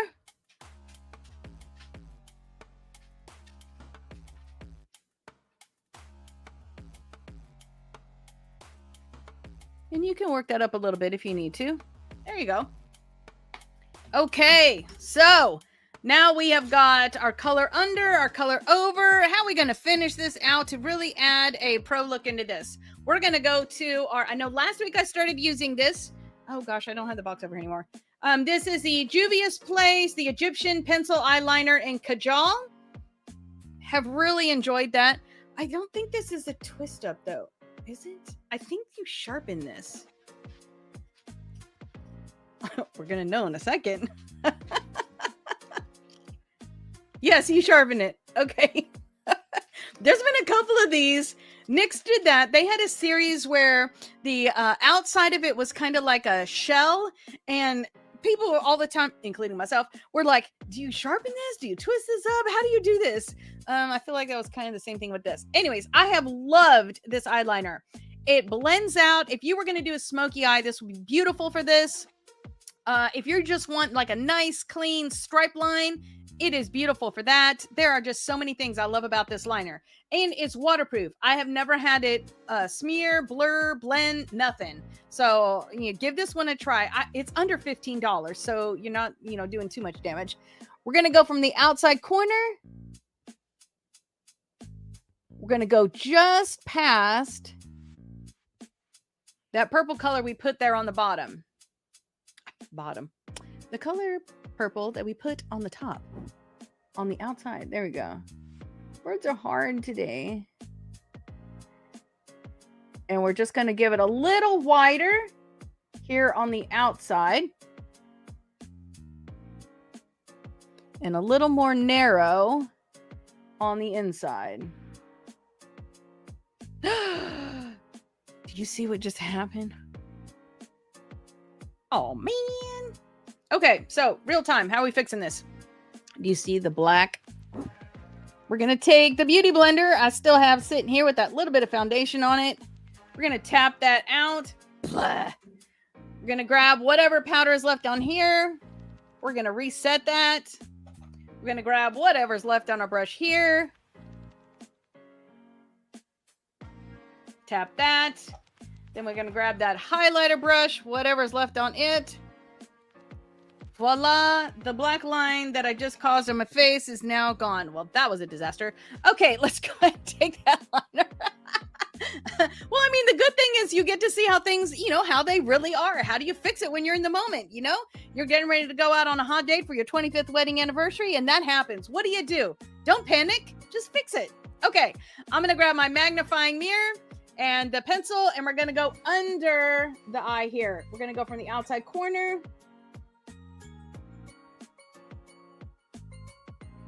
We're going to go about 3/4 of the way across. And just give a nice little line there to add some intensity and definition on the bottom.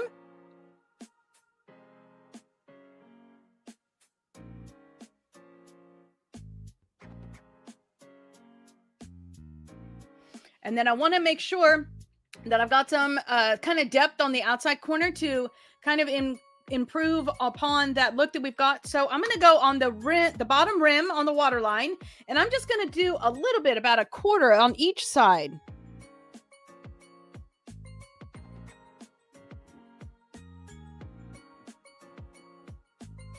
And you want it to go all the way where you have that eyeliner line that you just did. There we go. Looks like I got a little gap there. There we go. Now we are going to be using lashes today. So we're going to go ahead and grab our Too Faced Better Than Sex long name waterproof eyeliner. So again, I store that tip down so it is always nice and juicy. We're going to go from the outside edge. We're just going to give ourselves a nice thin line, which is going to give us a runway for our lashes and help give you a little bit of forgiveness for any lash that may not quite make it all the way down to your natural lashes. Just kind of a little bit of an insurance. So again, go to the inside.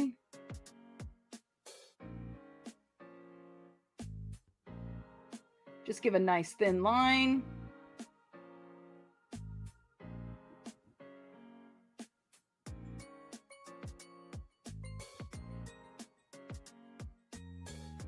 There you go. So this is what we got happening right now. Now, if you wanted to be a little adventurous, you could add a little bit of diamond dust in there in the center. A little bit of glitter would be super fun if you were going out somewhere. But for right now, we're just going to do this, and we're going to move on to our brows. So I am using, this is the Morphe Nyan, Morphe with Nyan. What is this one called? This one's called Unicorn Floss. And let me give that, man, it just seems to be a sharpening day today. We're just going to give that a little bit of sharpen here. Nice tip. Whatever brow product you're using, you're going to go ahead and do that. I have this because obviously I got some funky peak kind of color going on up here. My eyebrows are in, your eyebrows should kind of go straight up from there. So my eyebrows come in a little bit. So I'm going to fill that in and then brush that out to give an illusion that I have hair where I don't actually have hair.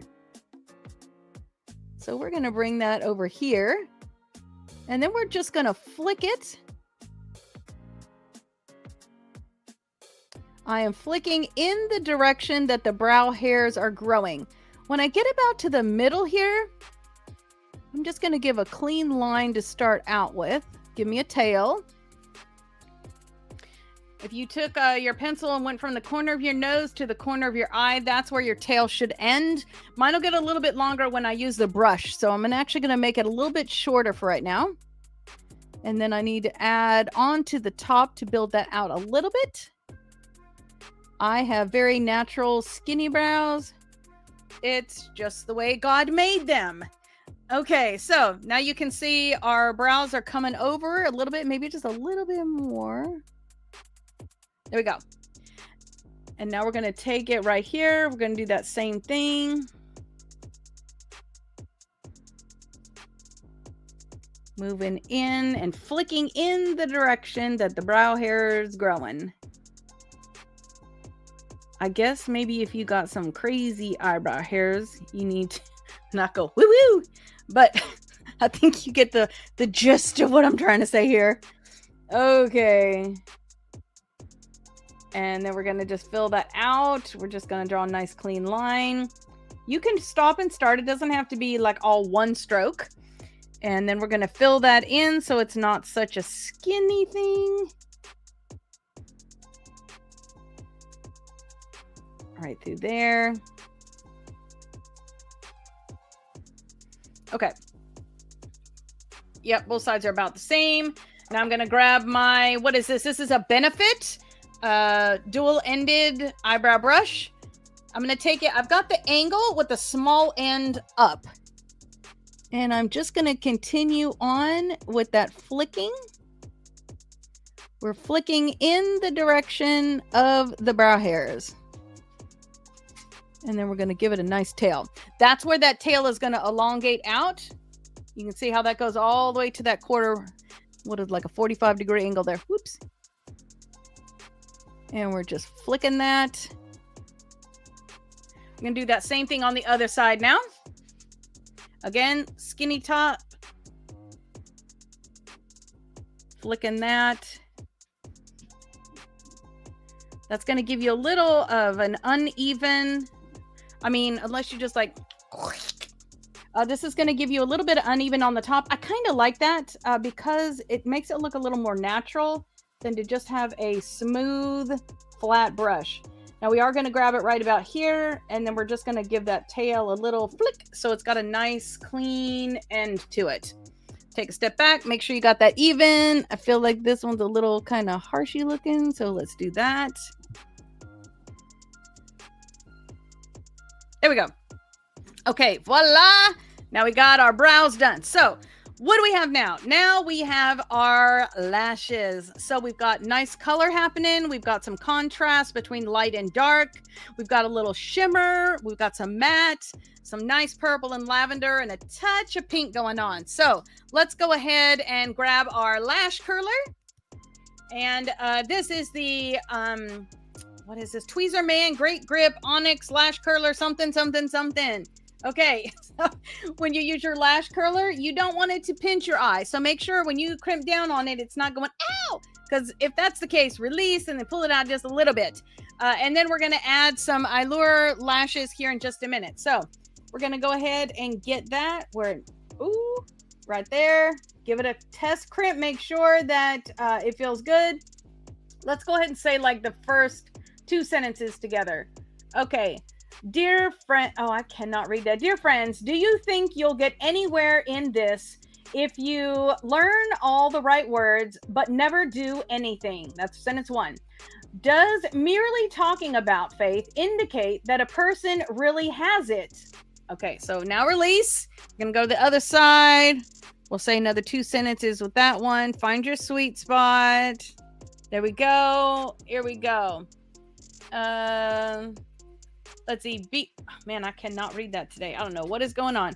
Okay, be clothed. Let's see. For instance, you come upon an old friend dressed in rags and half starved and say, "Good morning, friend. Be clothed in Christ. Be filled with the Holy Spirit," and walk off without providing so much as a coat or a cup of soup. Where does that get you? Isn't it obvious that God talk without God acts is outrageous nonsense? So now we're going to grab our Bad Gal Bang Mascara. This is just black. This is the water-resistant formula. For me, this does beautifully. I never have it smear, smudge, flake, anything. So we're just going to add a nice coat so that our lashes will blend in with the false lashes. Again, if you have nice, beautiful black lashes already, you can maybe skip this step, although I would suggest you go ahead and do it because it's going to give you some extra volume. So, and that is one of the reasons why people wear false lashes. So, extra volume. This will just help you be able to use a wispy. Okay, there we go. It'll make a wispy have a little extra something. My lashes are kind of blonde. If yours are lighter as well, maybe you've got red lashes. Maybe your lashes are brown, whatever. If they're anything other than black and you don't put a little coat of black mascara on them, you're going to see them and it's going to look a little different. So just 1 coat will do you. And you can already see how that, just doing that, just really kind of fills out that look. Okay, now we're going to do the bottom lashes because they're not getting false lashes. We're going to make sure we give a nice coat on the bottom there. That has a little tip. Let me get rid of that. There we go. So we're just going to go from root to tip here. Sweep it under the tips.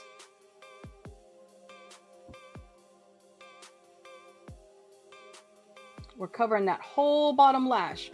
We're going to use the pointy end of that to really get in that corner and make sure that we give every lash its due coverage. Okay, there's that one. Let's do the other side here. Again, all the way from root to tip. Making sure we're coming back on those undersides.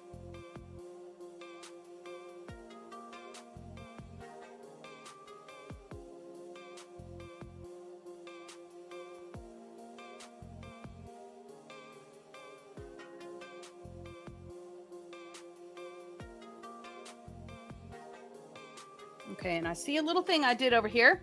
I touched my cheek ever so slightly. So we're just going to use the corner of that triangle to rid ourselves of that. And I'm just going to do that one more time. I just want a little bit extra here.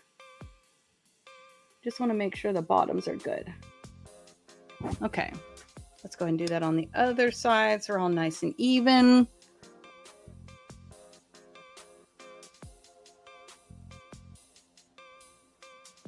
There we go. So we got some nice coverage on those bottom lashes.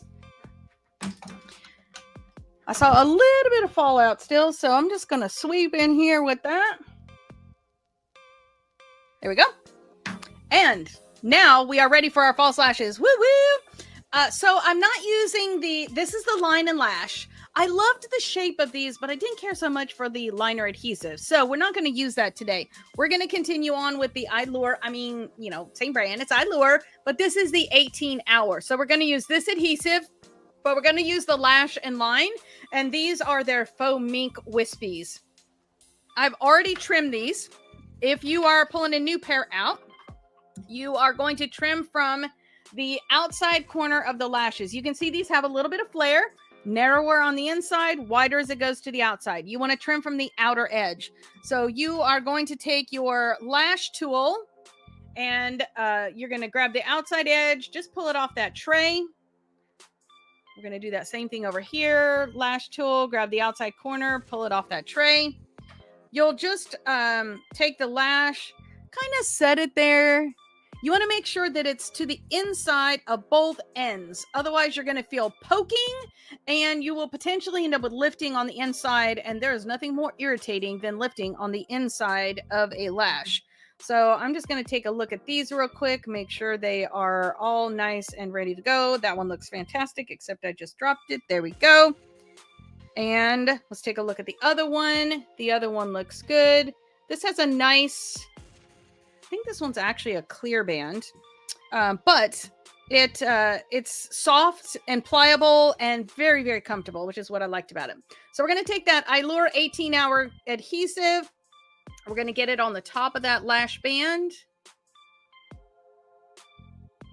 Make sure we're paying special attention to the outside edges. And then we're going to turn it in and we're going to get it just on the back side of that band as well. We're going to make sure that the outside edge has a nice, juicy, yet not sloppy amount of coverage. So we're just going to tap there, set that one down in front of us and go ahead and pick up the other one. We're going to do that same thing. We're going to get it right on the top of that band. And then we're going to turn it in and we're going to get it just on the back side of that band as well. Give us a little insurance for that bad boy sticking and staying all day long. Okay, there we go. Now you can see that we've got, right now, it is white. That is because it is going to dry down clear. So it kind of gives you an indicator as to where it is in its drying process. It's going to take about 30 to 60 seconds for that to set and be ready.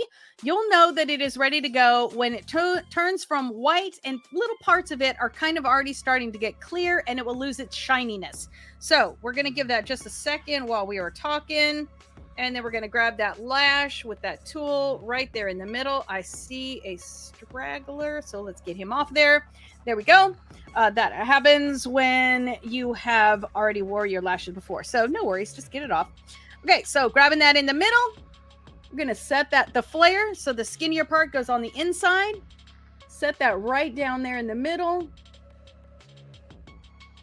You feel kind of a cold wetness when it touches. Then we're going to grab the inside, put that right on that eyeliner line that you did. Grab the outside. Get that right on that outliner. There you go. And then we're just going to make sure that the lashes are in the same space together. Just above your lash line, just kind of crimp those together. I'm going to take that lash tool right here on the inside corner. I'm going to make sure that corner is nice and where I want it. There we go. Taking the tip, working my lashes into those lashes. And then we're going to grab the other one. So we're going to pick up that other lash right there in the middle. We're setting that down in the center again. Touch it to your eyeliner line. I'm going to set that inside corner down. Take that outside corner. Make sure they're in the same space. Just going to make sure that inside corner is good. Use that tip to work my lashes into those lashes. And then I'm just going to press it. Make sure everybody is in a happy place. There we go. So now we have got our eye look complete here. So what do we need to do to make sure that everything stays put all day long? I don't want to mess with this. I don't want to touch this. I want it to stay like this all day long. We are going to use our Juvia's Place Ready, Set, Sealed. We're going to give that a shake. We're going to spray that down. That's just going to set everything, put everything in a stay there kind of way. So let's say our verse together one more time. It is about halfway through. It's scrolling right now, so we'll wait till it comes around all the way. All right, let's see, Holy Spirit. Okay, so we're halfway.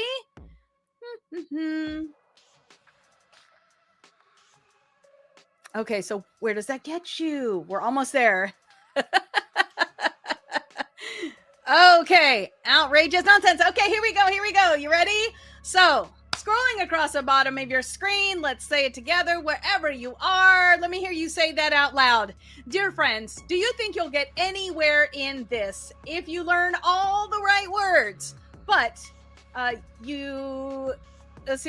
never do anything? There you go. Does merely talking about faith indicate that a person really has it? For instance, if you come across an old friend dressed in rags and half starved, and you say, "Good morning, friend," but be clothed. Oh, so good morning, friend. Be clothed in Christ. Be filled with the Holy Spirit, and you walk out without even providing so much as a coat or a cup of soup. Where does that get you? Isn't it obvious that God talk without God acts is outrageous nonsense? And we're going to be this week in James 2, verse 14 to 17. Again, wait till you hear the song for this week's verse. I am so excited about it. I can't wait for you to hear it as well. So thank you so much for hanging out with me here this morning. I look forward to seeing you throughout the week on social media. We are going to take a walk through our verses that we have done so far. So if you know them, you say them from memory.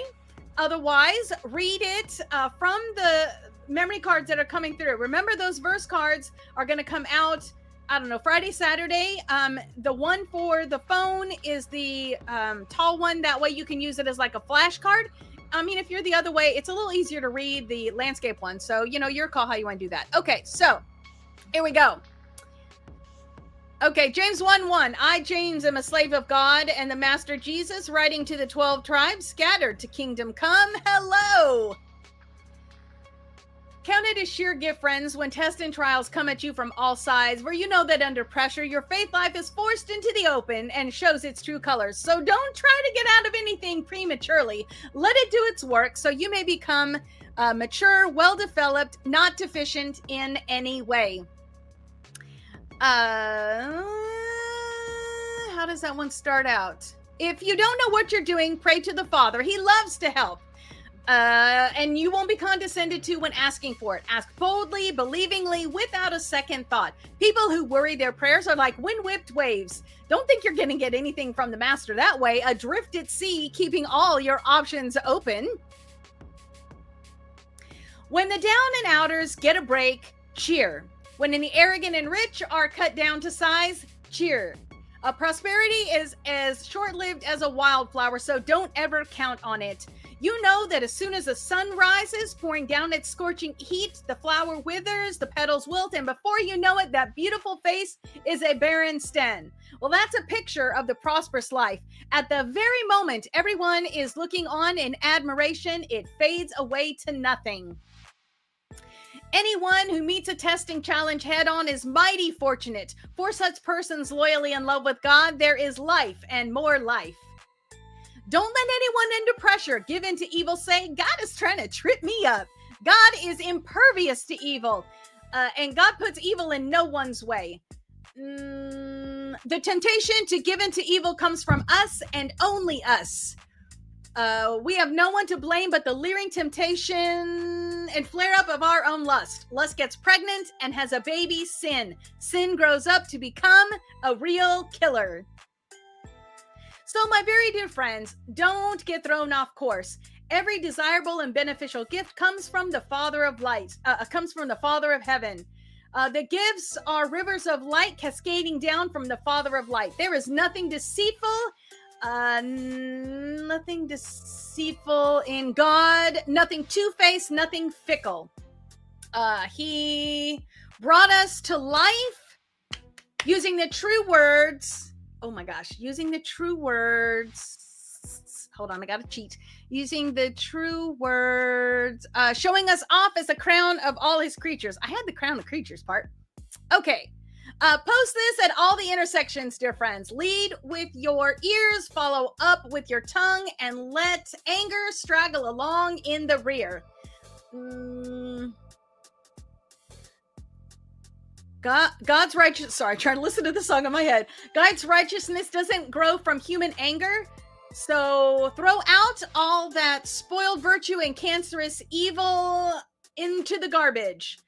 In simple humility, let our gardener God landscape you with the word, using, making a salvation garden out of your life. Woo!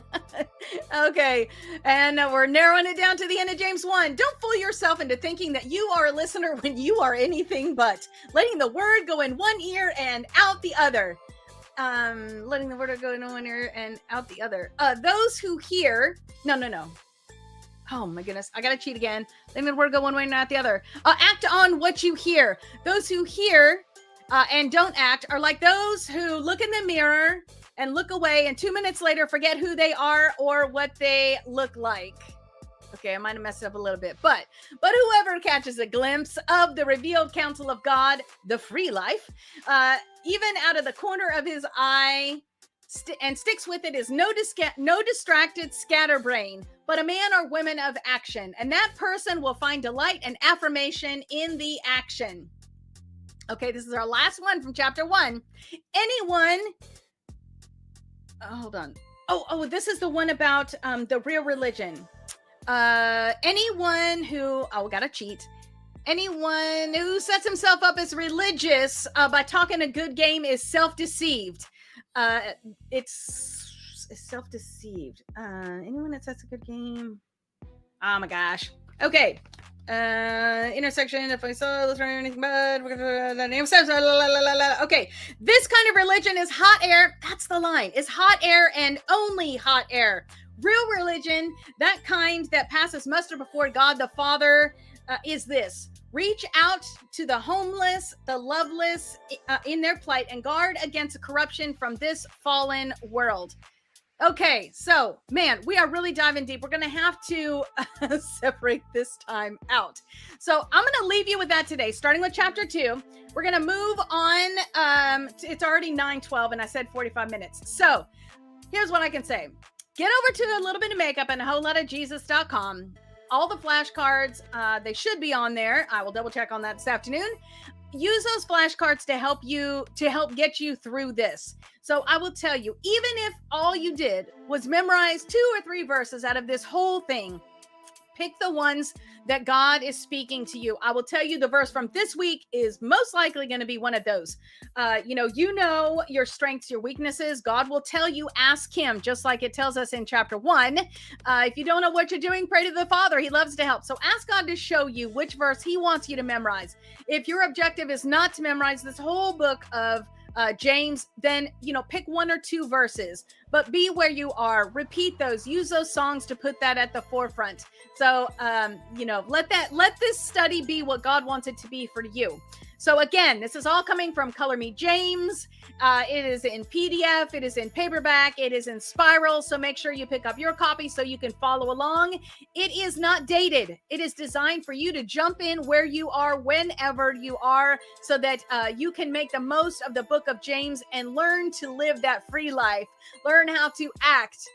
Learn how you are not just a hero, but you are a doer of the word. So Beauty and Grace Insider.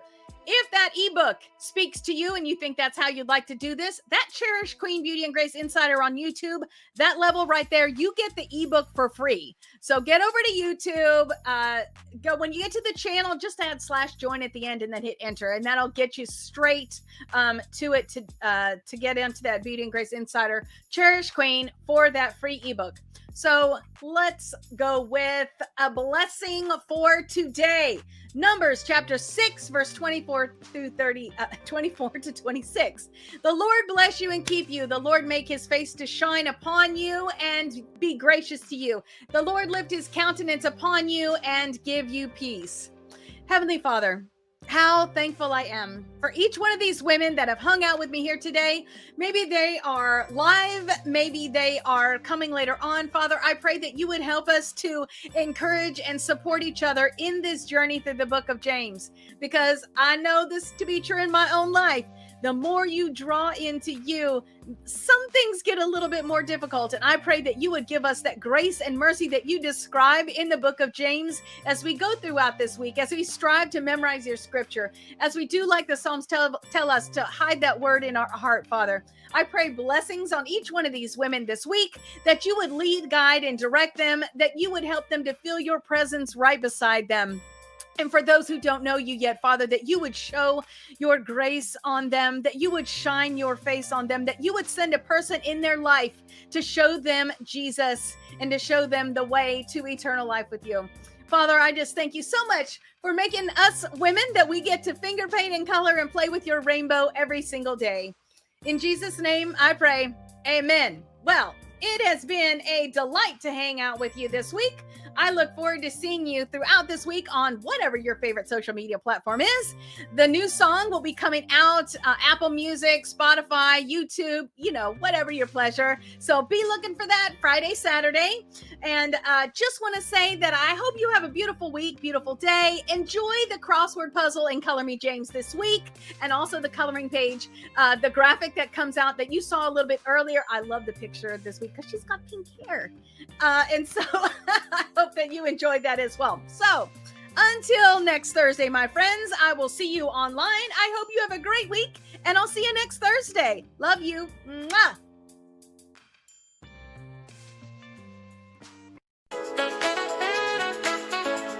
A little bit of makeup and a whole lot of Jesus. First days at 8, can't wait.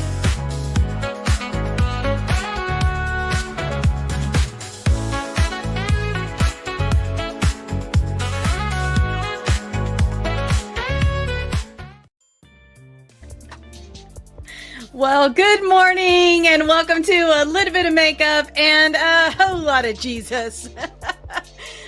We are going to be spending about the next 45 minutes together with some beauty on the outside and some beauty on the inside with a full face makeup tutorial and a Bible memory verse. And this week, you'll be thankful, there is only one verse this week.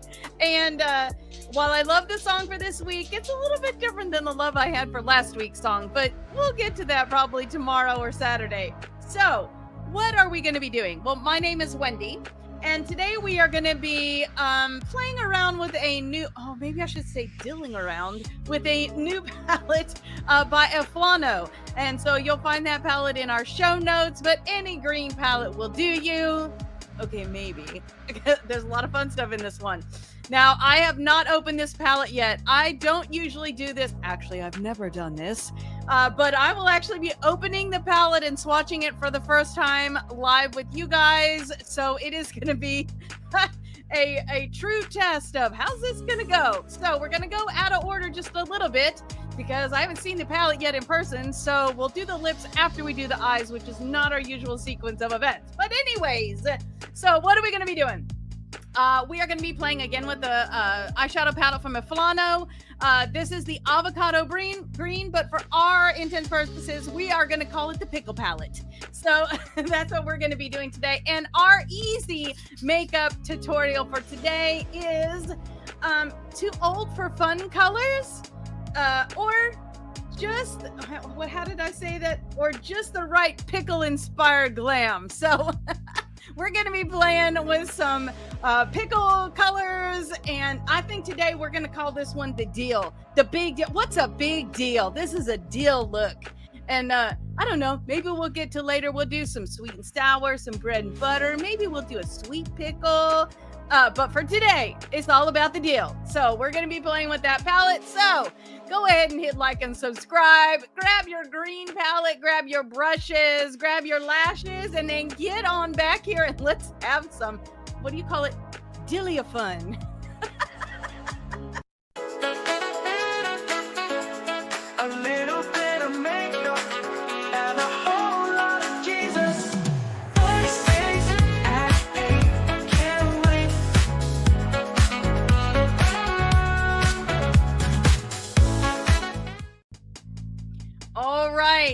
like I mentioned, we're going to have a little bit of fun today. Should be exciting. And good morning to you guys, too.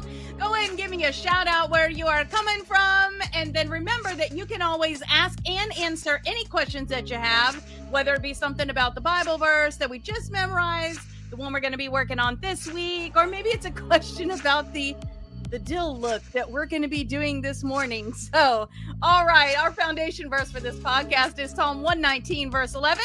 I have hidden your word in my heart that I might not sin against you. And all the verses that we are working on are coming from Color Me James, available in 3 different formats on the website, a little bit of makeup and a whole lot of Jesus.com.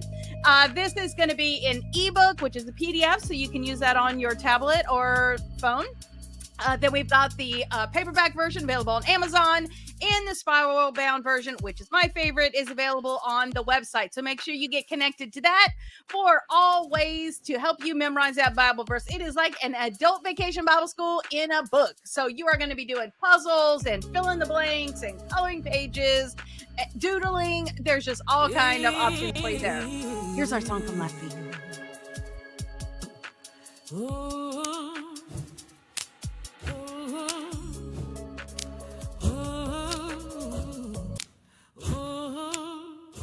Dear friends, do you think you'll get anywhere in this if you learn all the right words but never do anything? Does merely talking about faith indicate that a person really has it?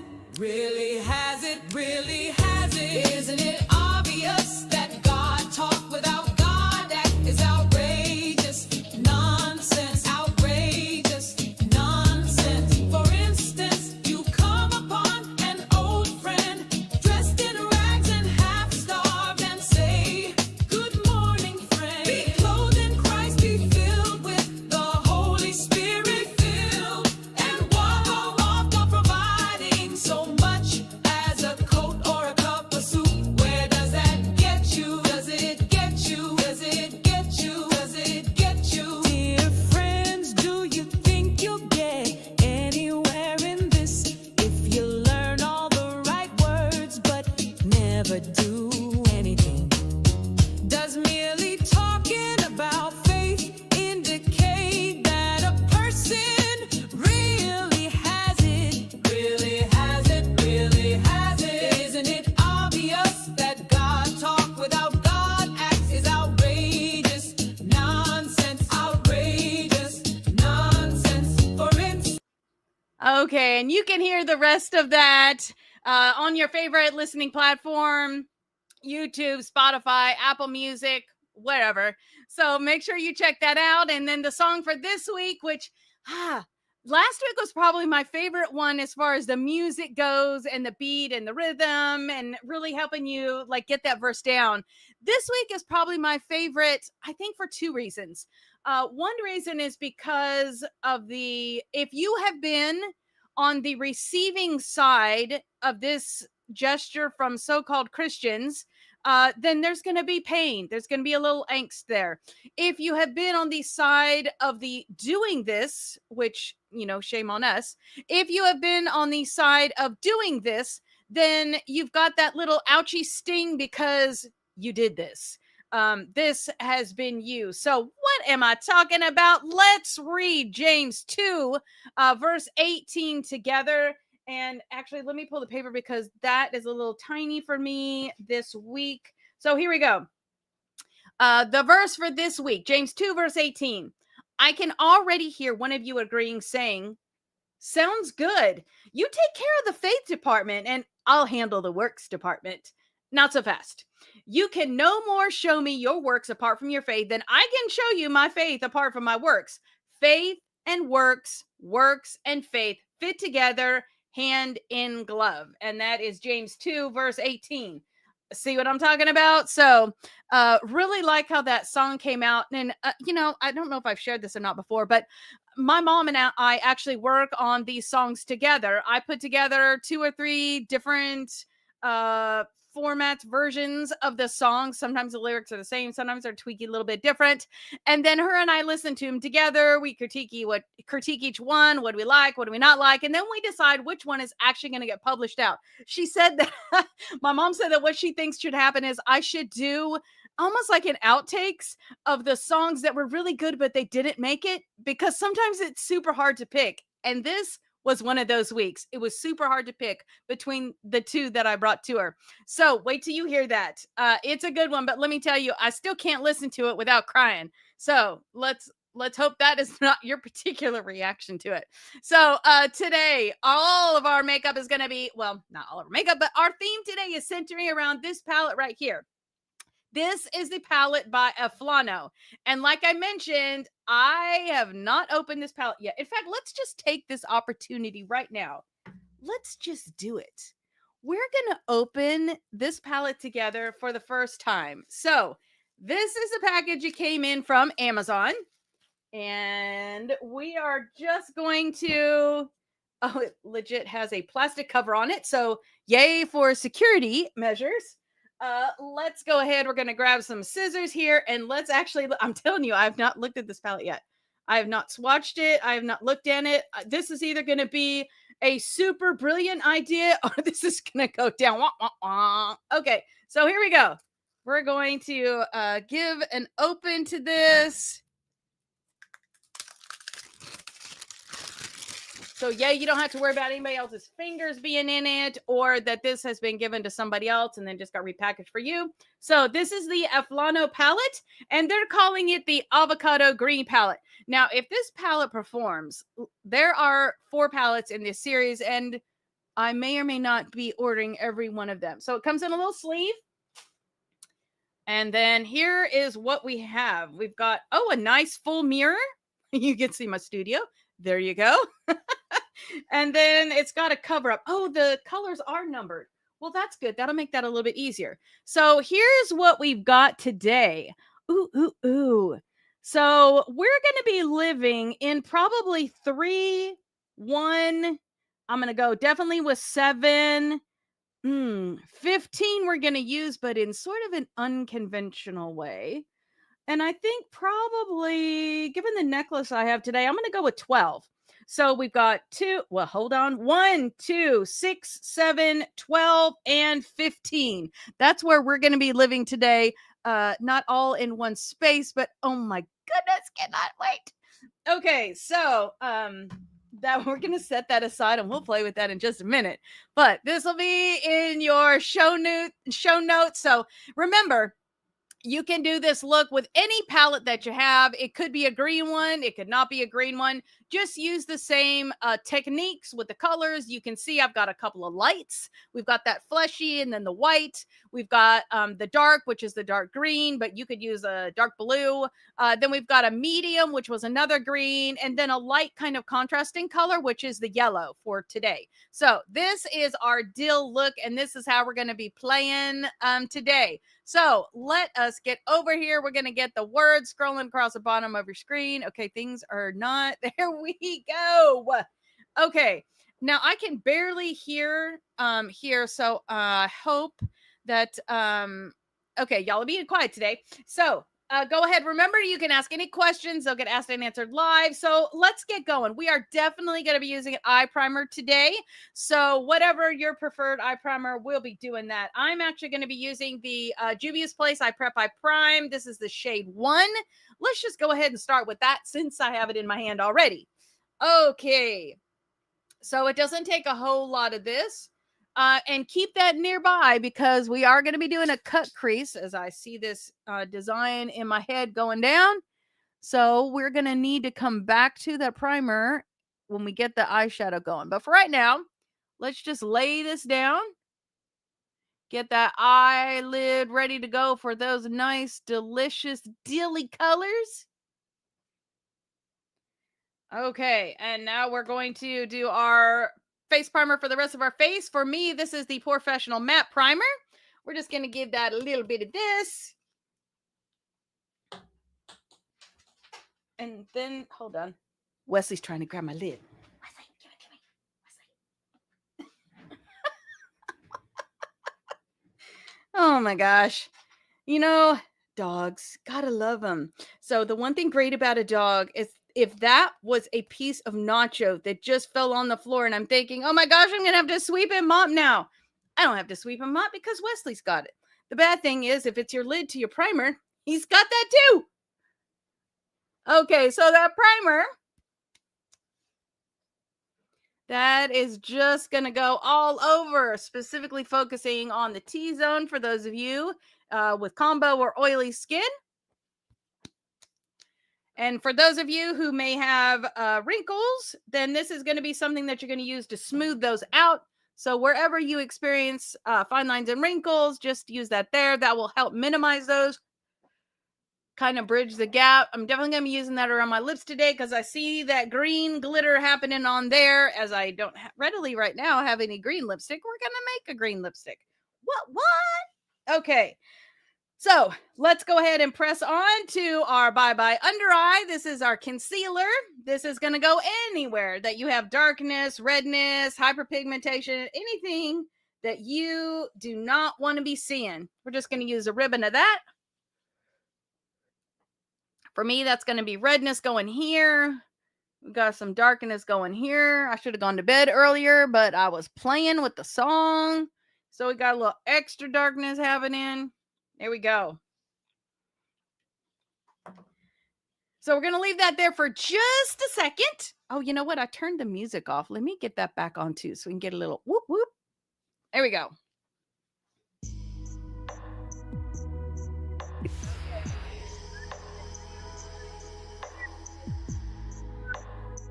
What is this?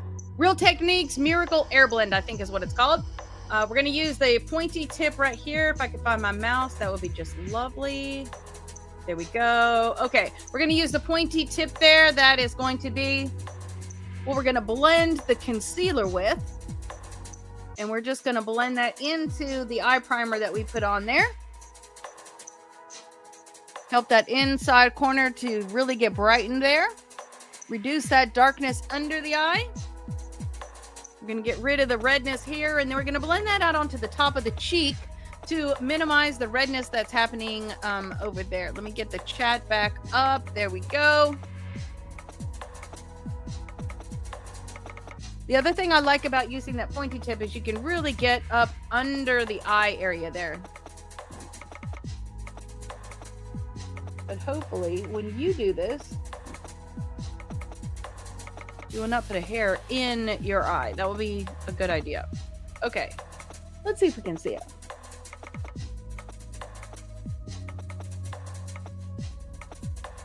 Well, we're just gonna hope it works its way out. There we go. Okay, now we're going to do our foundation. So we're gonna switch to the wide end of this. And I'm gonna be using the Lancome Tinty Doll. This is the shade 225N. We're gonna give it just a little bit of shake there so everything's all nice and mixed up. We're going to use one full pump, and that's going to do the bottom, like from the eye down. We're just going to blend that in to where the concealer is. If I seem to be going a little fast on this foundation, it's because I'm looking at that eyeshadow palette I have not swatched yet, and I'm thinking this may take an extra moment. So I'm trying to give us space and time for that. Blending that right up into that concealer.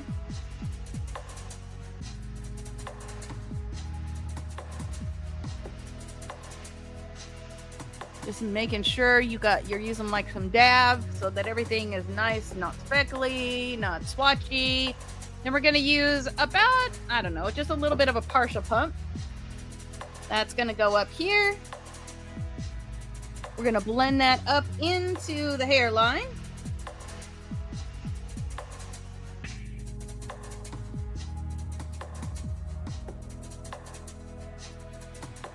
There we go, just right up into there.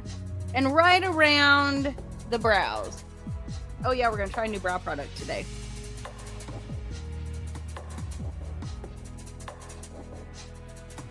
It's not actually a brow product, but that's what we're going to use it for.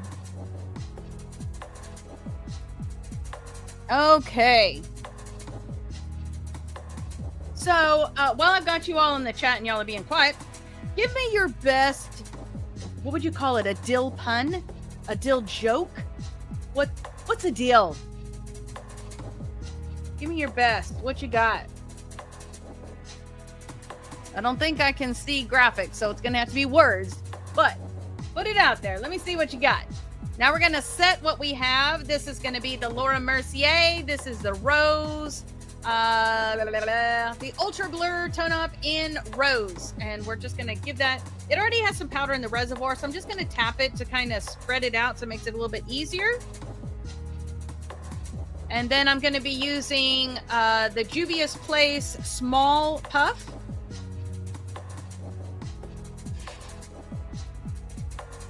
And we're just going to set that in, tap that off.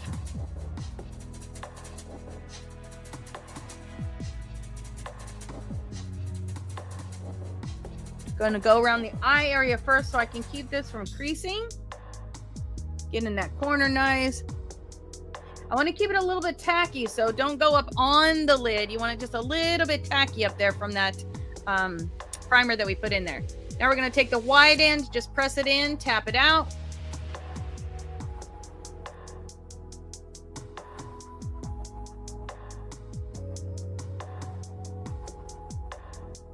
Just pressing that in, setting that foundation. A little bit of a blur, but really more of a press. Same thing on the other side.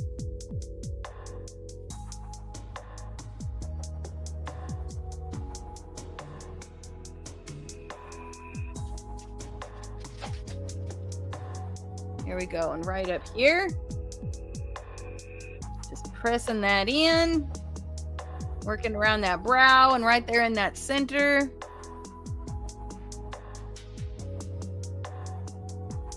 Okay, now we are all set and ready to go to put our contouring on so we can give our face the shape where we want it. Okay, and whatever is in the air, I think we've got some different allergens. That's always a fun time. Wesley.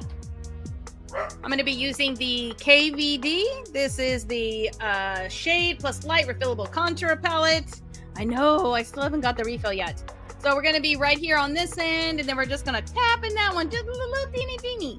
Okay, so I'm using this, which is a foundation brush from It Cosmetics. This is going to be our low. This will be our high. So we're just going to use that flat side and start out here. We're going to go from the top of the ear, kind of curve down and go to the corner of the eye.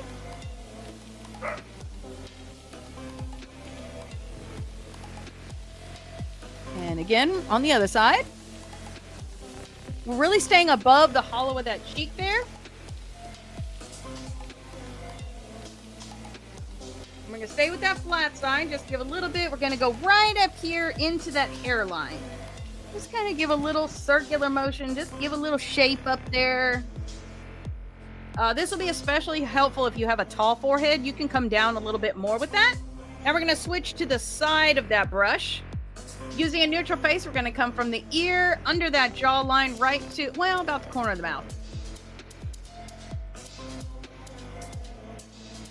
Give the illusion we have a little more of a cut jawline than we actually have. If you have a square jaw, you can probably avoid this altogether. Unless you really enjoy that square shape, then go ahead. Staying with that side, we're going to go from the inner corner of the eye down the nose, leaving this center vacant, right under that tip. Now we're going to tap just in that one, just a little bit, and go right to the outside corner here.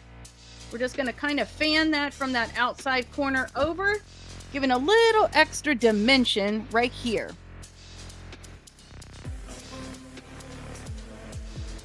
All right. Then we're going to move to a blush brush. This one is from MAC. We're going to be using the Juvia's Place Volume 4 right here in this one. There is going to be a lot happening. Oh, I see. We've got a nice little scammer.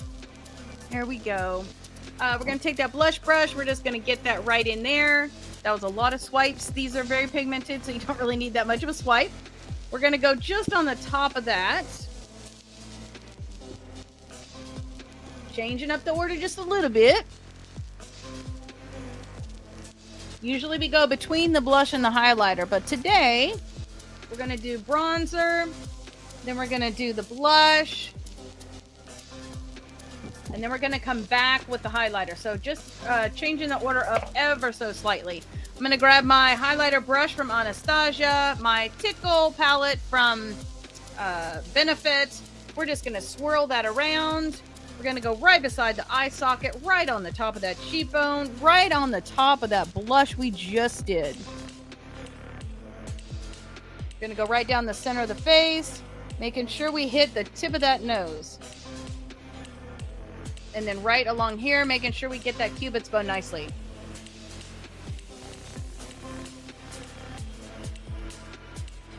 Okay, and I told you we were going to kind of switch it up a little bit. So we're going to do... yeah, let's do the lips last. Nah, let's do it now. We'll just do it now. Okay, so I see there's lots of green. So I'm going to use a neutral lipstick. This is the Maximal Matte. This is the Viva Planet. Just a neutral lip. And then we're going to add green on top of that. So I'm actually going to line my lip. This is an eyeliner. This is the NYX Epic Wear, Emerald Cut. So we're gonna have a major experiment here today. Let us see how this goes down. Okay, so I need to give it a sharpen. Let me actually do this. My sharpener's a little full. Here we go. We're gonna use that sharpener and just give us a nice point on that pencil. We're going to go first in the Cupid's bow.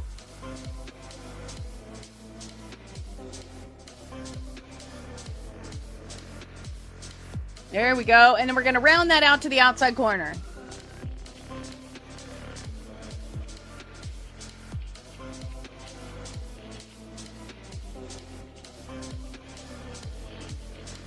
And yes, that is correct. I did say this is an eyeliner. Okay, and then we're going to go right here in the center of the lip, just outside of that lip line. And then we're going to round that out to the outside corner.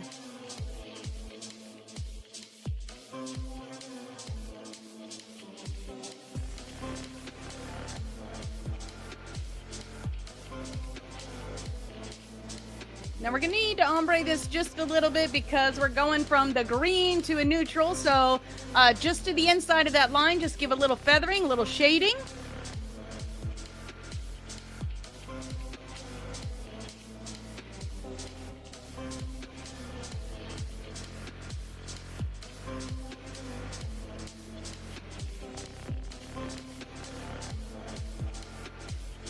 All right. So now we've got some nice green lip line. Let's see how nicely that plays with our Viva Planet. Okay, and I actually have another color that evidently I used last with that, so let me wipe that off. There we go.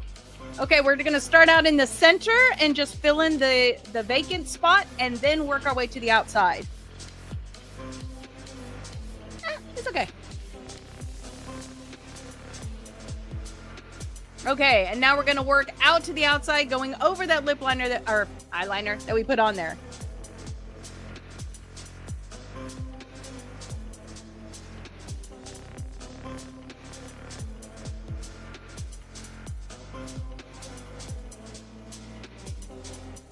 Okay, so we got that happening right now. Let me dab my eyes. And then we're going to dip into this green glitter. Let's see what happens. Okay, let me get a feel for the texture here. So I'm just going to take that number 15 and I just want to swatch that on the back of my hand. Okay, so it's a little kind of chunky. So this is going to take you can see right here, it's going to need a glitter medium. So thankfully I grabbed that. Let me get that glitter off my finger. Let's go ahead and grab our NYX. This is the glitter primer. We are going to need that because it doesn't really have, it's not suspended in a primer, it's just kind of glitter there. So we're going to take that glitter primer. We're going to get just a little bit. Okay, or a lot of it. There we go. And let's just put that on that lips.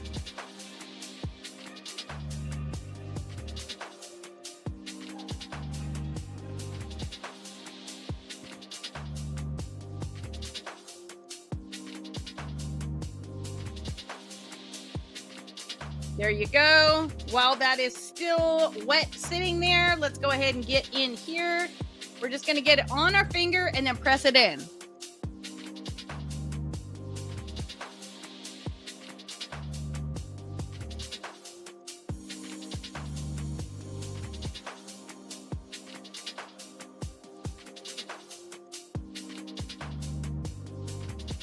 And you want to do it before that glitter primer has a chance to set.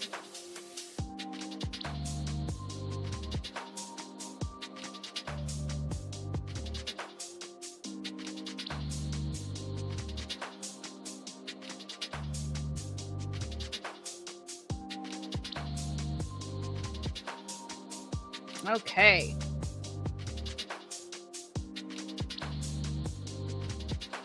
Nice. Can you see that? Yep. Them are some dill lips. Some delicious. Okay. Nobody has given me their pickle or their dill expressions or puns or anything like that. So let me see. Let me hear your dillification for today's episode. Okay. Now it is time to press on with our eyes, but let us say our verse together. It is scrolling across the bottom of your screen. I know it's a pretty good chunk, but it's actually just one verse. All it is James chapter 2, verse 18, and I'm kind of stalling while I'm waiting for it to roll around. Okay, here we go. Okay, so let us say our verse together with our delicious lips. I can already hear one of you agreeing by saying, sounds good. You take care of the faith department. I'll handle the works department. Not so fast. You can no more show me your works apart from your faith than I can show you my faith apart from my works. Faith and works and faith fit together hand in glove. James 2 verse 18. And hand in glove is actually the name of the song this week, and I can't wait for you to hear it. Like I said, I can't listen to it without crying. So my mom, when we were listening to it last night, my mom said, "Are you still there? Are you crying?" Okay, so let's grab our Aflano palette. Again, this is the avocado green. And again, we're going to be living in 2, 1, 6, 7, and 12, and 15 is what we used on our lips. Who knows? We may put a little 15 on the corner of the eye. We'll see. Okay, so let us get going. We are going to grab a fluffy brush. This is a Morphe M433. That is the technical name. We're going to get in that number 2. We're just going to put that there. Let us see how these shadows work. What are we in for today? Wendy? Okay. Let me get that over here on this other side.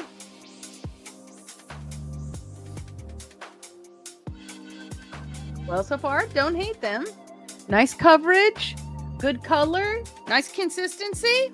Okay, let's set that brush aside. And we are going to, let me see here. There we go. Let me get the, oh, no, yeah, oh, there we go. Okay. We're going to start, I think, let's actually start in, let's start in the middle. Okay, we are going to grab just a regular shadow brush. I'm just going to use, here, let me get this one clean off. We're just going to use, this is a MAC, I don't know, something. It's just a regular old shadow brush, like the kind you used to get in your palette with the foam tip on them. I don't think they even do that anymore. So we're going to start out in number 12. So we're just going to get a little bit, because these are very bold colors, better to load a little bit on your brush than load so much you end up with fallout galore. So we're fixing to see how this is going to work. Okay.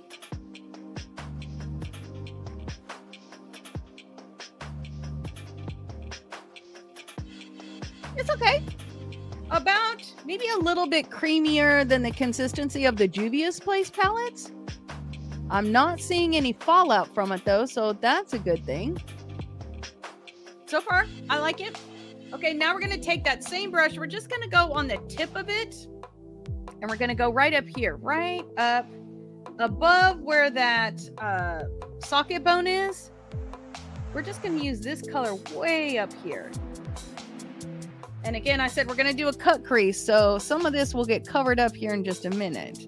But we're just laying some groundwork here. And don't worry that what you've got right now is a harsh line right there. We will fix that in a minute.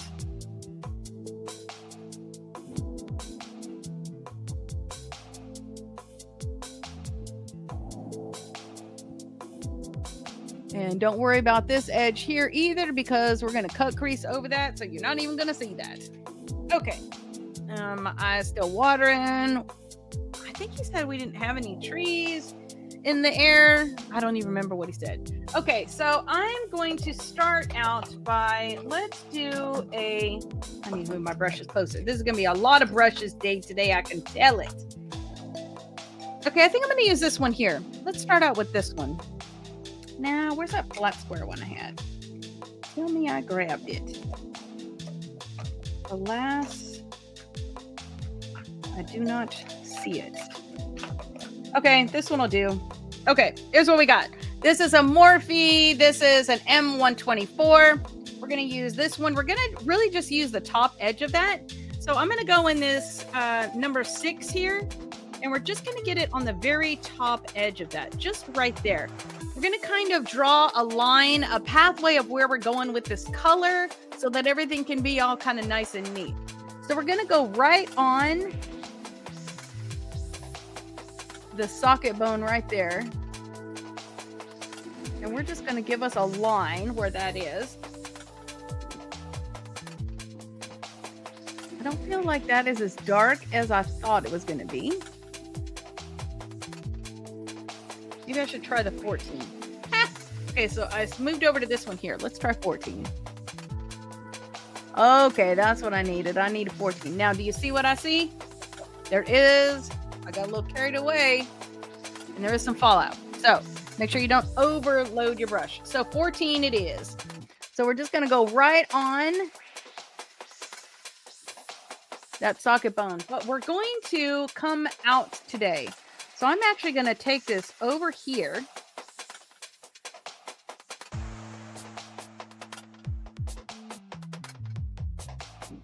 And we're going to give us an angle, which we will clean up later. And then we're going to fill in over here. Again, you don't need to be worried too much about shading and blending and all that just yet. Okay, on that tip again, we're going to come up here on that socket bone. I bet it's called the orbital bone. Anyways.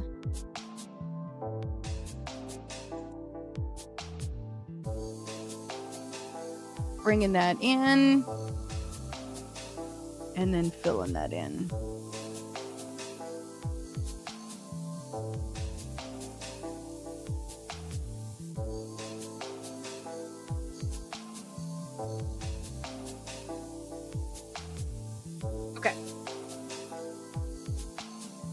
So many things happening. First I got eye watering, then I got fallout.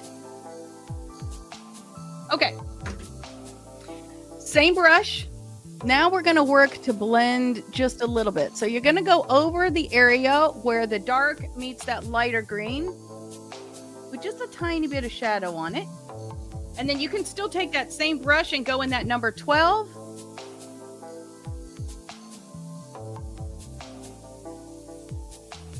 And you're just going to go over the spot where those two colors meet each other.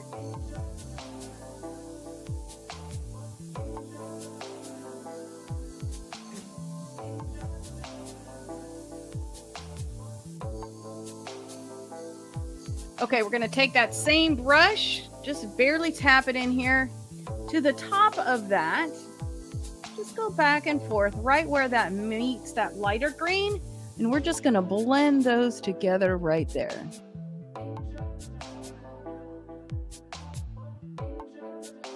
We're going to take the number 12 brush that we used, tap it in there. Do that same thing, just go over where those two joined. And then blend it out over here so you got a nice little tail happening. I'm going to take the brush we started with, tap that a little in the number 2, and let's just soften this upper edge. Whoop.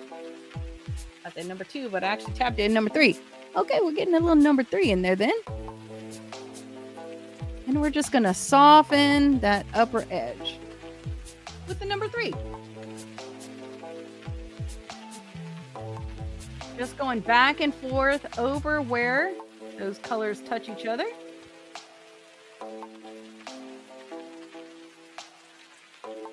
If you feel like you took off a little too much, you can take that number 12, tap that gently, just go back over it. That'll bring that color back a little bit. Okay. Fall out. Eye-watering.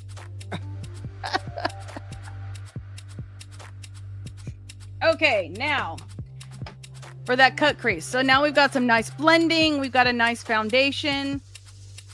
We are going to move on to our cut crease. So I'm going to grab a nice flat brush, which is where... There it is. I'm going to grab this one here. This is going to be what we're going to do that cut crease with. So this is a Morphe M410. 410? Yeah, 410. And then we're going to grab that I Prime again. I'm just going to put a little bit of it on the back of my hand. Not to be mixed with the glitter that I've also swatched on the back of my hand. We're going to take this brush and we're just going to dip the very tip of it into that like that. And then we're going to come in here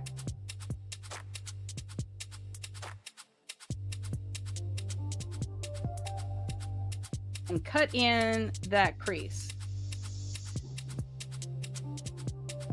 So you're just going to give a nice smooth edge to where that yellow is going to go.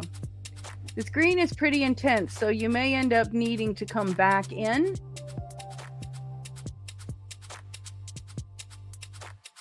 And then we're just going to take the edge of that and just sort of feather it out into that dark green.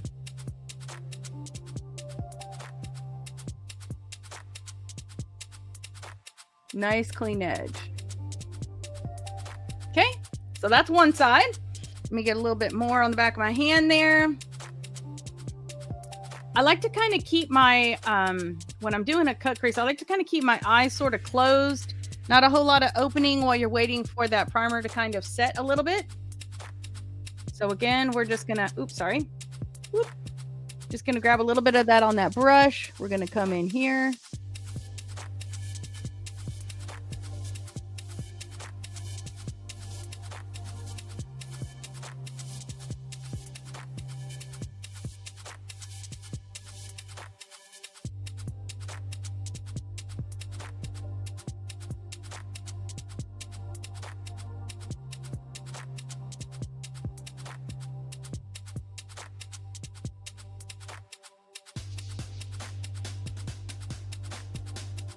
Giving it a nice fanned out edge there.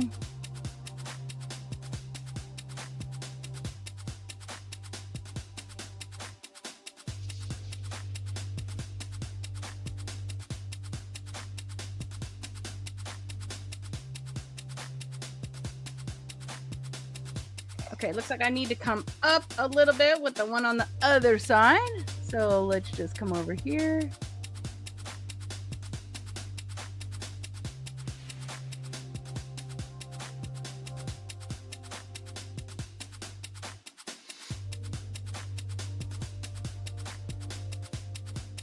Okay, there we go.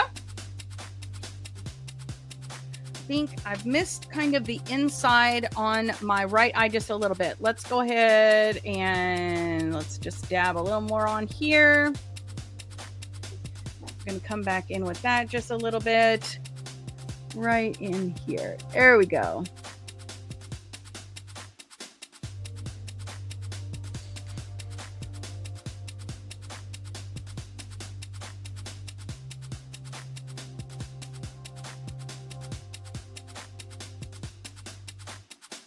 want to make sure that you get the two sides even. I know it reminds me of some of those. Have you ever watched any one of those tutorial videos? It's kind of a joke, a mock, but where they're trying to do their eyeliner and it just keeps getting bigger and bigger and bigger. It cracks me up. Okay, so we've got that set there. Now let's go ahead and come in with this beautiful yellow that we've got. I'm going to be using, actually, let's not do that. Let's come in with a little bit smaller. I'm actually going to use a smudger for this because I think I'll have a little more. Now let's do this one. There we go. This is a definition brush. This is a MAC 194, I believe. It's just nice and flat. Has a nice rounded tip. And you can see it's skinny. So this will help us. It almost behaves like a finger. So we're going to go here in this number 7. We're just going to get it on one side of the brush there. And we're just going to set it down on the top of that green. On top of that cut crease. There you go. We're going to make sure we get it all the way up to the top there.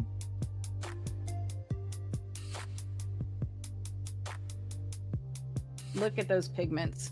That is beautiful. Making sure we get it right on that tip because we want to get right up to the edge of that primer we put. There we go. And then we're going to come across here and just sort of fan that out. We'll fix that, soften that edge on the outside in just a second. But for right now, we're just concentrating on getting this nice yellow, delicious color over here. And then we're going to do that same thing on the other side.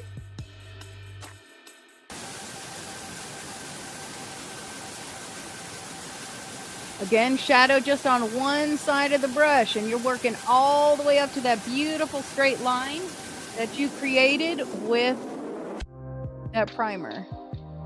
You can use concealer to do that as well. I don't feel like the concealer has the tack, though, that the primer has. There we go. Now we've got that nice yellow in there. I'm going to go, well, no, let's not do that just yet. We're going to get ahead of ourselves. Okay. So we're going to give a little, now we got all this happening on the top. We need to balance it out a little bit with something on the bottom. So I'm going to grab a smudger. This is a Morphe M, 508. And again, because my eye is watering, let's go ahead and do this. Nice. Okay. So we're going to go into, let's do the 14. Just right on the tip of that. Just going to get a little of that 14. We're going to join here to under the eyes. So you want just a straight line.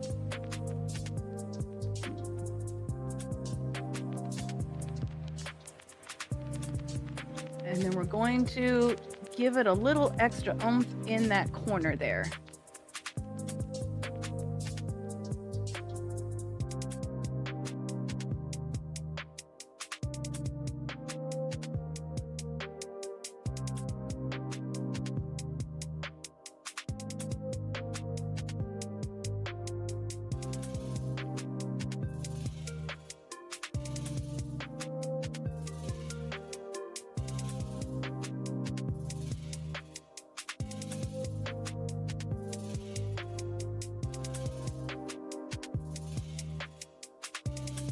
Okay, fallout.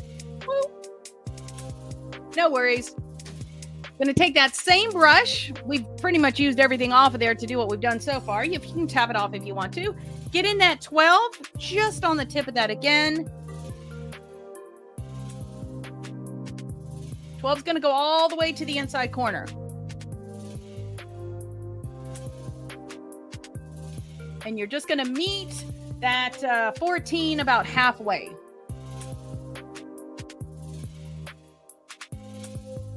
Don't worry about it being messy just yet. We're going to play with that yellow just a little bit on that underside.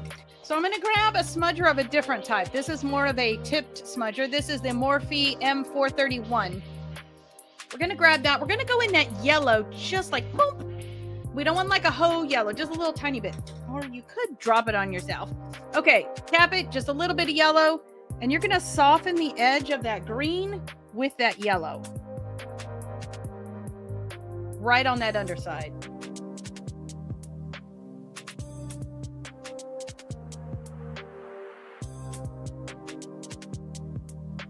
My eye watering is working against me right now.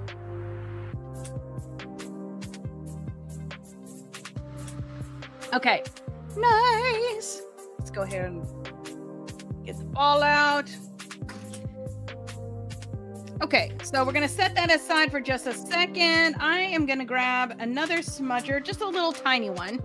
This is just another one of this is an M213. We're going to go in this number 1 right here, just a little bit, only on one side, and we're just going to go on that inside corner.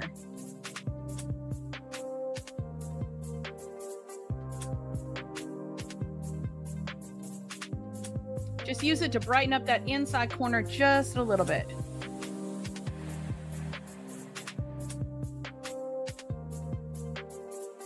Okay, now I promised that we were going to work out that gap between the dark and the light over here. So we're going to go back to the M124. We're going to use a little bit of that 12. So just tap that 12 in there a little bit. And right here on the edge, you're just going to take that 12 and soften that edge onto that yellow just a little bit.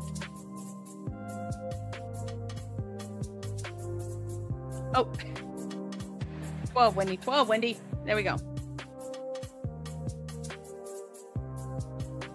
Now it looks like right here. There we go. Okay. Now I do feel I've got all this beautiful glitter happening down here and I don't have any up here. So I feel like we owe it to ourselves to put a little up there. So I'm going to take that NYX glitter medium again. I'm going to get it on the back of my hand. You know, I'm just going to put it with that primer that we had from the Juvia's Place. Just a little glop of it right there. I'm going to tap into that just a little bit. I'm using my middle finger so I can't apply too much pressure. And we're just going to go right about there. Let's just do that right there. Right where that yellow is meeting the green. You know, that nice soft color we just did a second ago. While it is still damp, we're going to go in that 15. And we're just going to put a little bit of that right there into that. Just a little bit.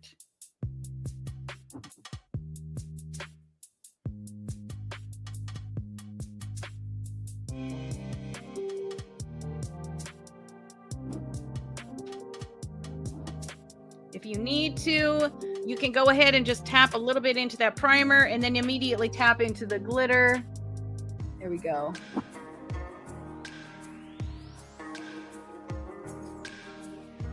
How's that? How's that? Okay, now what is really going to complete this look is going to be a nice black eyeliner line to kind of give us the out that we need there. We're going to go ahead and one more time with that.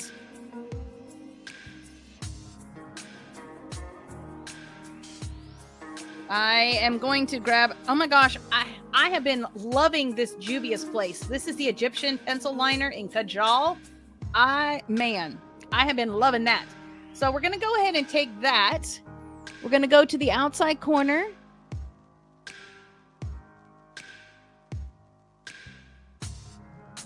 And we're going to give ourselves a nice line. I'm going to go about 3 widths high. And we're going to go just a little more than halfway across. So you can see what we got going on there. Let's do the same thing on the other side. So you're going to go just past that glitter. That's 1 height. That's 2 height. That's 3 height.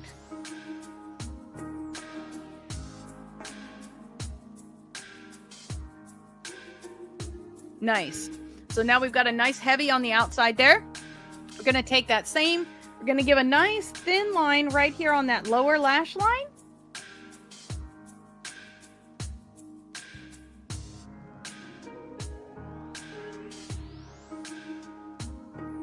About maybe 2/3 of the way across. And then we are going to do the waterline today. So take that Juvia's Place or whatever you're using.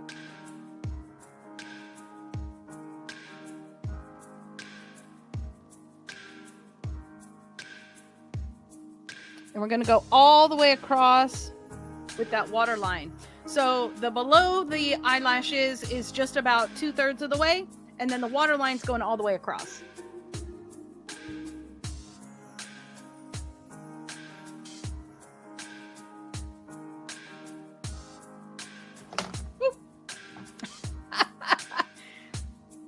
Okay, so here's where we are now.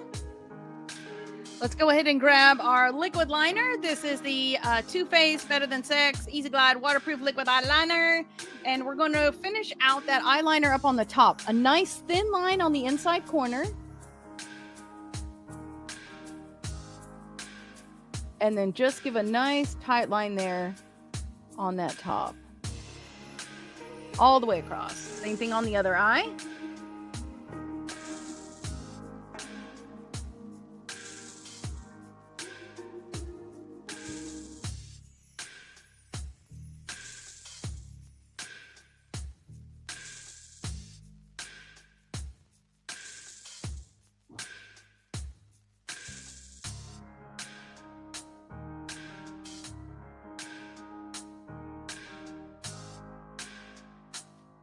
Gonna clean up that top line. There we go.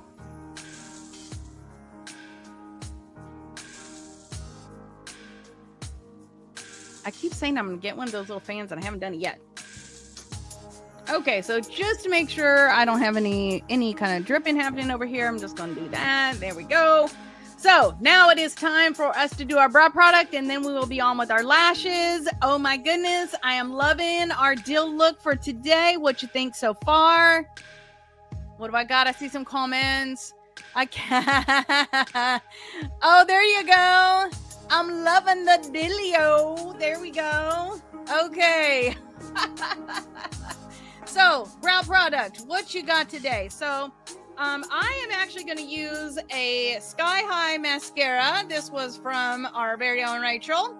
And this is a Sky High mascara in the color Pink Air. But because my hair is pink right now, I am going to use this as my brow product. So let us give this a go. Whatever your brow product is, you'll go ahead and do that now at this point, whether that be pencil or pomade or whatever you got. So let's take a look at this one. Oh my gosh, look at that. Look at that.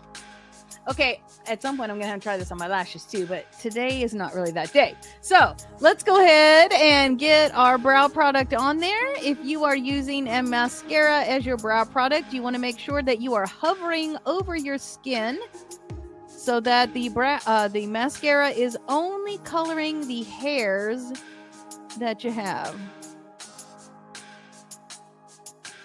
And the cool thing about using a mascara as a brow product is that it sets it at the same time it is giving you color. Oh my gosh, I love that. Here, I'm going to slip it over just a little bit.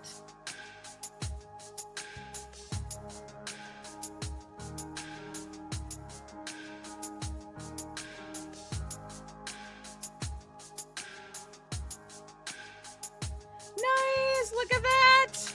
Look at that.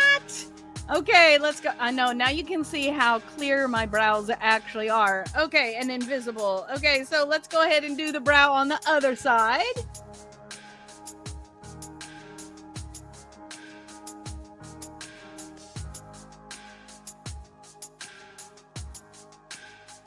And again, for me, you're just hovering, trying to only coat the hairs. And I see my eye is watering over here. I'm not sure if that's the day or if my eyes do not like the product. The rest of the day will tell me the truth of that.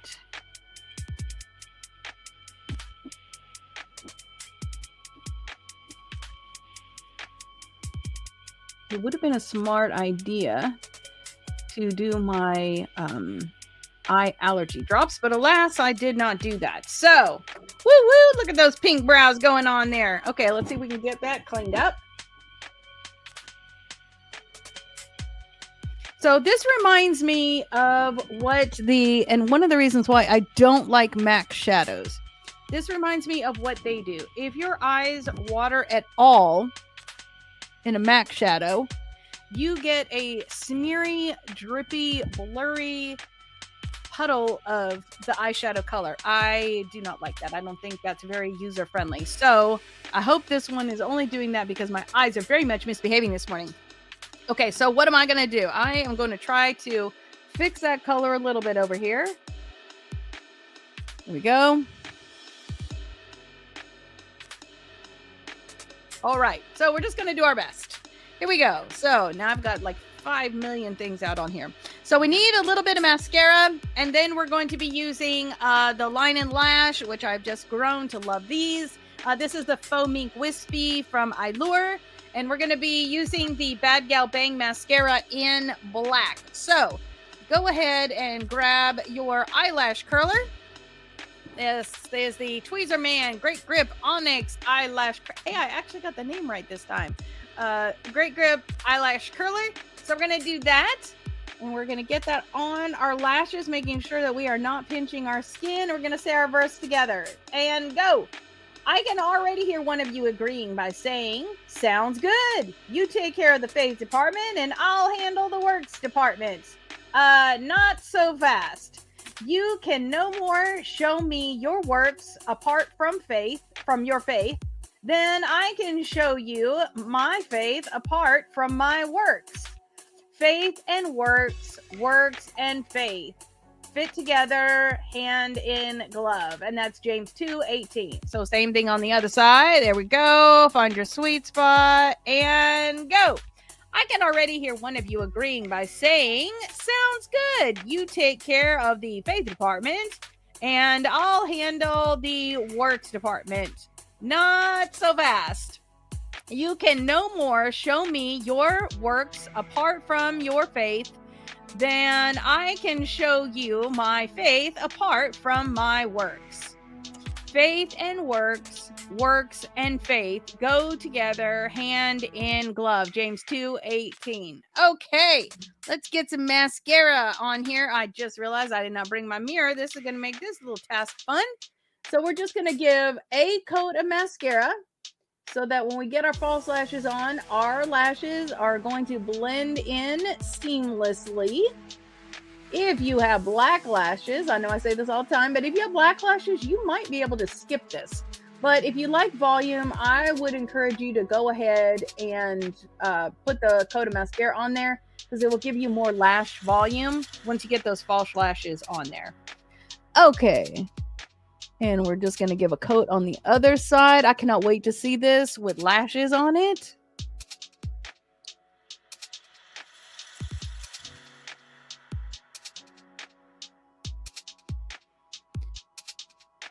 And right there, using that tip to get that outside corner. And then, because we're not getting false lashes on the bottom, let's go ahead and put regular coat of mascara on those bottom lashes. This is going to be a challenge.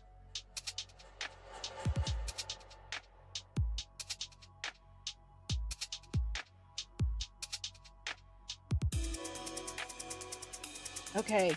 You know, we all get used to our tools, our devices, our method of application. And when you forget something, you know, like you go out of town or something and you forget like your favorite hairbrush or whatever, you can go get whatever hairbrush you want. And it may be like the most expensive hairbrush in the store. It doesn't matter. It's not your hairbrush. And that's what I feel like without a mirror. Okay. Okay. I got a little on the tip there. There we go. Hitting the bottom lashes over on the other side.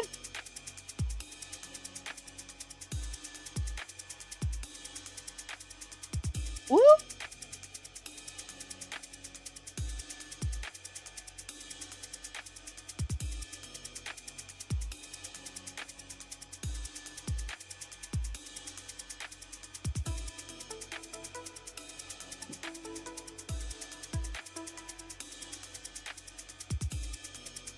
Making sure I'm sweeping up under those tips there. This is a pretty intense look. So I think I'm going to do that one more time. If I can do it.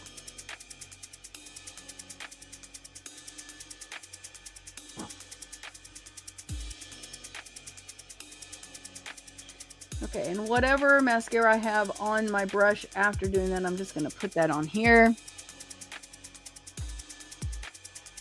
Okay, there we go.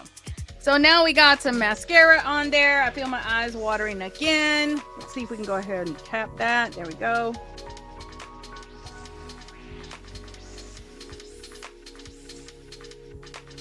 Hopefully your eyes are not watering like crazy like mine are.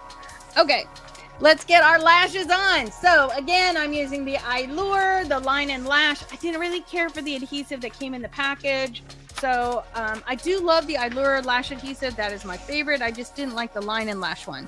So I'm going to be using my velour tool. And I'm going to grab these lashes. They're already trimmed from the outside edge. So I'm just going to use that tool to pull the lash off the tray and set it in front of me. And same thing over here, grabbing that outside corner and pulling that off that tray. Going to set that in front of me. Just making sure that the lash band is free and clear of whatever it was I had on last. So I'm just kind of checking, making sure there's no adhesive on there. In a perfect world, when you take these off, you do this so that when you get back on here, you don't, have to worry about this in the morning. But, sometimes life isn't perfect and things happen. So evidently I did not clean these off when I put these back on the tray. So let's just take a moment. We're just going to get that. If you see any debris that does not belong, maybe you've got extra glue, adhesive pieces, maybe there's hairs that need to be trimmed. This gives you a good time to be able to check those lashes out. Also, you want to make sure that here on the inside and outside corner of the lash, that you don't have that extra adhesive there, because that's going to keep it from sticking. So just always check that, make sure those are all good to go. I'm going to set that in front of me. I'm going to grab my Allure 18-hour glue. I'm going to check my eye for watering one more time. Once I get them on, it'll be fine. This glue is waterproof, but you have to, get it on there first. Okay, so grabbing that lash with that velour tool, grabbing that eye glue. We're going to go on the top of that band, making sure we catch the outside corners nice and good. And then we're going to do the inside of that band. There we go. Set that down in front of you. Well, maybe. There we go. Grab the other one. Got that right there in the middle.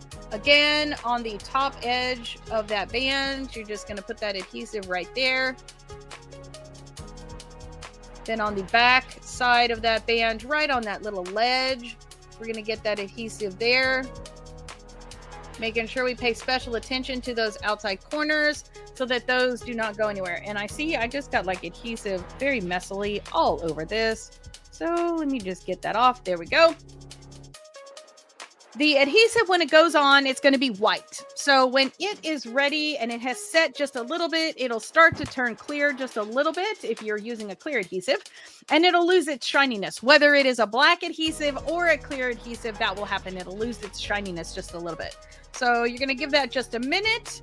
If these are a new lash set, go ahead and grab the corners and give it a little like this. That will help it shape more to your eye shape. These are flare, so the inside is narrow, the outside is wide. So you can tell that goes to this eye here. So we're going to set that in the middle. Put that right on that liner line we did.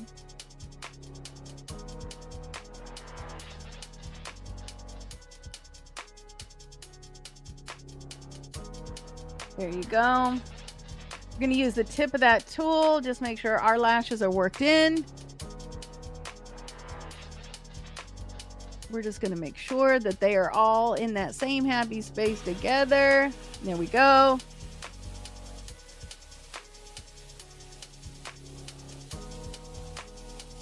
Nice. Okay, same thing on the other side. grabbing that, both ends. We're going to give it a little of this. Grab it in the middle.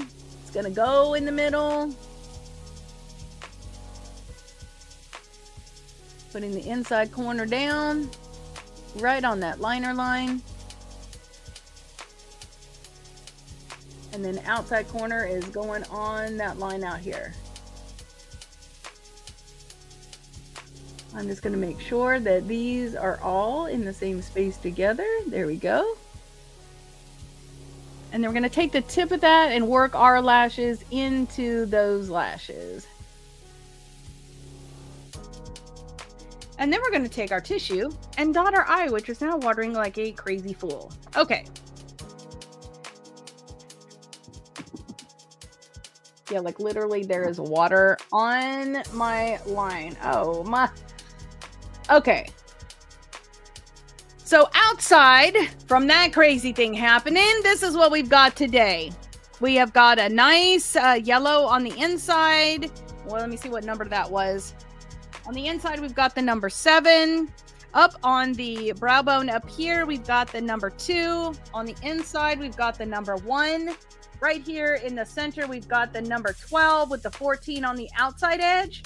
And then we've added just a little bit of that 15 right where those join. And then we've got the 15 on our lips using that NYX primer. The glitters in here, there's 2 of them. You've got, well, 3 actually. Oh no, it already broke. I didn't even drop it. Look at that. Okay, not so fun. 15, 10, and 4 are all glitters. And yeah, I'm not happy about that. I didn't even drop the pan. Okay, that's not fun. Not that that's a deal breaker, but if you're using that palette, make sure you're careful with it because I didn't even bang it or anything, and already one of the colors has broken. But as long as it stays in that pan, I'll be all good to go. I'll just have to be careful with that. Is not going to be a traveling palette. Okay.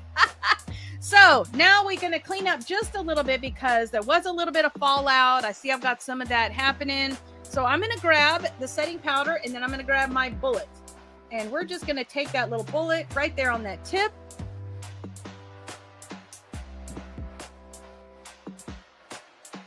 We're going to use it to clean up what we got here.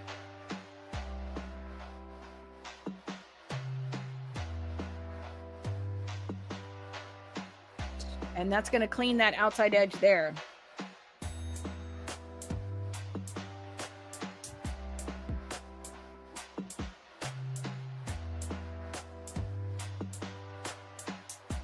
Okay. Now I want to make sure that I can also see, since I just did that, I'm going to go back and grab that cookie and the highlighter brush. Let's just give another little thing right there. Since we were brushing an awful lot, we're just going to go up here. Just do that again. There we go. Just give us a little insurance. And now that we've done all that, for as much as we can, since my eye is watering, we want to make sure that this stays all day. And so this is the Juvia's Place, and this is the Ready, Set, Sealed. We're going to give that a little bit of a shake. We're going to close our eyes and just set all that.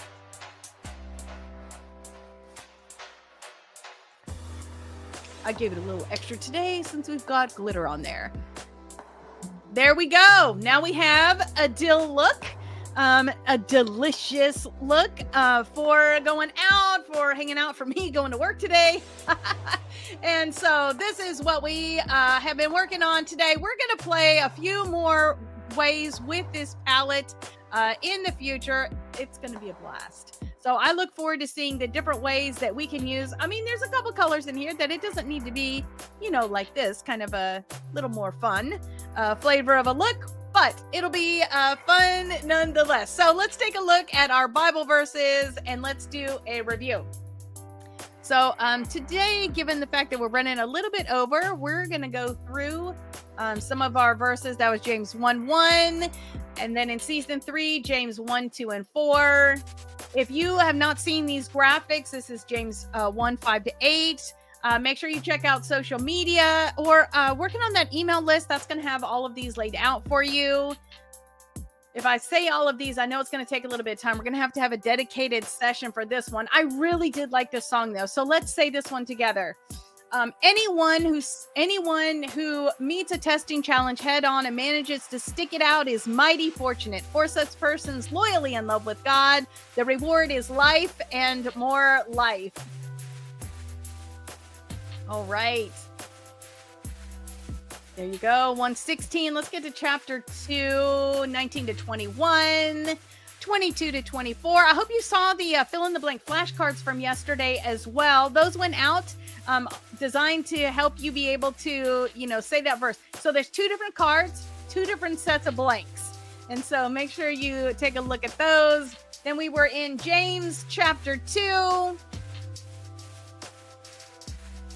And then James chapter 2, 5 to 7. All of these. So I get asked this all the time. What are these images that are on your songs? These are all the full color graphics that are coming from Color Me James. So what you're looking at is, now you can choose whatever color you want, but these are the original images from the book before they became coloring pages. Okay, then we did James 2, 8 to 11. And then, what was this one? This was kind mercy wins over harsh judgment every time. And then we had James 2, 14 to 17, which was our verses from last week. And the one thing I'm struggling with on this one is because the song kind of has them set up in different, they're laid out differently. The song is 100% the scripture in the Message translation, but they're just laid out a little differently. So I have trouble getting them in the right place. So let's go ahead and say that together, but I'm going to use a cheat sheet of sorts because it gets disjointed for me. So, dear friends, do you think you're going to get anywhere in this if you learn all the right words but you never do anything? Does merely talking about faith indicate that a person actually has it? For instance, if you come upon an old friend dressed in rags and starved and say, good morning, be clothed, be filled with the Holy Spirit, and then you walk off and you don't even offer him coat or a cup of soup, where does that get you? Isn't it obvious that God talk without God acts is what? Is outrageous nonsense, which is the name of the song from last week. And then we have our verse, our verse from this week. I can't wait for you to hear this song. This one does have a verse 1 and a verse 2 that sort of kind of talk out some instances that might happen to get you a better feel for where we are contextually with where this dialogue is going. And let me tell you, James is coming down to a point here. So we started out nice with a wide, broad net, and now he's coming down to more specific, more specific, more specific. What are the fruit that you can look for that show that you are actually a person of faith? Because if you don't see these fruit, you may want to check yourself. All right, so James 2, verse 18. I can already hear one of you agreeing, saying, sounds good. You take care of the faith department and I'll take care of the works department. Not so fast. You can no more show me your works apart from your faith than I can show you my faith apart from my works. Faith and works and faith fit together, hand in glove. All right, so we know that it is not by works that any man should boast, but that it is, coming to the Father, open heart, open hand, asking Jesus Christ to be the Lord of your life. That is the way to get to heaven. It is not about what you do. Well, I guess it is about what you don't do. But anyways, you get the point and the meaning behind what James is saying. Truly love this week's verse. So, and I haven't even done the Bible study part of it yet. So here we go. Again, all of this is coming from Color Me James, available in ebook, in spiral bound version, and also in paper bound version. So thank you so much for hanging out with me here today. It has been a delight to hang out with you in our pickle-orific day. Just want to remind you about the Beauty and Grace Insider. This is where the weekly verse challenge is going to be coming in. There are 3 membership levels. The top tier, which is the Cherished Queen, in that membership level, when you join, and then you go join that email list, it immediately sends it to you. So that is going to have the ebook for free in the Cherished Queen level. So we have already reviewed our verses. So let's see what we got. Okay, you can find a little bit of makeup and a whole lot of Jesus on your favorite podcast platform. So please like and subscribe, become a Beauty and Grace Insider member, and I look forward to seeing you on social media on whatever plan you are on. So let me send you out with a blessing this week. You ready? Here we go. This is from Numbers 6, verse 24 to 26. The Lord bless you and keep you. The Lord make his face to shine upon you and be gracious to you. The Lord lift his countenance upon you and give you peace.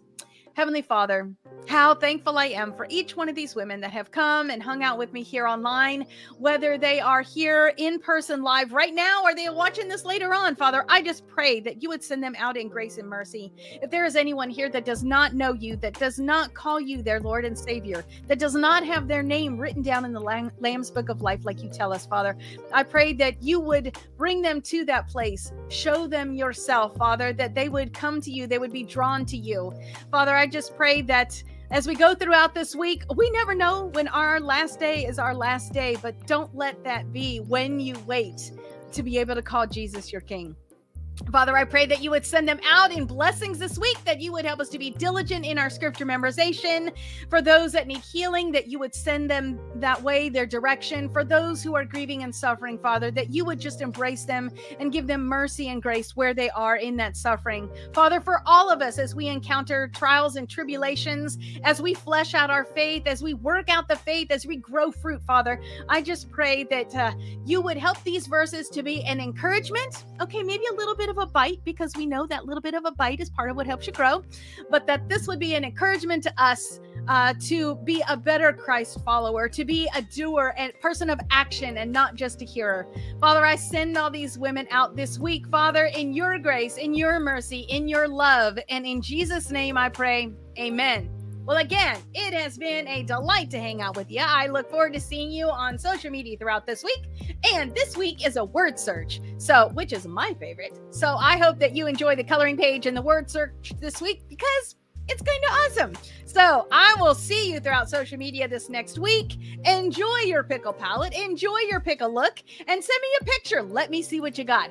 Did yours come out? Did you use a different palette? What you got? Let me see. Let's celebrate together being women of God. So have a great week. I love you. Goodbye. God bless. Mwah.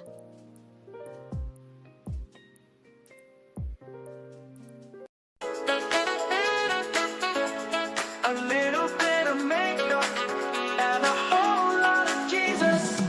First days at 8, can't wait.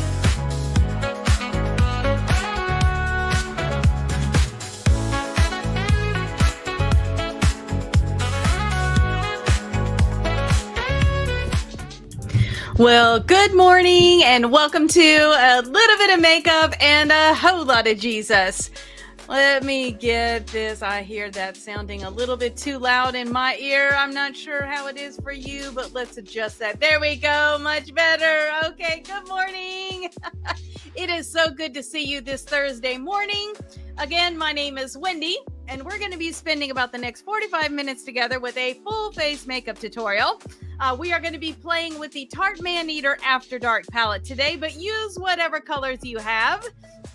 And remember that while you are online, whatever platform you are watching this on, you can ask your question, whether it be something about the makeup application, the technique, the product, whatever, or something about the Bible verse. And I will do my best to get that asked and answered while we are live on the air today. So, what is our theme for today, Wendy, you ask? Well, let me tell you. Today's theme is called, well, I guess asked, can a pink and chocolate eye be classy and sweetly ages at over 50? So let us see. So go ahead and grab your brushes, grab your lashes, grab whatever palette you've got, the Man Eater After Dark if you've got that one, and then let's get going. A little bit of makeup and a whole lot of Jesus. First days at 8, can't wait.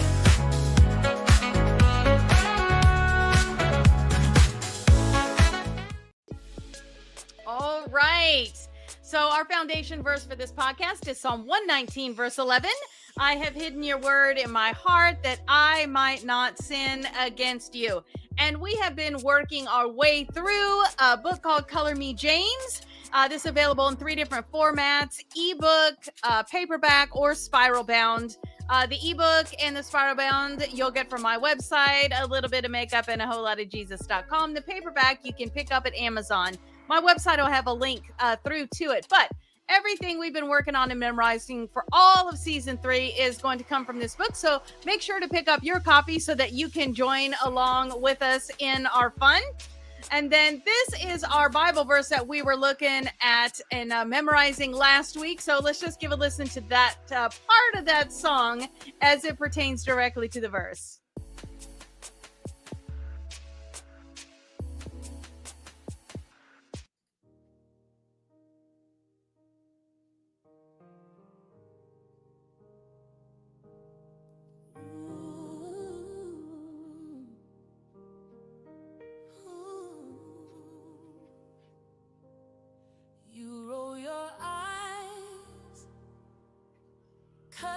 Your tongue,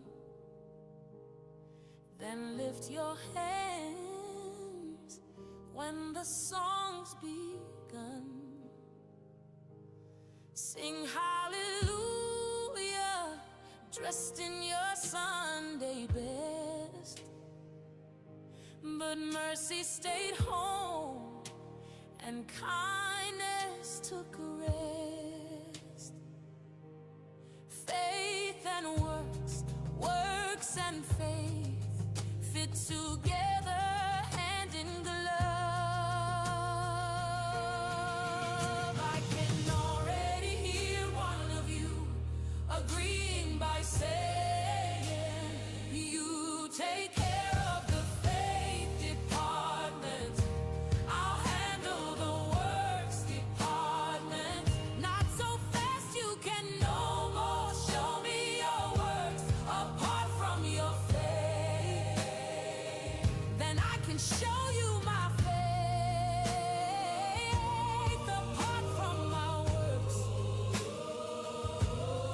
Faith and works, works and faith fit together hand in glove. You pass her by. All right, so I'll let you listen to the rest of that on Selah Soul's YouTube or one of her other avenues that she has. I know it's on our playlist that is inside the book. So if you don't have the book yet, that will get you connected to the playlist that is on Spotify. Okay, so let us take a look at our verse that we're going to have for this week. Well, maybe. Okay, there we go. Oh, no, our product. Is that true? No, I think it skipped it. Okay, there we go. Okay, here is our verse for this week that we are going to be working on. Pressing on in chapter 2, coming near the finish line in this conversation about faith and works belonging together. You can't have one without the other.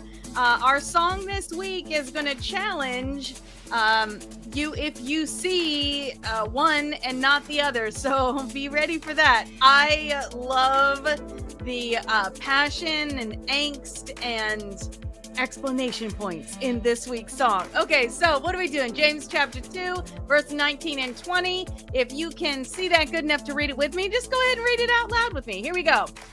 Do I hear you professing to believe in the one and only God, but then observe you complacently sitting back as if you had done something wonderful? Well, that's great. Demons do that, but what good does it do them? Use your head. Do you suppose for a minute that you can cut faith and works in two and not end up with a corpse on your hands? James 2, 19 to 20. So I told you this one's going to sting a little. We're about coming to the end of the ouchie part. Well, no, really, it's going to keep on going. We got 5 chapters of this. But the beauty of it all is, like any good, I was going to say boss, but I'll use the word master instead.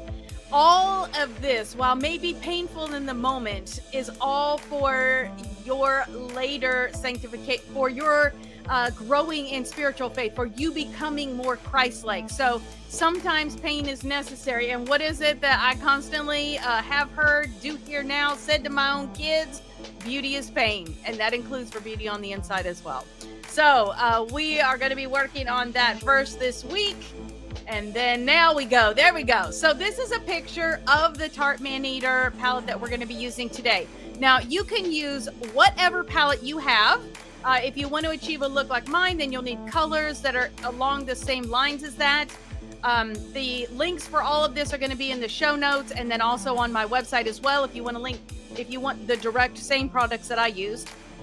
And so these are, I would say, tried, true, and tested. Sometimes I try new things online, but this one's actually been tried before, and it's a good one. So this is, again, the Tarte Man-Eater palette. This is the After Dark, which is the first one that Tarte came out with. All right, so our verse is scrolling across the bottom of our screen.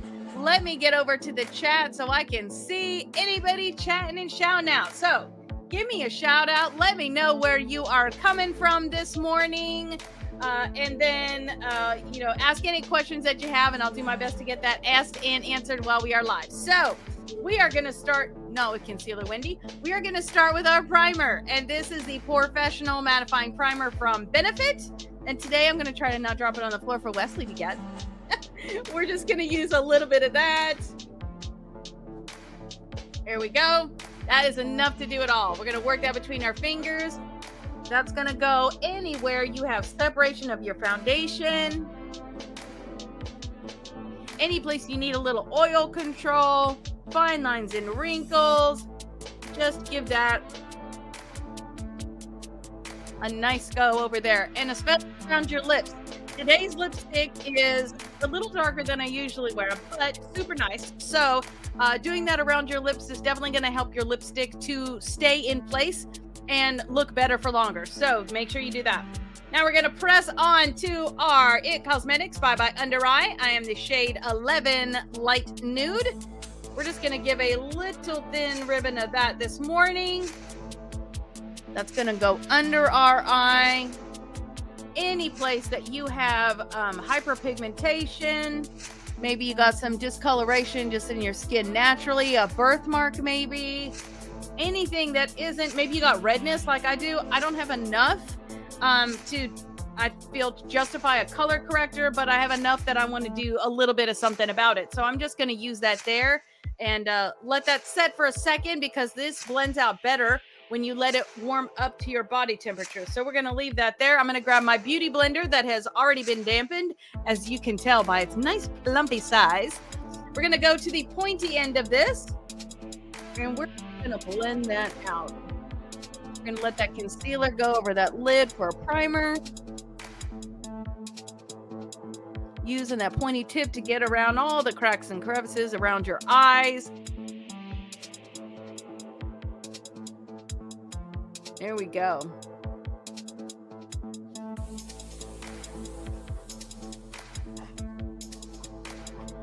That is Phoebe that you can hear in the background. I have no idea what she's doing over there. All right, this is the Lancome Tinty Doll. I'm the shade 225N. You can get to your nearest Sephora and get shade matched for that. They'll ask you a series of questions before you get going, and that will help them to do the best shade match for you according to what color you like for the look that you want. So we're going to go to the round end of that beauty blender, and we're just going to give a pump there.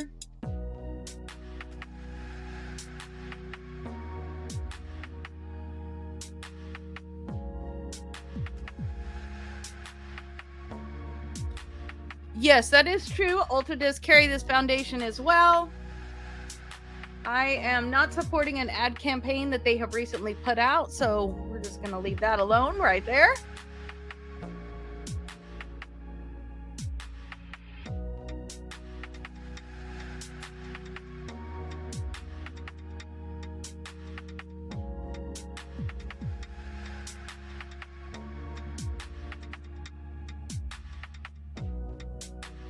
All right, and then we're going to use just a little bit of a pump here, And we're going to go up on our forehead.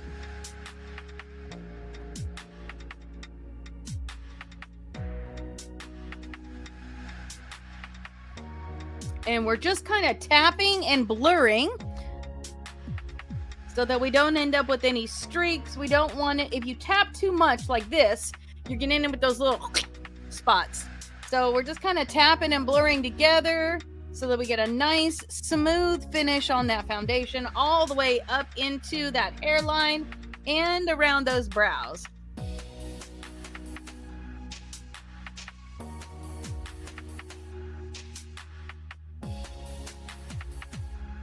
There we go. And we're just going to cap that, and we are good to go for setting our foundation now. I'm going to be using the Laura Mercier, and this is the translucent loose setting powder ultra blur tone up, and this is in rose. So we're just going to give that a little bit of a tap here, let all that powder kind of settle down in that reservoir. And then we're going to grab our Juvia's Place small triangle puff. We're just going to press that corner tip right in there and tap it out. And that's going to work around our eyes. There you go. Just getting in that corner nicely.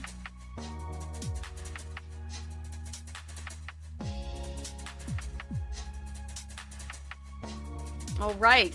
Now that we got around our eyes set so our foundation doesn't go anywhere, doesn't pull, doesn't crease, and all that, now we're going to switch to the wide end. Press that in, tap that out. Now that's good to go.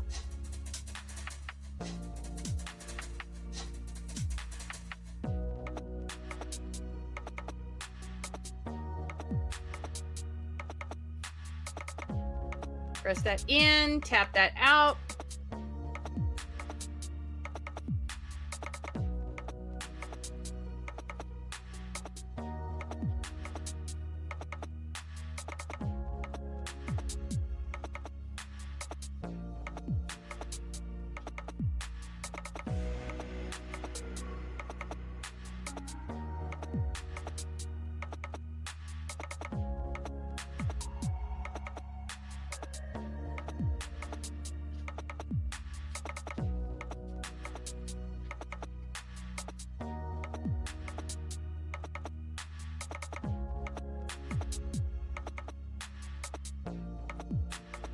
All right. We'll just cap that out. We should, for the most part, be done with that. Now we're going to move on to our contouring. So I am going to be using the KVD refillable light reflectable. Hold on. Light refillable. So many words. So much this morning. I have not had any coffee yet, so eventually my mouth might catch up with my brain. Okay, so we're going to be using this refillable palette. You can tell how much I love this. We're going to be hanging around in these two here and then just tapping a little bit in that one there. We're going to start out with the flat side of this dual-ended brush from It Cosmetics. This is actually a foundation brush, but love it for this purpose. So on the flat side, we're going to get that powder. We're going to go from the ear to the corner of the eye, staying above that hollow of the cheek there.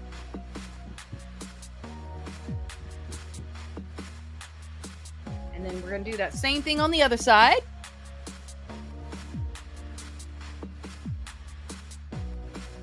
Staying with that flat side of that paddle, we're going to get that right up here along that hairline. Just give that a nice blend in. Now we're going to move to the skinny side. Man, I even put my allergy drops in today. I thought that was going to help. Well, I'm not super impressed so far. Okay, here we go. Skinny side of that brush. Right under that jawline there, from the ear to the corner of the mouth.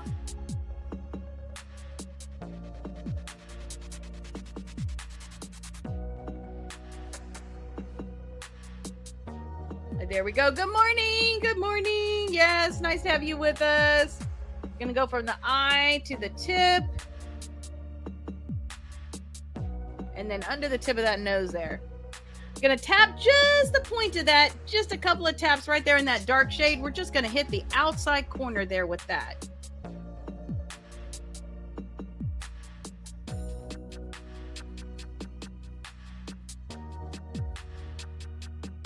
There we go. Nice. So now we've got some lows exactly where we want them, shaping our face the way that we want it. Let's go ahead and grab that blush brush. I'm grabbing the Juvia's Place Blush 4. We're actually going to be in this one here today. Just lightly tapping that there. Oh my goodness. Just going to tap right there. This is pretty pigmented, so we don't need much more than that. Right on the top of that. Right up the middle there.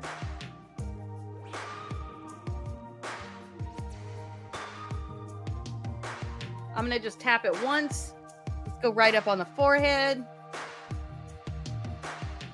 Whatever's left on it, you can just hit that tip of that nose and the chin. Just a little tiny bit of color there.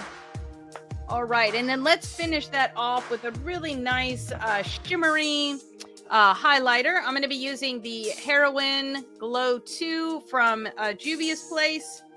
This is just a beautiful kind of a rose gold, which will go very nicely with the like wine pink chocolate look that we're doing today. So this is an Anastasia highlighter brush. We're just going to swirl that around.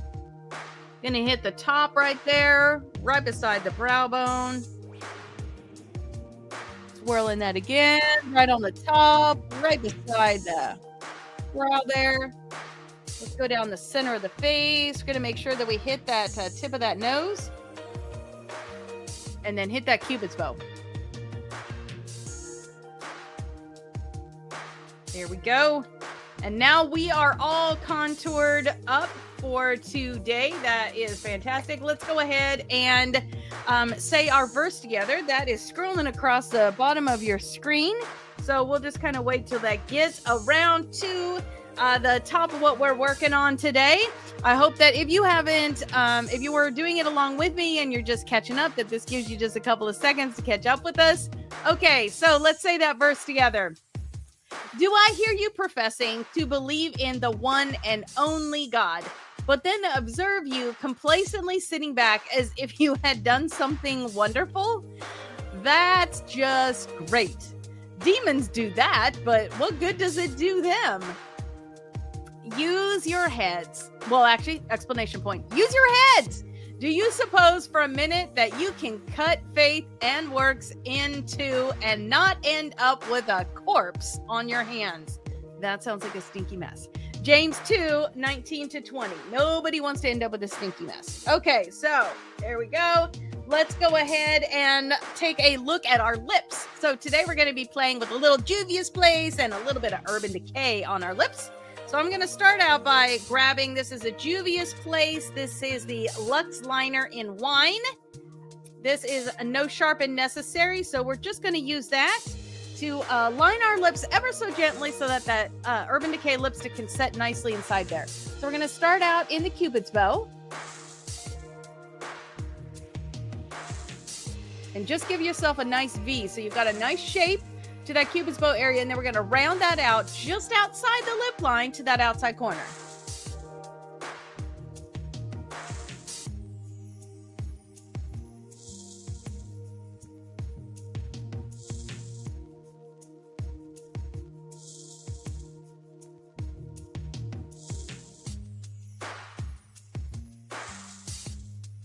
All right, now we're going to give us a point of reference right there in the center of the bottom.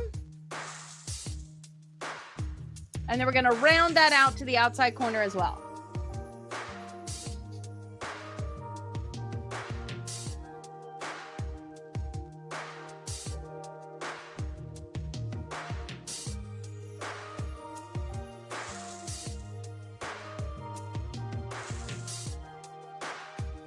Okay, so I don't want to end up with like a line. I want this to blend in with the lipstick, although they're about the same color. So we're going to come just inside of that line and light it with just a little bit lighter pressure.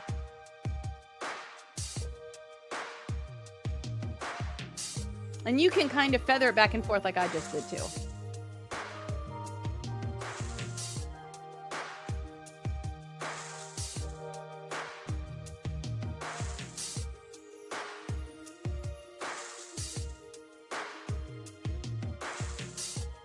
And this will keep you having a nice crisp dark line on the outside and then a blended into the inside. We're not really doing an ombre because the lipstick is about the same color, but we're just ensuring that we don't see a line where the lip liner is compared to the lipstick. All right, so take a little bit of a step back. Make sure you got both sides even and that you like the shape of what you got.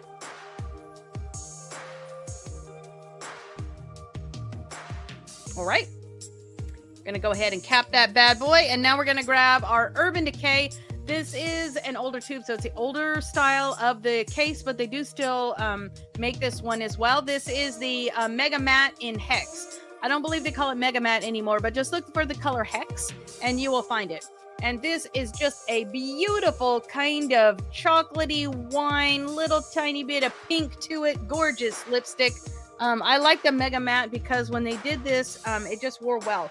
I think this one you might be able to get directly from their website still. Couldn't find it on Amazon. Found the whole series and the swatching for it, just not the actual product of it. So you may need to go to the Urban Decay website for this one. So we're just going to fill in what we just did, making sure we go over that lip liner line.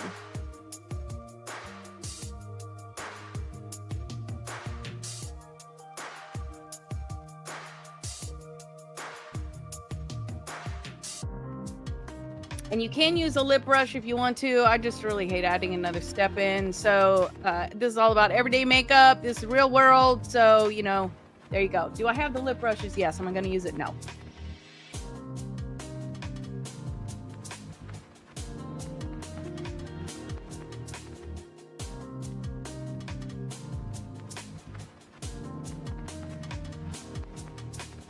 Okay. Now we have got that beautiful, dark, rich lip going on. Just spectacular. So now let's go ahead and do that pink, chocolate, and kind of wine-colored look on our lid. And then I think we may just add a little hint of something on our lips at the very end. So we'll see about that when we get there. Okay, so I'm going to grab my Tarte Man Eater palette. Here's where we're going to be today. We're going to be like all over the place. And we may just dip in a color in a color for a second. So don't get excited or worried when you see all these shades. So we got this beautiful palette here, but we're going to be hanging out. What do we got here? We got Playful. We've got Lust.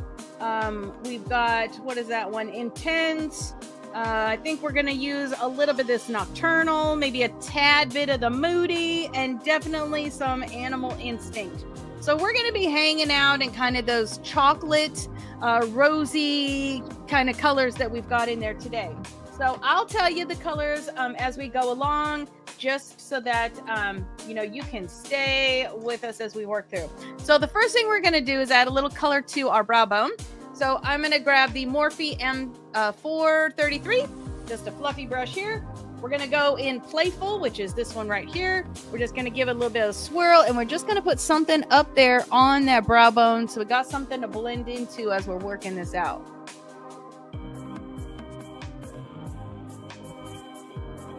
Y'all are being very, very quiet this morning. Yes, good morning. I see a few of you are awake and saying good morning. Okay, let me just go ahead and get a little more right up there. There we go. We're going to set that brush aside. I'm going to grab, let's just do a traditional shadow brush. This is a MAC something. We're going to take that and we're going to go in this one right here. This is Lust. We're just going to go into Lust. We're going to put that right here on the bottom. We're going to do like this quadrant right here. Just this like bottom quarter.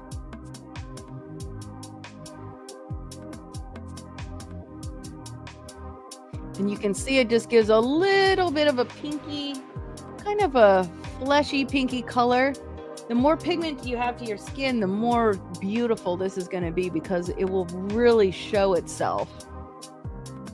And I'm just going to blend that up into, what was that called? Playful. There we go. Now we're going to take I think I'm actually going to use a smudger. This is a Morphe M321. That looked like that gathered a little too much tissue on it. There we go. We're going to get rid of that. I got a little fallout happening, so we're going to get rid of that. There we go. Not fallout, tears. Okay. So now we're going to go into Nocturnal. That's this one right here. We're just going to get that on the tip. We want to kind of do a controlled contouring of the lid here. So, let's see. There we go. Okay, so just on the tip of that Nocturnal, we're going to go here. We're just going to come to the inside. We're going to go right up on that eye socket about halfway across.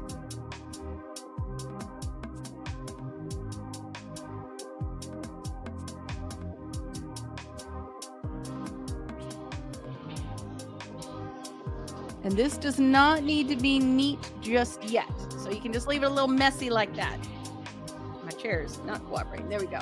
Let's go and do that same thing on the other side.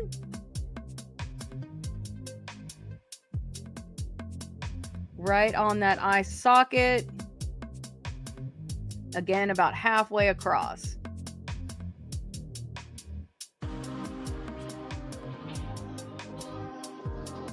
And we're just going to bring that in. Much better to do kind of a light load on your brush and not get fallout than load it too much and then you end up with a bunch of fallout. Okay. And just in case, there you go. Let's see. I'm going to grab let's do this one here. This is a Morphe M431. We're just going to go into this right here, which is Moody. We're just going to get that right there on that tip. We're going to go right over the edge. Right there. And now we're going to soften the edge. And that's of that Nocturnal. So again, grabbing that Moody right on the edge there and just softening the edge of that Nocturnal with that nice kind of pinky wine color.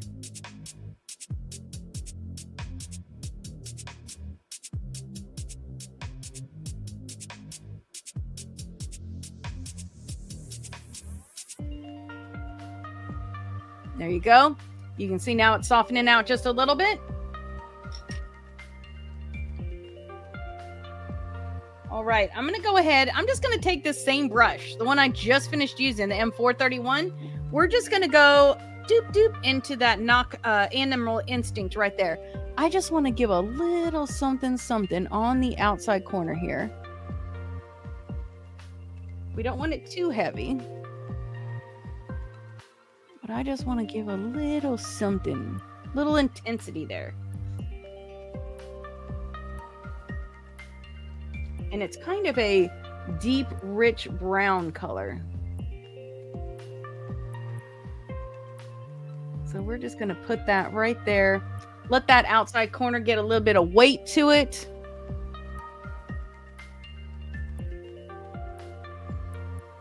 Let me just go ahead and tap that a little bit in that Nocturnal, soften that edge a little.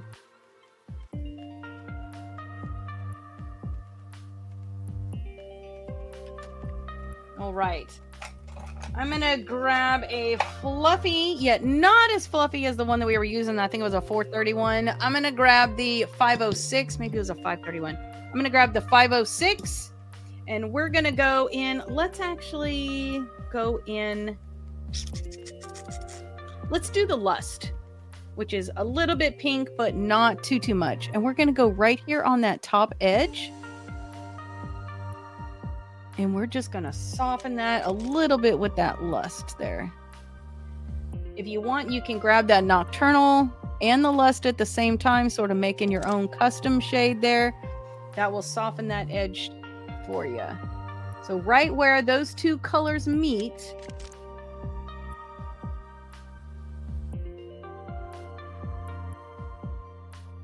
there you go. And then any fallout. Now you can see we got a nice little blend going on there, a little intensity on the outside. I'm gonna grab let's do just a tiny smudger. I'm not going to use it for the smudger, but let's grab a 508 and let's add just a little bit of light to the inside corner. So I'm going to go in the playful that we've got here, and let's just brighten that corner a little. Playful is the one that we used up on that socket. We're just going to light up that corner a smidge. Okay.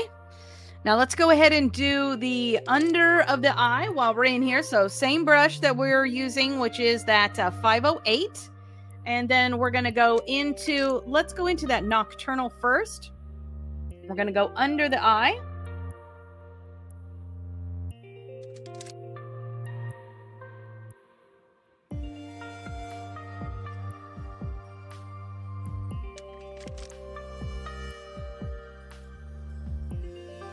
And then we're just going to blend that out to the outside corner here.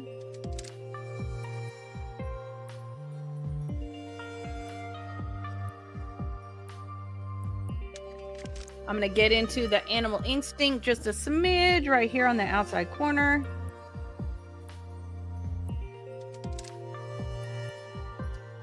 Make sure that's nice and brought up and around right there.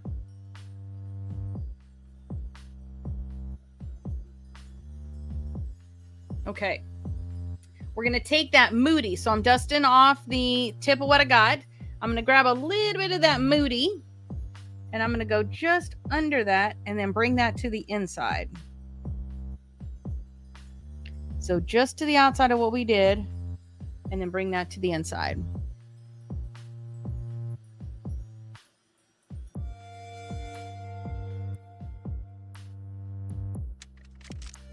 It's going to give you just a nice soft edge to that under area that we just worked on. So you can see what we got so far. I want to, let's go ahead and grab a little of that nocturnal, same brush, which is the M508. Just going to grab a little bit of that on the tip.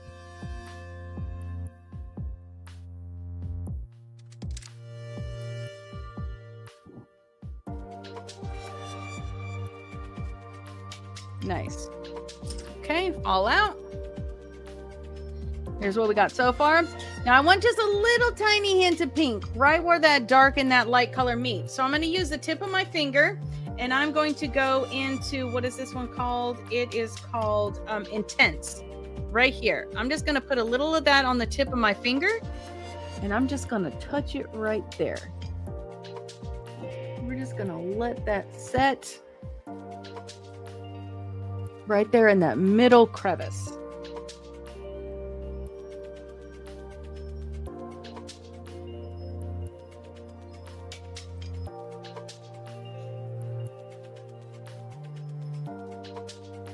Nice. Okay, so I told you we were going to do a little something while we're in here. So I'm going to take that same Intense. Intense. I'm going to grab that right there and I'm going to put it right in the center.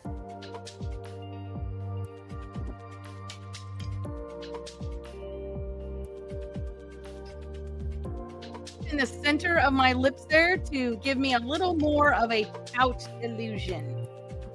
All right. Well, that was kind of easy today, huh? Okay, I'm just going to tap that out.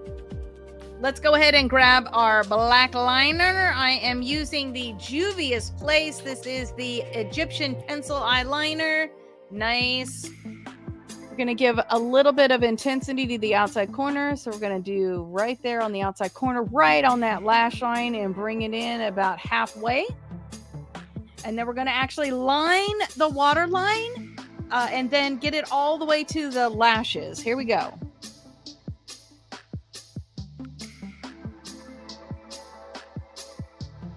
And then I want to, so now I've got it on the waterline. Now I want to come just to that lash line on the outside, just to give us a little line.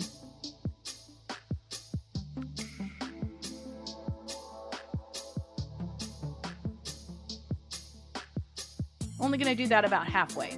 Okay, let's do the same thing on the other side.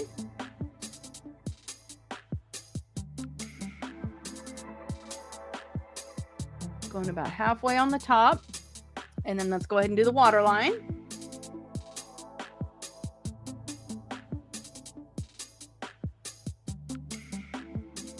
And then we're going to do that just outside onto that lash line, just about halfway.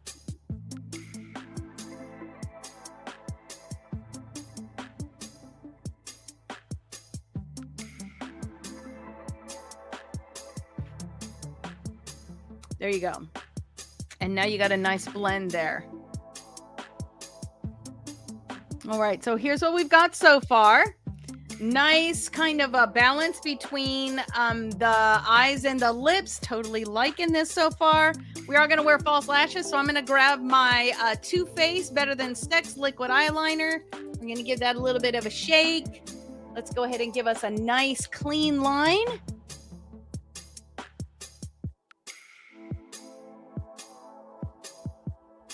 Going to go all the way from the inside edge to the outside. Right on that lash line. Nice. Same thing on the other side.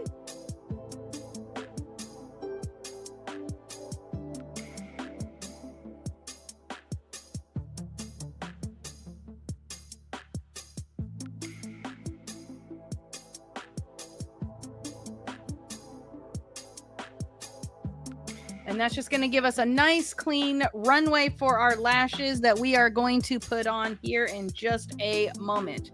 Now that is a waterproof liner. So once that dries down, you are not going to see that thing going anywhere. It is lovely in that way. Okay, let's go ahead and do our brows, and then we'll put on our lashes and our false lashes. So for me, I am using the Sky High Maybelline mascara. This is in, I think it's called like Pink Air or something like that. This is going to be my brow product for today. Whatever your brow product is, you'll go ahead and do that. And just make sure that if you don't know how to use a brow product, get over to your nearest Sephora or Ulta and have them show them a picture of the look that you want, and then they'll show you the products that you need to use to get there. So I'm just going to brush my brow hairs with this, and this is going to color, so I'm going to get tint, but then because this is a mascara, it is also going to set it. So if you have fashion colored hair, where mine's fading a little bit, but if you have fashion colored hair, this is definitely a way that you can get your brows done to match your hair color. So I have used the green, the blue, there was one called, it's like a berry or something. So, you know, just be creative. Okay, get on Amazon, you'll find all different kinds of colored mascaras. So my favorite though, if you have platinum, is going to be the Benefit Cosmetics has a color called, what is it called? I don't think it's just called plain gray. I think it's called like smoke gray or something like that. That one is so beautiful if you've got platinum hair. And I think it's a European spelling of gray. I think it's Grey.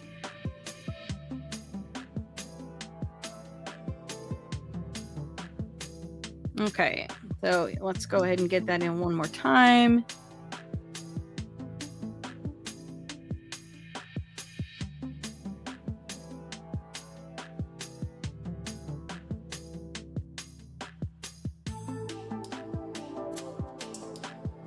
There we go. Now we got a nice little tail going on.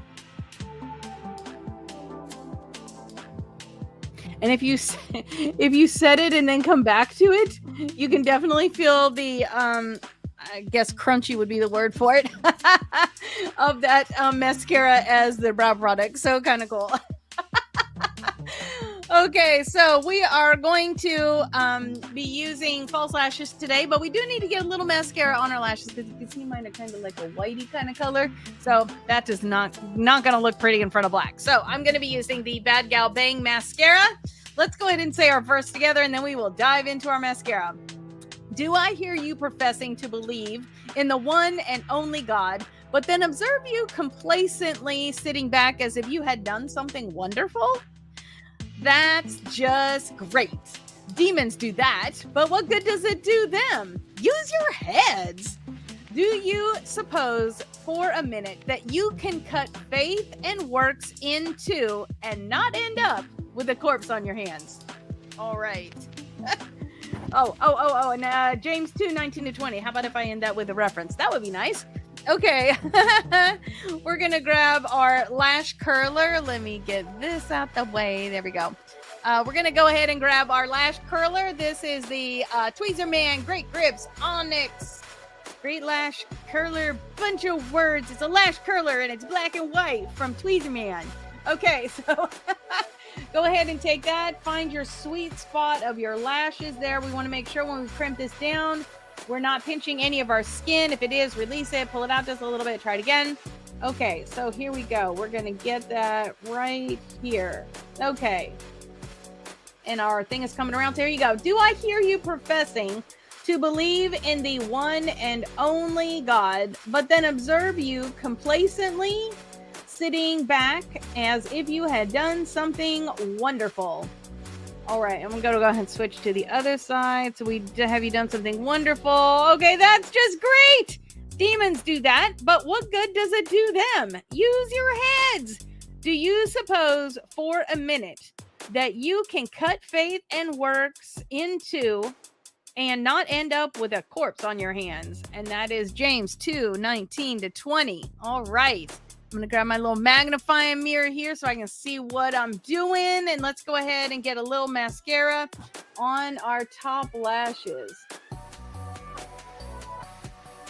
And we're going to make sure that when we're doing this, we're going all the way from corner to corner and that we're flicking back on the tips of them as well. We want to make sure we get enough volume in our lashes as we can, which will help blend in better with the false lashes and then just help everything to look beautiful. Okay, so there's just one coat because you're fixing to put all on there.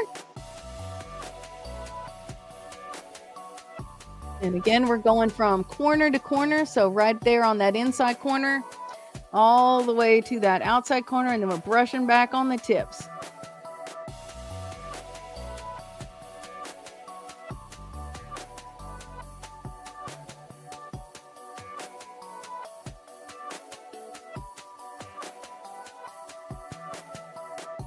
Okay, there we go.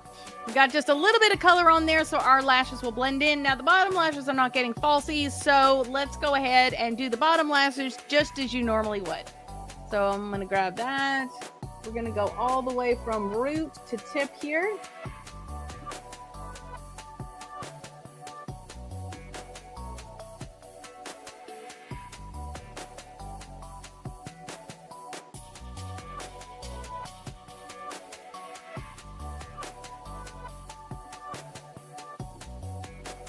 Brushing back under those tips.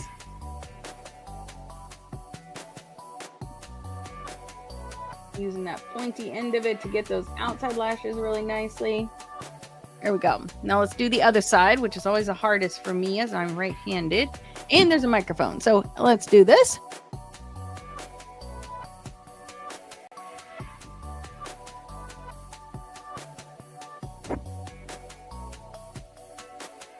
There we go, getting all the way into that inside corner.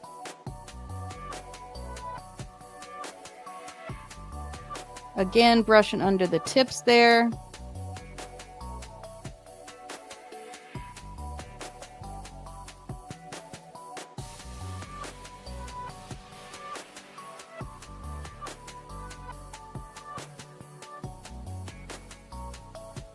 Okay. Okay, don't you love it when you go to put your mascara on and you miss the container lid? Okay, I know I can't be the only one that has ever happened to. Okay. Gonna tap that out a little as my eyes are watering. I don't know what is in the air today, but it is definitely something. Okay, I'm going to be using the Allure. This is the lash and line and lash, and I did not like the liner glue in here, so I will not be using that. But I really liked the shape of these. There's a little bit of a flare. This is called a Foam Ink Wispy. There's a little bit of a flare, so it's nice you can see, well, ooh, things are falling all over the place. You can see there's a little bit of a, the inside edge is a little shorter than the outside edge. Outside edge is a little bit wider. So we're going to use our lash tool to get these off the tray. Grab the outside corner, set that down in front of you.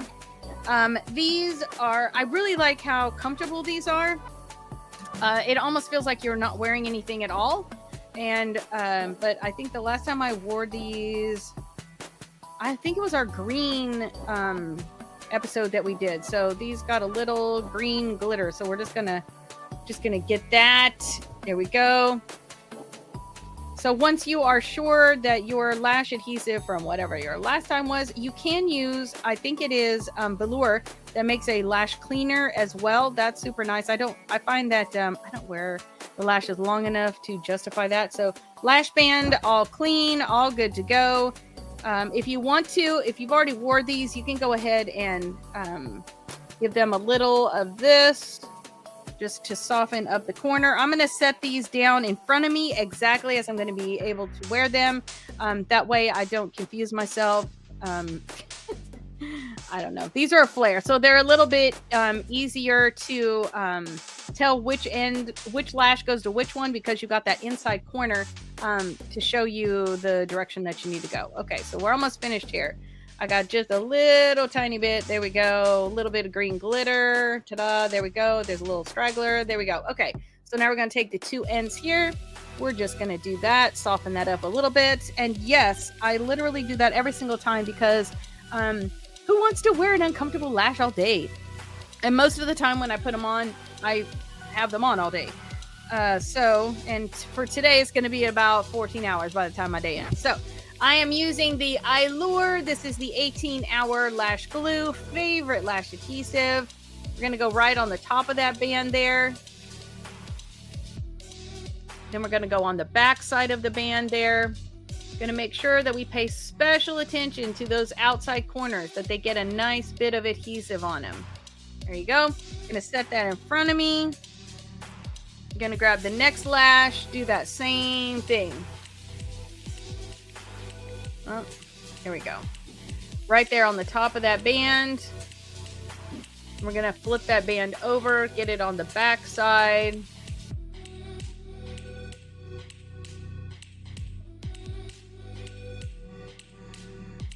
There we go. Making sure we get those corners of that lash nice so that we don't experience any lifting from that, because there are a few things as frustrating as a lash that lifts while you're halfway through the day. I do always carry a lot of times when you buy like the little lash kits like this, it'll come with like a little mini lash adhesive. I do always keep one of those in my purse because you just never know when you might need it. Now, you know your lash will be ready when the adhesive starts to turn a little bit less shiny and starts to maybe get a tiny bit clear. So when you are there, which is right about now for this one, about maybe 30 seconds or so. Oh, I see a straggler. There we go. Then you know that you are ready. So I'm going to grab that. The narrow end is going to go on the inside. We're just going to set that right down on that liner line that we gave ourselves earlier. Then we're going to walk that around, attaching it to the liner line that we gave ourselves. And we're just going to kind of make sure we got these smushed together so everybody is occupying the same space, looking like a seamless natural lash. We're going to take the tip, work our lashes into the lash. Just another way to make sure that everything's looking nice and happy in one piece. There you go. There's one lash. Let's go ahead and grab the lash for the other side. We're going to grab that right in the middle. We're going to do that same thing. Set that down on the center of your lash. Right there on that liner line. Set that inside corner down. Right here on the outside corner. Oh, that's fun.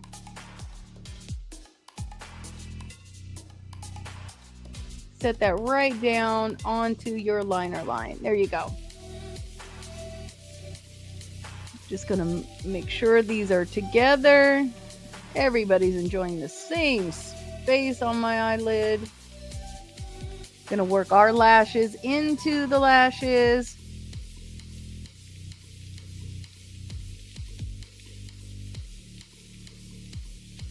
Here we go. I'm just gonna give one last little press down, make sure we're all touching, everything's nice and happy. There we go. Now I do just want to make sure we were dealing with some darker colors today. So I'm just going to grab my little triangle puff, and I'm going to grab my setting powder. I'm just going to give a little tap and then a tap off here. I'm just going to go under here and make sure we're all nice and happy. That I didn't have any dark fallout, cause problems. Nice.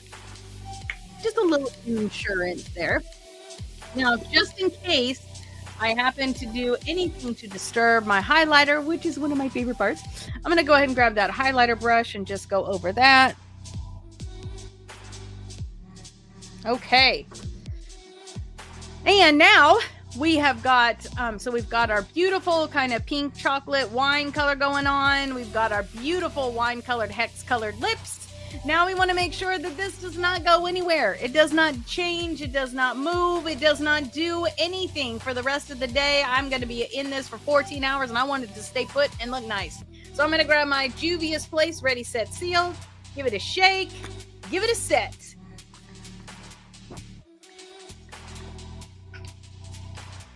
Oh, that smells so good. And we're just going to let that do its job. Fan it down a little if you want to. And now you are beautiful. Well, you were beautiful before.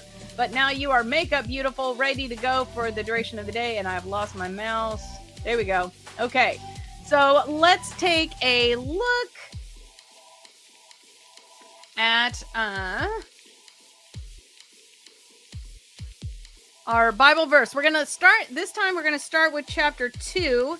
And just kind of work our way through there. So, well, let's see. That one was a haha. Yeah, I know, but I'm glad that you're here.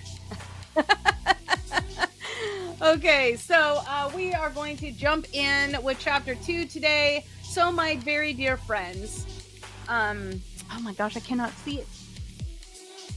Dear friends, don't let public opinion influence how you live your life. Live out your glorious Christ-oriented faith. If a man enters your church wearing an expensive... I'm trying to sing the song in my head. If a man enters your church wearing an expensive suit and a street person enters wearing rags, comes in right after him, and you say to the man in the suit, "Sit here, sir. This is the best seat in the house." And either ignore the street person or say, "Better sit here in the back." Haven't you segregated God's children and proved that you are judges who can't be trusted? Okay, and then, you know, I really hate that I can't see the first word. It's always the first word that trips me up.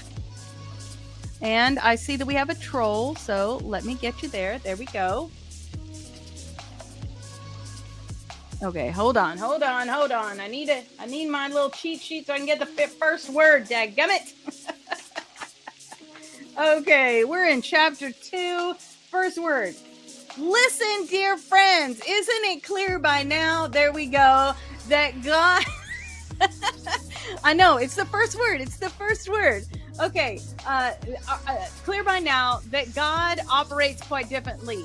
He chose the world's down and outers as the kingdom's first citizens with full rights and privileges. Sorry, I'm trying to go to the cadence of the song.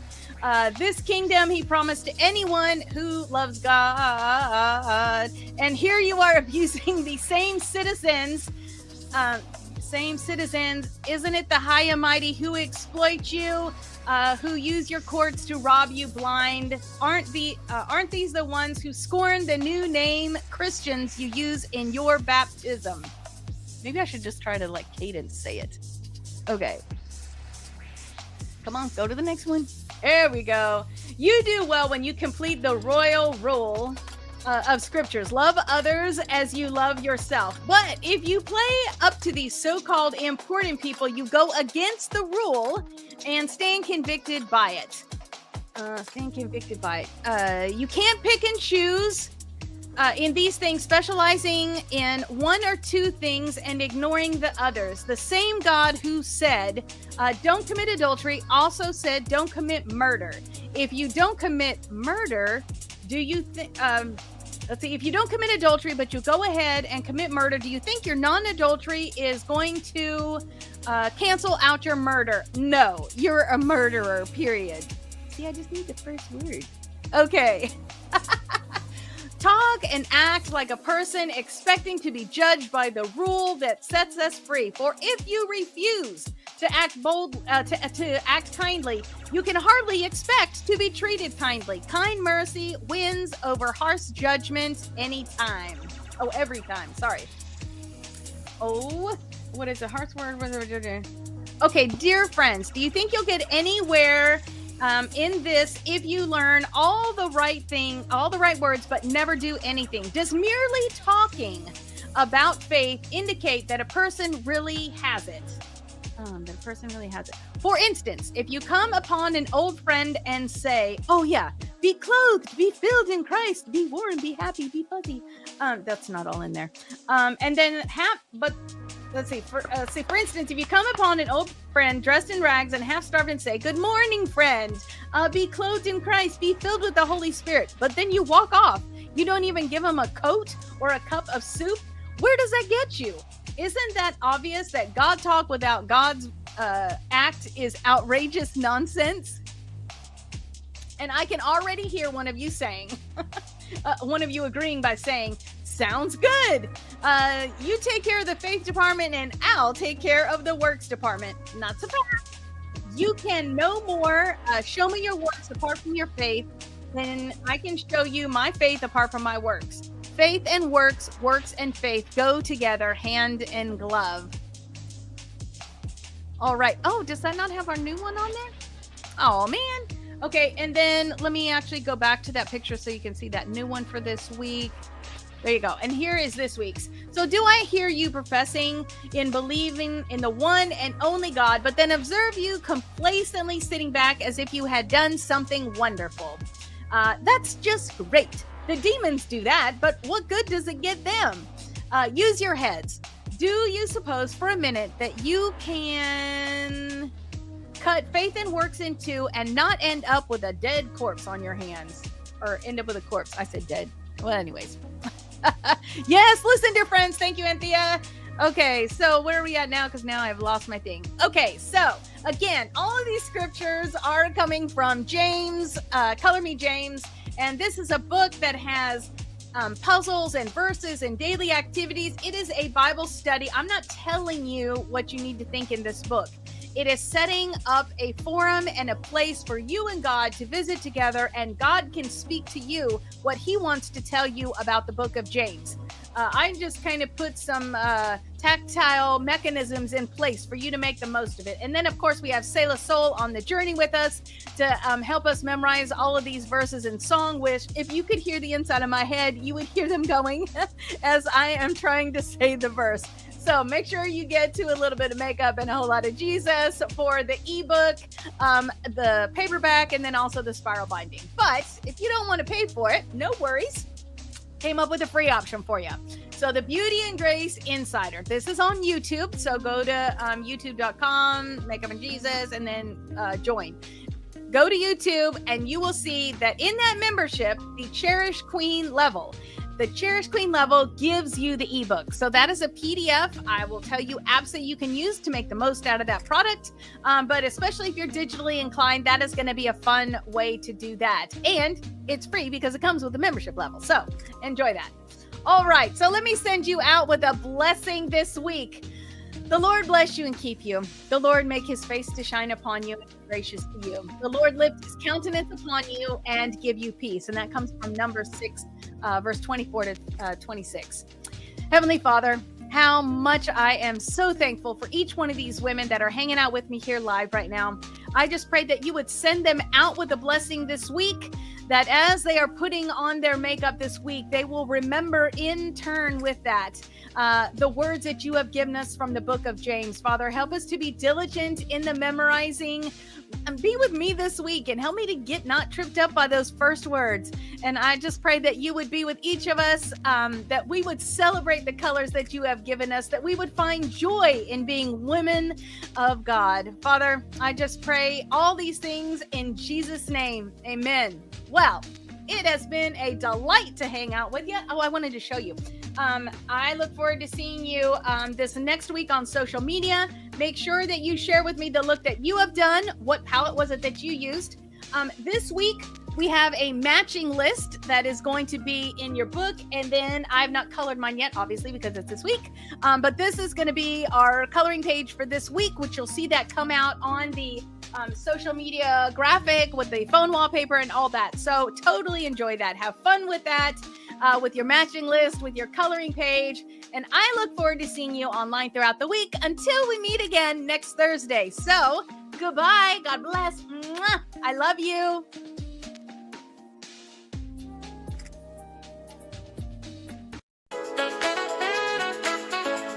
A little bit of makeup and a whole lot of Jesus.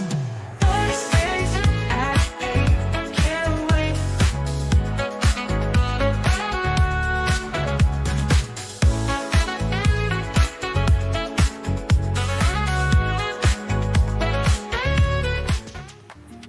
Well, good morning, beautiful, and welcome to a little bit of makeup and a whole lot of Jesus. Well, we're going to be spending about the next 45 minutes together with some beauty on the outside and some beauty on the inside. We're going to do a full face makeup tutorial and memorize a Bible verse. Well, in this week's case, verses.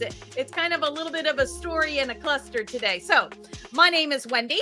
And today we're going to be playing with the You Can Be Forest Green palette. So kind of not really continuing on with the pickle theme, but definitely continuing on with the green theme. So remember, you can ask your question, whether it be something about makeup or something about the Bible verse, whatever platform you're on, that will come through to me, and I will do my best to get that asked and answered while we are live today. So what is our theme today?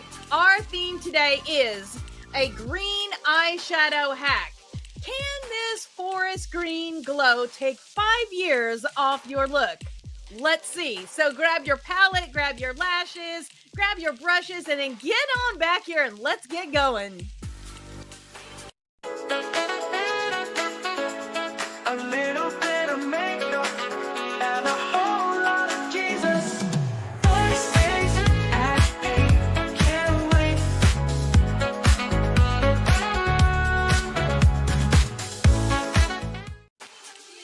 All right.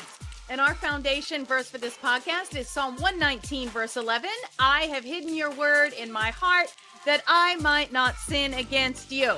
And I know all of our verses from this particular season, season 3, are coming from the book Color Me James. This is available in different formats. You got the PDF or the ebook. We've got the paperback from Amazon, and then the spiral bound, which is going to come from my website. Spiral bound is definitely my favorite by far. And I'll actually show you that a little bit here in just a second. So it is going to be fun today. I look forward to working through this next little section of verses. And last week's song. So last week we worked on James 2, 19 to 20. The song was a little bit delayed in being launched. I have had a plethora of technical difficulties this week with social media, which kind of got me distracted, and Satan, get behind me. So let's go ahead and take a listen to the song that we had that went with this particular section of verses. Here we go.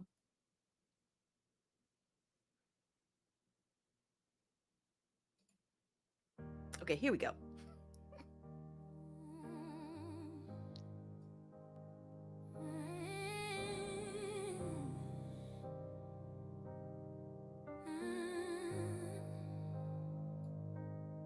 I was a sinner, lost and torn, no way to reach him, just shame and scorn.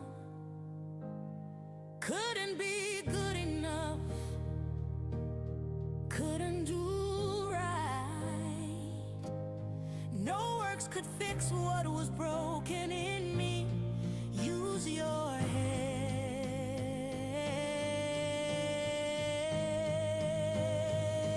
Do I hear you professing to believe in the one and only God, but then observe you complacently sitting back as if you had done something wonderful? That's just great. Demons do that, but what good does it do them?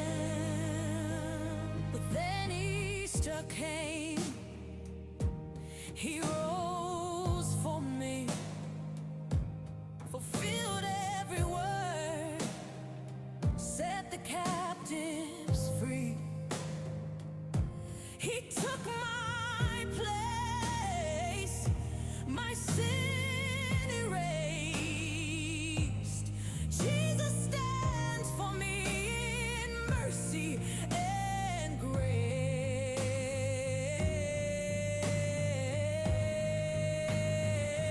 Do I hear you professing to believe in the one and only God, but then observe you complacently sitting back as if you had done something wonderful?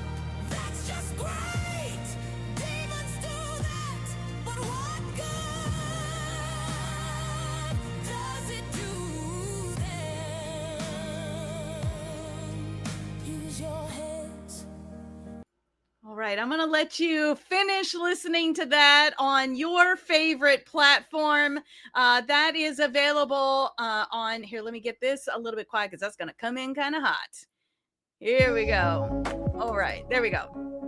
So that's available on your favorite music streaming platform. The video is on Selah Soul's YouTube channel. You can catch it on Spotify, Apple, wherever you listen to music, Apple Music. Wait, I said that already. Amazon Music. There we go. Okay, so the verse that we're going to be working on this week is this verse right here. So this is going to take us a little bit further. We've got two more little sections where James is going to be talking to us about faith and works. So this is, after this one, we have one more story surrounding it, just in case he hasn't directly spoken to you yet. So here is our section of verses. This week we're going to be in James 21-24. Wasn't our ancestor Abraham made right with God by works when he placed his son Isaac on the sacrificial altar? Isn't it obvious that faith and works are yoked partners? That faith expresses itself in works? That the works are works of faith? The full meaning of believe in the scripture sentence, Abraham believed God and was set right with God, includes his action. It's that weave of believing and acting that got Abraham named God's friend.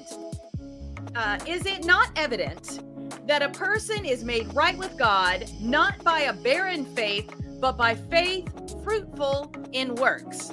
And so I know that's a lot of words, but wait till you hear the song for this one. And this time I'm going to do my best to make that happen a little bit earlier. Hopefully we'll be at the end of whatever this satanic nightmare is that's happening on Facebook with me. So we will get to the bottom of that and then start working on, if I can get my mouse. There we go. Okay, so what are we playing with today? I mentioned a new brand I haven't tried yet before. We're actually going to use one product of theirs today and then one more of Flano, which we used last week. So this week we're going to be playing with the You Can Be Forest green palette. And so it is the letter U Can and then BEB. If you look at the post for this, you'll see their social media tag. They've got some really cute palettes at a very affordable price, along the price range of like e.l.f. And I love the pigment and so far my experience has been a less fallout with this. So nice pigmented, which means you're going to use less product. It's going to go farther, but it blends out really nicely as well. So let us go ahead, and we got that long Bible verse scrolling across the bottom of our screen. So if you missed any of that, or do you want to take, have that as a reminder? Go ahead and give a look there. Let me get my chat turned on. Good morning, beautiful. So we are going to be, again, whatever platform you're on, go ahead and ask your question, get it answered while we're live. And then also, just like Miss Rachel did for us this morning, give a shout out. Let me know where you're coming from, say good morning, and ask any questions that you got. So let's jump in because this is going to be fun with a couple of new things today. So we're going to start out with our Professional Primer, like usual. And we're going to get that. I'm just going to give it a little bit of a shake here. Doop, doop. There we go. We're going to get about a pea-size amount of that. Work that between your fingers. This is going to go anywhere that you experience separation of foundation. Maybe you have fine lines and wrinkles and you just need to kind of smooth over what you got. Crow's feet. There we go. Under the eye area, if you got that. Maybe you got laugh lines. Definitely want to go around the lips with that. That is going to help your lipstick to stay longer. And so that'll be a great thing for today because today we're going to be using some MAC lip products. I love some MAC. Now we are using a new palette, as in I have not ever put this on my eyelid before.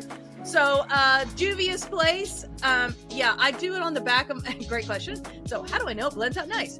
I do a mock on the back of my hand and it blended out beautiful on the back of my hand. So what could go wrong, right?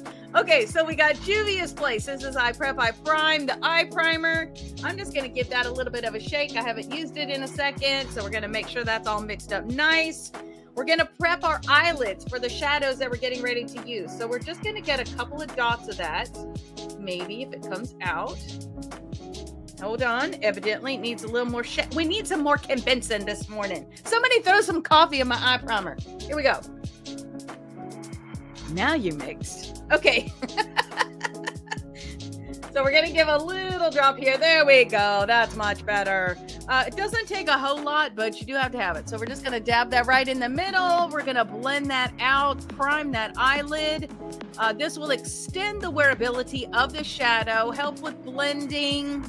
It's going to keep you from creasing or at least minimize, if not completely 100% prevent.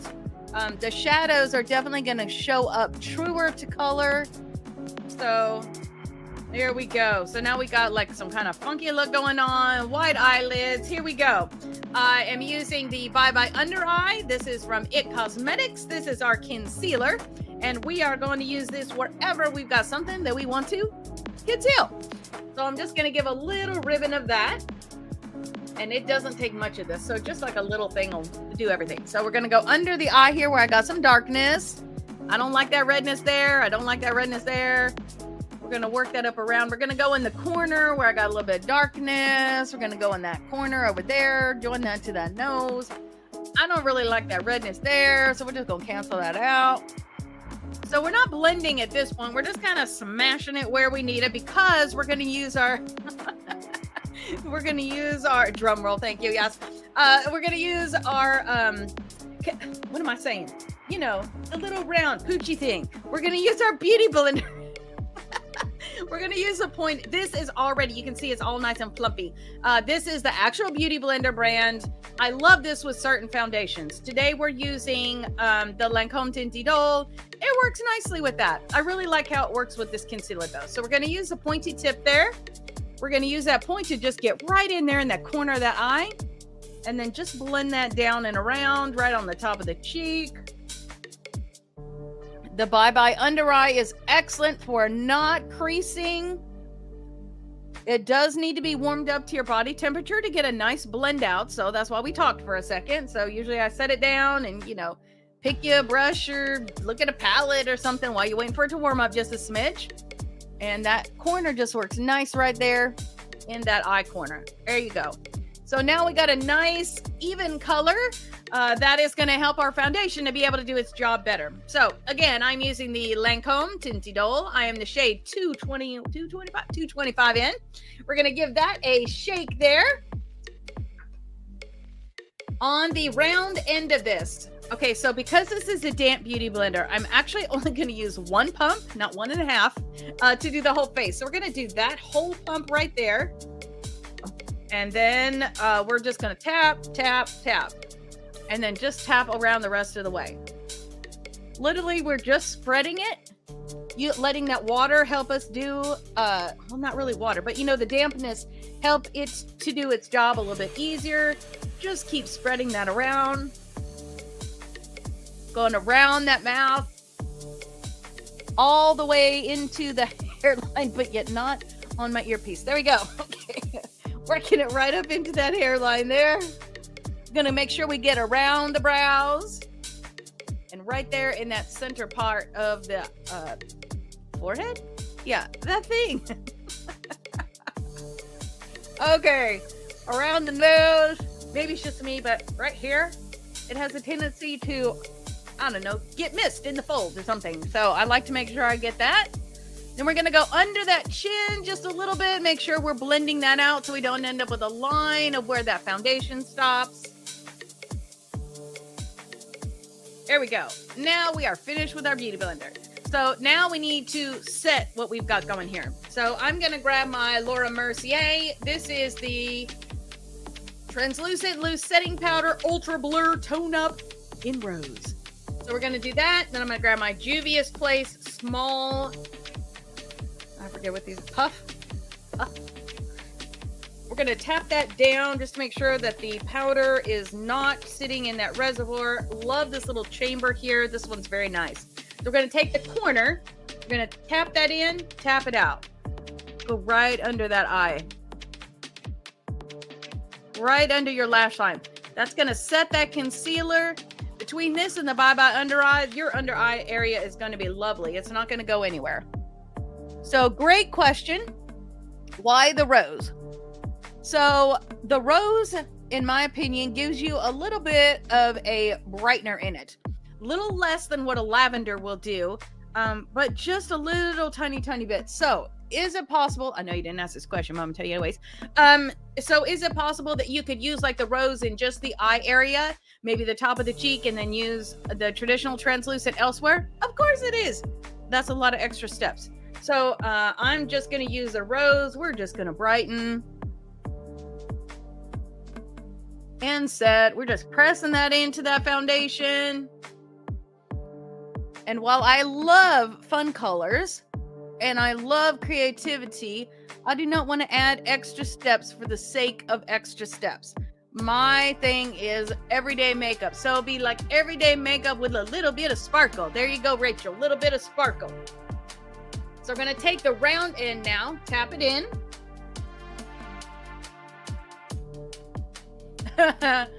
Yes, thank you for noticing. I did get out of my normal order as usual, but the point is not the order that you go in as much as it is that you hit every part of your face with that setting powder. And this is what the finish on this, great question. I would call this a soft matte. So it's not going to give you that stark, harsh matte look that some powders will do, and usually it fades away by the time afternoon comes anyways. Or at least if you're a combo like me, that's what happens. This one stays pretty respectable, semi-matte all day. So really like that one. It's milled very fine, so it goes on nice, smooth, and silky. So we're going to start out our contouring with the KVD palette that we've used before, so that's not new. But then when we move to our blush and highlighter, going to show you something new and more affordable than some of the other things we played with before. So I'm going to grab my, this is actually a foundation brush. We're going to use this end for the bronzer, this end for the highlighter. Actually, we're not. We're going to use a different brush for the highlighter. This end we are going to use for the bronzer though. So grab that KVD palette or whatever bronzer low light that you are using. So this is really not bronzer in the true sense of the word because this is more of a cool tone, but we're going to be using this one right here and just like a little teeny of that right on the outside corner. So I'm going to start with the flat side of this brush here. We're going to go into the low. We're going to go from the top of the ear, kind of round it out to about the corner of the eye. We're staying above the hollow of that cheek there and right beside the hairline. Same thing on the other side. Top of the ear, center of the eye, and then right beside that hairline. Still the flat side of the brush. Right up here in that hairline, which you can see really good today because my hair decided it was going to stand up all the way. So, yeah, Delilah's having a stand at attention mood today. Who's Delilah? Delilah is my hair. When my mohawk decided that it needed to have some personality and flair and all kind of color and doing crazy things, she needed a name. That's Delilah.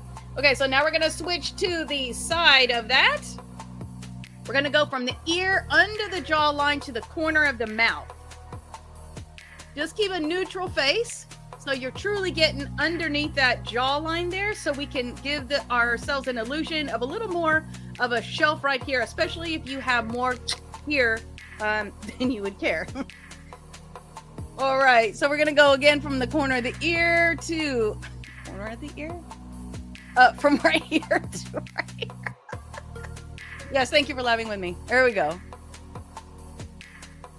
There we go. I'm going to take the tip of that and I'm just going to go doop doop. We're going to go right here on that outside corner and just give a little extra something right there.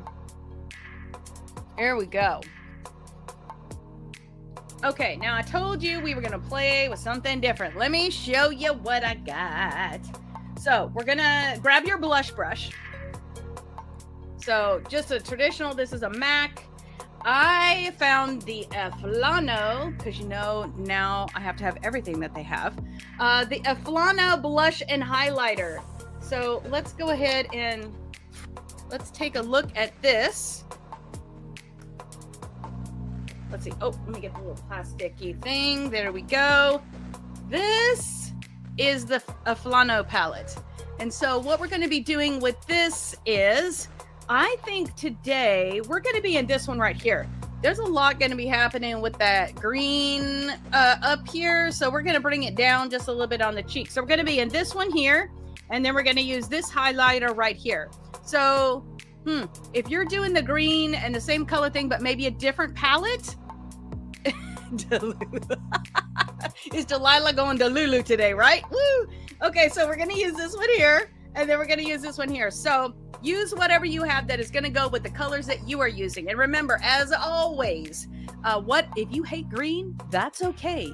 You can do the same technique, just using a different palette. So find a blush and a highlighter that are going to complement the eyeshadows and the lipstick that you have chose for today. So we're going to grab that blush brush. We're going to go in here.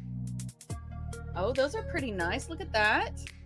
I'm just going to go right on the top of that bronzer right there. A little more peachy than I was expecting. That's okay. It'll work with the green. Nice. Okay. Pretty good color. We're just going to tap in it a little bit. Blend a little up here. A little right there. A little right there. There we go. Okay. Now I'm going to set that brush aside because now we're going to grab, this is the Anastasia highlighter brush. I mean, other places have a brush like this. I just happen to have and like this one. So we're going to take this one and we're just going to get it right there. How is that? Oh yeah, it's got a nice little bit of shimmer to it. Okay, so here we go. Right on the top of that cheek. Okay. I don't know if you can see that shimmer, but it's got a little bit to it. Okay, let's go ahead and do the same thing on the other side, right beside that eye socket. Oh yeah. Okay, and now let's go down the center of the face, hitting that tip of that nose, making sure we get that Cupid's bow. I think I like that. It's got like a little bit of shine, but not too much. Nice. Okay, Eflano. I'm going to set that aside and try to not drop it on the floor. There we go. So now we have our contouring completed for today. Let's get onward to our Bible verse for today. And thankfully, because it's a long one, it is coming around on your screen right now. Okay, so here we go. Let's say it together. Wasn't our ancestor Abraham made right with God by works when he placed his son Isaac on the sacrificial altar? Isn't it obvious that faith and works are yoked partners? That faith expresses itself in works? That the works are works of faith? The full meaning of believe in the scripture sentence, Abraham believed God and was set right with God. In some translations, it'll say made righteous by. Includes his action. It's that weave of believing and acting that got Abraham named God's friend. Is it not evident that a person is made right with God not by barren faith, but by faith fruitful in works? James 2:21-24. My mom, who helps me with some of the lyric writing for Selah, said, Wendy, I do not know how you are possibly going to turn that into a song. She says that often. And when we were going through the song, usually I present like 2 or 3 choices, and then we decide together which one's the best one. And this week, she was like, Wendy, it's not going to happen this week. And so then she got to hear the song, and she struggled between the 2 versions I presented because they were both beautiful in their own way. But wait till you hear the song this week. A little different than where we've gone in the past, but super excited about how it turned out. So I can't wait for you to hear it, and I will try to get on the stick and maybe get that done this evening. Okay, so speaking of stick, let's grab our MAC Chestnut Lip Pencil. And we've got a respectable point on there, but let me go ahead and let's give that a little bit nicer of a tip so that we can truly control our shape and form. So there we go. There we go. So chestnut, and then we're going to be using the MAC. This is the Viva Glam 2, I believe, lipstick. So a little bit of a nude with then just like a little hit of a pink. So that should set nicely against that blush we've got going on. So let's start up in that Cupid's bow.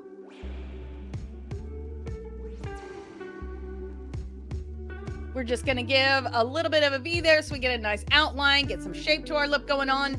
And then we're going to go outside our lip line and round that out to the outside corners.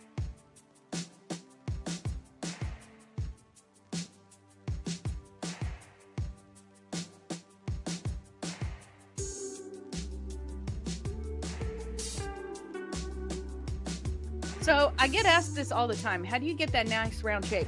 My pinky sets on my chin, and I kind of use it like a pendulum. Do you remember when you were a kid and you were like in geometry and they told you how to take the point and then use a string and do the pencil and then do the pencil around the center? It's kind of what I'm doing. My pinky is on my chin, and that is the center of my circle as I round it out. So just a little help for you. Okay, so now we're going to get a center point on the bottom of the lip. This is going to be outside the lip line. And we want it just a little bit outside that lip line so we can grab a little extra real estate, give a little bit fuller lip to what we're doing, and then we're going to round that out to the outside corner.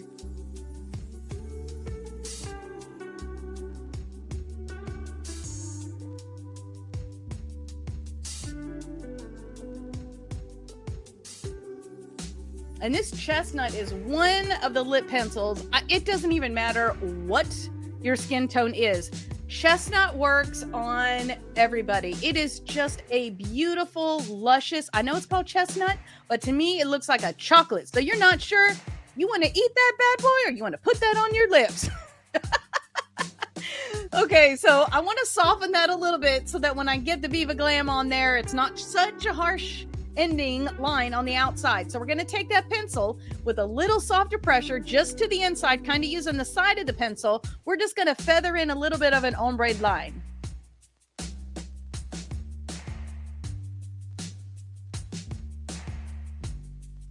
Just like that. Let's do the other side.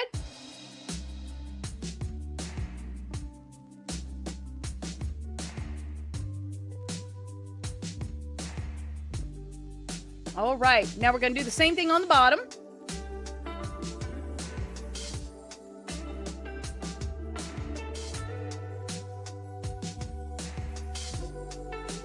And now let's check and make sure that we like the shape. Love the shape of our lips. So just take a little bit of a step back. There we go.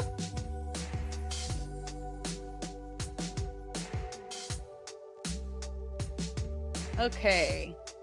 Soften that right there. There we go. So now we got a shape we love. We're going to grab our Viva Glam MAC lipstick.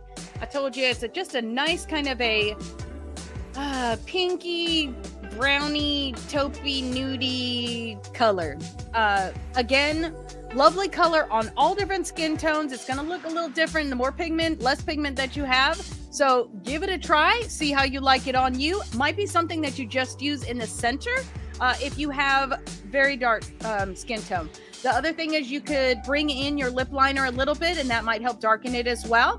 All depends on the look that you're going for and the one that you want. So I'm going to start out in the center so I can get my lightest color true and pure in the middle.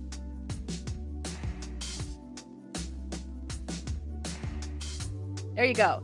Now that I've got to blend out to the outside, I've got that nice, true, pure color in the middle. Now we're going to do the lip line and just go over what we just put. Here we go.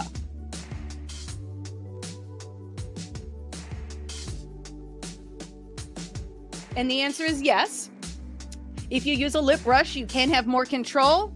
It's another thing. It's another step. And there you go. So I just like to use the point of the lipstick. Same kind of thing. May have a little more of a learning curve as you get used to how to do it, but you know, everything's got a learning curve. So just jump in there and try it. Here we go. Let's do the bottom.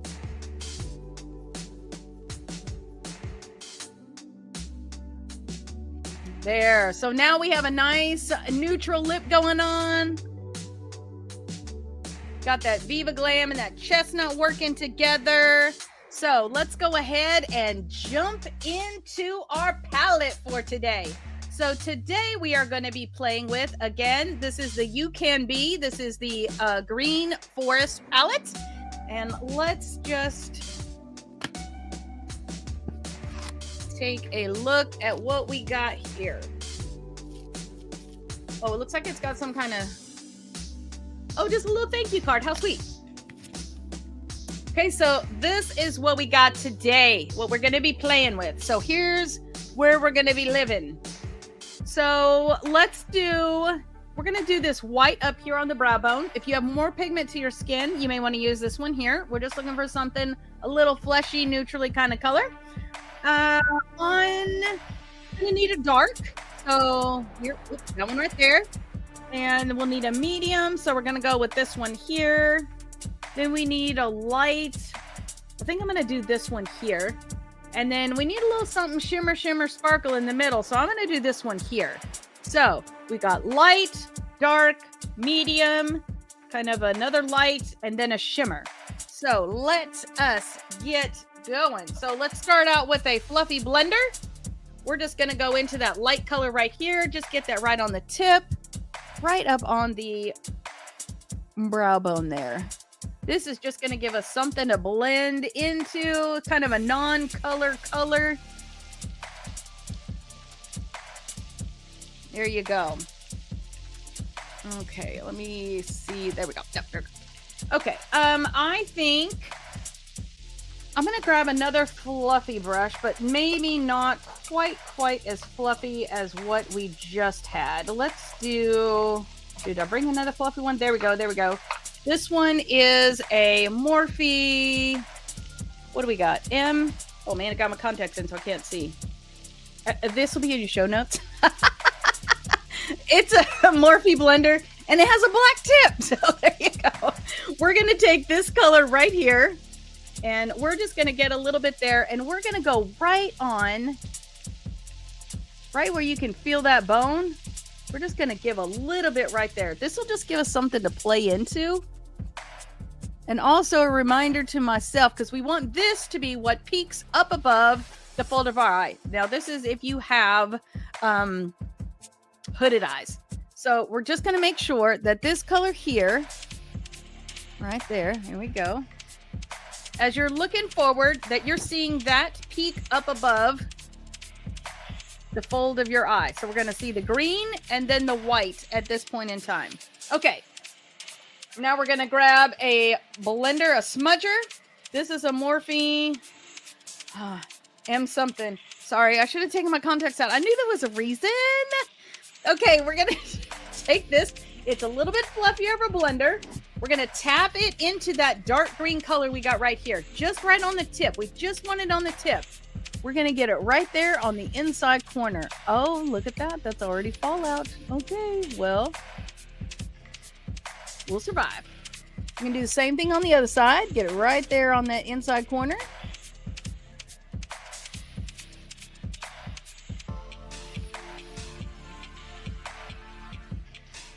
going to go a little way, I don't know, maybe a quarter of the way in. We're going to do the same thing on the outside.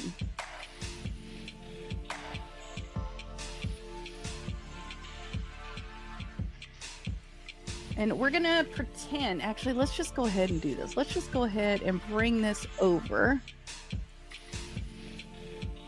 Right there. Just a little bit.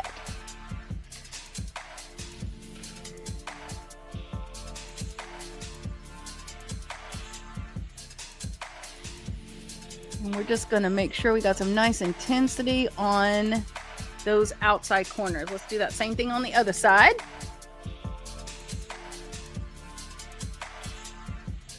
Right there on that outside corner, just a little tip. And we're just going to join those two things together.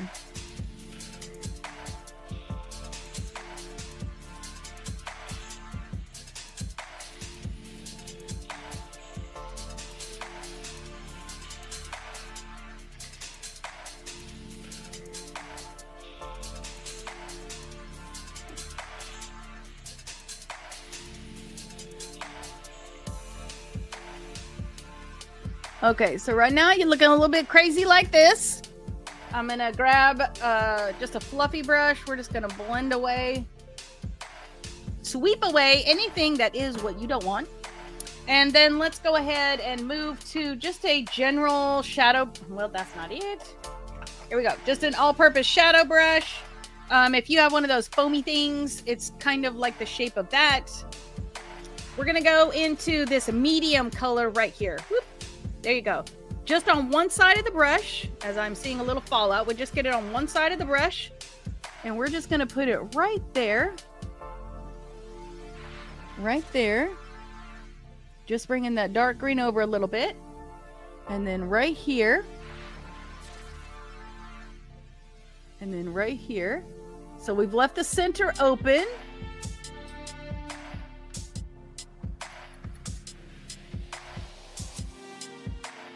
Okay.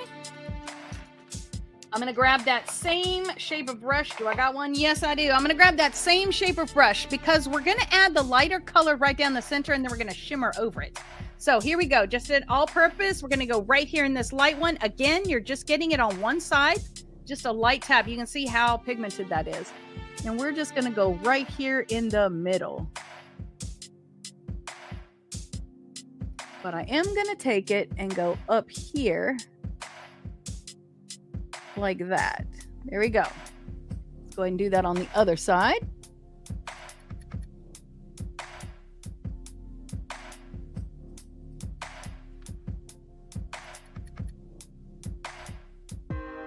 So you can see it's starting to bring shape a little bit. Now that brush that we used for the green on the very top, let's go ahead. We're going to go back into, which green was it? I think it was this one. We're going to go right into this one. And we're just going to blend out that dark green that we put in there and make sure that's got a nice soft edge on it. So we're just going over where those two colors meet each other. Just going back and forth right over where those two colors intersect. And now I want to make sure that I've got dark green on the outside, nice and dark green. So I'm going to tap that just for a second. I'm just going to plant that right there on that outside corner.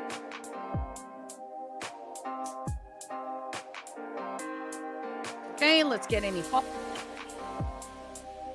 Right. So let's grab a little smudger. We're going to do the under eye part and then come back and sparkle. So I'm going to grab a small smudger. This is a Morphe M something. We're going to use this small one. We're going to go in that dark first, and you're just going to get it like you got that nice skinny edge. We're just going to get it right on that skinny edge there. We're going to minimize our fallout by using a little bit of shadow at a time. That's going to go right on this outside corner and in about a quarter of the way. And if you need more shadow, just tap it back in. We want to use as little shadow as possible to minimize the amount of fallout.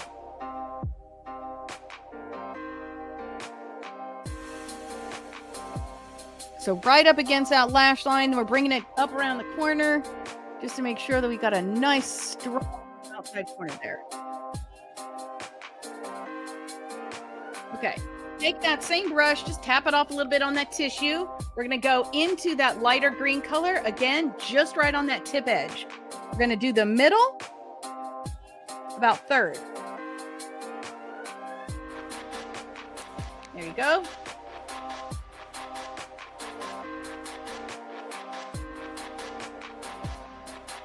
Now, if you have younger eyes, you can go ahead and go a little further out than what I have done. You can see it's not too far out there on the bottom. But the older your eyes are, the more you can have like wrinkles underneath there, and that could potentially be a disaster. So just try to keep it a little close up to that lash line if you have older eyes. Okay, so now I'm gonna go into that very light green, and we're just gonna put like a little doop of that right there. Just right there. And I want to make sure that I eliminate that inside corner, so I'm going to tap it one side on that white. I'm just going to go right there on that inside.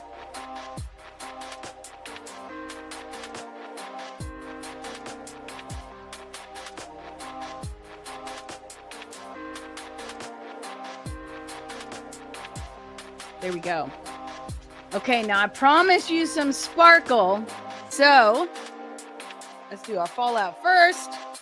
I want you to take your middle finger and I want you to go in this little gorgeous bad boy right here. Look at that. That is luscious goodness. We're going to go right on the top of that green right there.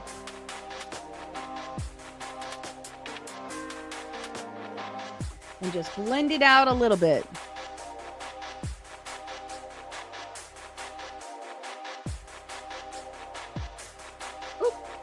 Try to stay in the right color swatch.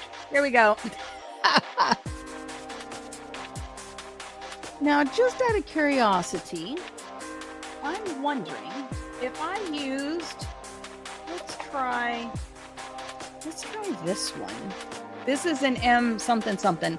Let's see what happens if we get it on one side here. What does that look like? It's pretty good. Let's see how that performs this way. Oh. Okay.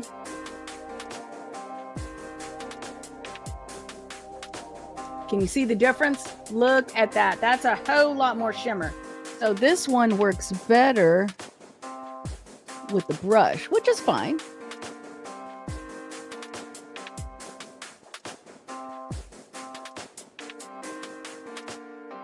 Okay.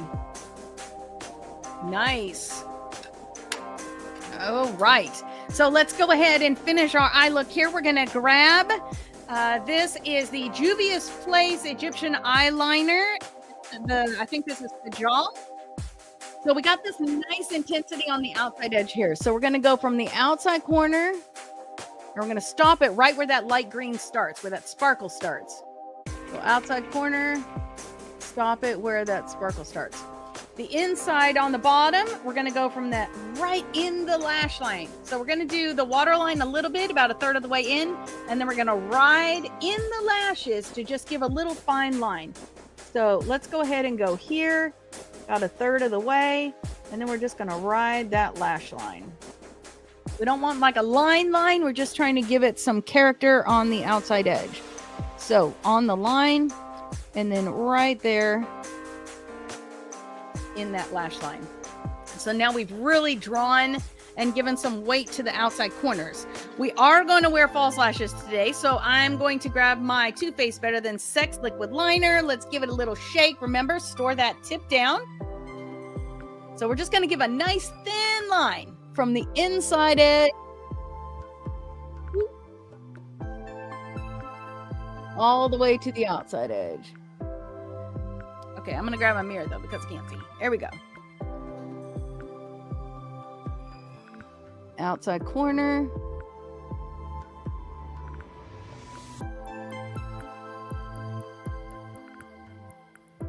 There you go. Just a nice thin line. Okay, there we go. I was having a little spot that didn't want to get some liner on it. Here we go.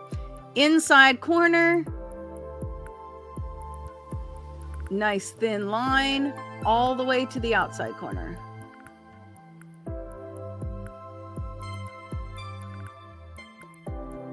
And as I'm closer in with this mirror, I can see there's some extra fallout on my cheek. So let's go ahead and get rid of that. There we go.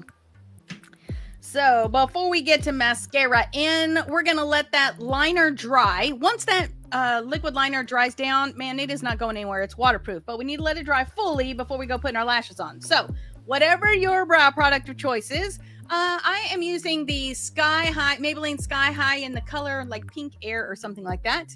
I'm going to be using that. It kind of matches my hair color up here. So whatever your brow product is, you go ahead and do that. Oh, I see. While my thing was covered up, we had a little bit of a troll. So let's go and put that in there. There we go. You are blocked, sir. There we go. So we're just going to enhance our brows. So whether your brow product, Benefit, Anastasia, L'Oreal, whatever you got. I believe there's coworker and I were talking about a Urban Decay. I don't know how new that is, but there you go.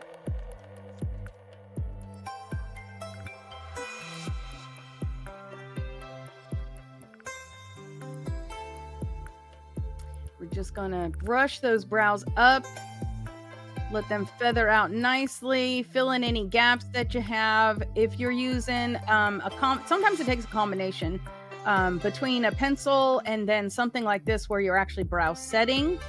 So do that. I got a little space like right over here. So I'm just gonna lightly tap that onto my skin to sort of fill in that space with that nice pink color. There we go. If you have fashion colored hair, I encourage you get on Amazon. There is all kinds of colored mascaras and it works great unless you don't actually have any brow hair, in which case you may have to get a little creative. I've used lip pencils and eye pencils, all kind of thing. My opinion is if it's made for your face, it's made for your face. So enjoy. Okay, so it is now time for us to go ahead and get our mascara on. The lashes that we're going to use today are going to be the Kiss Masterpiece Lash Couture. This is the Avant-Garde. They're a little full and fluffy, so the green that you're seeing and a little strong right now is really going to tone down with those lashes. Although I am completely digging that sparkle happening on the lids. Okay, so here we go. I am going to be using the Bad Gal Bang and then my lash curler here. So let's start out with the lash curler and we'll say part of the verse together. So go ahead and get that lash curler ready. You're going to pull it away from your skin just a little bit so that you're not pinching it.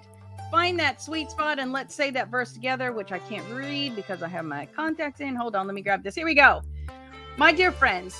Nope, just kidding. That's the next one. Okay, well, maybe today, let's see if I can read it over here. Okay, that the works are works of faith, the full meaning of believe in the scriptures sentence. Abraham believed God and was set right with God. Includes his actions. Okay, that was very choppy, but that got our last one done. Let me actually see if I can the verse over here because that was a little bit of a disaster. Okay, so here we go. We're gonna put that lash curler, get it ready, and crimp it down. Here we go. Wasn't our ancestor Abraham made right with God by works when he placed his son Isaac on the sacrificial altar? Isn't it obvious that faith and works are yoked partners? That faith expresses itself in works. Okay, well, there we go. Grab your mirror, grab your mascara, and let's get just a nice little coat on there before we actually put our lashes on. If you have black lashes already, you can probably, fortunately, stop bragging, avoid this little step. But for those of us who do not, we're going to give a coat of mascara. We're going to brush back on the tips. This will help give us a little more volume with the lash. And then also our lashes will blend better with the false lashes that we're putting on, because those false lashes are definitely black. So I have seen a few companies that actually do a brown lash. So if that is something that you prefer, maybe you're a redhead or you just have a nice chestnut colored hair, you can take a look for those. I'm trying to remember who it was I saw that had a brown lash. I think it was Allure. All right, so we're just going to use that tip of that tool to get the corner of those lashes there. We're coming back on the tips so that all the lash is covered with mascara. And then our bottom lashes are not going to get false lashes. So we want to make sure that we use a regular coat on those so that everything looks like, you know, it goes together. So just right there on those bottom lashes, just like the top ones, we're going to go root to tip. Just giving a nice even coat, using the tip of that wand to really get those corner lashes nicely.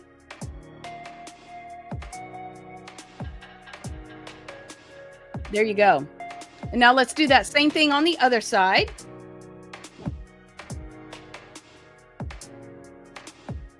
Going from root to tip.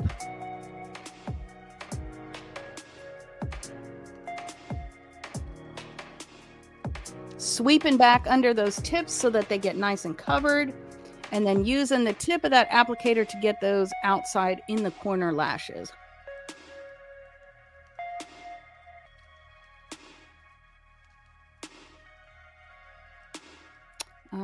There we go.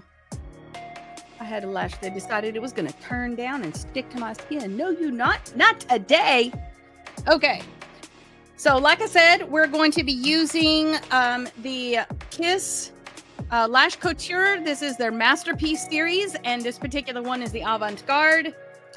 This is a nice full, I like the unevenness of the lashes, so it looks a little more natural in my opinion.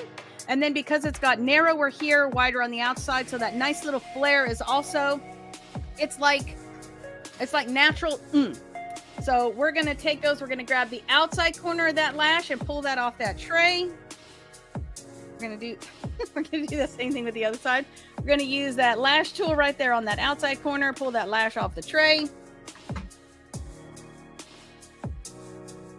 Okay, let's make sure everything is nice and clean. We're good to go.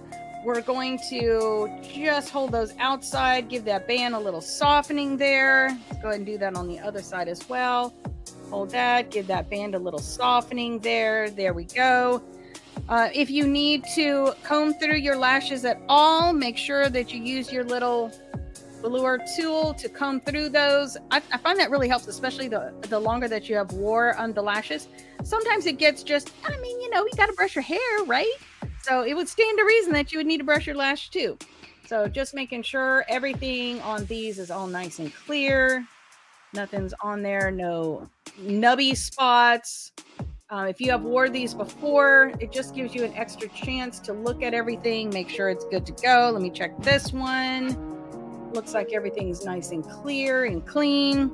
Okay, so we're going to grab our Allure 18-hour lash glue, which is hiding. There we go. That's going to be this one here. And I love the paddle on this one. It is just going to help that lash adhesive to spread out nicely and evenly. And sorry, I found a little nub, and I know that's going to bother me all day. So we're just going to take that off. There we go. So we're going to grab those lashes right there in the middle. Grab your 18-hour lash glue. We're going to go right there on the top of that band. Just using that little paddle there. And then we're going to go on the inside of that band. This one has just like a nice flat side to it. We're going to get right there on that, get a little adhesive there. We're going to make sure we catch the outside corners nice and good so that we don't end up with any lifting, because that can prove to be annoying. There we go. We're going to set that one down in front of us, pick up the other one. There we go. Get a little lash adhesive on that tool right there on the top of that band. And then on the back of that band. Well, maybe on the back of that band. Okay, there we go. Now, if you end up with a little, like a, you know, what do you call it? Like a, my dad used to call it a gooby on the ketchup. You can just take the side of that tool and that will take that right off. You know, just a little loop on there. Okay, so we're going to set that in front of us for just a second. While that is drying, you will know that it is ready when it starts losing its shininess, starts to get maybe a tiny bit of clear in a couple of spots or clearer. And then also, it, like I said, it won't be as shiny. So I'm going to pick up that lash that I did first. We're going to grab that right in the middle, just like we did a little bit ago. We've already softened the band, so it should be good to go. So we're going to set it right there in the center, right on that eyeliner line that we put. So it's going to nestle right onto your lashes.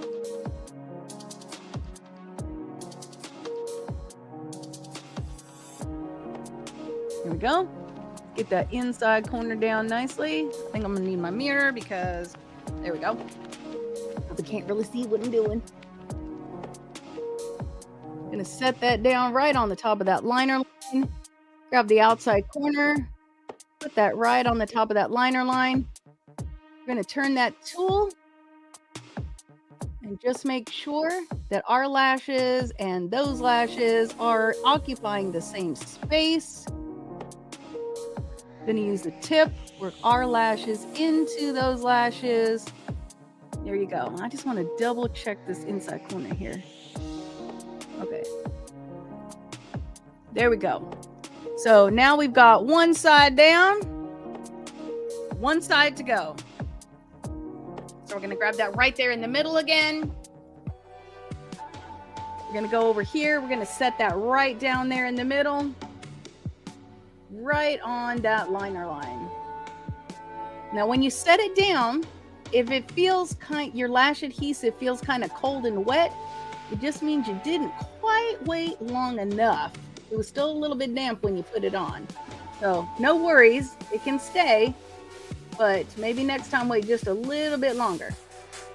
So I'm just going to get these smushed together here. There we go. Everybody's all working in harmony, using the same space together. Nice. Now it feels like I got a little adhesive on the inside of that tool, so I'm just going to take it. I'm going to wipe it off a little bit to minimize the possibility of messing up the lashes while you're trying to fix them. Using that tip, working my lashes into those lashes. There we go.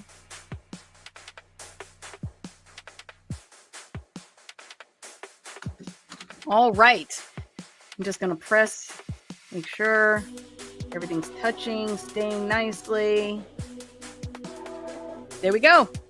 And now we have our lashes on for today. And you can see because these are a little full, because they have their own level of depth to them and darkness to them, it's really kind of toned down that green until whoop, you close your eyes. And then you get to see that nice sparkle, that nice shimmer, and the color that you have deposited on there.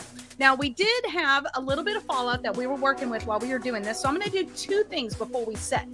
I just want to make sure that I do not have a little extra green going on because I do not want to come in looking like Linda. We're just going to take some of that rose setting powder. We're just going to go over that area there.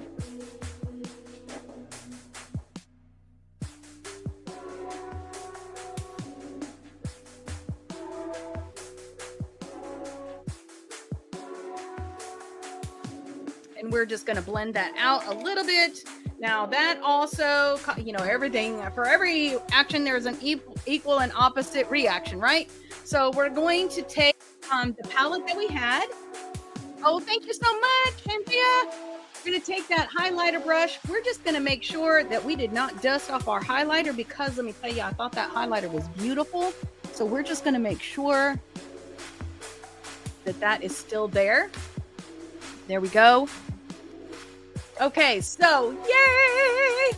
You can see we've got a nice balance between some neutral on the lip, some bright color on the eye. We got some shimmer, we got some matte.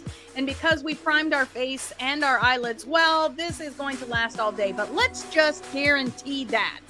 So what we're going to do is Juvia's Place, Ready, Set, Seal. No, I didn't do my hair again. I'm going to do it this weekend, though, because I have a conference next weekend. In fact, if you didn't get on, I'm in Facebook jail right now, so don't do it on Facebook because I can't see it. But get on Instagram and look at the picture t-shirt designs that I designed and tell me which one is your favorite for me to wear that first day. And on the first day, you'll see the hair color because I'm going to do it on Saturday. Okay, so Juvia's Place, Ready, Set, Sealed. Give it a shake.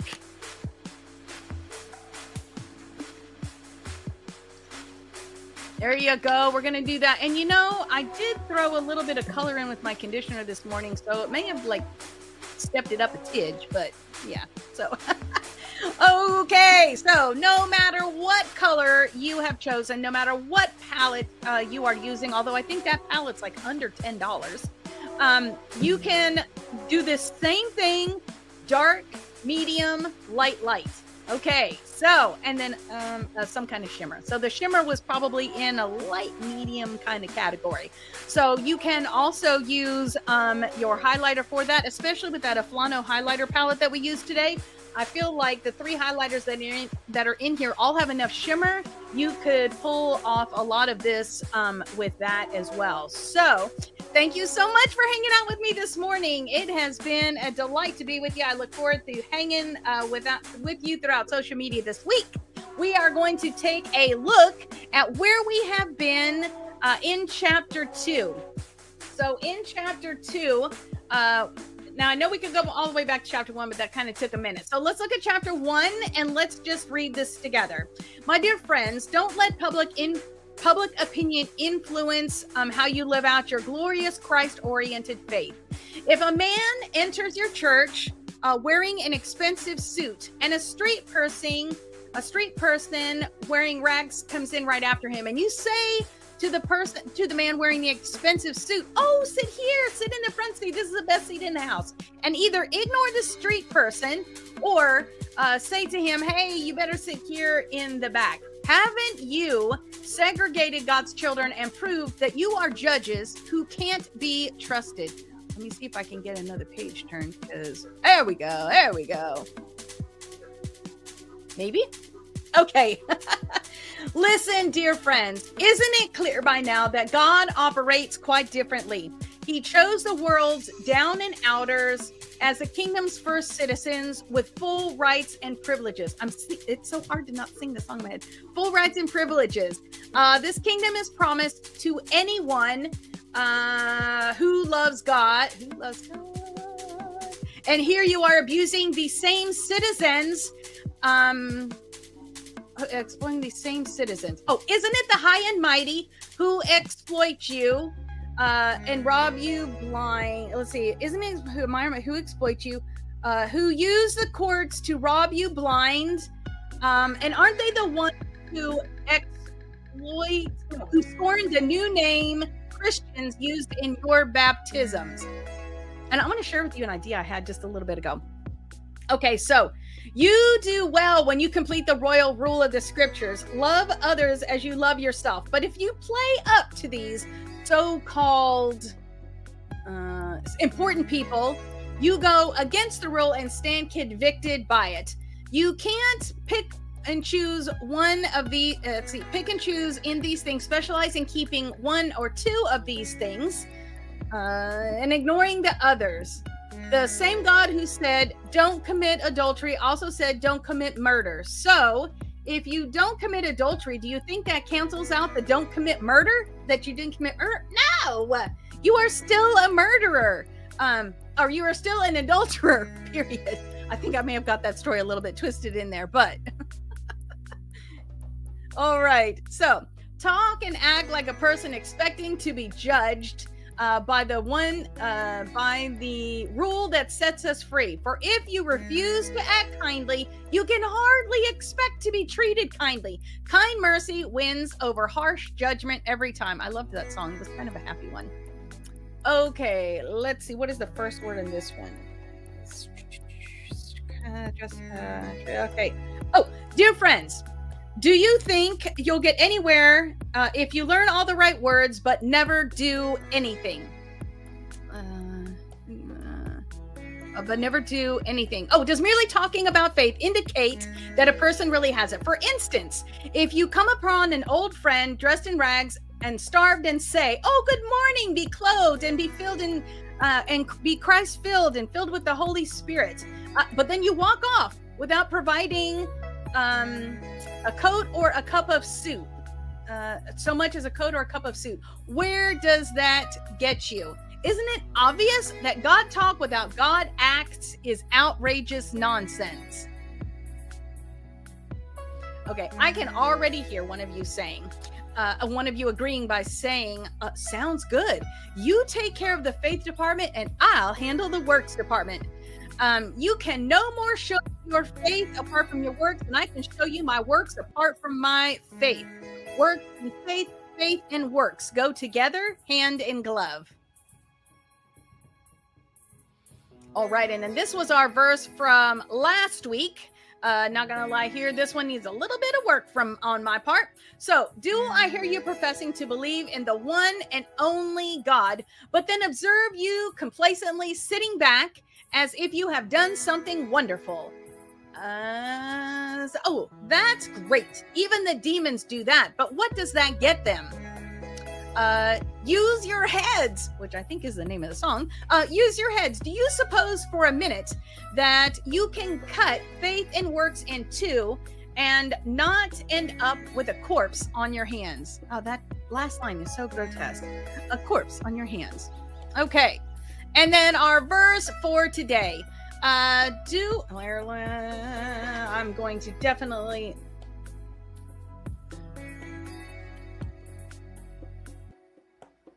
Wait, that's the same. I think we have an error in our slides.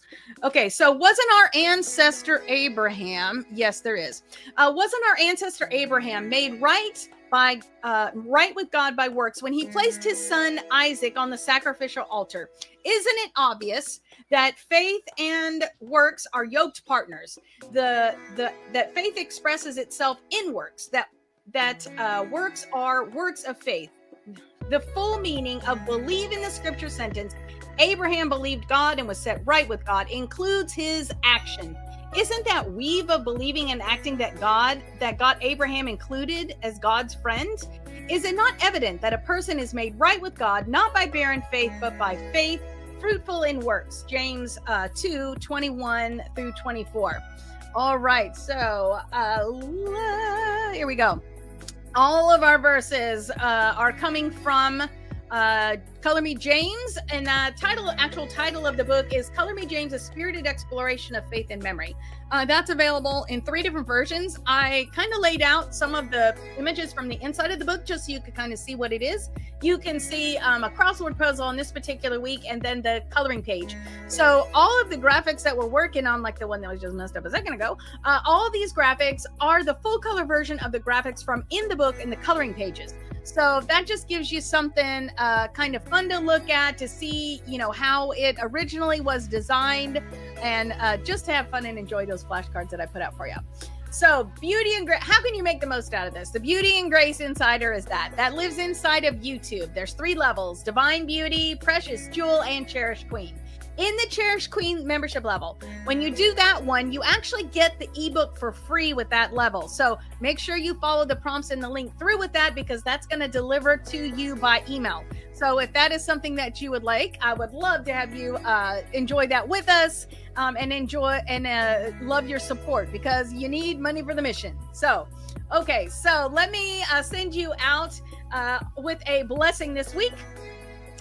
The Lord bless you and keep you. The Lord make his face to shine upon you and be gracious to you. The Lord lift his countenance upon you and give you peace. Heavenly Father, I thank you so much for each of these ladies that has hung out with me here today. I pray that you would send them out with a blessing this week, Father, as we are coming to the finish line of chapter 2 of the book of James and learning about how important it is that you have works and you have faith. that works is an extension of faith, and faith is an extension that will lead to works. Father, they go hand in hand. You can't have one without the other.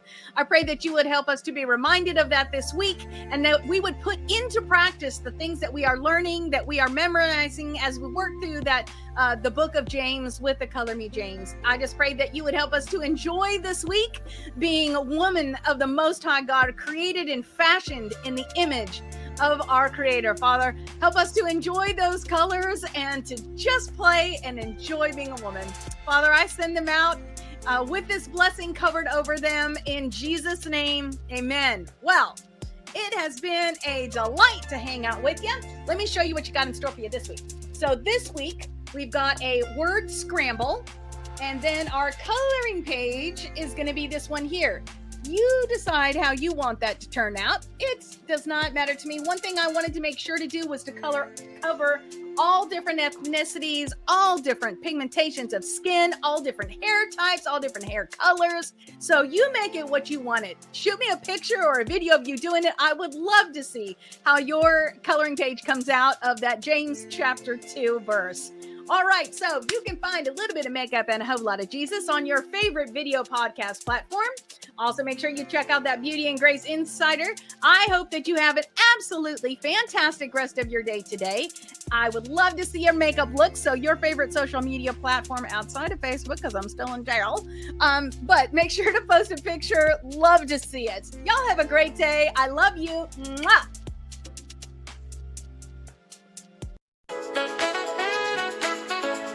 A little bit of makeup and a whole lot of Jesus. First days at 8, can't wait.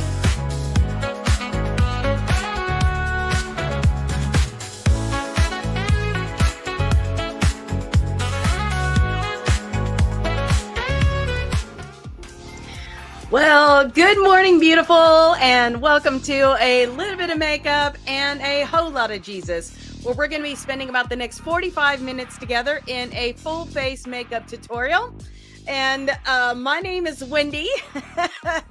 We are running a little bit late this morning. If you can't hear that in my voice, I've been sick these last couple of days, and I've been in Facebook jail. So there's all that going on.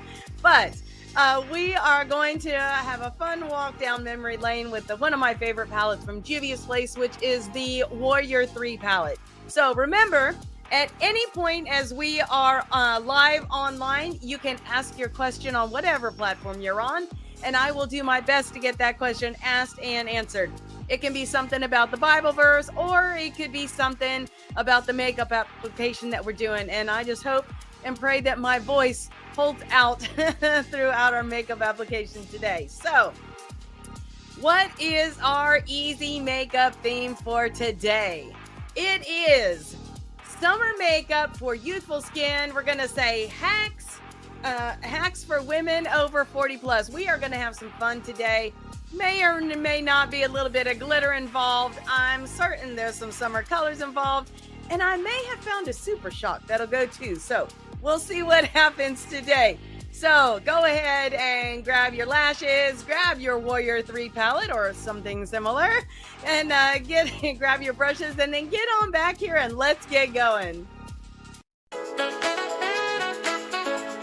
A little bit of makeup and a whole lot of Jesus.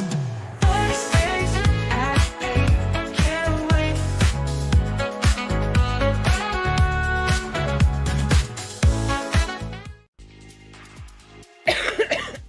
Good morning. Oh, when I hear good morning, we got someone talking today. Good morning, Rachel. Nice to have you here with us this morning. All right. So our foundation verse for this podcast is Psalm 119, verse 11. I have hidden your word in my heart that I might not sin against you. And all of our verses from season 3 are coming from Color Me James. That's available in 3 different formats. You can get all of them or links to them from my website, a little bit of makeup and a whole lot of Jesus.com. That's going to be either a ebook or PDF. That way you can take it on your tablet and get on the go with you.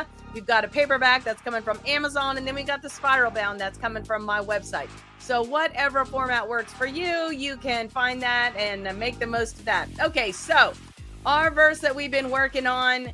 Oh, you know what? I see that my face is like blocking part of the verse. Well, we're just gonna have to deal with that. Well, just deal with that this morning. So sorry. Okay, so our verse from last week. Last week we were in James 2:21-24. So love the song for this one. In fact, let's go ahead. Let's go ahead and see if I've got that here. Oh, I do. Let's play that song. Here we go.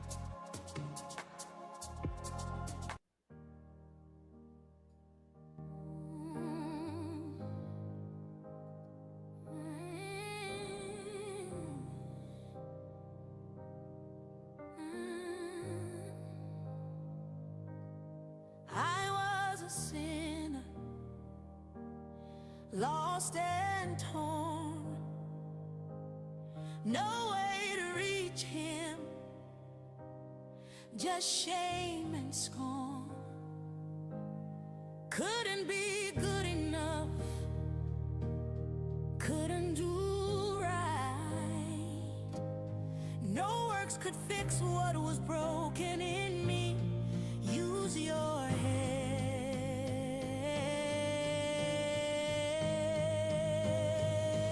Do I hear you professing to believe in the one and only God, but then observe you complacently sitting back as if you had done something wonderful? That's just great. Demons do that, but what good does it do them? But then Easter came. He rose for me, fulfilled every word.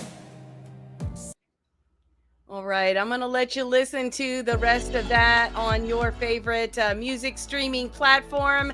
I know there, if you follow the links that are on the website or in the emails or in the Beauty and Grace Insider, sorry, I lost a word for just a minute. That'll get you over to that Spotify playlist. So there's two different Spotify playlists. One is exclusively the songs that are coming from Color Me James, and the other one is just a listening playlist that's the QR code in the upper corner of the book. So either one of those playlists will get you in a nice space and give you some great music to listen to that will just help to uplift your soul. And yes, the answer is true. These were all songs that were curated by me because they're all my favorites. So I hope that you love them as well. All right, I'm having trouble seeing past all my equipment this morning, so let's take a look at our verse for this week. This week, we're going to press on. It's our last verse in chapter 2. And so this week, we're going to be in James 2:25-26. And here is our verse from this week. The same with Rahab, the Jericho harlot. Wasn't her action in hiding God's spies helping them escape? That seamless unity of believing and doing what counted with God. The very moment you separate body and spirit, you end up with a corpse. Separate faith from works, and you get the same thing, a corpse. Oh, that's so sweet of you to ask. Well, here, let me get to the next screen, and I will answer your question. Okay, here we go. So, thank you, Anthony, for asking, how did the podcast conference go? It was amazing. Absolutely fantastic. I could have lived without the cold I brought home, though. But so many wonderful things. And I met so many different Christians doing different things with their faith in their podcast. And it was just super cool to get to have that on top of all the learning and education about podcasting. So one thing I found out that you'll see, and I hope it, helps you out in how you listen the podcast or watch the videos. But I did not know that Spotify had now stepped into the video podcasting market. So I didn't go further back than season 3. And actually I have like 6 episodes at the beginning of season 3 that I still need to do. But now in Spotify video podcast, you can actually watch the podcast there too. So if you already know and love the Spotify app, you don't have to step outside that. The music is in there. The video podcast is in there. So didn't know about that. That was super cool. So It was fantastic. Thank you so much for asking. And I sure didn't miss you guys. Last week I tried to get that live done, and let me just tell you, technology was working against me and it just was not going to happen, but I tried. Okay, so let me go back. Oh, I think it canceled out my thing. Here we go. Let me just get it again. There we go. So what we're playing with today, you can see the colors there in that image over there. That is the Juvia's Place Warrior 3 palette. And we're going to be living in like 3 or maybe 4 of those colors today. And that is just going to give us a nice, fresh, light, fun summer color scheme. Now, one of my favorite colors, not necessarily maybe to wear, but whenever I see the color yellow, that yellow is just my happy color. I cannot see yellow and just not break out in smiles. And so we're putting a little yellow on our lids today. We're going to have some fun with that. Okay, let me get back over here. And then we're going to... Sorry, I'm having trouble seeing everything. Okay, there we go. Now we've got our words scrolling across the bottom of our screen. Oh, thank you. You know, those shirts were so fun. I actually made a couple of extras, so I have 2 I haven't even worn yet, because I wanted to make sure, like, if something happened, you just never know when you might get excited and cheer for a speaker and you spill coffee on yourself or something. So I have a couple of shirts still to wear. I really, really liked a couple of them, though, so I don't know. I may just go ahead and put them on the website. You know, if you want one yourself, we'll have a t-shirt wearing day, and we'll all wear the same one on one of our podcast episodes. Sound like a good deal? All right, so let us step in. Our verse is scrolling across the bottom of our screen, and like I said, this is the last verse from chapter 2. So next week will be our review week of chapter 2, and that will put us in having memorized James chapter 1 and James chapter 2. And you know, I said I was going to give you this tip week before last, and I forgot. I don't think I did. So here's something fun that I started doing that will help you memorize your verse. So now we're 2 chapters deep, right? And so that's a lot of words. That's a lot of trying to get things in the right order and all of that.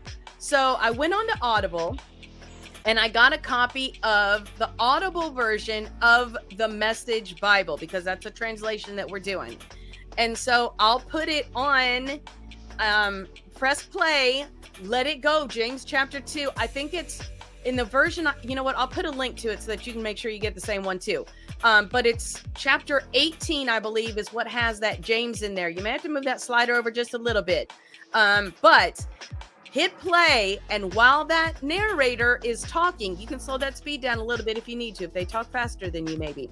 But put that on, let it play, and recite your verses with the narrator that's saying it. Oh my gosh, it's so super cool and fun. And it also helps you, you know, that little first word that you kind of get hung up on all the time. Well, it's right there for you. Just another great way to be able to memorize those verses. Okay, what do we got? Oh, yes, the today's colors, that is true, Anthea, so true. They are giving us a little bit of 80s vibe, but super cool. Okay, okay, yes, Rachel's a co-worker, and we are going to wear the palette colors together. I'm so down for that. Okay, so, what is that? I don't know. Okay, let's just jump in. So we're going to use 2 kind of primers today. We're going to use one on our face and then one on our lids, because these are very vibrant light colors today, and we want to make sure that they pop and show up the way that they should. So we're going to start out with our Benefit Professional Primer, and this is the matte primer. We're going to give that a little bit of a shake.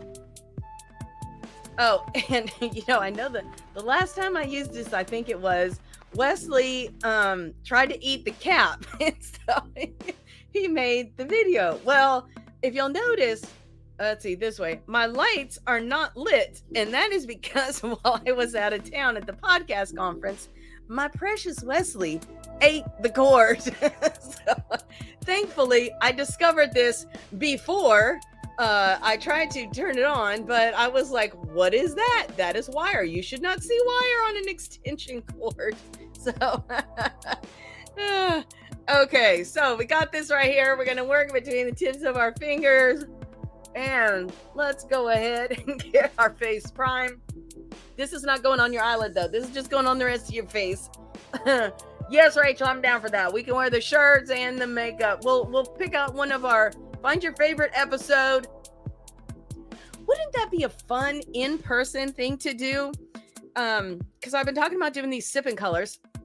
Where I bring the coloring sheet and the crayons and stuff and we meet at a coffee shop and just color one of the pages together. And wouldn't that be fun? Wear your favorite episode. And then your shirt. Yeah.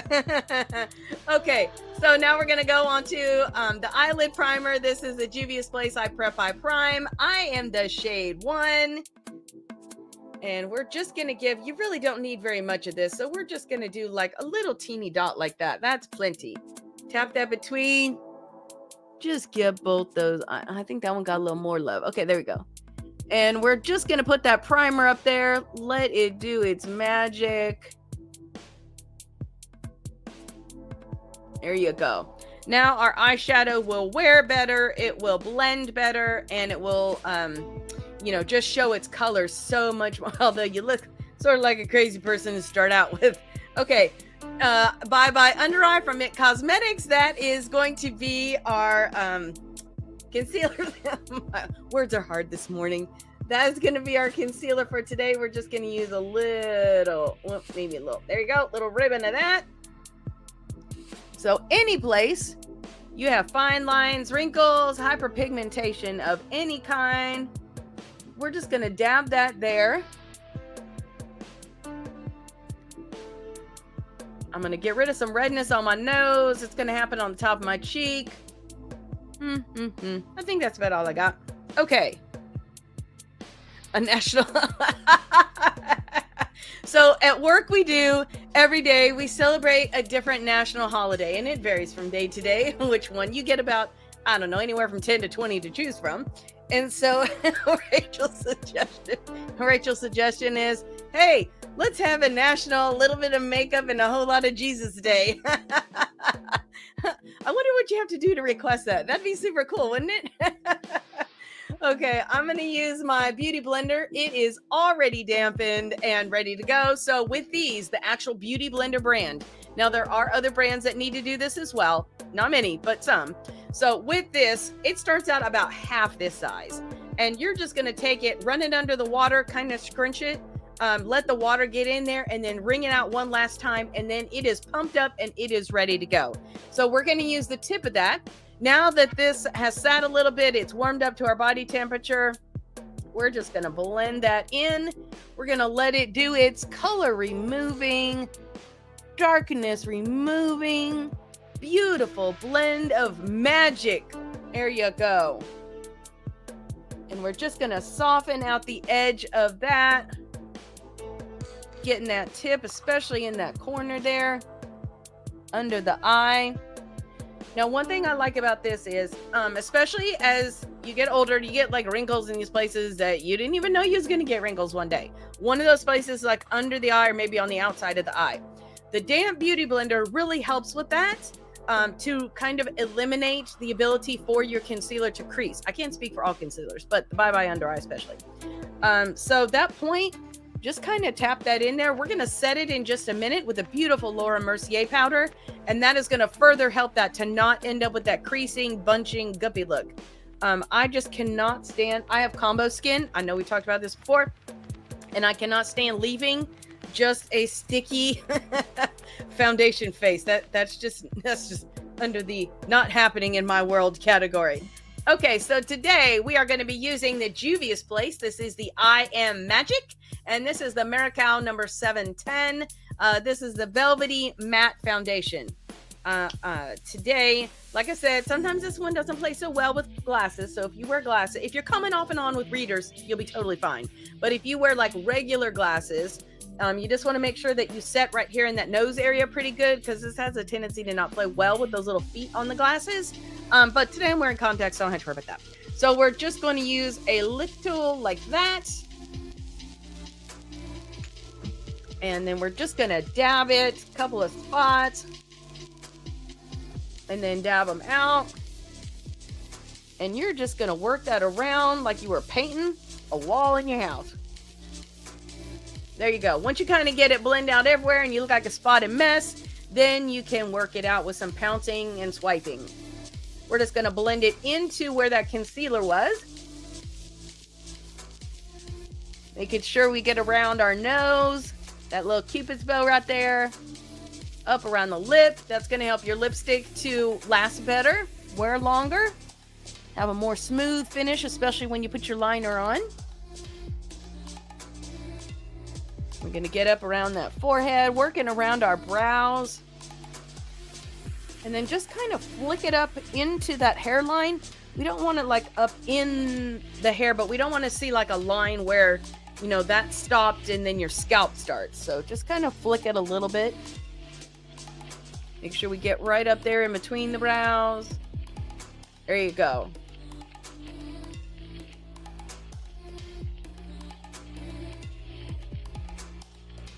And then we're going to go underneath the neck there, making sure we remove any lines. We don't want any like, whoop, there, that stops. Okay, so now that we got that going on, it is time. We are now all one color.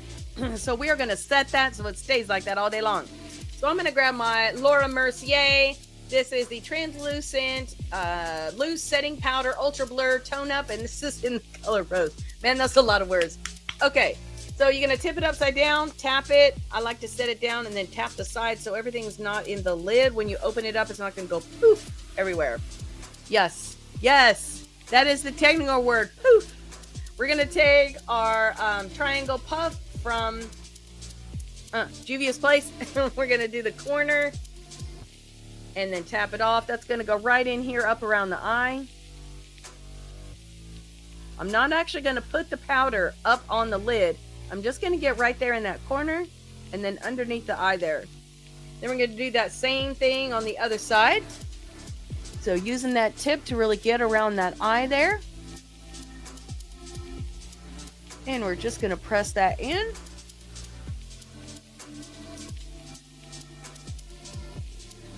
Now I see there's quite a few on here today, and I forgot to ask you to give me a shout out of where you are coming from. So, you know, afterwards, I always see all these wonderful countries and no one has said anything. So I'd love to, you know, give a shout out for where you're coming from. Let's celebrate your country of where you are and just say good morning to you. Okay, now we're going to switch to the wider end. We're going to press that in, tap it out, down the center.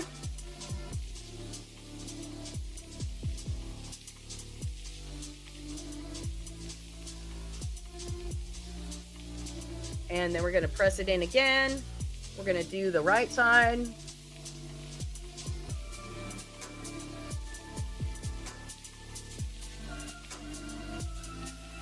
And then press it in again. The left side.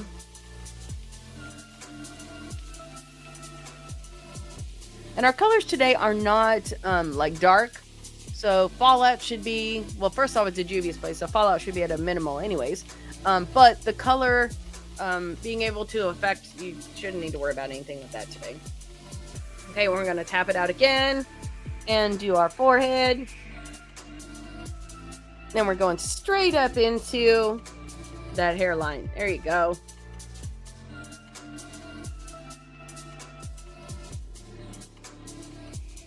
All right.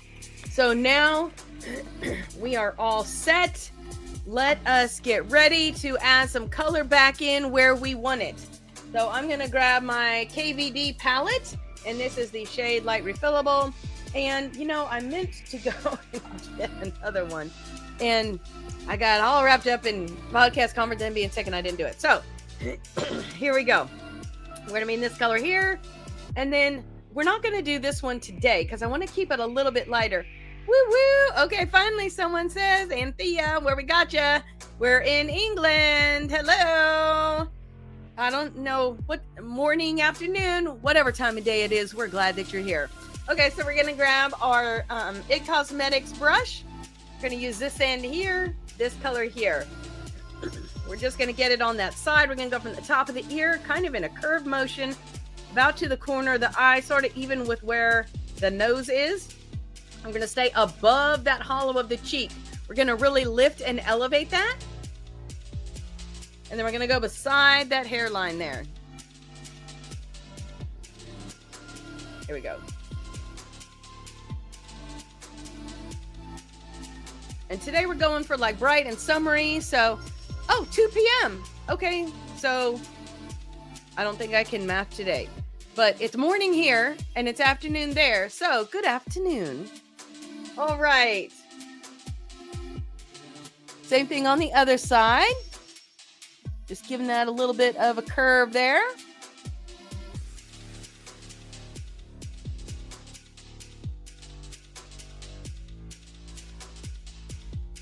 Oh, excuse me.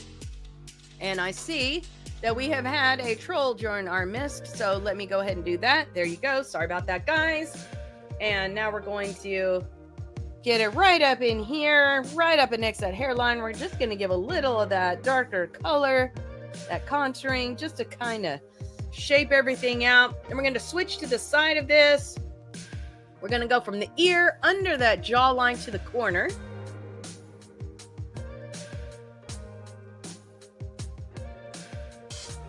Aw, love you too. Same thing on the other side.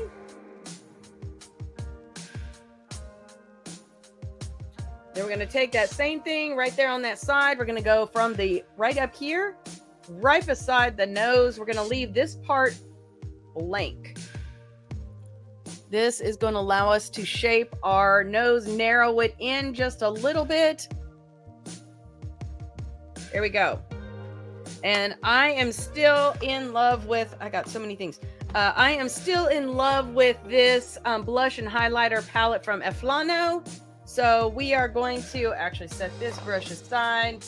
Let's go ahead and get in here to our blush brush. And today we're going to be in this bad boy right here. I feel like the pink that we're going to be using on our lid is going to help balance that out well. So we're just using a blush brush. This is a matte. And we're just going to hit that like twice. These are pretty pigmented. So we're going to go right on the top. Not on the top as in covering up. But you got the low here. And then the pink is on the top of that. Like here and there. Oh. So, it depends on the troll. So it depends on what platform they come in on as to whether or not you will see them. I'm seeing all 8 platforms at one time, and I'm sure there's a little picture that shows me what platform, but without my glasses on, I can't see what that little picture is. So I don't know what they were on, but they were on something and they were trying to spam some link of something. So, yeah. So anyway, sorry about that. I don't know if anybody saw that or not. Every once in a while, they'll post something not very nice. Today was not that day though. So at least it wasn't a big problem. It was just a tiny minor inconvenience. And then we're going to grab our highlighter brush. This is from Anastasia. And we're going to go in this color right here. And we're just going to put that right. So we've got the dark, the blush, the high. And then right beside that brow. And you can see this is a little lighter than what you normally use. So it just kind of helps lift and elevate for that summer look. And then we're going to tap it in there. And we're going to go right down the center. Making sure we hit the tip of that nose. And then right here for the Cupid's bow. Now there's 3 different colors in here. So if one fits... if you have more pigment in your skin than I do, choose the one that's going to give you a nice lifted look. This is pretty translucent-ish. Might be too much lift for you, depending on what it is that you like and the look that you would like to achieve. So, you know, one day when you're not getting ready to go somewhere, do a couple and see what it is that you like. You know, the what'll look one way on me, you got a different kind of skin. It'll look a little bit different on you. And how exciting, because some things look super great on more pigmented skin. I will never be able to achieve that. So celebrate and appreciate what you have, because somewhere there's somebody that wish they had what you have. Okay. So now we've got our contouring done. Let's go ahead and get our lips in there, and we may or may not be adding some glitter on our lips today. So what are we going to be playing with on the lips? We're going to use the NYX Lingerie. And this is, I think, Pink Hit. Yes, Pink Hit. And then we're going to be, we've got the retractable lip liner NYX. This one's called Hot Pink. We're going to do that. And then we're going to add, just for fun, because we can, we're going to grab our, it does say down, Kayla palette. And we're going to put a little something, something on there. So let's start out with the lip liner first. So this is the Hot Pink NYX retractable. And we're going to start out in that Cupid's bow.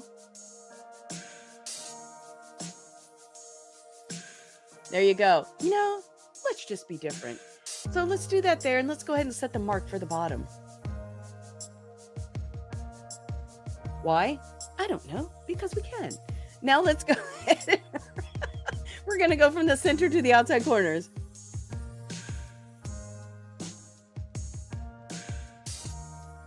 There we go.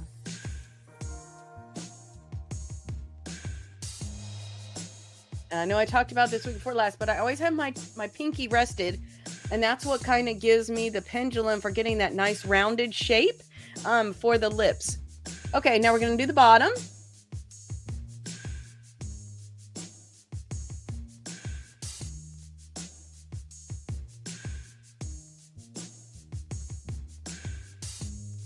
And we don't really need this per se for the lip, but it just helps us to get a nice clean edge, because this is almost the same color of the lip product that we're going to use. We don't need to like blend that out or anything. So I'm going to grab the NYX Lingerie, and this has a nice like paddle on it. Excuse me. And let's start out in the upper, and then we'll do the lower. And then we'll quickly, while it's still damp, apply the glitter. So here we go.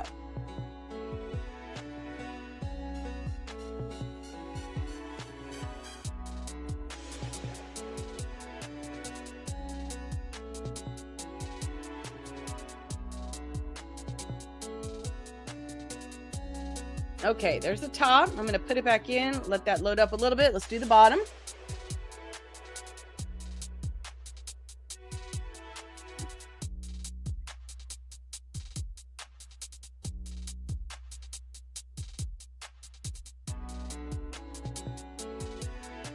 Now it's still damp, still wet. So let's grab that Cicala palette. And I'm going to be in this one right here, this nice light pink color. We're just going to do our finger in there till we get a transfer of glitter.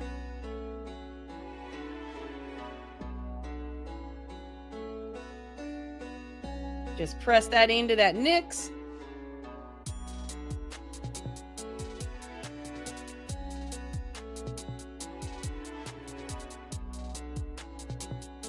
And a liquid lipstick like this just holds that glitter so lovely.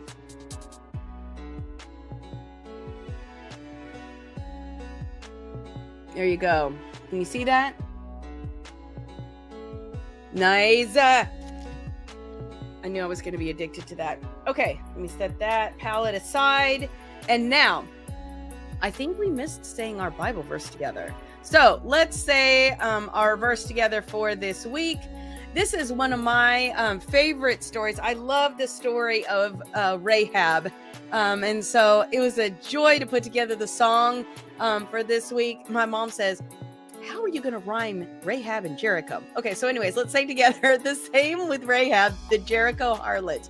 Wasn't her action in hiding God's spies and helping them escape that seamless unity of believing and doing what counted with God?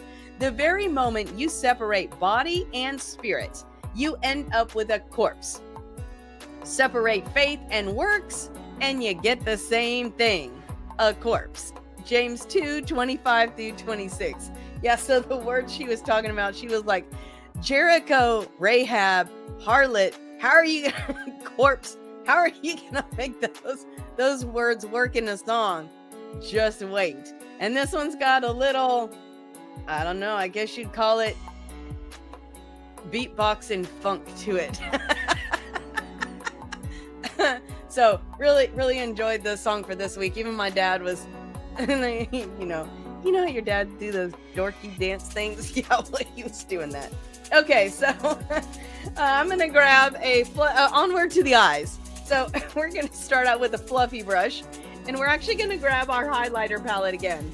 So we just need something to blend into for the top part of this. So I'm just going to take that fluffy brush and go into that light highlighter color, and we're just going to put that right up here on the top.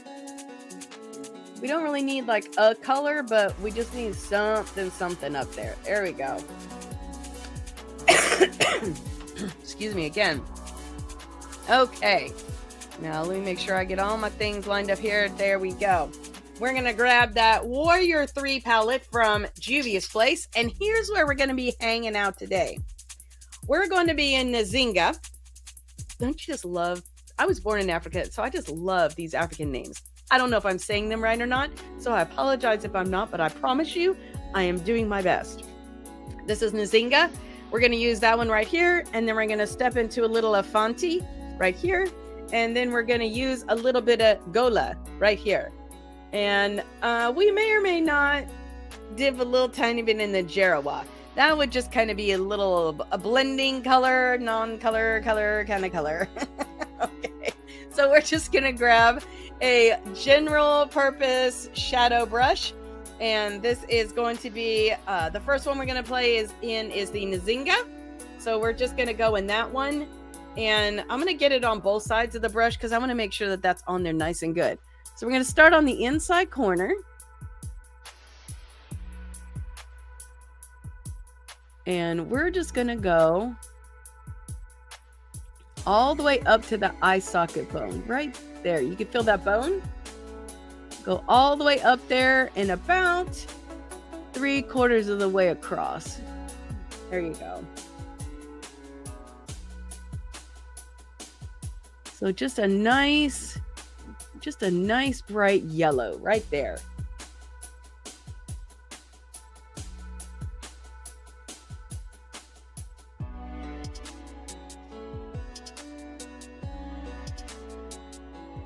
And again, about 3/4 of the way across.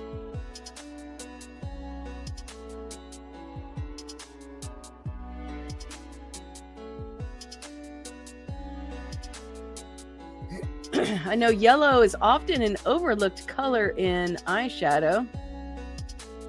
I don't like it in like whole, like I wouldn't never do like a whole eye in it or anything like that. But I do like it when it's kind of like an accent color, like what we're going to be doing today.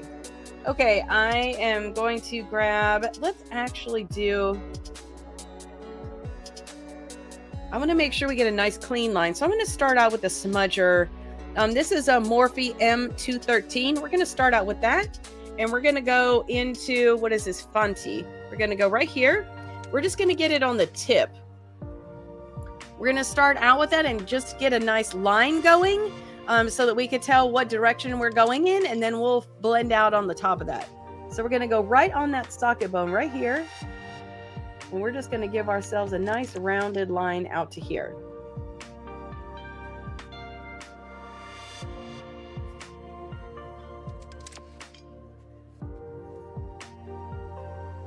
There you go. Do that same thing on the other side.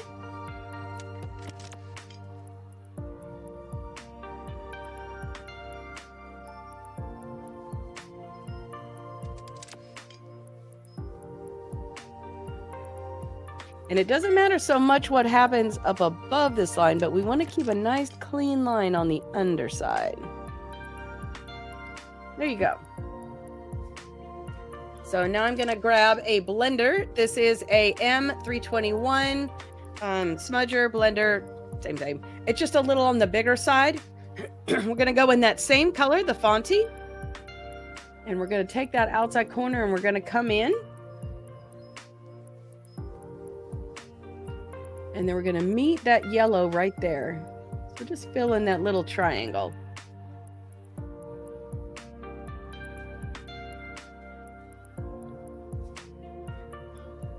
And then fill in that little triangle right there.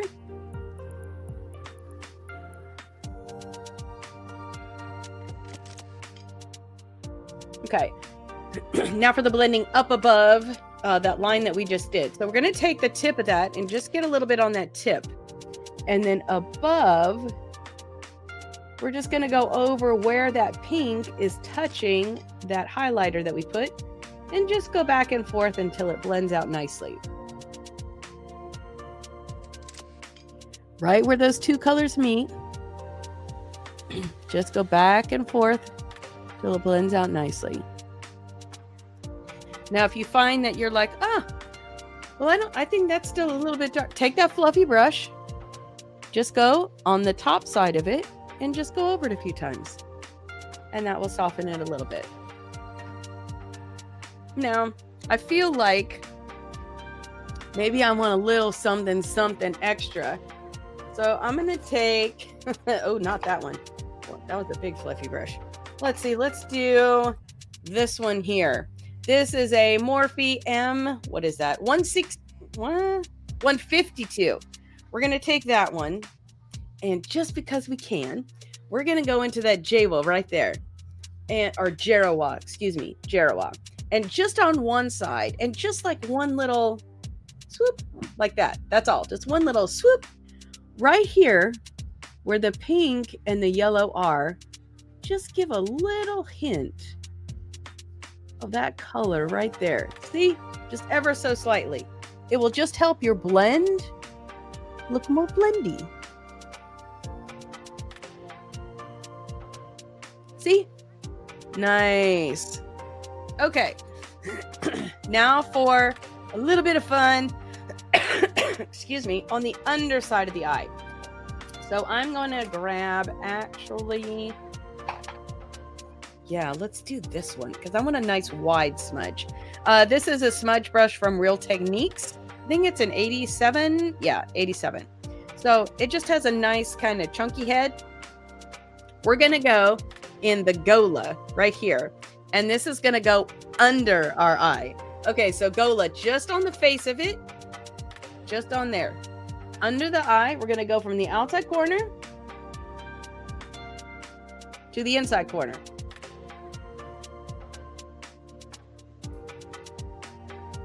There you go.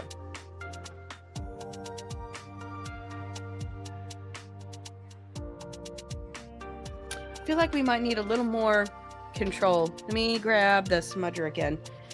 So I'm going to go back in with the M213. And I just want to make it a little tighter and more colorful along that lash line. There you go. I know, right? 80s summer, here we go. So you got on that bright swimsuit, getting ready to head out in those ocean waters for your surfing, deep sea fishing expedition. Here you go. Okay. So now we got our color underneath, we got our color on the top, but you know what I feel like? I feel like we need a little something, like we don't need punchy, but anyways, I'm going to grab my Color Pop. This is a Montecito. This is a Super Shock.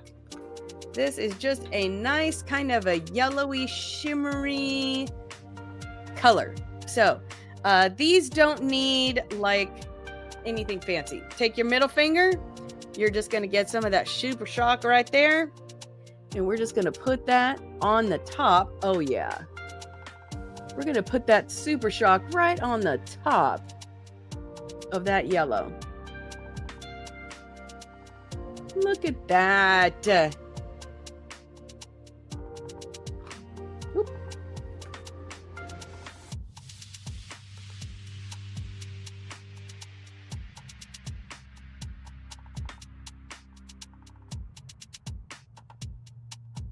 Oh, yeah.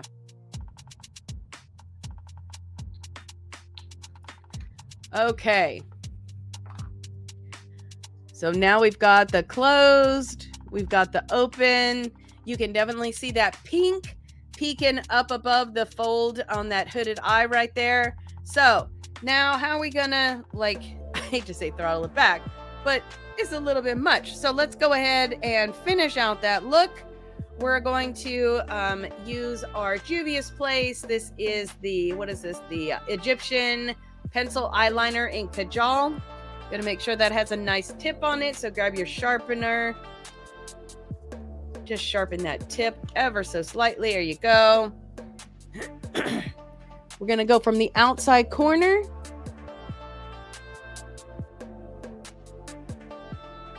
to about halfway. Same thing on the other side.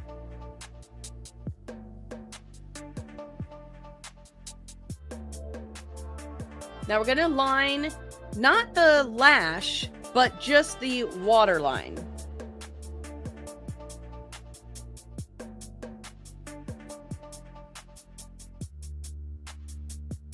There you go.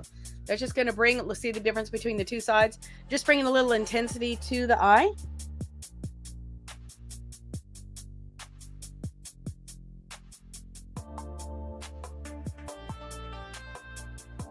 There you go.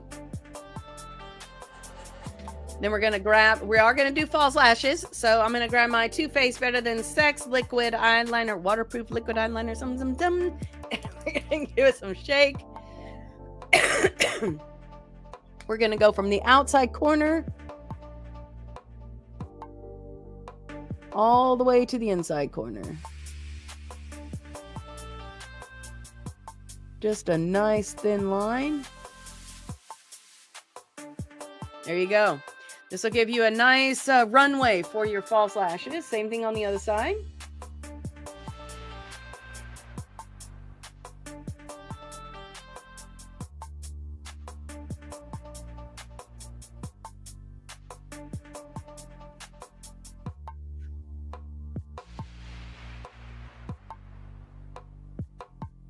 Okay.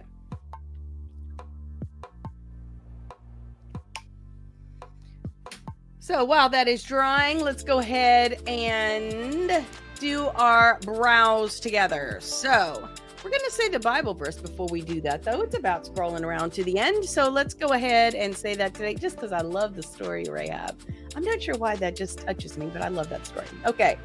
The same with Rahab, the Jericho harlot. Wasn't her action in hiding God's spies and helping them escape the seamless unity of believing and doing? What counted with God? The very moment that you separate body and spirit, you end up with a corpse.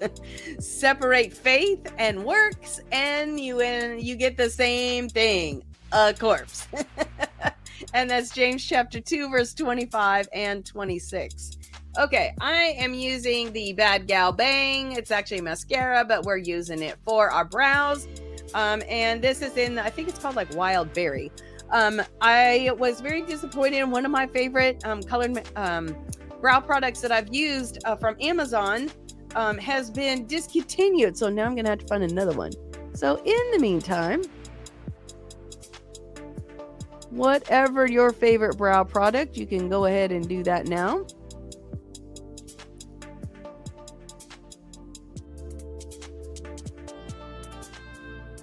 As my hair is lightening, because I've already had this hair color on for, I think 2 weeks now. As my hair color is lightening, this is starting to not match very well. So I may have to switch over to that Blueberry NYX pencil. It's a little bit lighter and I think might do better. But for today, we already got this out.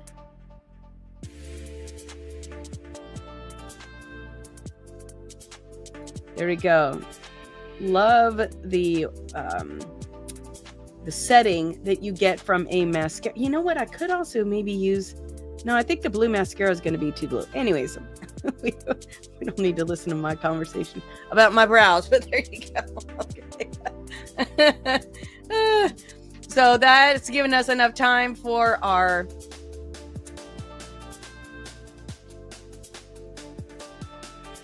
Oh, yay! I'm just so excited about that.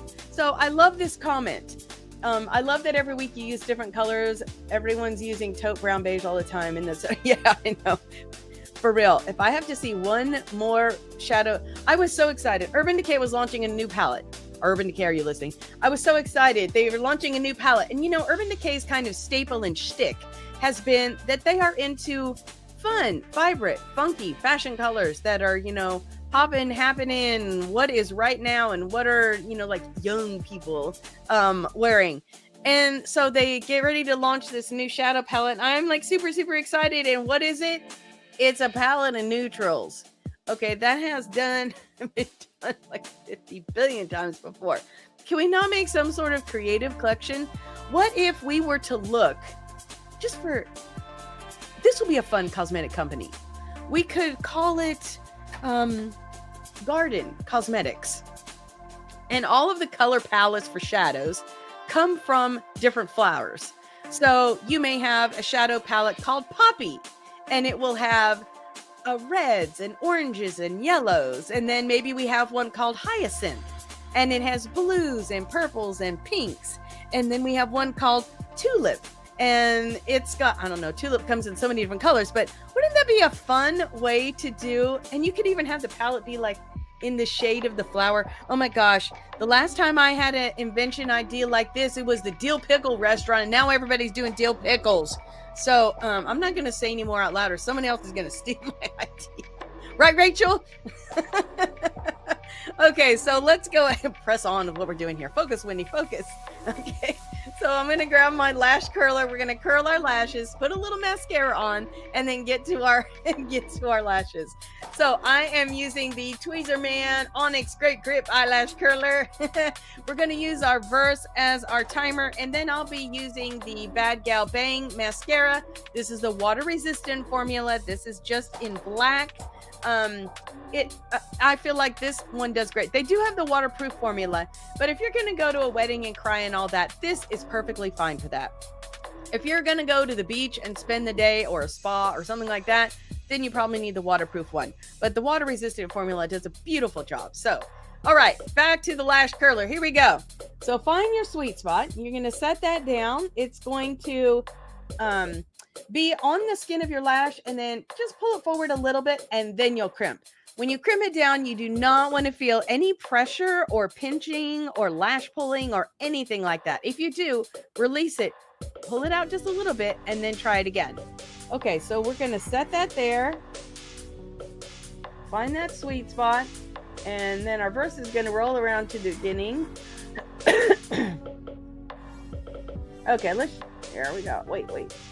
Okay, we're just going to start with where it is. Okay, so the very moment you separate body and spirit, you end up with a corpse. Separate faith and works, and you get the same thing, a corpse. And that is James 2:25-26.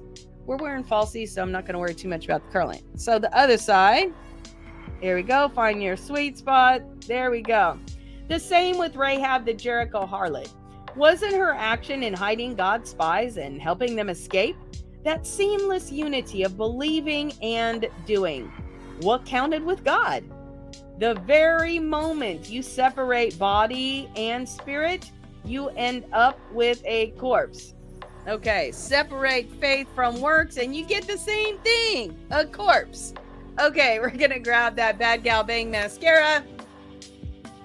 Here you go. I got my magnifying mirror so I can see what I'm doing. And we're just going to give a nice single coat. This is just going to help our lashes blend in with the false lashes. My lashes are kind of clear. If you have black lashes already, lucky duck. But you can probably skip this step, but it will help you to have more volume. And so if one of the things you're trying to accomplish with your false lashes is volume, then just go ahead and put the mascara on. It'll give you that just some extra. Okay, let's go ahead and do the other side.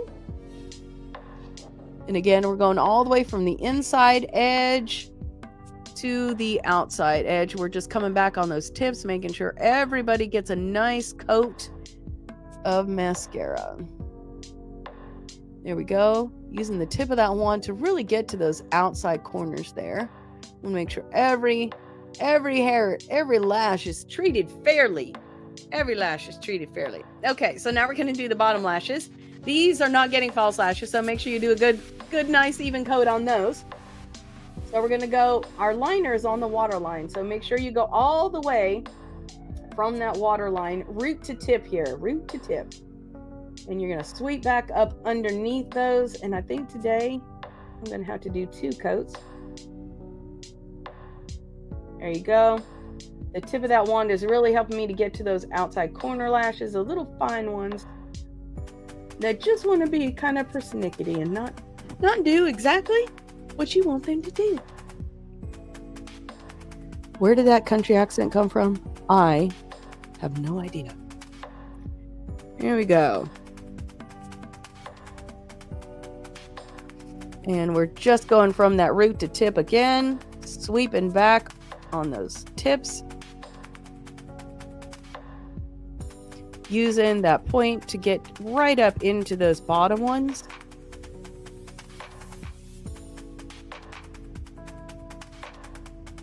There you go. Now I'm going to go ahead and do one more coat on those bottom lashes. I feel like we are it's a little light on the coat there. So let's go ahead and do that one more time.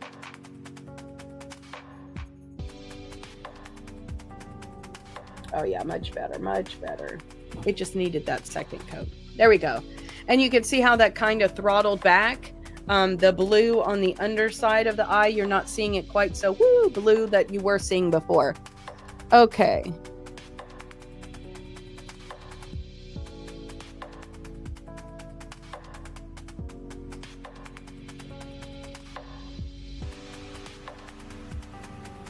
There we go. Nice. All right. So the lashes we're going to be using today, we are going to the Line and Lash from Allure, and this is the Faux Mink Wispy Lashes. I have wore these before, so they're already trimmed and ready to go. If you're putting on a new set of lashes, make sure as you take them out of their tray and get them ready that you're using your little tool. Just grab them from the outside. These are a, let me turn it this way. These are a flare. So it is narrower on the inside. It goes wider on the outside. One of my favorites because I think it looks a little more natural yet fashionable. So I'm going to take that tool and I'm just going to grab that lash from the outside and we're going to pull it off that tray there and set that in front of me. I'm going to do the same thing with the other side. From the outside of that, just grab that there, pull that off that tray, set that in front of me. And I do, in front of me, I set them down as they are going to go on. So the two center things are nearest each other. That way you minimize the possibility. I'm not saying you're not going to do it, but you minimize the possibility of getting them mixed up. And I see a little fuzzy on one of my lashes. So I'm trying to remove that so I do not get that actually on my eye, because that is no fun at all. Okay. The adhesive that we're going to be using today is going to be the Allure. This is the 18-hour lash glue. This has like a paddle on it instead of a brush. I just like the way that it really covers. To me, it seems like it gives you a little more control than some of the other ones. So we're going to uncap that. You can see the paddle, which has a little gooby on there. There you go. So that's going to go right here on there. See, I told you there was something on there. There we go. We're going to go right on that lash line. Not on the lash tip.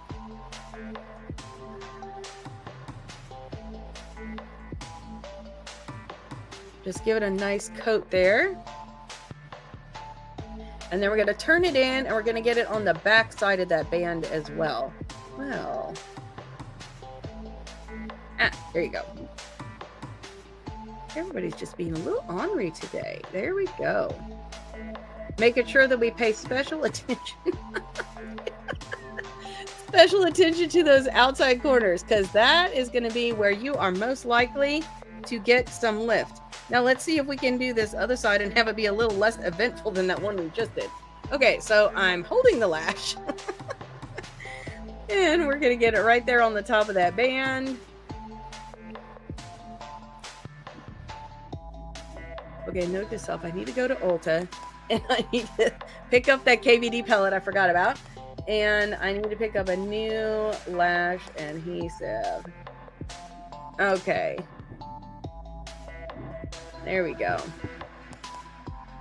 And again, making sure I get those corners nice, because I do not want any lifting on the lash. That is just not fun in any stretch of the imagination. So that takes about 30 seconds. You are going to notice that it goes on really shiny. And when the shiny starts to fade down and gets a little, not shiny, then you're about ready. You'll also see a few spots are going to go from that white to kind of a clear, and that's also another indicator that you have had that adhesive on just about right. Okay. When you first put the lash to your eye, if it feels like super wet, then you probably didn't wait long enough. And that's probably the number one thing I hear from people is that that their lash didn't stick. Well, because you tried to put it on when it was too wet. Okay, and I have a question. How is Delilah doing today? She looks good from here. Thank you, Anthea. Yes, Delilah is my hair, and I think I've colored her since the last time we met together, and so she is doing good. I really like the color that I got on there right now. A little more bright, a little more vibrant. I don't know, it just feels, I don't know. I like the change, and sometimes it takes the change to make you appreciate the normal. Okay, so we're gonna take that lash right there in the center. We're gonna put it down in the center. And then we're going to get the inside. Oh yeah, that one, like the timing on that was great because the adhesive is very tacky. That's what you want. There you go. Even though it's so tacky, the tool takes away with it, and then we're going to work our lashes into that lash. We're just going to give a little press together, make sure that they're all in one happy space together. And that is following along on the line that we created with that liner. There you go. Nice. You can see the difference between the two sides there. Now let's go ahead and take the other side. I don't know if I can grab it. There we go. We're going to get that lash right there in the center. And then just put that right there. I'm really loving the shimmer of that Super Shock. I don't know if you can... What are we doing here? There we go. Okay. I think I got a little something on my tool, so let's get that cleaned off. There you go. Set that right down on that liner line. Gonna walk that around over here.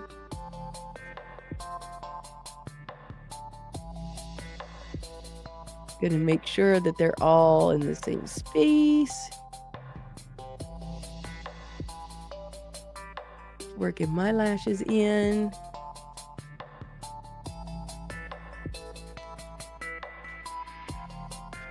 Okay. Just giving a little press. I just like to make sure that everything is where it is supposed to be. So, one last little insurance of pressing to make sure that I'm getting good contact between the lashes and my liner line. So you can see what we got going on here today. We got some sparkly lips. We got a little bit of Super Shock shimmer going on the eyes, working out that Warrior 3 palette from Juvia's Place. And now you have a fresh, fun summer look. All you need is oh gosh, what is my favorite? Okay, I'm gonna say prickly pear margarita. I love those. They're very yummy. And I love the meatloaf I can't remember the name of that steakhouse. I love meatloaf. And they grill their meatloaf. They make the meatloaf, they slice it, and then they grill it. It's delicious. And then they do a garlic mashed potato with it. I'll think of the name here in a minute. They've got a honey butter like bread that comes with it. Why are we talking about food? I don't know. But I would wear this to go eat dinner. So I guess it made me hungry. Who knows what's happening? Okay, so let's go ahead and say our verse one more time, and then we're going to set ourselves so that we're good to go for all day or night. Okay, so the same is true with Rahab, Jericho, the harlot. Was it? Oh, well, now I waited too late. Hold on. We're going to have to wait till it scrolls back around. So, let's go ahead while we're waiting for that. We'll go ahead and set it. So, Juvia's Place, ready, set, sealed. Give it a nice shake. There you go.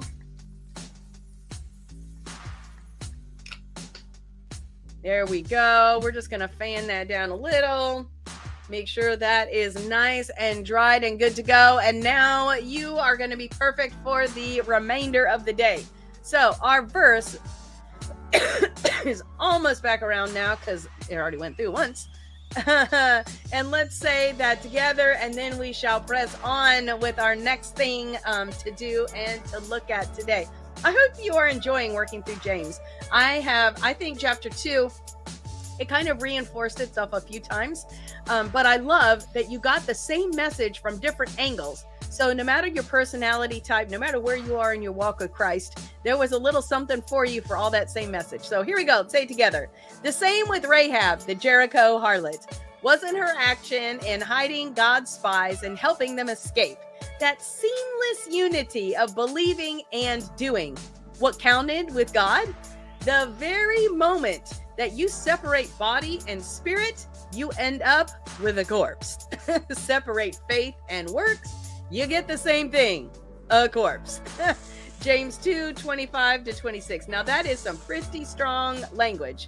So a person who has works and no faith, or faith and no works, or thinks that they're two separate things, you're not just an ineffective Christian, you're dead. So, ouch. That is definitely something serious. Okay, so let's go ahead and we're going to go through, if I can get to it. There we go. I'm going to have to lay this out different. Okay, so let's go and let's start with chapter 2, verse 1. And we are going, well, let's see if I can get there. There we go. We're just going to go chapter 2 this time. And I think we'll do a midweek thing where we'll say the verses together. I'm trying to figure out how that can work with that audible thing, because I don't think I can use that and have us say it with that. So we'll figure it out and be ready for that. Look on social media for that. But okay, anyway, just keep going. Okay, here we go. James chapter 2, verse 1-4. Okay, so we're just going to push our way through. Here we go. My dear friends, don't let public opinion influence how you live out your glorious, Christ-oriented faith. If a man enters your church wearing an expensive suit and a street person enters wearing rags comes in right after him, and you either ignore the street person or say, no, wait, come in after him, and you say to the man in the suit, sit here, this is the best seat in the house, and either ignore the street person or say, better sit here in the back row. Haven't you segregated God's children and proved that you are judges who can't be trusted? Listen, dear friends, isn't it clear by now that how God operates quite differently? He chooses He chooses the world's let's see. Hold on. He chooses the world down and outers, the kingdom's first citizens. There you go. With full rights and privileges. This kingdom is promised to anyone who loves God. And here you are abusing these same citizens? Isn't it the high and mighty who exploit you, who use your courts to rob you? Aren't they the ones who scorn the name Christian used in your baptisms? You do well to complete the royal. You do well when you complete the royal rule of the scriptures. Love others as you love yourself. But if you play up to these so-called important people, you go against the rule and stand convicted by it. You can't pick and choose these things, specializing in one or two things in God's law and then ignoring the others. The same God who said, don't commit adultery, also said, don't commit murder. If you don't commit adultery, but you commit murder, do you think your non-adultery ways are going to cancel out your murder? No, you're a murderer, period. I'm afraid it might be that verse that got me Facebook banned. But anyways, talk and act like, oh, wait, I didn't change the thing. There we go. Talk and act like a person expecting to be judged by the rule that sets us free. For if you refuse to act kindly, if you refuse to act kindly, do you think, no, you can hardly expect to be treated kindly. Kind mercy will win over harsh judgment every time. Okay, dear friend, do you think that you'll get anywhere in this if you learn all the right words but never do anything? Does merely talking about faith indicate that a person really has it? For instance, if you come upon an old friend dressed in rags and half-starved and say, good morning, friend, be clothed in Christ, be filled with the Holy Spirit, and walk away without so much as a coat or a cup of soup? Where does that get you? Isn't it obvious that God talk without God acts is outrageous nonsense? All right, I can already hear one of you agreeing by saying, sounds good. You take care of the faith department and I'll take care of the works department. Not so fast. You can no more show me your works apart from your faith than I can show you my faith apart from my works. Faith and works, works and faith. They fit together hand in glove. Okay, let me get the next one. Oh my gosh, we're coming down to it. 19 and 20. Do I hear you professing to believe in the one and only God, but then observe you complacently sitting back as if you had done something wonderful? That's just, is this right? Yeah. That's just great. Demons do that. But what good does it do them? Use your heads. Do you suppose for a minute that you can cut faith and works in two and not end up with a corpse on your hands? Oh, maybe it was this Bible verse that got me banned. All right, and then our verse from last week. Wasn't our ancestor Abraham made right by God with works when he placed his son Isaac on the wait, what happened? Something wonderful. Yeah. Wasn't it? Hold on. Do I hear you professing?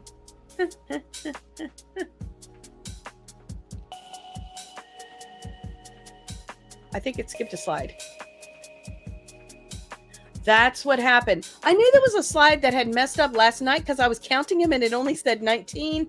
Okay, so we're missing the one of, do I hear you professing to believe in the one and only God, but then observe you complacently sitting back as if you had done something wonderful? That's just great. Demons do that, but what good does it do them? Use your heads. Do you suppose for a minute that you can cut faith and works in two and not end up with a corpse on your hands?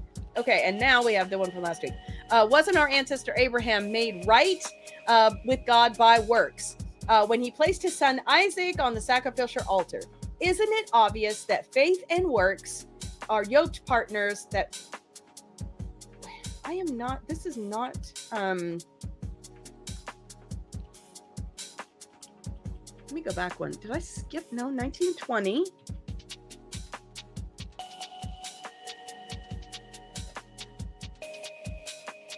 Oh, I see what has happened. The beginning part of this verse is not on this screen. Okay. So this is what happens when you don't quite get the verse 100% memorized. Then you notice these little things. Fruit and works. No. Do you suppose use your heads? I don't know. Let's just go on to 21 to 24. So ancestor Abraham made right with God by the works when he placed his son Isaac on the sacrificial altar. Isn't it obvious that faith and works are yoked partners, and that his faith expressed itself in works? That the works are works of faith. The full meaning of believe in the scripture sentence, Abraham believed God and was set right with God. It includes his action. It's a weave of believing and acting that got Abraham named God's friend. And that is the name of the song that we had that week, was God's friend. It is not evident that a person is made right with God by barren faith, but by faith fruitful in works. Okay, and then we come to the one that we're doing for this week, which is 25 and 26. And that's the one that's missing from in here. The same, well, let's go ahead and go back up to here so we can do that together. Okay, so this is the one from this week that we'll be doing, and I'll have to fix that slide later. The same with Rahab, the Jericho harlot. Wasn't her action in hiding God's spies and helping them escape, that seamless unity of believing and doing, isn't that what counted with God? The very moment that you separate body and spirit, you end up with a corpse. The same, separate faith and works, and you get the same thing, a corpse. Okay, now let me get back down to the slide. Okay, so again, all these, and in the right order, are coming from Color Me James, and this is just a picture of the cover, and you can see the crossword puzzle and the picture. And actually this week, what we're going to be doing is a crossword puzzle. So that'll be a lot of fun. So the 3 formats, ebook, which is a PDF, or you can do the spiral bound, or you can do the paperback version, which is what you're looking at right here. Okay, so we have a place to hang out that's got more information. You get some cute little extra bonus emojis on YouTube and just lots of fun things. The wallpapers for your phone, the fill in the blanks, all of that's going to come in a nice bundle package for you. You also, if you do the Cherished Queen level of the Beauty and Grace Insider, you get the ebook for free with that membership level. So get in there, do that, and enjoy the fun with that. Make sure that you follow the instructions when you join, because that link is going to lead you to the list that's going to get you that ebook. So make sure you follow through with all that. All right, so let me send you out with a blessing this week. The Lord bless you and keep you. The Lord make his face to shine upon you and give you and be gracious to you. The Lord lift his countenance upon you and give you peace.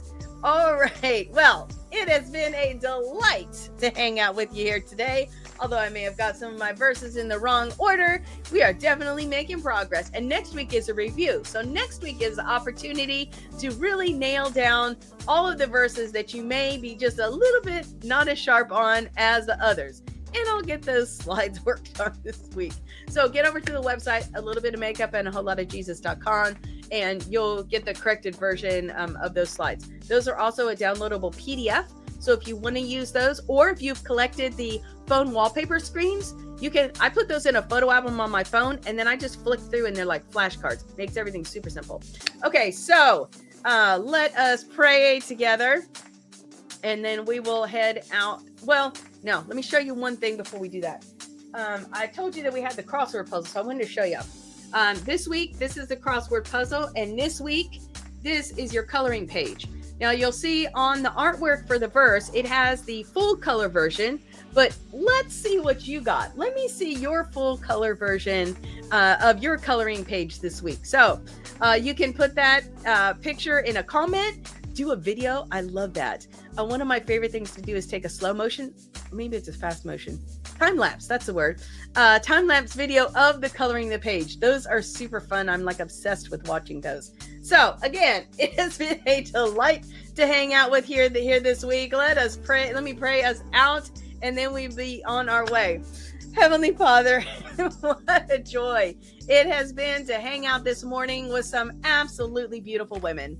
And I thank you so much for making us in your image and allowing us the opportunity to every day be able to play with your colorful creation and to just celebrate the fact that you made us women. And I thank you especially for those who are daughters of the King, who have Jesus as their Lord and Savior. Father, I pray that you would send us out this week, that we would hide all these words in our heart. Father, how joyous it has been to work through the book of James, and just what another level of understanding. And I thank you so much for what that has meant to me personally, and what I pray that it has meant for those who are following along with me in the study. And I just pray that you would give us grace and peace this week. For those of you who are sick, that God would send that healing power on you this week, and that you would just be blessed and encouraged and enjoy your time in James chapter 2 this week as we round this chapter out. Father, I just pray that you would send us out in grace and peace. In Jesus' mighty name I pray. Amen. Well, it has been a delight to hang out with you this week. I cannot wait to see you on social media.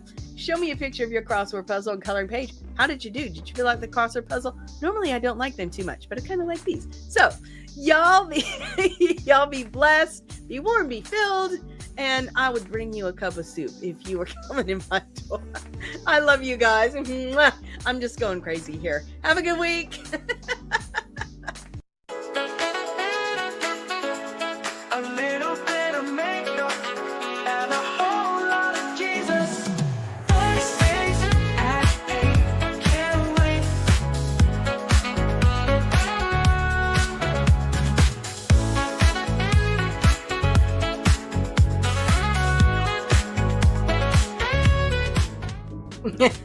Well, good morning, beautiful. Sorry to those of you on Instagram. It was not playing nicely today, but we are live and it is great to be here with you. So, make sure that you explore all of the different platforms that I stream live on, just in case that should happen. Well, this is a little bit of makeup and a whole lot of Jesus, and it is exciting to be here with you this morning. We're going to spend about the next 45 minutes together working on some beauty on the inside and some beauty on the outside. Now, what are we going to be doing today? Well, first off, my name is Wendy Merritt. It is great to be with you. Today, we're going to be channeling our inner Beetlejuice. This week, well, actually yesterday, was my coworker Rachel's birthday. Happy birthday, Rachel. And this was her special request. So today, we are going to be channeling that inner Beetlejuice by using the Culture palette from Juvia's Place and a couple of graphic liners. And, of course, there'll be glitter. Mainly because Rachel's involved, but there'll be glitter. Okay, so remember that you can always ask any question that you'd like while we are live online. Whatever platform you're on, you just ask that in the chat. That will hopefully theoretically come through to me, and I will do my best to get that question asked and answered, whether that is something about the Bible verses that we're working on, have been working on, or it's a question about the makeup that we're using today. Any way you turn it, just ask that bad boy. Okay, so our easy makeup theme for today is, what's the best Beetlejuice makeup hack for a woman over 40? So let's see what we got. So go ahead and grab your lashes, because we're going to need them, your palette and your brushes, and get on back here. A little bit of makeup and a whole lot of Jesus. First days at 8, can't wait.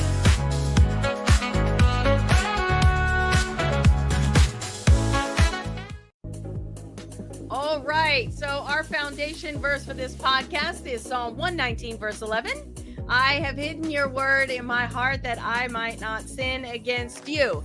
And then all of the scriptures that we're using in season 3 are coming from the book Color Me James, available in 3 different formats. You got an ebook, which is a PDF, a spiral bound, my favorite, or the paperback, which is available from Amazon. And coming soon, for those of you who may not want the complete walkthrough of James, it is being divided out. So there'll be 5 different books, one for each chapter.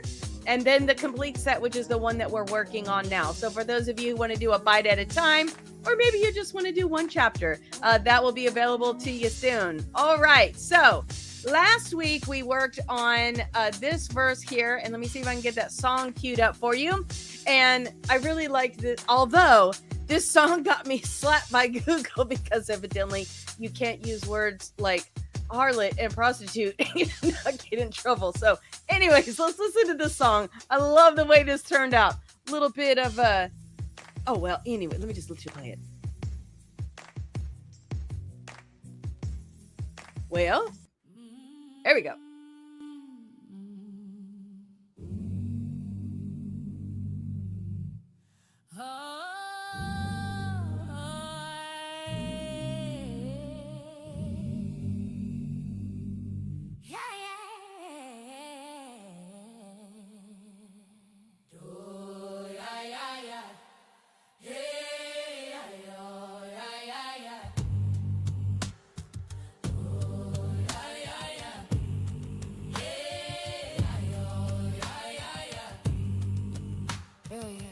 Joshua sent out 2 men real low, sneaking into Jericho, just to know.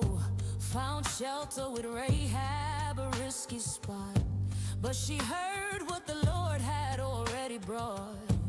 She hit him up top, her heart aligned, belief in her soul, actions combined.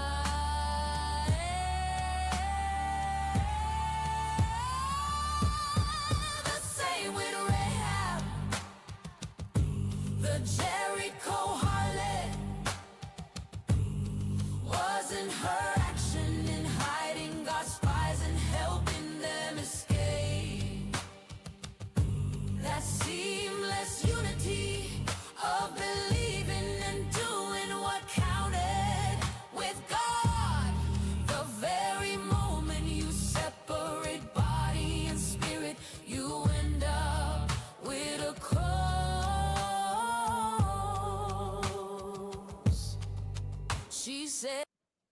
All right, I'll let you listen to the rest of that. But I told you I love that one. My mom and I work together with the songs every week. And when we heard this one, I could hear my dad dancing in the background. Oh, and yes, the answer to that is you can hear my dad dancing. All right, so anyways, I hope you enjoyed that verse and that song, which is all designed to help you get that verse memorized. So since this week is the end of chapter 2, we're going to be looking over all the verses that came from chapter 2. And just a moment of confession, I do not know chapter 2 the way that I knew chapter 1. So this week I'm going to really use to fine tune those memorization skills and really get that chapter 2 nailed down. So I hope that you will join me with that. So let's go ahead and say this verse together, whether it is something that you memorized or you're just reading the words off the screen. Let's just say that together. The same with Rahab, the Jericho harlot. Wasn't her action in hiding God's spies and helping them escape? Oh my word, words are hard this morning. That seamless unity of believing and doing what counted with God. The very moment you separate body and spirit, you end up with a corpse. Separate faith and works to get the same thing, a corpse. And yeah, that word corpse might have been what got me banned too. So anyways, lots of fun, you know. I have never understood why people will say, why do you not read the Bible? Oh, because it's boring. Oh, really? Well, if you feel like you need some excitement and want to get Google slapped, just post a Bible verse. Here you go. Okay, so moving on. We are working with the culture palette from Juvia's Place this morning. Wait till you see what we've got going on. It is going to be fun. We got some graphic liners, and all of these products can be found in the show notes that you're going to be looking at. It'll hopefully come on later today, this evening. So you'll see all of those links. And then that can be found on a little bit of makeup and a whole lot of Jesus.com. Find the video for today, and then in the show notes it'll have the links to everything that's on there, and it'll also tell you the brand. Find it wherever you want. All the links just about. If I can find it on Amazon, that's in there. Trusted source for you. Easy to return if it doesn't work for you, you don't like it, or you're allergic to it, or whatever. I put that together just to make it a little bit easier on you. So at the bottom of our screen now, we're going to have the verse from last week. Scrolling through because mainly it won't let me post an entire chapter in that scrolling across the bottom of your screen. So let me get back over here, get the chat loaded. So go ahead and give me a shout out where you are coming from this morning, and then let us jump in. Now, we'll tell you, Eyeshadow is going to take a little bit of a minute today, so we're going to kind of rush through putting on our foundation and everything so we have a little more time for putting on our foundation. So let's get over here. Here we go. So we're going to start out with the Professional Primer, and this is a mattifying primer. So we are going to just give a glue of that. There we go. Between the fingers.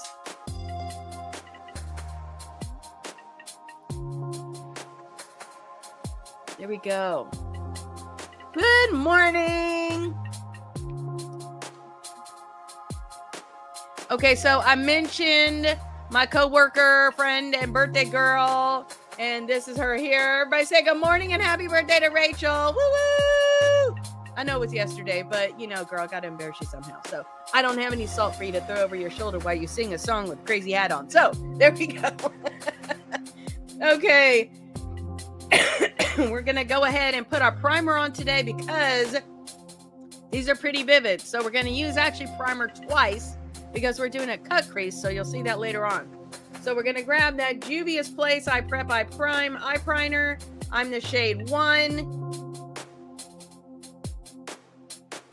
We're going to get just a little bit of that to start out with. There we go.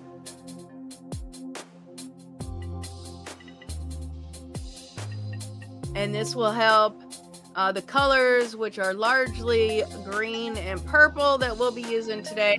That's going to help them be more vibrant, last better, not crease, all the good things, all the good things. Okay, so let us go ahead and grab now our concealer. I'm using the Bye Bye Under Eye from It Cosmetics. This is the shade 11. Rachel's just informed me that her birthday is all month long. Okay, so we're going to, oh, that's Wesley talking in the background there. There we go. We're going to get that under here. And let's just get rid of any redness that we've got going on. Yes, it is so true. What you hear, Wesley. So yes, the lights in the background are still not working because of the cord Wesley chewed. At some point, I'll get around to getting on Amazon and getting that cord ordered so we can have our neon lights in the background. But for right now, we're just going to enjoy the other two neon lights that we have.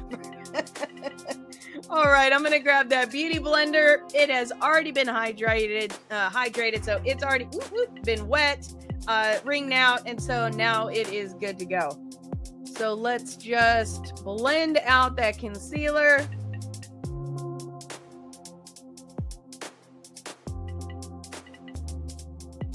There you go. We're just going to hide any redness that we've got, any dark spots, any hyperpigmentation, any acne scarring, whatever you got going on that you don't want to see. You just use that concealer to get rid of that. Now we're going to do a full coverage foundation today. This is the Juvia's Place I Am Magic Velvety Matte Foundation. I was like, I knew matte was in the end of there somewhere. Okay, so we're going to take the round end of that beauty blender and we're going to get just, oh, that's way too much. Gotta love it. There we go. We're going to get just a little bit of that on there. A little bit of this goes a long way, and this is really too much, but we have what we have, so let's just go with it. So we're going to dab that around.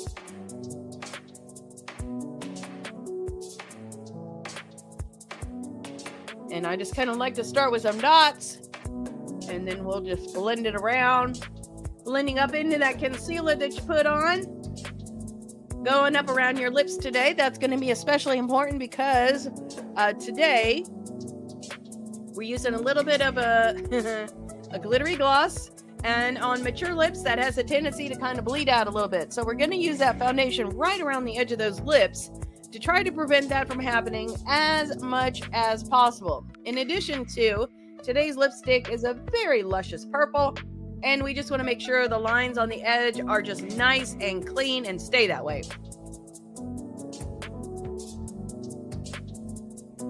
So we're going to go over the edge of those lips there. And then we're going to blend that out onto the chin. There we go. Around your eyebrows. Yeah, that's true. You can still hear a little bit of that, that cold that I've had.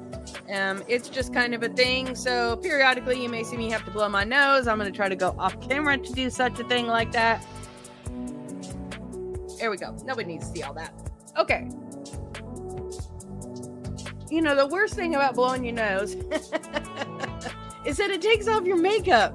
Okay, who's on that? It's so irritating. There should be like a tissue made. I don't know, maybe like suction cups that go to your nostril that keep you from messing up your makeup. We need like the makeup person's tissue. Okay, yes. I know. Stay focused, Winnie. Stay focused, Winnie. We've got eyes to do. Okay. So now that we've got that done, we're going to set that. I'm going to be using the Laura Mercier, and this is the translucent loose setting powder ultra blur tone up in rose. So we got that going on, and then we're going to use our Juvia's Place. I almost said triangle. That's not the word. Anyways, so here we go. We got a little bit of that in the reservoir there. Just going to slide our fingers into where the point is up. Set that in. Tap it out. There we go.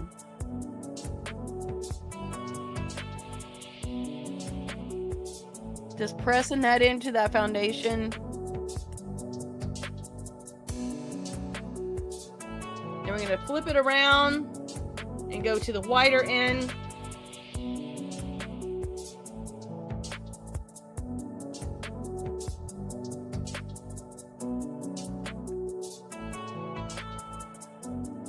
And then let's get the cheeks there. So we're going to set it in, tap it out. sure we get that foundation that we put under the chin and that blend out as well.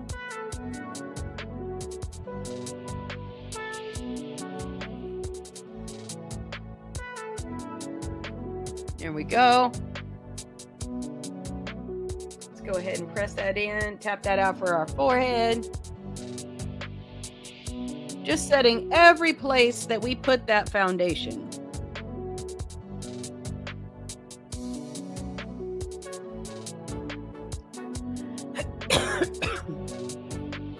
Okay, now we are all set. We are doing good. We're gonna have plenty of time to work on our eyes. So now we're gonna grab a highlighter brush. We're gonna grab a contouring brush, and actually it'd be this way. And then we're also gonna grab that blush brush here. This is an It Cosmetics foundation brush. This is a traditional blush brush from MAC, and this is a highlighter brush from Anastasia. So let us start out with this. We're gonna use our KVD Light Shade Plus Light refillable powder. Let's start out with the flat side of that. Let's get a little bit of lows in here. Now today, for sure, this is definitely going to be a little dramatic. So we want to make sure that our contouring equals the dramatic nature of our eyeshadow. Otherwise, it'd be a little weird.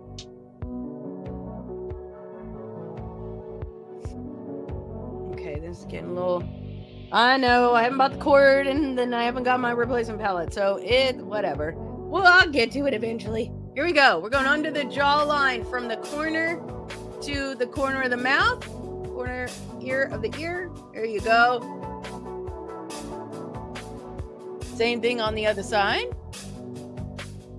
We're going to still use that skinny side that we're on now. We're going to go from the corner of the eye down to the tip of the nose, and then under that tip. I'm going to tap into that darker color here. Let's just hit that outside corner a smidge, just to give a little more drama.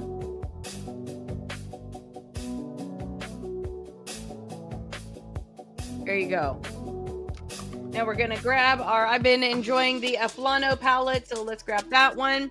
Today, because we got so much happening with our eyeshadow though, we're going to pull it back a little bit and use this lighter pink color rather than this one here. So we're going to use this one here and then this highlighter here. So let me go ahead and put that brush back. We're going to grab the blush brush. We're just going to go in here a couple of swipes. These are very pigmented. Right there on the top of that, right in the middle. One more swipe right there. Tip of the nose, chin. There you go. I told you we were going to be moving along at a pretty good clip. Grab your highlighter brush right here in that. Top of that cheek, right on top of that blush.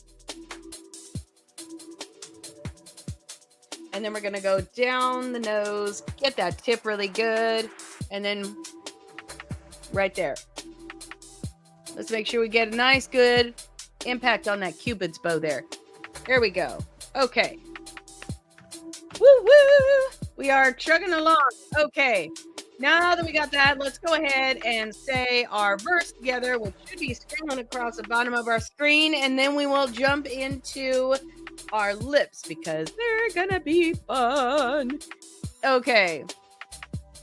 Well, as soon as the verse rolls around, because this one, there we go.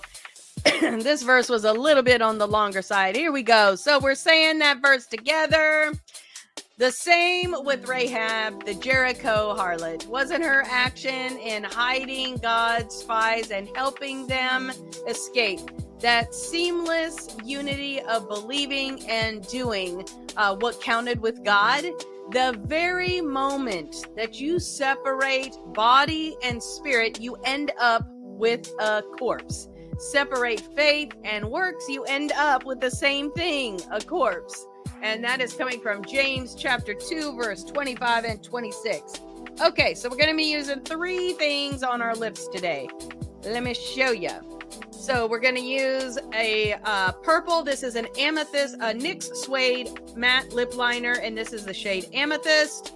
we're going to be using the KVD Everlasting Liquid Lipstick, and this is the shade Roxy, so a nice purple. And then once that dries down, we're going to top that off with, I hope you have yours ready, Rachel. So the LA Colors, this thing is called Beautifully Bewitched. It's a glitter palette for face and body, and we're going to be hanging out in this color here. So let us start out with that purple liner, get our lips lined out. We're going to go from there, and I need to give it a little bit of a sharpen because we want a nice point on that. Okay. This is going to help us to have a nice clean edge. So we're going to start out in that Cupid's bow first.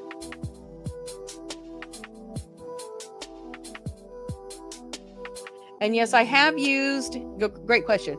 I have used a eyeliner on my lips before. Sometimes they do great. If it's a little more of a firm eyeliner, you can get away with it. So do what you got to do. Here we go. And then we're going to round that out to the outside corner.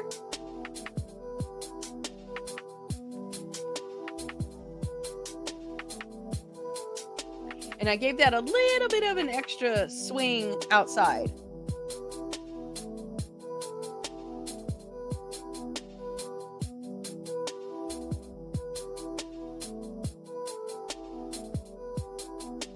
There you go. And then let's go ahead and give us a point of reference here in the bottom center, just beside that lip line.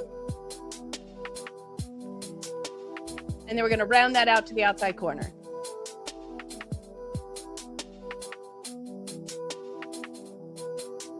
Same thing on the other side.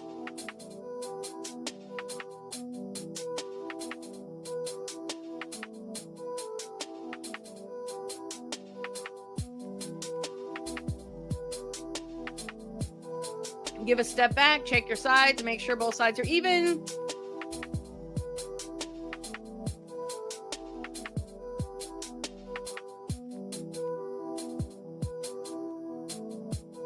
There we go.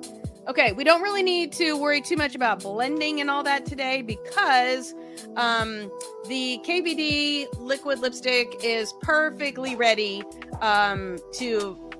you don't have to worry about that. We're just using it to give ourselves a clean edge. So let's go ahead and grab that KVD. I just always like to mix it up. So we're just going to give it a little bit of a shake. Here we go. Look at that beauty. Okay, here we go. Start out in that Cupid's bow.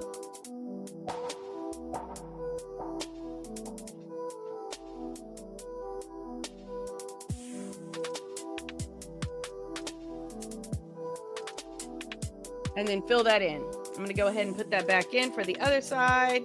Here we go.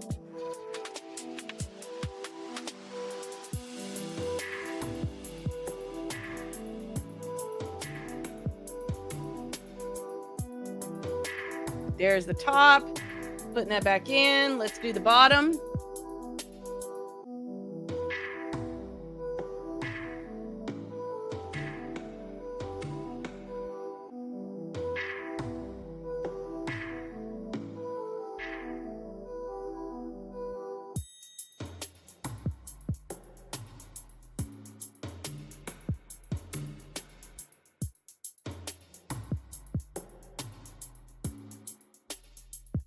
Okay, nice. And now we have a beautiful purple lip. Woo woo. I am so glad you are ready because guess what we're getting ready to do? We're getting ready to play with some Beetlejuice eyes. Happy birthday, Rachel. Okay, so this is how this is going to go. We're going to do something to the lips. We're going to come back to it because we need this liquid lipstick to be fully dried before we do it. So we're going to leave that alone for just a second. We're going to start some work on the eyes. When we get the eyes finished, then we'll come back and finish out the lips and you'll see what that's going to do. So I'm super excited about it. I can't wait. Okay, so we already have our eyes prepped and primed. But this is one thing for sure. Keep your primer near you because we're going to need it again for that cut crease here in just a second. So where are we going to be today, Wendy? So we're in the Culture palette. And so this, the Culture palette. And this is where we're going to be. We're going to be in this shade right here, which is called Teraba. We're going to be in this nice green right here. And then we're going to be over here in the Eco Was. And then we're going to be right here in the Edu. So we got 3 shades today. I know, isn't that weird? Well, if you count the glitter and the graphic liner. Anyways, so we're going to be again in Teraba, we're going to be in Eco-Waz, and then we're going to be in Edo. But actually, let's start first. Let's do a little bit at the E-jaw right here. We're just going to do that up on that brow bone. I don't have a lot of it left, but we'll make it work. So I'm going to grab, this is the Morphe M433. My eye is already protesting because it knows what's coming. I haven't even put anything on it yet. Okay. So go ahead and grab, this is an M433. We're going to go in that E-jaw right here. We're just going to swirl that around.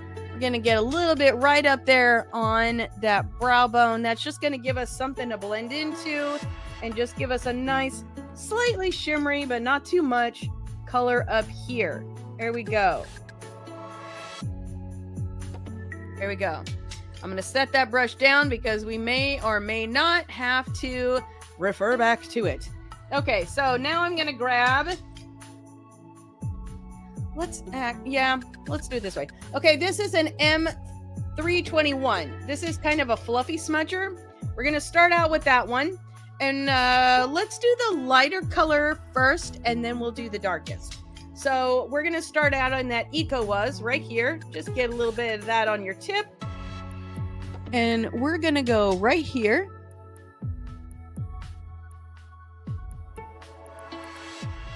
And this does not right now need to look super pretty because we're going to do that cut crease here in just a minute. So we're going to do that Eco-Waz, do it right here.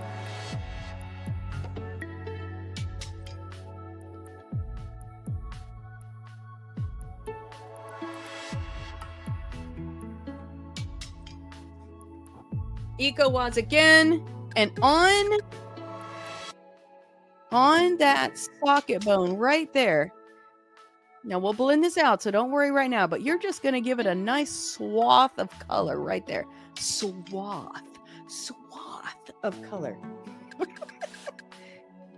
Same thing on the other side.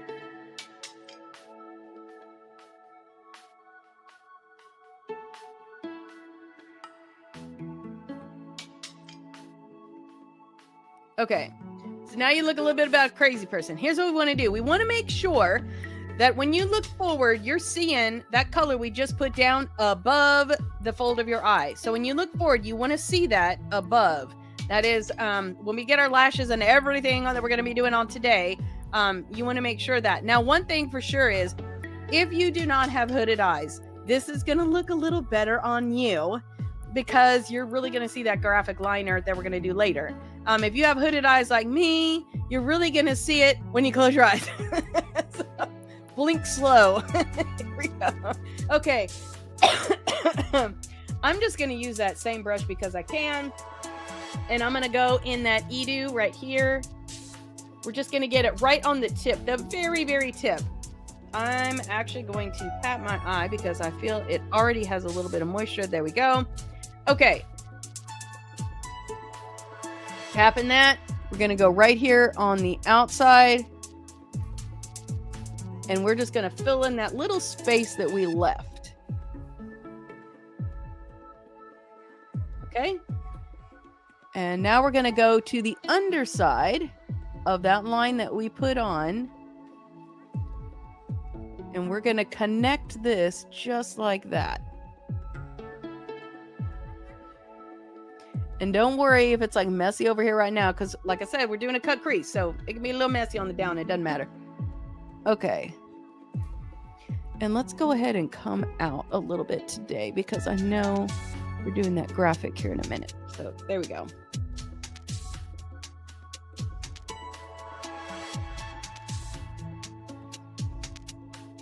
If you have any fallout right now, go ahead and do that. Now you'll blend out of that here in just a minute, but if you want to be preventative, go ahead and do that. So this is what we got on this eye right now. Let's do that same thing on the other side. Then we'll blend out a little bit and do that cut crease. So again, we're just going right here. We're filling in that outside.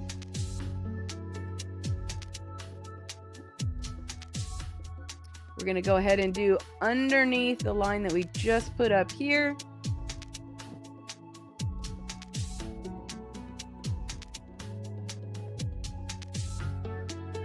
And then we're going to bring it out just a little bit for that graphic liner we'll be doing in a minute.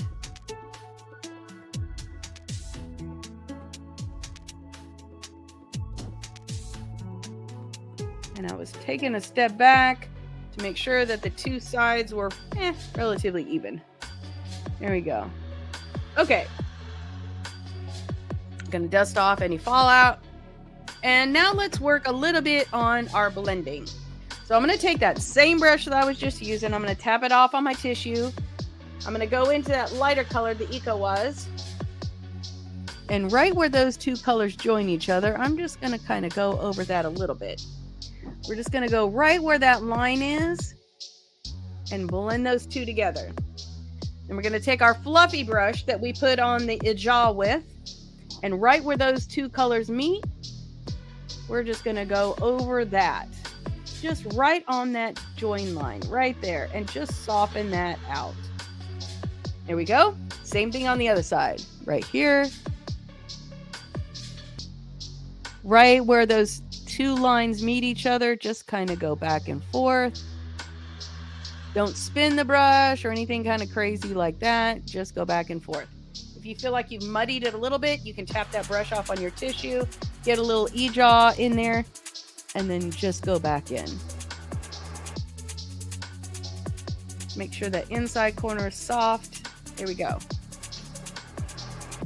Okay, let me tap this corner off. There we go. So this is what we've got right now. Actually, let's just go ahead. We're gonna right here where these two colors are, just go over. I'm actually using the Edo to do this, or Edo. Right where those two colors meet, I'm just softening that a little bit. Now we've got a nice blend. So this is what we've got right now. A little bit crazy, not too crazy. Okay, so let's get our cut crease going, and then we'll work on that graphic liner. So got a nice 2 shade of purple happening.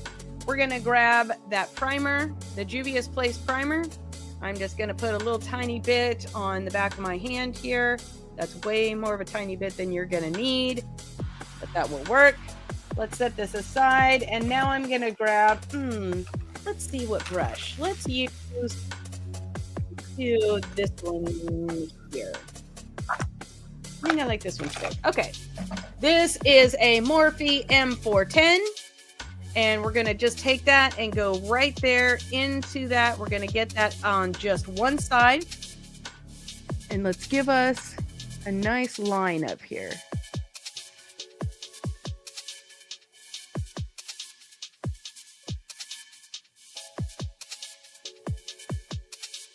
There we go. We're just gonna go about 3/4 of the way across.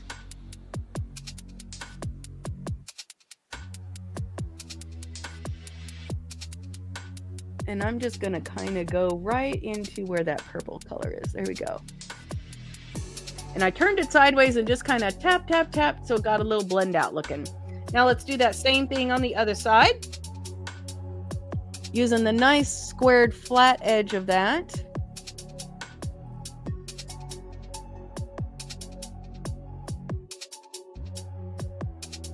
Get a little bit more. There we go. We're gonna fill this in.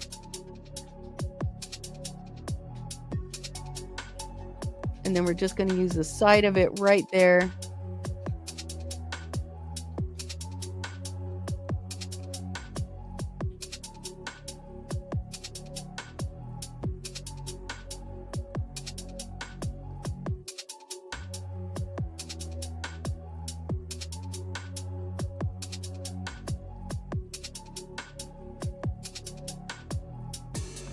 Just making sure my heights are the same.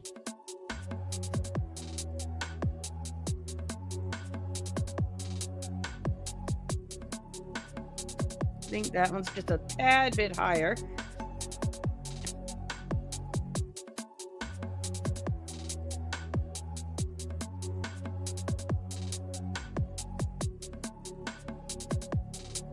Okay, there we go. I like that there. Now I feel like this one went a little wider, so let's go here. Just bring that tail out just a little tiny bit.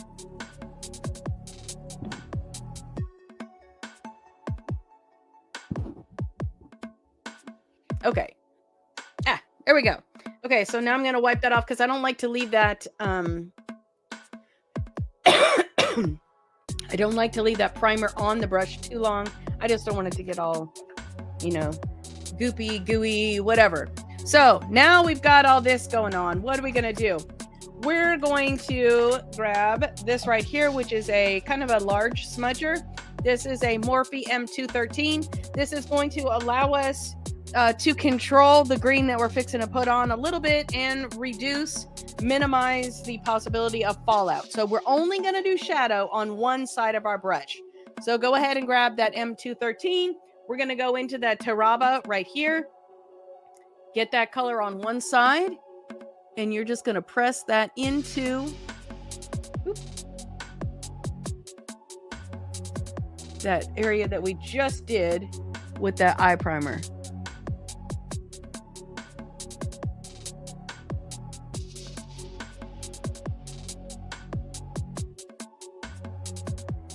Cover over that concealer. There you go. Or, well, I mean, you could use concealer for it too. So whatever it was that you used to get that cut crease.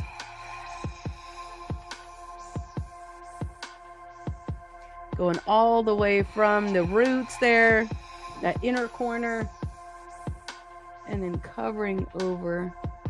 There we go. And we're also going to use that right here. And let's go ahead and do the other side, and then we'll work a little bit on that blend. So we're just filling in.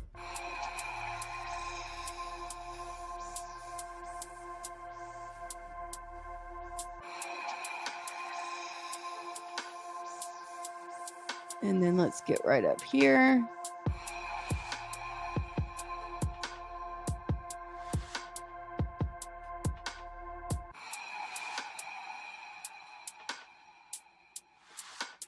Okay, now that I've got that green in there, I want a nice blend right here on the side. So I'm going to go ahead and grab that EcoWaz right here.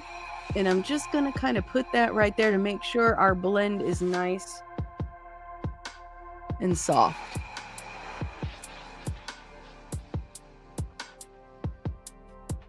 There you go. And we'll come back to that green with something in just a minute. Let's go ahead and do the under eye area, and then we're going to play with the graphic liner just a little bit. So this is what we've got right now. We've got our green, we've got that cut crease going on, we've got our 2 shades of purple. Let's add the color on the under part of the eye, and then we're going to do some fun stuff up on the top. So I'm just going to use that. So actually, let me use a smaller smudger because I see this expanding. Okay, so I'm going to grab the small smudger, which is an M508, I think. 508, maybe a 506. We're going to grab that Culture palette. Let's go ahead and grab the Edo right here. We're just getting it on that tip of that color. Just on the tip. We're going to go from the outside edge. And with this one, we're coming all the way in. You're going all the way to the inside corner with that. But we're getting smaller as we go.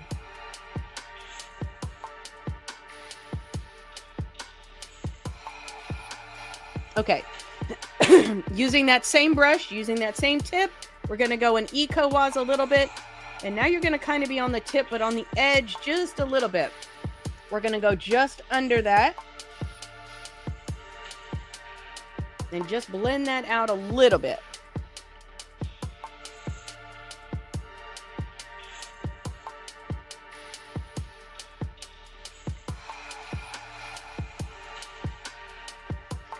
There we go.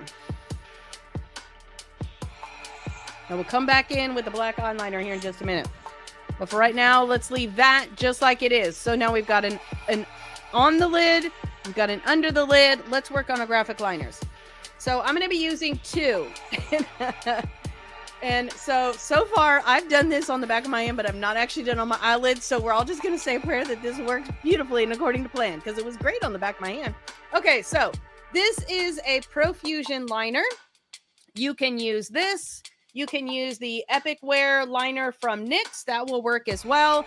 But these are something that we're going to play with because these were part of the birthday gift that we were working on. So let's start with these. So this is a Profusion graphic liner. This one is the white and this one is the black. In this pack, there was also, I think it was a purple and a green. We're just not going to be using those for this look today. So these have like a, I don't know if you can hear it, but there's like a ball on the inside. So give it a little bit of a shake. Store these with the tip down when you're not using them. These have a beautiful pointed tip. So here's what we're going to do. We're going to go from the inside corner.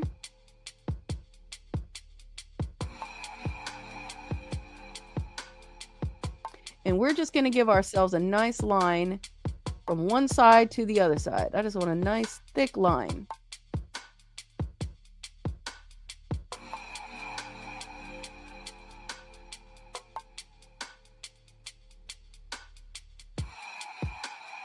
And looks like I'm seeing a little bit of bleed here, so not super excited about that. Let's go and do it. We're going to have to probably line over it a couple times to get a nice white. So let's go and do that same thing on the other side.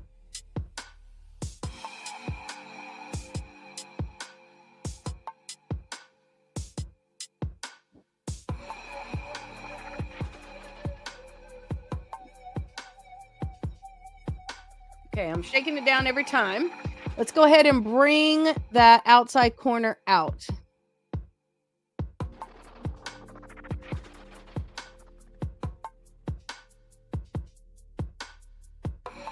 Now, when my eye is closed, what I want to be able to do is to see a nice transition.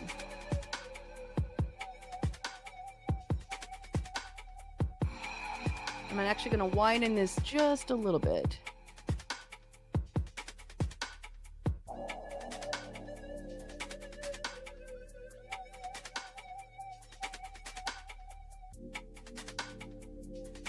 Okay, that's what we got so far. Let's do the same thing on the other side. Hopefully exactly the same. Here we go.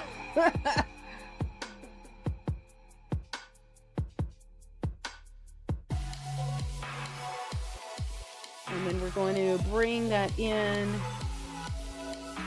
right across here. Let's go ahead and make this a little wider as well.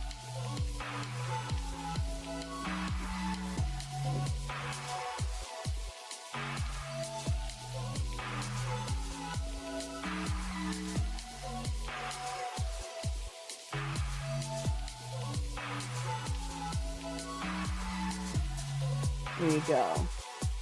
Now you can see we're getting some nice white. Nice. Now we are going to be wearing lashes today, so I want this line a little bigger than you actually think you want because the lashes are going to kind of cover up the bottom part of it. So let's see if we can get this side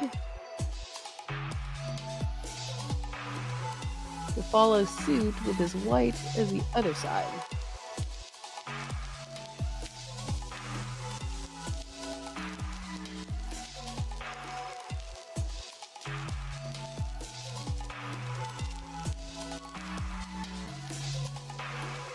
And give it a little shake down. There we go.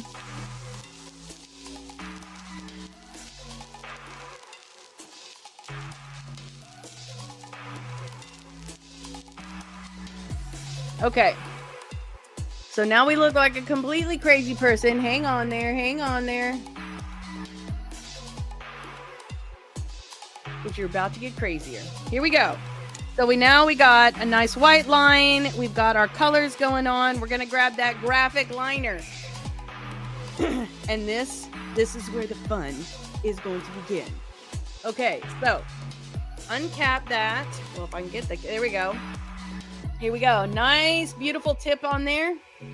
We're going to start out with a nice thin line right against that lash line.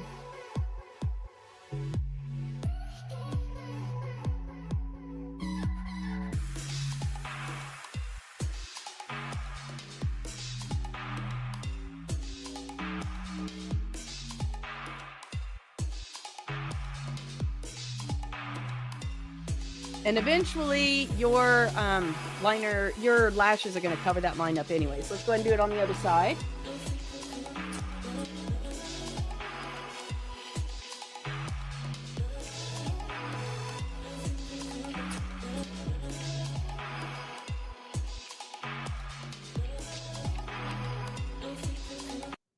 There you go.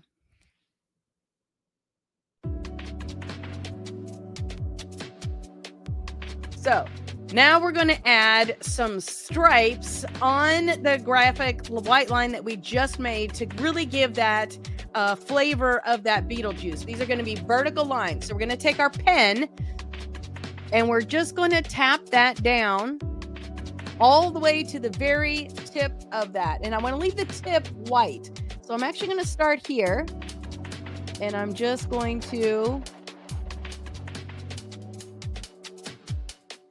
place that tip on there.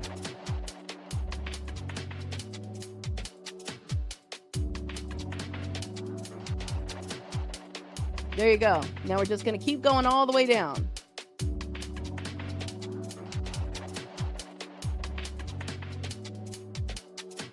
I think this particular thing might actually be easier with the NYX liner. Here. I'm going to grab the NYX ink. I just feel like it might be a little bit easier.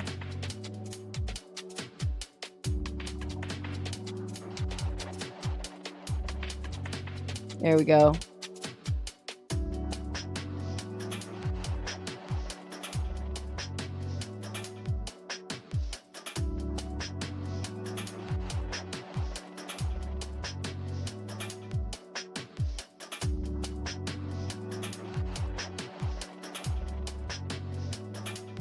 Get a little more color on there. And you really want to try to keep your blinking at a minimum while you are doing this part. Trust me when I say that is easier said than done. And then I see I got a little bit of that liner on some of my lashes, so let's just tap that off.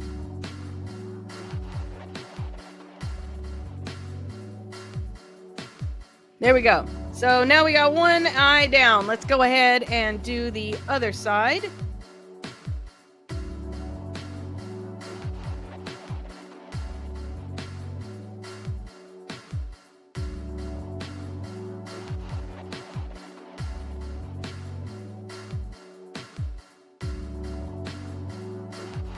We're just going from the top of that white